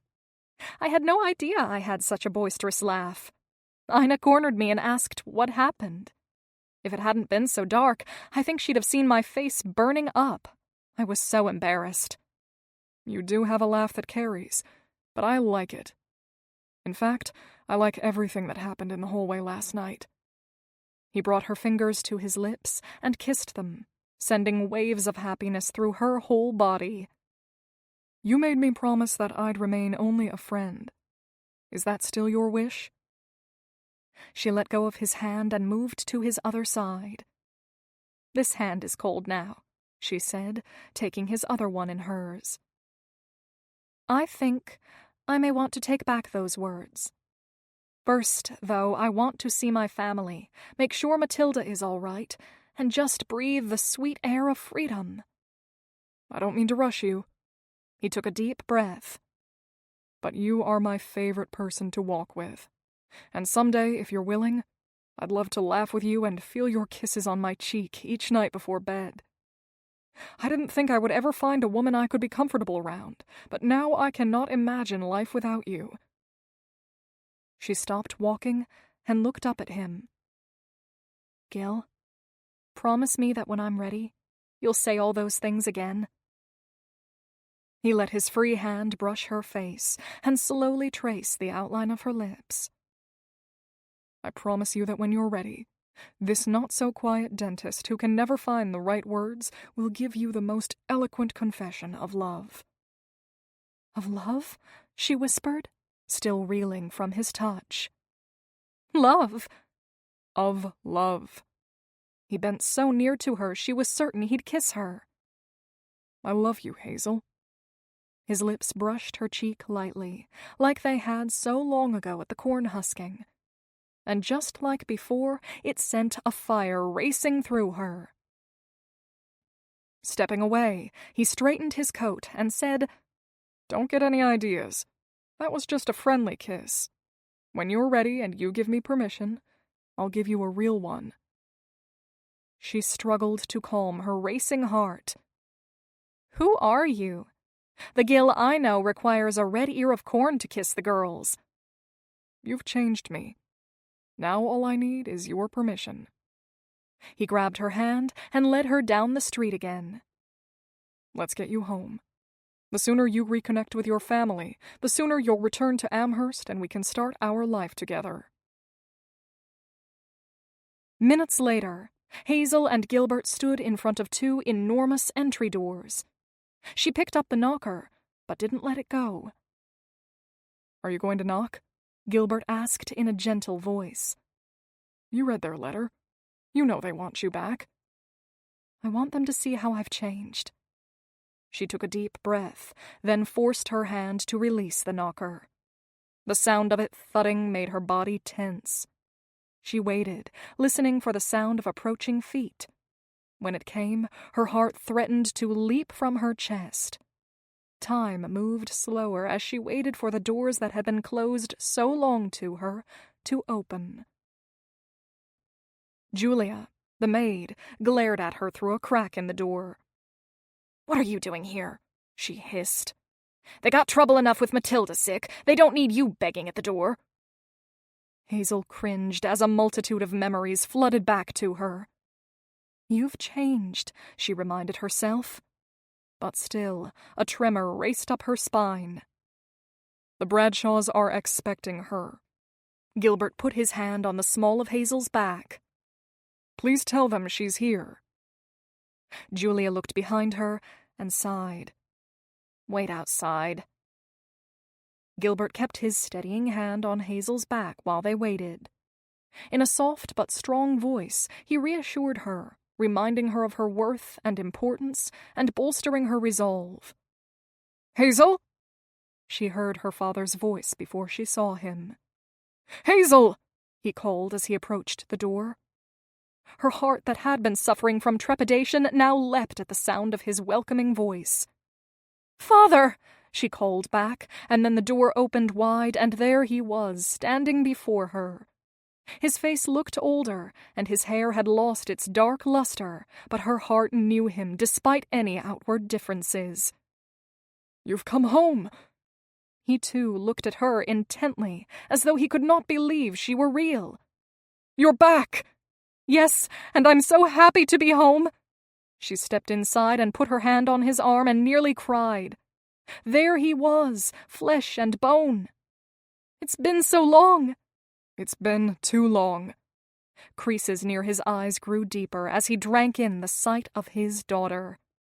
"You're our Hazel, and you're back." He clung to her, and she buried her face in his shoulder, and their tears mixed together. The tears were sad, they were happy. They were a summary of the long years apart and their hope for the future. Warmth seeped deep inside her, filling her bit by bit as the embrace continued. "I'm sorry for everything." "None of that matters. Not anymore." His welcoming arms confirmed his words. Remembering all that had happened, she pulled away. "How is Matilda?" He ran his hands through his hair. "She's frail." Her usually composed and serious father blubbered, "I'm worried. I'm so afraid for her." "I'm sorry I haven't been here," Hazel whispered. She meant to sound strong, but seeing her father so overwhelmed increased her worry tenfold. "Let me help you care for her." "I've been so afraid that I'd never again have all my children here." He kissed her forehead. "But now you're home." "I am here.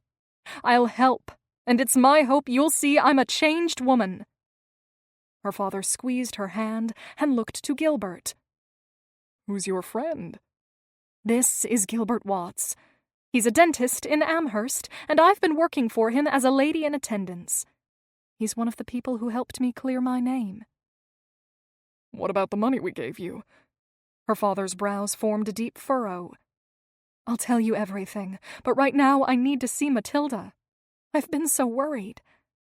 She tried to smile, but all she felt was concern for her sister. "I want to hear every detail."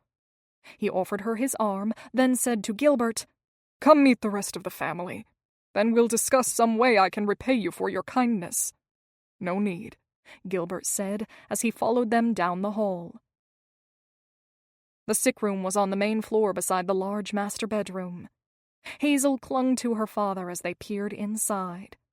Her first glimpses of Matilda's thin, frail body caused her to cover her mouth to avoid crying out. She'd grown from a child to a young woman while Hazel was incarcerated. Her skin color and sunken cheeks testified to the battle she faced physically. Hazel's mother sat beside her holding one of the woman's hands, her head bent as though she were praying. "What's wrong with Maddie? I know she's sick, but what is it?" she whispered to her father. "The doctor says she has a severe case of pneumonia. She's never had the strong constitution you have. when she got sick. That's when I realized how wrong I'd been to send you away. We should have been together." He stared off into the sick room. "It hasn't looked good. Not from the start." "Will she be all right?" "No one knows. She seems weaker every day, but the doctor says we still have reason to hope. If she will only fight, she might regain the strength she's lost. Let me tell them you are here."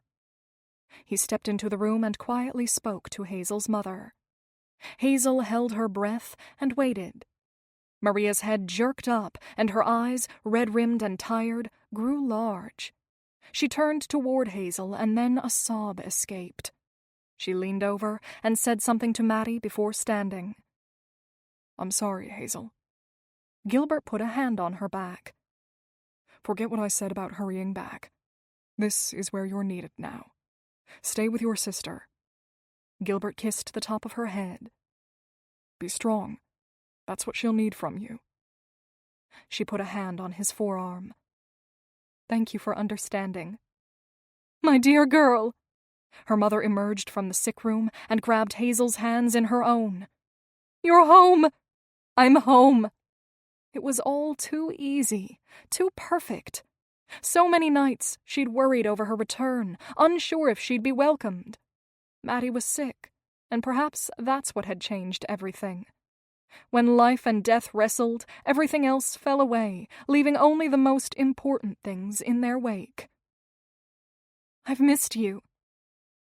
They held each other at arm's length, both staring dazedly at the other as they accepted that this dream was real. She let go of her mother and nudged Gilbert forward. "I want you to meet Gilbert Watts. I'll tell you my whole story soon, but this man was there for me when I was alone." Her mother pursed her lips, then smiled.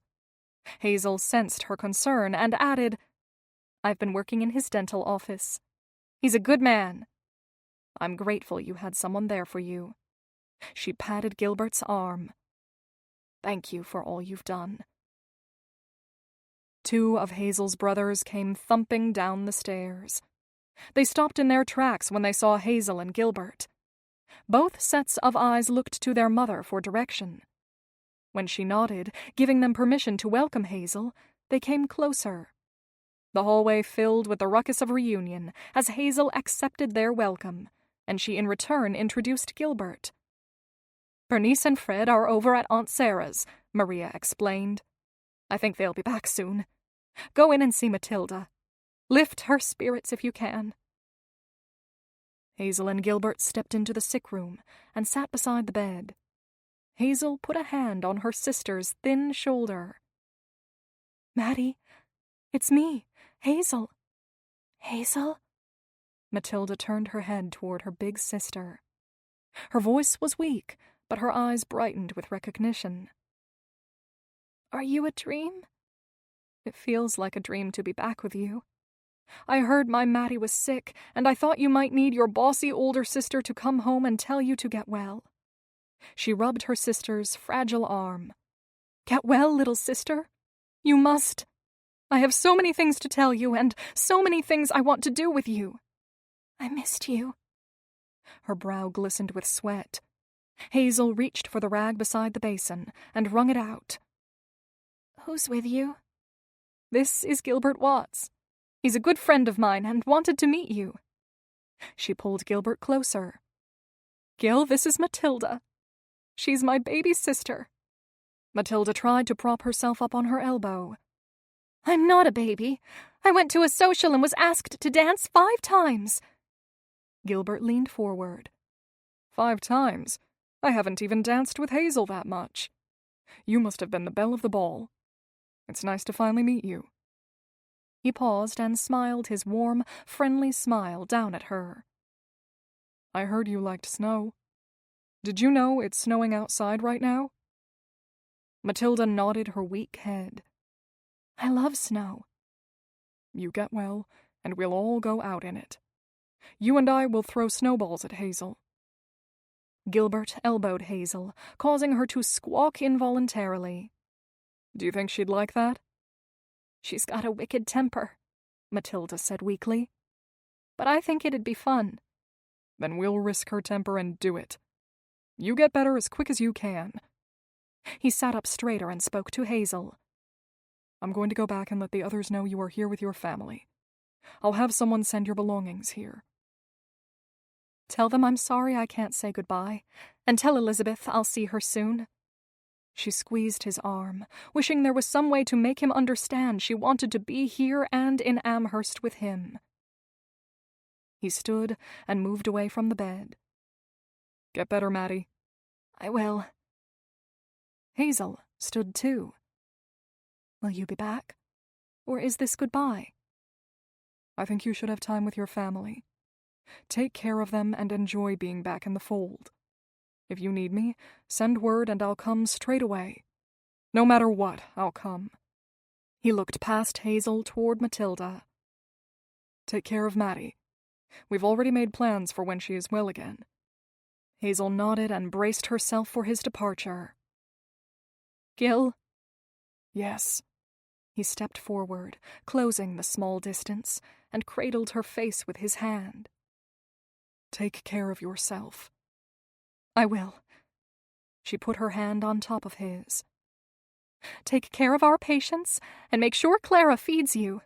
You know how I feel about poor orphans. Besides, I have plans that involve you. Plans? You aren't going to throw snow at me, are you? No.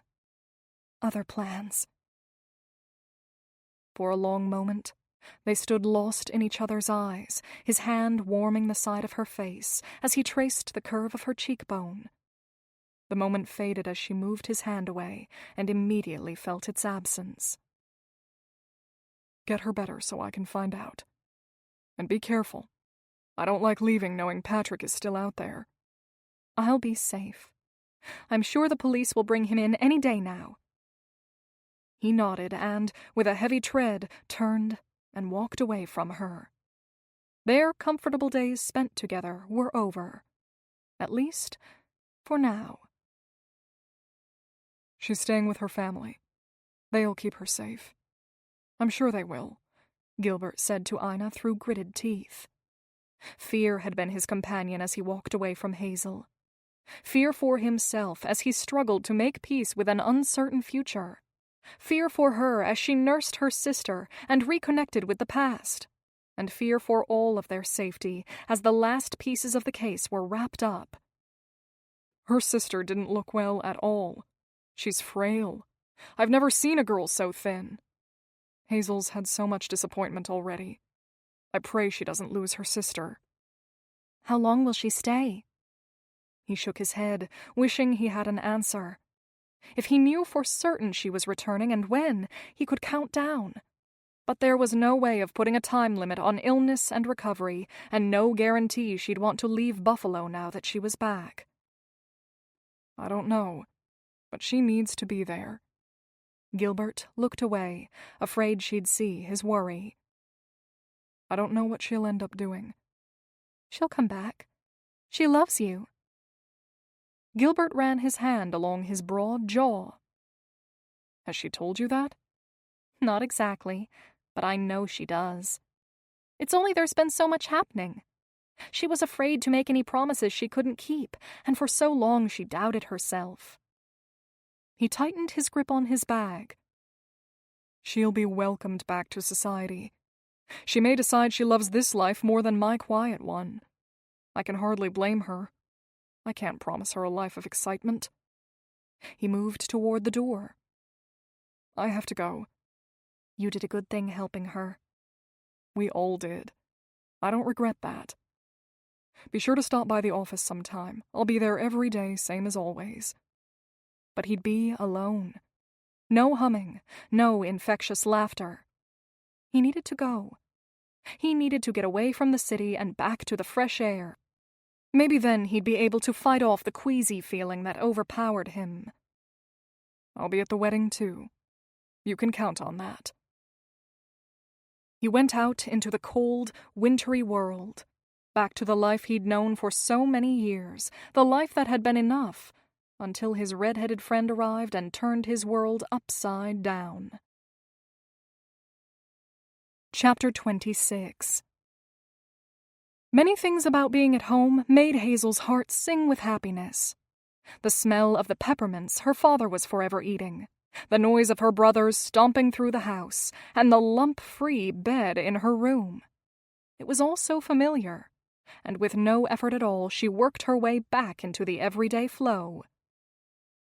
The newspaper featured her story on the front page. The bold headline read, "Daughter of wealthy businessman found innocent after years of injustice." Within the first hour of the paper's distribution, the family began receiving invitations. Everyone wanted to befriend the now famous spectacle and her family. Or rather, they wanted to be privy to the details of her former life in exile. The invitations all felt counterfeit to Hazel, and she politely declined most of the requests, using her sister's health as her excuse for remaining home. "I don't feel the need to dress up and put on a show for a whole slew of people who cared nothing for me just days ago," she told her mother. "Stay in all you want. I don't like you going out too often until Patrick is apprehended." Her mother ran a hand through her daughter's hair. "I'm not sure when it happened, but you grew up on me. Not just in years, but in wisdom." "Do you think so?" "I do. You care for your sister with tenderness, you've handled the press with finesse, and well, your heart seems to have grown a great deal. I know your road has been rocky, but you have come through it well." Hazel loved having her mother close, feeling her love and acceptance. They'd butted heads for so many years, but now there was an easy, comfortable peace between the two of them. "I'm sorry for all the mistakes I made." Maria sighed. "I worried over you more than I worried over any of the other children, and now here you sit, a thoughtful and kind grown woman." She kissed Hazel's forehead. "I won't insist you make any calls you don't want to make. I trust your judgment." No remarks on her beauty or manners would ever mean so much as a genuine observation on her character. "I do wish I could have spared you so much worry. When you are a mother, you'll know the joy I'm feeling now. It makes no difference that it was a long time coming. Perhaps it's even a little sweeter because it took so long.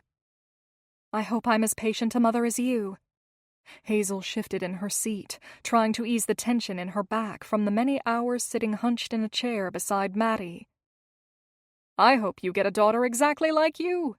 Then you'll know just how patient I had to be." They laughed together. Then her mother's face grew serious. "I'm glad you've begun dreaming of a family. I had stopped believing in love, and that anyone could ever want me, especially while I was at the reformatory. I believed no one would wish to be with a woman with such a record." Her mother searched her face. "And now you've found reason to believe again. Is that what you're telling me?" "I have." She didn't shy away. Her love needed no approval. She knew it was a sweet and pure love, but she did hope to have her parents' blessing. "I watched my dear friend Ina find love with her Duncan. And since I've seen you with Father again, I've realized that what you have is lasting. I even saw a glimpse of it with Gilbert. He seemed to be a good man." Hazel laid her head on her mother's shoulder and sighed. "I don't care that he's not wealthy. It seems that everything I wanted before doesn't matter now. He's not what I used to dream of, but he's all I dream of now. You are a good woman. I can think of no better combination." Hazel's time at home passed quickly as she relished the love of her family. The moments with her father were just as sweet as those with her mother. They discussed the past, both eager to apologize for all that had transpired. He was not as affectionate as her mother, but he had his own ways of showing he cared. Little things, such as taking her with him when he went out, or asking the cook to make her favorite foods. And of course, she never tired of being near Matilda and her other siblings. Day after day, she sat in the sick room reading, playing her flute, and telling Matilda about her time away. Hazel breathed easier as her sister's health continually improved. Once I went to a corn husking, and a man got a red ear of corn. In Amherst, a red ear of corn means the finder gets to kiss the lady of his choice, Hazel explained one afternoon. Did someone kiss you? Matilda put a hand to her chest. Did they? Yes, in front of everyone. Can you imagine? Matilda gasped. Was it terribly embarrassing? No, it was terribly romantic. She laughed. When she stopped, she grew thoughtful. But not all kisses are. Some kisses are all about taking. This man, though, has a way about him that's different. I hope to be kissed someday, Matilda said, sounding very much like Ina had sounded not so long ago, clinging to romantic ideals and hoping for afternoon strolls and bouquets of flowers. Hazel reached for her hand. Wait to kiss someone honorable, and wait until it means something. Learn from my mistakes and remember that kisses are not something to carelessly throw around. Did your kiss at the corn husking mean something? She asked. Putting her hand to her cheek, she could almost feel the gentle touch of Gilbert's lips. It did. It meant a great deal. In her room that night, she penned a letter to Gilbert. She told him about Matilda's health and how it was slowly improving. She shared about the numerous times she'd seen Nathaniel's parents and the joy she found in their home. She rambled on about her siblings and the food the cook was making and the wintry weather. Everyone is eager to hear my tale. Who knew I'd be so popular?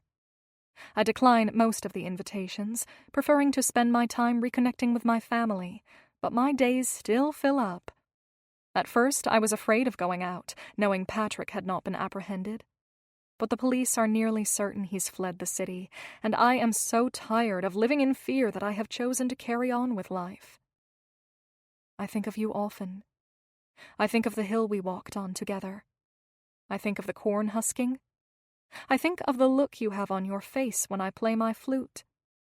I wonder if you've painted anything new and what you're creating in your art room. Has Alberta come in? If she has, I'm sorry you had to treat her alone. Know you are in my thoughts, though it'd be much nicer if you were in my presence.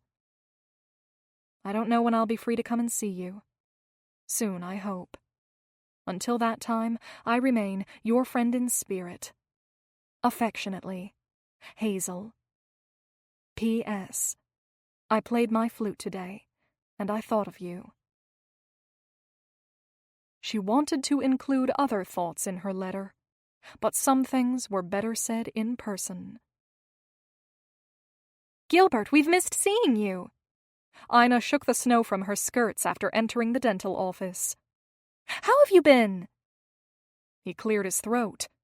If he told Ina how he'd been practicing dentistry in mechanical motion and moping around each evening, he'd sound pathetic. Missing a woman so deeply that he felt it every moment of every day was new territory for him. I've been busy working. You miss her, don't you? Ina said. I miss her too, and I worry about her. Patrick hasn't been apprehended yet. I hate thinking that he is out there. I worry too, but what else can we do? Everyone in Buffalo is looking for him. His hands clenched at his sides. I've been giving her time to settle back in and be with her family, but it's hard being so far away. Have you heard from her? She sent a letter and she sounds busy and happy. Her family and the entire city seem to be thrilled she is back. I am glad she is happy there, but that does not mean she doesn't miss you. He looked around the office, his jaw flexed. Every corner of it was full of memories of her. It was simpler before. Now I don't know what to do or to think. I take care of my patients, go home alone, and wait. You've got to let her know you miss her. She told me when we first met that she did not believe in romance, but later she confessed she did. You are the only one I can think of who could have changed her stance. You should be honest and tell her how you feel. I have not kept my feelings a secret. You could offer a grand gesture. Ina, who could do no wrong, had a mischievous look on her face. There must be something you could do. Something that would shout your love for her in a way only she would understand. Has Duncan ever performed a grand gesture? Is that how he won your affection? He has consistently done the most perfect small acts of love, but there also have been grand gestures. She put her hand on her heart. When he takes me on his arm, he holds his head high. I know he's not ashamed to be seen with me. That was the first grand gesture he gave me. The next was when he let me share his daughter. But for Hazel, it would have to be something different. Something that shows her what's in your heart and tells her you will love her always. A gift, an act of service, only you know what. Gilbert rubbed his forehead. I'll have to think on it. I haven't much experience with grand gestures, or with romance, or even with women. The fact that I am smitten still scares me. Ina laughed. I think romance scares us all at least a little. But don't be so scared that you can't open up your heart and let her see what's inside. Whatever you do, don't think too long. Just act. I want my friend to come home for your sake, and for mine. She grabbed the door handle. I have to go. I'm meeting Duncan this afternoon. We're going to pick out fabric for a dress for Amy to wear to the wedding. But I couldn't walk past and not say hello. Gilbert said goodbye and watched her go. Then he sat back in his chair and contemplated grand gestures, hearts, and bold proclamations of love. Chapter 27. Hazel set her flute back in its case and made her way from the music room toward the stairs. It was getting late, yet she was in no rush to go to her room. But with everyone else in bed, she had no reason to stall.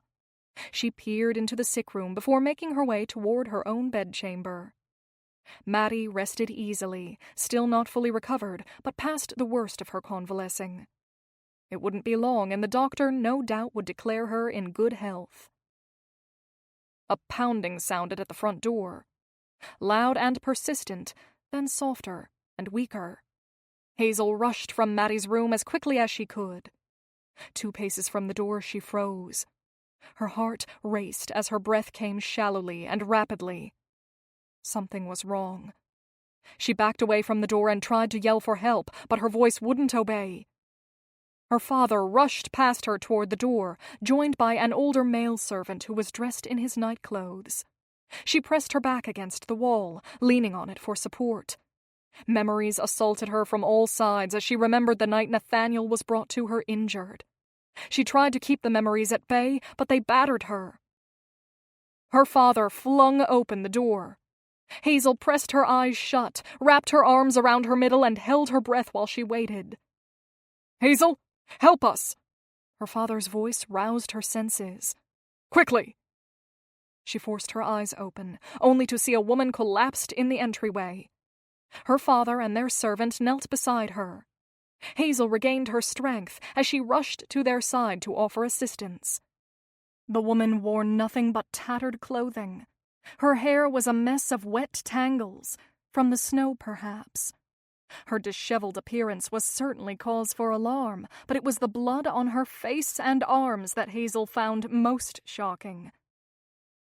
"What happened?" her father asked, while lifting the woman and making his way toward the parlor with the woman weak in his arms. Hazel shivered as they walked by her. "Patrick Harper. Charlotte told me to come here." The woman rallied, her arms coming around Hazel's father and grasping him tightly around the neck, as though she feared uttering his name would somehow bring the man himself. Hazel and her father shared a startled glance. Who was this woman? "Lock the doors," Hazel said, now fully engaged. "Someone must fetch the police and a doctor." "Do as she says," her father snapped at their servant. "I'm sorry," he said, correcting himself. "It's important." Hazel followed after the servant. Quick as you can, go out the back door and tell the police to come. Send for a doctor, then send word to Gilbert Watts in Amherst. Pay whatever you must to get the message out quickly. Tell him I need him." "Yes, miss. I'll send word right away. Don't you worry." He left, and she prayed he would go quickly. Sending for Gilbert was hasty and impulsive, but with each beat of her heart, she felt certain his presence would somehow soothe her nerves and do her heart a world of good. She'd missed him. Every day her heart had ached for him, but now with a threat looming, she needed him. Her mother came down the stairs, wide-eyed and afraid. "What's going on? I heard commotion." Hazel told her all that had occurred. "You should sit with Matilda. The police have already been sent for." "Yes, I'll sit with her. But you must tell me if anything changes." "I will." Her mother went back toward the stairs. "I will tell your brother to keep everyone upstairs. I don't want them in the way." Over the next hour, Hazel bathed and saw to the unexpected guest's wounds. The doctor sent word that he would come soon, and apologized for being unable to make it right away. The poor girl slipped in and out of consciousness, limiting their ability to question her and giving them reason to fear for her life. She was weak, terribly injured, and obviously malnourished. Eventually, she drifted into a deep slumber. While she slept, Hazel's father asked, "Do you suppose she's a fallen woman?" "I don't know." Hazel pulled the blanket up tighter around the sickly woman's shoulder. "She may be. When I look at her, I see a girl with a story, like my friends at the reformatory." "Hazel?" "Father, I lived with girls like this for 5 years. Girls who were desperate or abused or who'd been misled."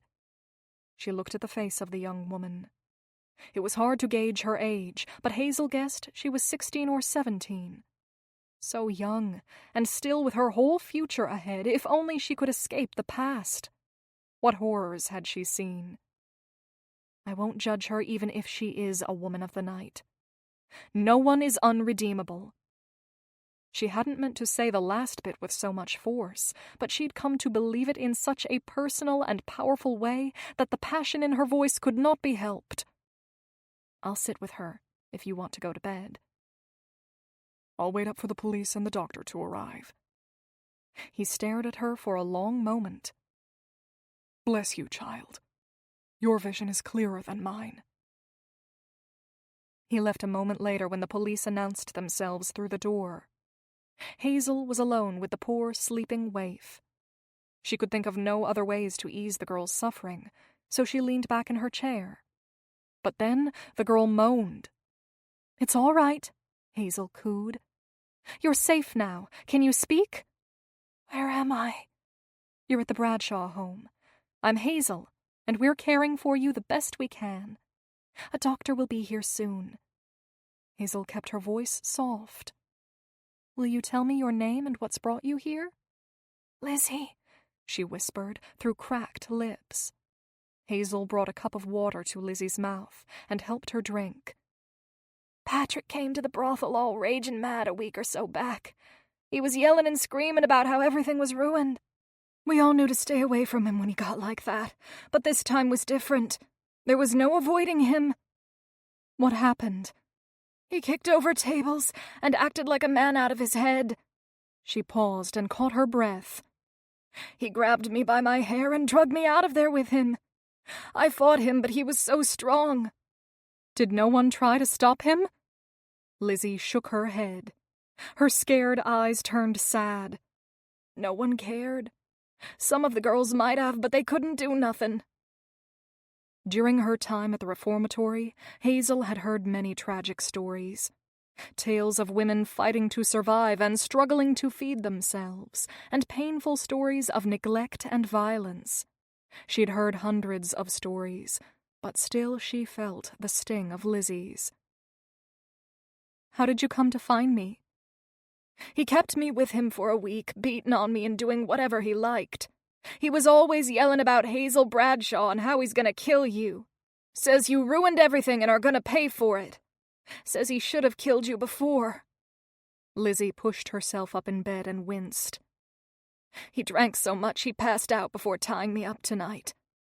I ran away and went to Charlotte's, but she was too scared that Patrick would come there.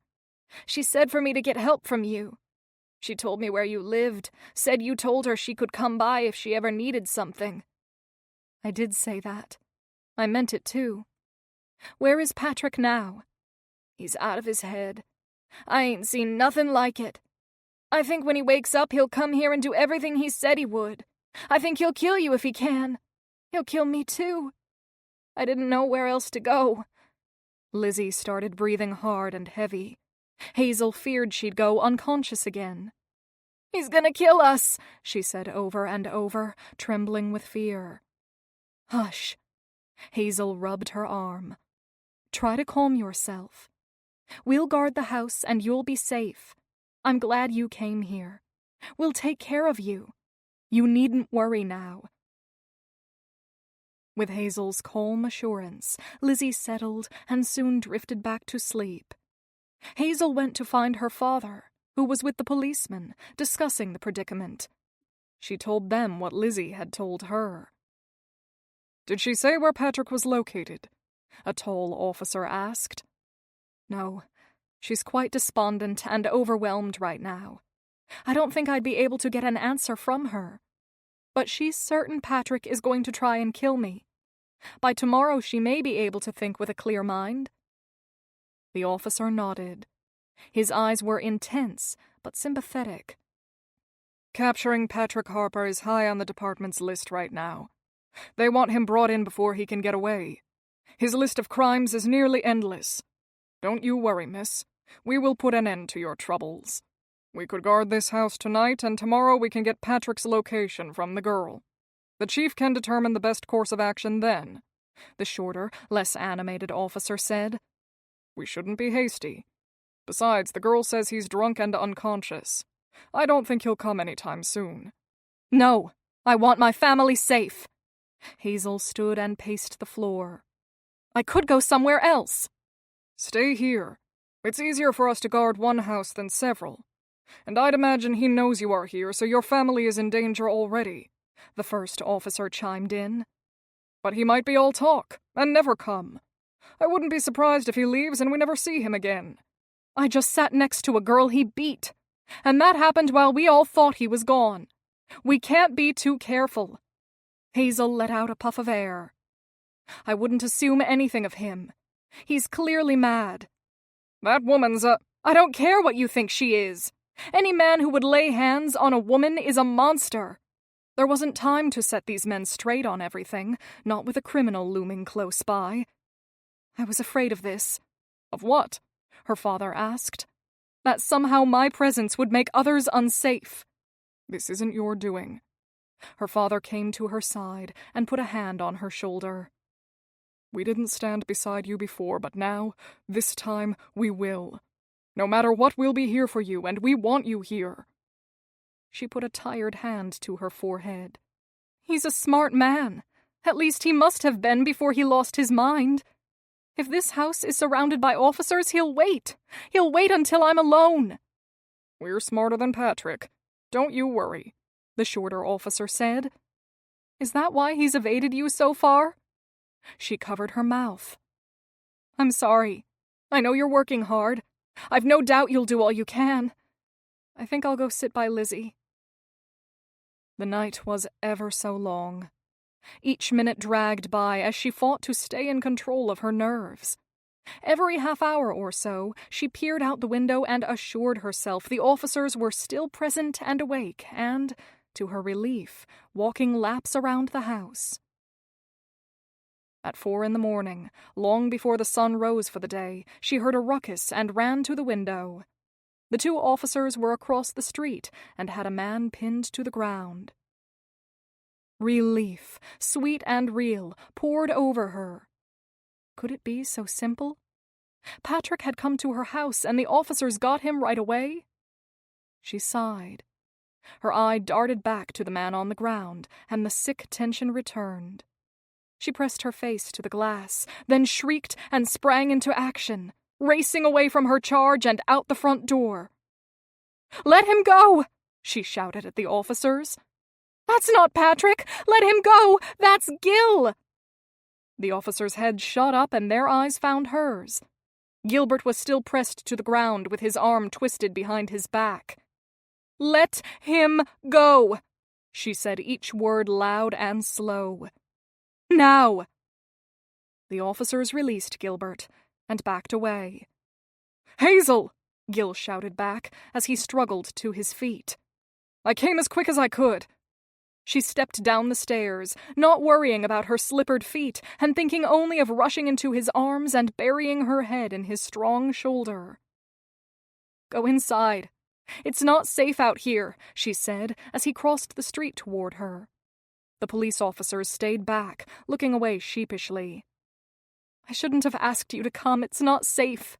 Patrick is somewhere." "This is where I want to be." He was almost to her, and Hazel's heart cried out in anticipation. Gilbert, her Gil, was there. "I forgot." He turned back and crossed the street, bending down to pick up a package that lay in the snow. Hazel grinned. It was foolish to feel giddy considering the situation, but she couldn't suppress it. A noise to her left drew her attention away from Gilbert and the package in his hands. In the dim early morning light, she saw a man approaching. He staggered but moved quickly. Hazel screamed, alerting the others. The two officers quickly approached from across the street, and Gilbert dropped the package again and raced toward her. They were too slow. A hand came around her waist. She screamed again, and for 1 second her eyes locked with Gil's before the edge of something sharp came against her throat. The two officers and Gilbert moved together, but didn't advance toward Hazel. "Let her go, Patrick," Gilbert said. His quiet demeanor changed into something fierce she'd never seen before. His fists were clenched, his jaw was tight, and his eyes were on fire. "No," Patrick sneered, his foul breath striking her. "She ruined everything." He pushed the knife against her neck enough that it pierced her skin. A warm stream of blood trickled down her neck. She flinched, but with his arm so tight around her waist, pressing her back against his chest, and the knife at her neck, she had no way to flee. "And now she'll die," he said. Hazel could feel his head turn toward the officers. "Drop your guns." They bent and placed their pistols on the ground. Hazel's thin nightdress and slippers offered little protection from the cold, but she barely noticed. Patrick spit, then pulled her with him as he walked backward away from the others. "You're coming with me. I'm going to destroy you just like you destroyed me." With the blade at her throat, she couldn't utter a sound of protest. Death was near, looming and sure. Would all the years of struggle be for naught? She did her best to walk without stumbling, but going backward with an unsteady man was not easy. Gilbert and the officers inched along with them, always keeping their distance, but never losing sight of her. Hazel tapped Patrick's hand. He loosened his grip just enough so that she could speak. "Not that way." The words burned her sore throat. "You don't get to tell me where I can go." He walked faster in the direction she'd advised against. Her years of relentless stubbornness helped her understand this wicked man. She tapped his arm again. "What?" he growled. "What now?" "Not this way," she said again, leading him to the iciest patch of road around. It was so slick that if temperatures dropped, locals knew to avoid it at all costs. Hazel prayed the knife would fall when Patrick did, and not injure her further. It was the only idea she had. "Shut your mouth!" He tightened the knife at her throat, making her wince. Patrick stepped onto the icy road, swaying before he even hit the worst of it. His feet jutted out, causing the knife to nick her neck again. As Patrick fought to keep his footing and steady himself with his arms, he let go of her. With no knife at her throat, Hazel turned and shoved him with all the force she could muster, then darted away, falling once on the ice herself. Gilbert ran by at full speed toward Patrick, the two officers at his heels. There was no time to pause and marvel at the sight of him. His long, lean frame not missing a step, a protective rage written across his tight features. Like a cougar, Gilbert leapt onto the still struggling Patrick. His force knocked Patrick to the ground, and his fists kept him there. Gil unleashed one blow after another, his breath hard and heavy, his voice fierce and threatening. The officers retrieved the knife, which Patrick had dropped at his side. Patrick tried to get up and cursed between blows, managing to hit Gilbert only once. Threatening, vile words escaped Patrick's bloody mouth. Gilbert pulled back his fist and let it land squarely on Patrick's face, finally subduing the criminal. Gilbert got to his feet as the officers leapt in and put Patrick in cuffs. Gilbert wiped a hand across his face, never taking his eyes off Patrick. "Are you hurt?" Hazel rushed to his side. "Tell me where, and I'll help you." He shook his head, then looked at his bloodied hands. "I don't know. Hazel, Come back to the house and I'll clean you up." She grabbed his hand and led him away. Gilbert looked back and forth between Patrick and her, his eyes finally focusing on her neck. "You're bleeding! Your neck! Oh, Red, your neck!" Hazel ran a finger across her neck, and it came away damp and red. He pulled a handkerchief from his pocket and pressed it against her injuries. "I'm sorry. When he was holding you?" "It's nothing. It doesn't even hurt." He put his other hand on the back of her neck and brought her to him. Then he pressed his lips against her forehead. "I've never hit a man," he said, letting her go and looking back toward Patrick. "He was going to kill me." She pulled on his arm, urging him away from the scene. "Gil, he was going to kill me, and I would have never—" "I wouldn't have let him. I would have done anything to keep you safe." Gil studied his blood-stained hands. "I've never acted like that before. Are you afraid?" "Afraid of you?" She shook her head. "No, not at all. You came when I needed you. You risked your life. Gilbert Watts, I have never felt safer in anyone's presence than I do in yours, and not just because of what you did this morning." They were near the house now. She pointed toward the package on the ground. "Is that yours?" "It's a gift for you. I made it a few days ago and had planned to mail it. Ina mentioned a grand gesture. That's my attempt." He looked away. "Save it and open it another time. Right now hardly seems the right time." "Very well." Hazel picked it up, then opened the door for him. She'd planned to wash him up, look over his injuries, and fall into his arms in a pile of tears. But it was not to be. She barely had time to change her clothes. The house was soon alive and full of commotion. Police officers, doctors, and reporters trickled in, all needing to talk to Hazel and Gilbert. Gilbert cleaned himself up and sat beside her when she was free, but they had very little time alone. The days stretched on in much the same fashion until Gilbert said, "I promised a patient I'd get them their dentures tomorrow. It's not a life and death thing, but I gave them my word." "You're leaving?" Her heart sank. "I had hoped—" "I'm sorry, Hazel." And she knew from his expression that he truly was. But that did not change the fact that she wanted him there with her. "But you are coming to the wedding, are you not?" "I'll be there." She touched his cheek gently. "Your poor face." "It'll heal." He covered her hand with his.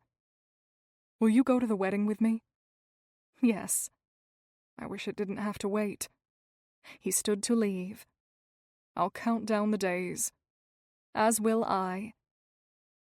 Lizzie moaned, and duty called.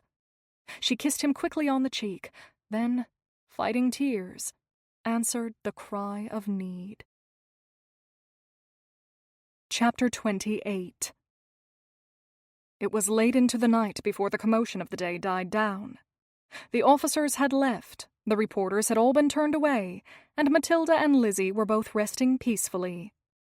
Hazel sat at the dining-room table and tipped her head back, resting it against the chair.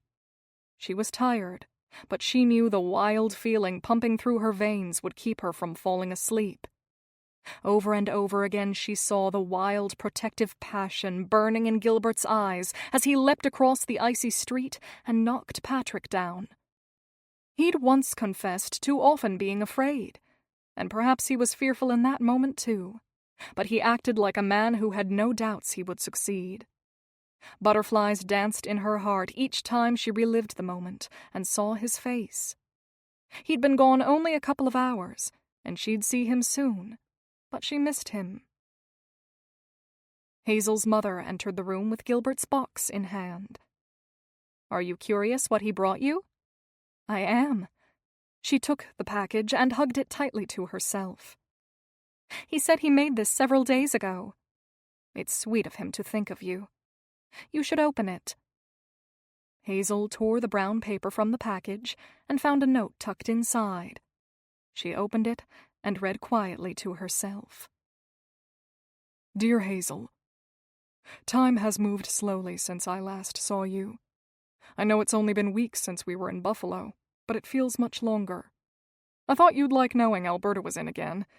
I nearly died. I think I need you to come back and take care of me after the tongue-lashing she gave me. Bianca Carluccio has learned a few English words.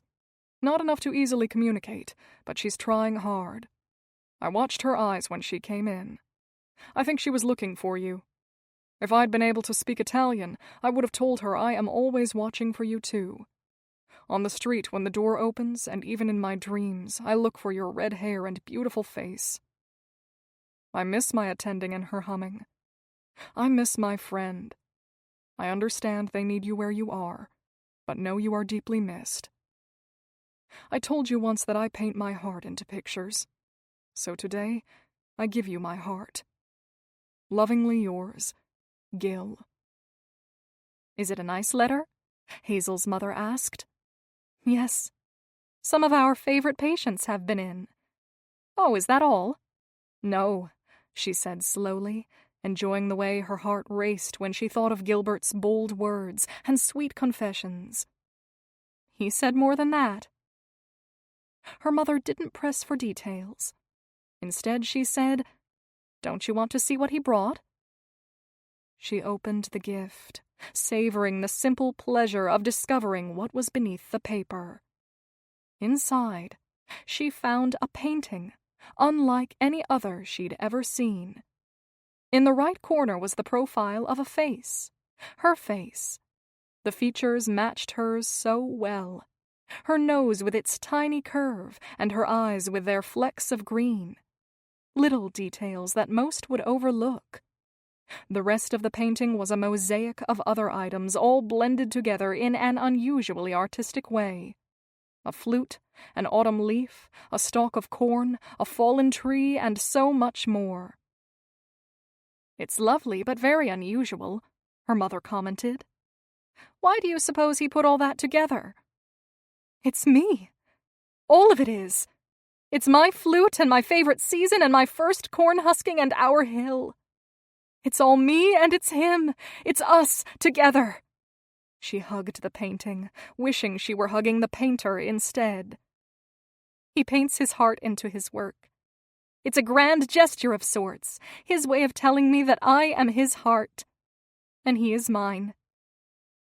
Her mother put her hands on her daughter's cheeks. "I'll forever be grateful he protected his heart today." Hazel filled the remaining days before the wedding caring for Lizzie and Matilda. Both were improving daily, causing a sense of relief to fill the house. The tense atmosphere turned light and jovial. Her anticipation grew with each passing moment until the day of the long-awaited wedding arrived. "I'll be back soon." Hazel kissed her sister's cheek. "I'd stay by your side and read to you all afternoon, but Ina would never understand if I missed her wedding." "You have to go." A wistful look filled Matilda's face, like a child staring into the windows of the candy shop. "Will you tell me all about it?" "I will. Every detail.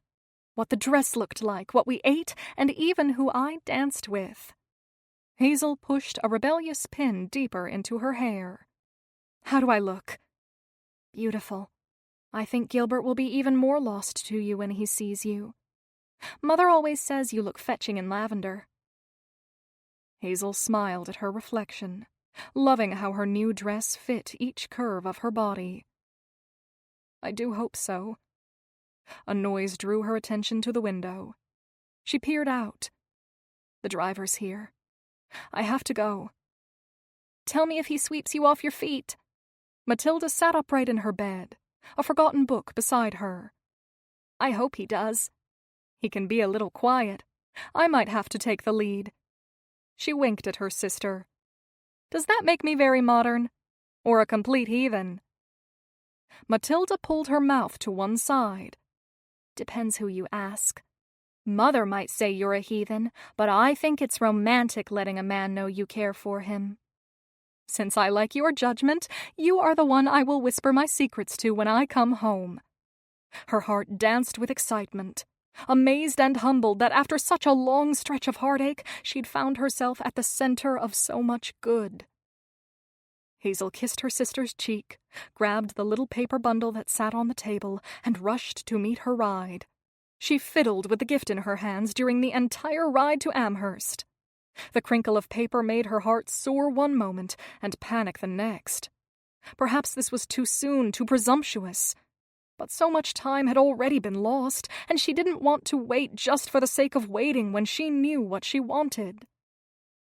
Please drop me off here, Hazel requested when she was near her destination. I want to walk the rest of the way. She stood on the side of the street, closed her eyes and breathed deeply. How great and marvelous to be back. Everything looked how she remembered, only now the snow was deeper and she was freer.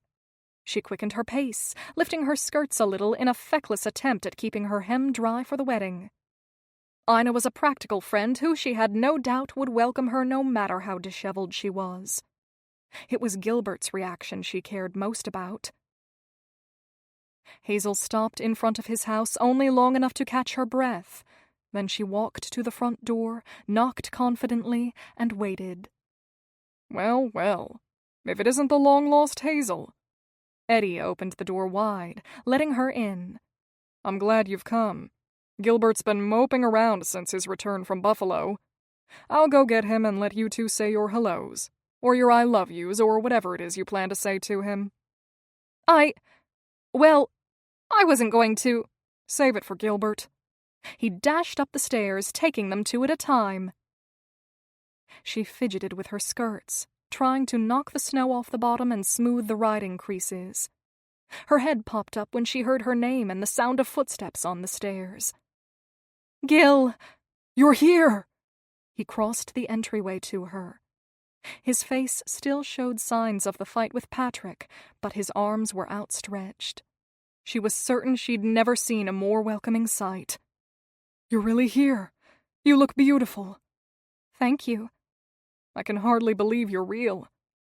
She reached out and took his hand and guided it to her face. Flesh and bones. The real thing. He stepped away, the smile still on his face. I'm going to tell Eddie we're leaving. Wait here. Does he want to come with us? He doesn't get to. He's a grown man and can find his own way there. Gilbert dashed back up the stairs, returning only seconds later. Are you ready? Yes. She took his arm and sighed. Holding on to him felt so natural and perfect. His eyes kept finding hers, and his smile never left his face. Tell me how Maddie is and all the others. There's been a lot of activity since Patrick was arrested, but it's been good.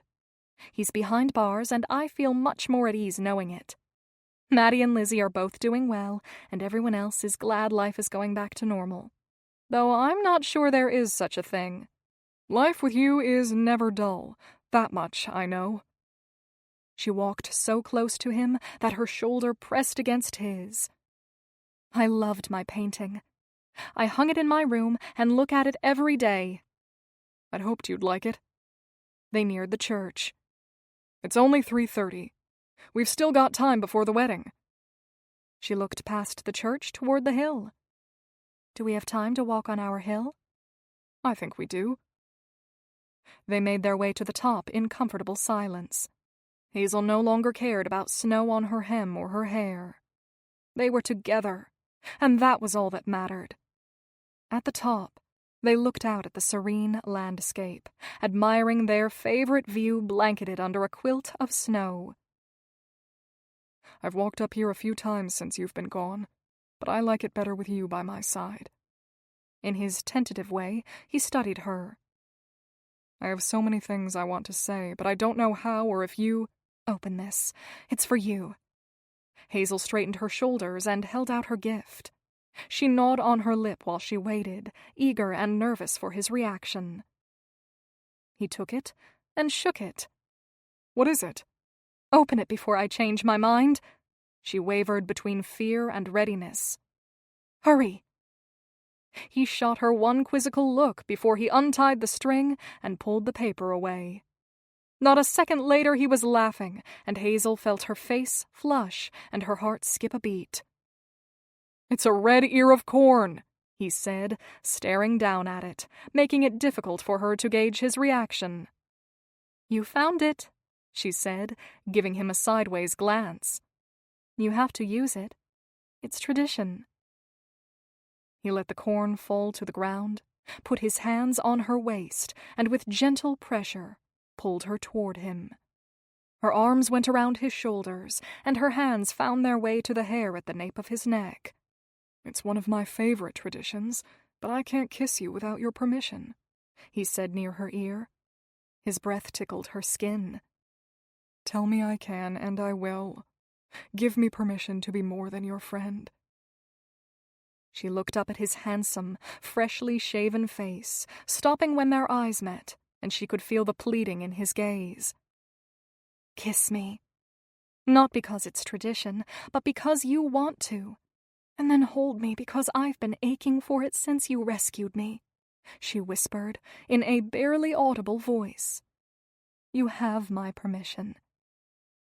He bent his head, and their lips met for the first time. A brush of his lips on hers, enough to make her long for more. He must have felt the same desire, because he kissed her again, more slowly this time. It was gentle and sweet, and everything she'd never felt from a kiss before. That one wasn't because of tradition. He kept his face near hers and said, It was because I love you. It's all so hard to believe. He smiled like a child on Christmas who woke to find their dreams fulfilled. I do love you. I love the way you light up a room when you enter it. I love the sound of your laughter and the way your smile is a little crooked and screams of mischief. I love that you bite your fingernails when you're nervous and hum when you clean. I love that you have red hair and a fiery disposition to match it. I love that you pepper me with questions and make me think about things in a new way. I love that you think my paintings are beautiful and that you play the flute. She inhaled quickly. His touch, his words, and the look of love in his eyes, it was all too good to be true. And yet it was. He was real. This perfect moment was real. We both know I'm not good with words. And even if I were, there would be no way for me to say what is in my heart. But I hope you believe me when I say I love you. I love everything about you. When I thought I might lose you, he wiped a tear from his cheek. I was so afraid because a world without you would be incomplete. I love you, Hazel. She wiped at a second tear that slid down his smooth cheek. I love everything you say. I'll never tire of listening to you. It is my wish to tell you daily how much I care. How much I love and adore you. He kissed her again, slower and longer this time, the quiet man growing bolder with each touch. Hazel, will you marry me? Be my wife. That first day I was wrong. I do not want to remain unattached. I want nothing more than to be linked with you always. I remember you saying you needed a wife who played the flute and had red hair. Smiling up at him, she asked, But are you sure you can handle a wife like me? You are the only one for me. What about my past? She looked away. It was a question she had to ask, an answer she had to hear. Doesn't it change things? My reckless youth, a tragic marriage, and a history of incarceration all come with me. He put a hand under her chin and tilted her head toward him. Your past led you to me. I love the woman you are today and who you'll be tomorrow. That woman is born from who you were yesterday. I want it all. He kissed her again, his lips meeting hers, confirming his love. I want to marry you. Say yes. My answer is yes. I love you, Gil. She rested her head against his chest and listened to the gentle thumping of his heart. Each beat filled her heart with warmth and joy so sweet she felt ready to burst. I'll love you forever. This concludes A Lady in Attendance by Rachel Fordham. Narrated by Lauren Ezzo. Copyright 2021 by Rachel Fordham. This unabridged audiobook is published by arrangement with Baker Publishing Group and was produced in the year 2021 by Tantor Media Incorporated, a division of Recorded Books, which holds the copyright thereto. Please visit tantor.com for more information on our growing library of unabridged audiobooks.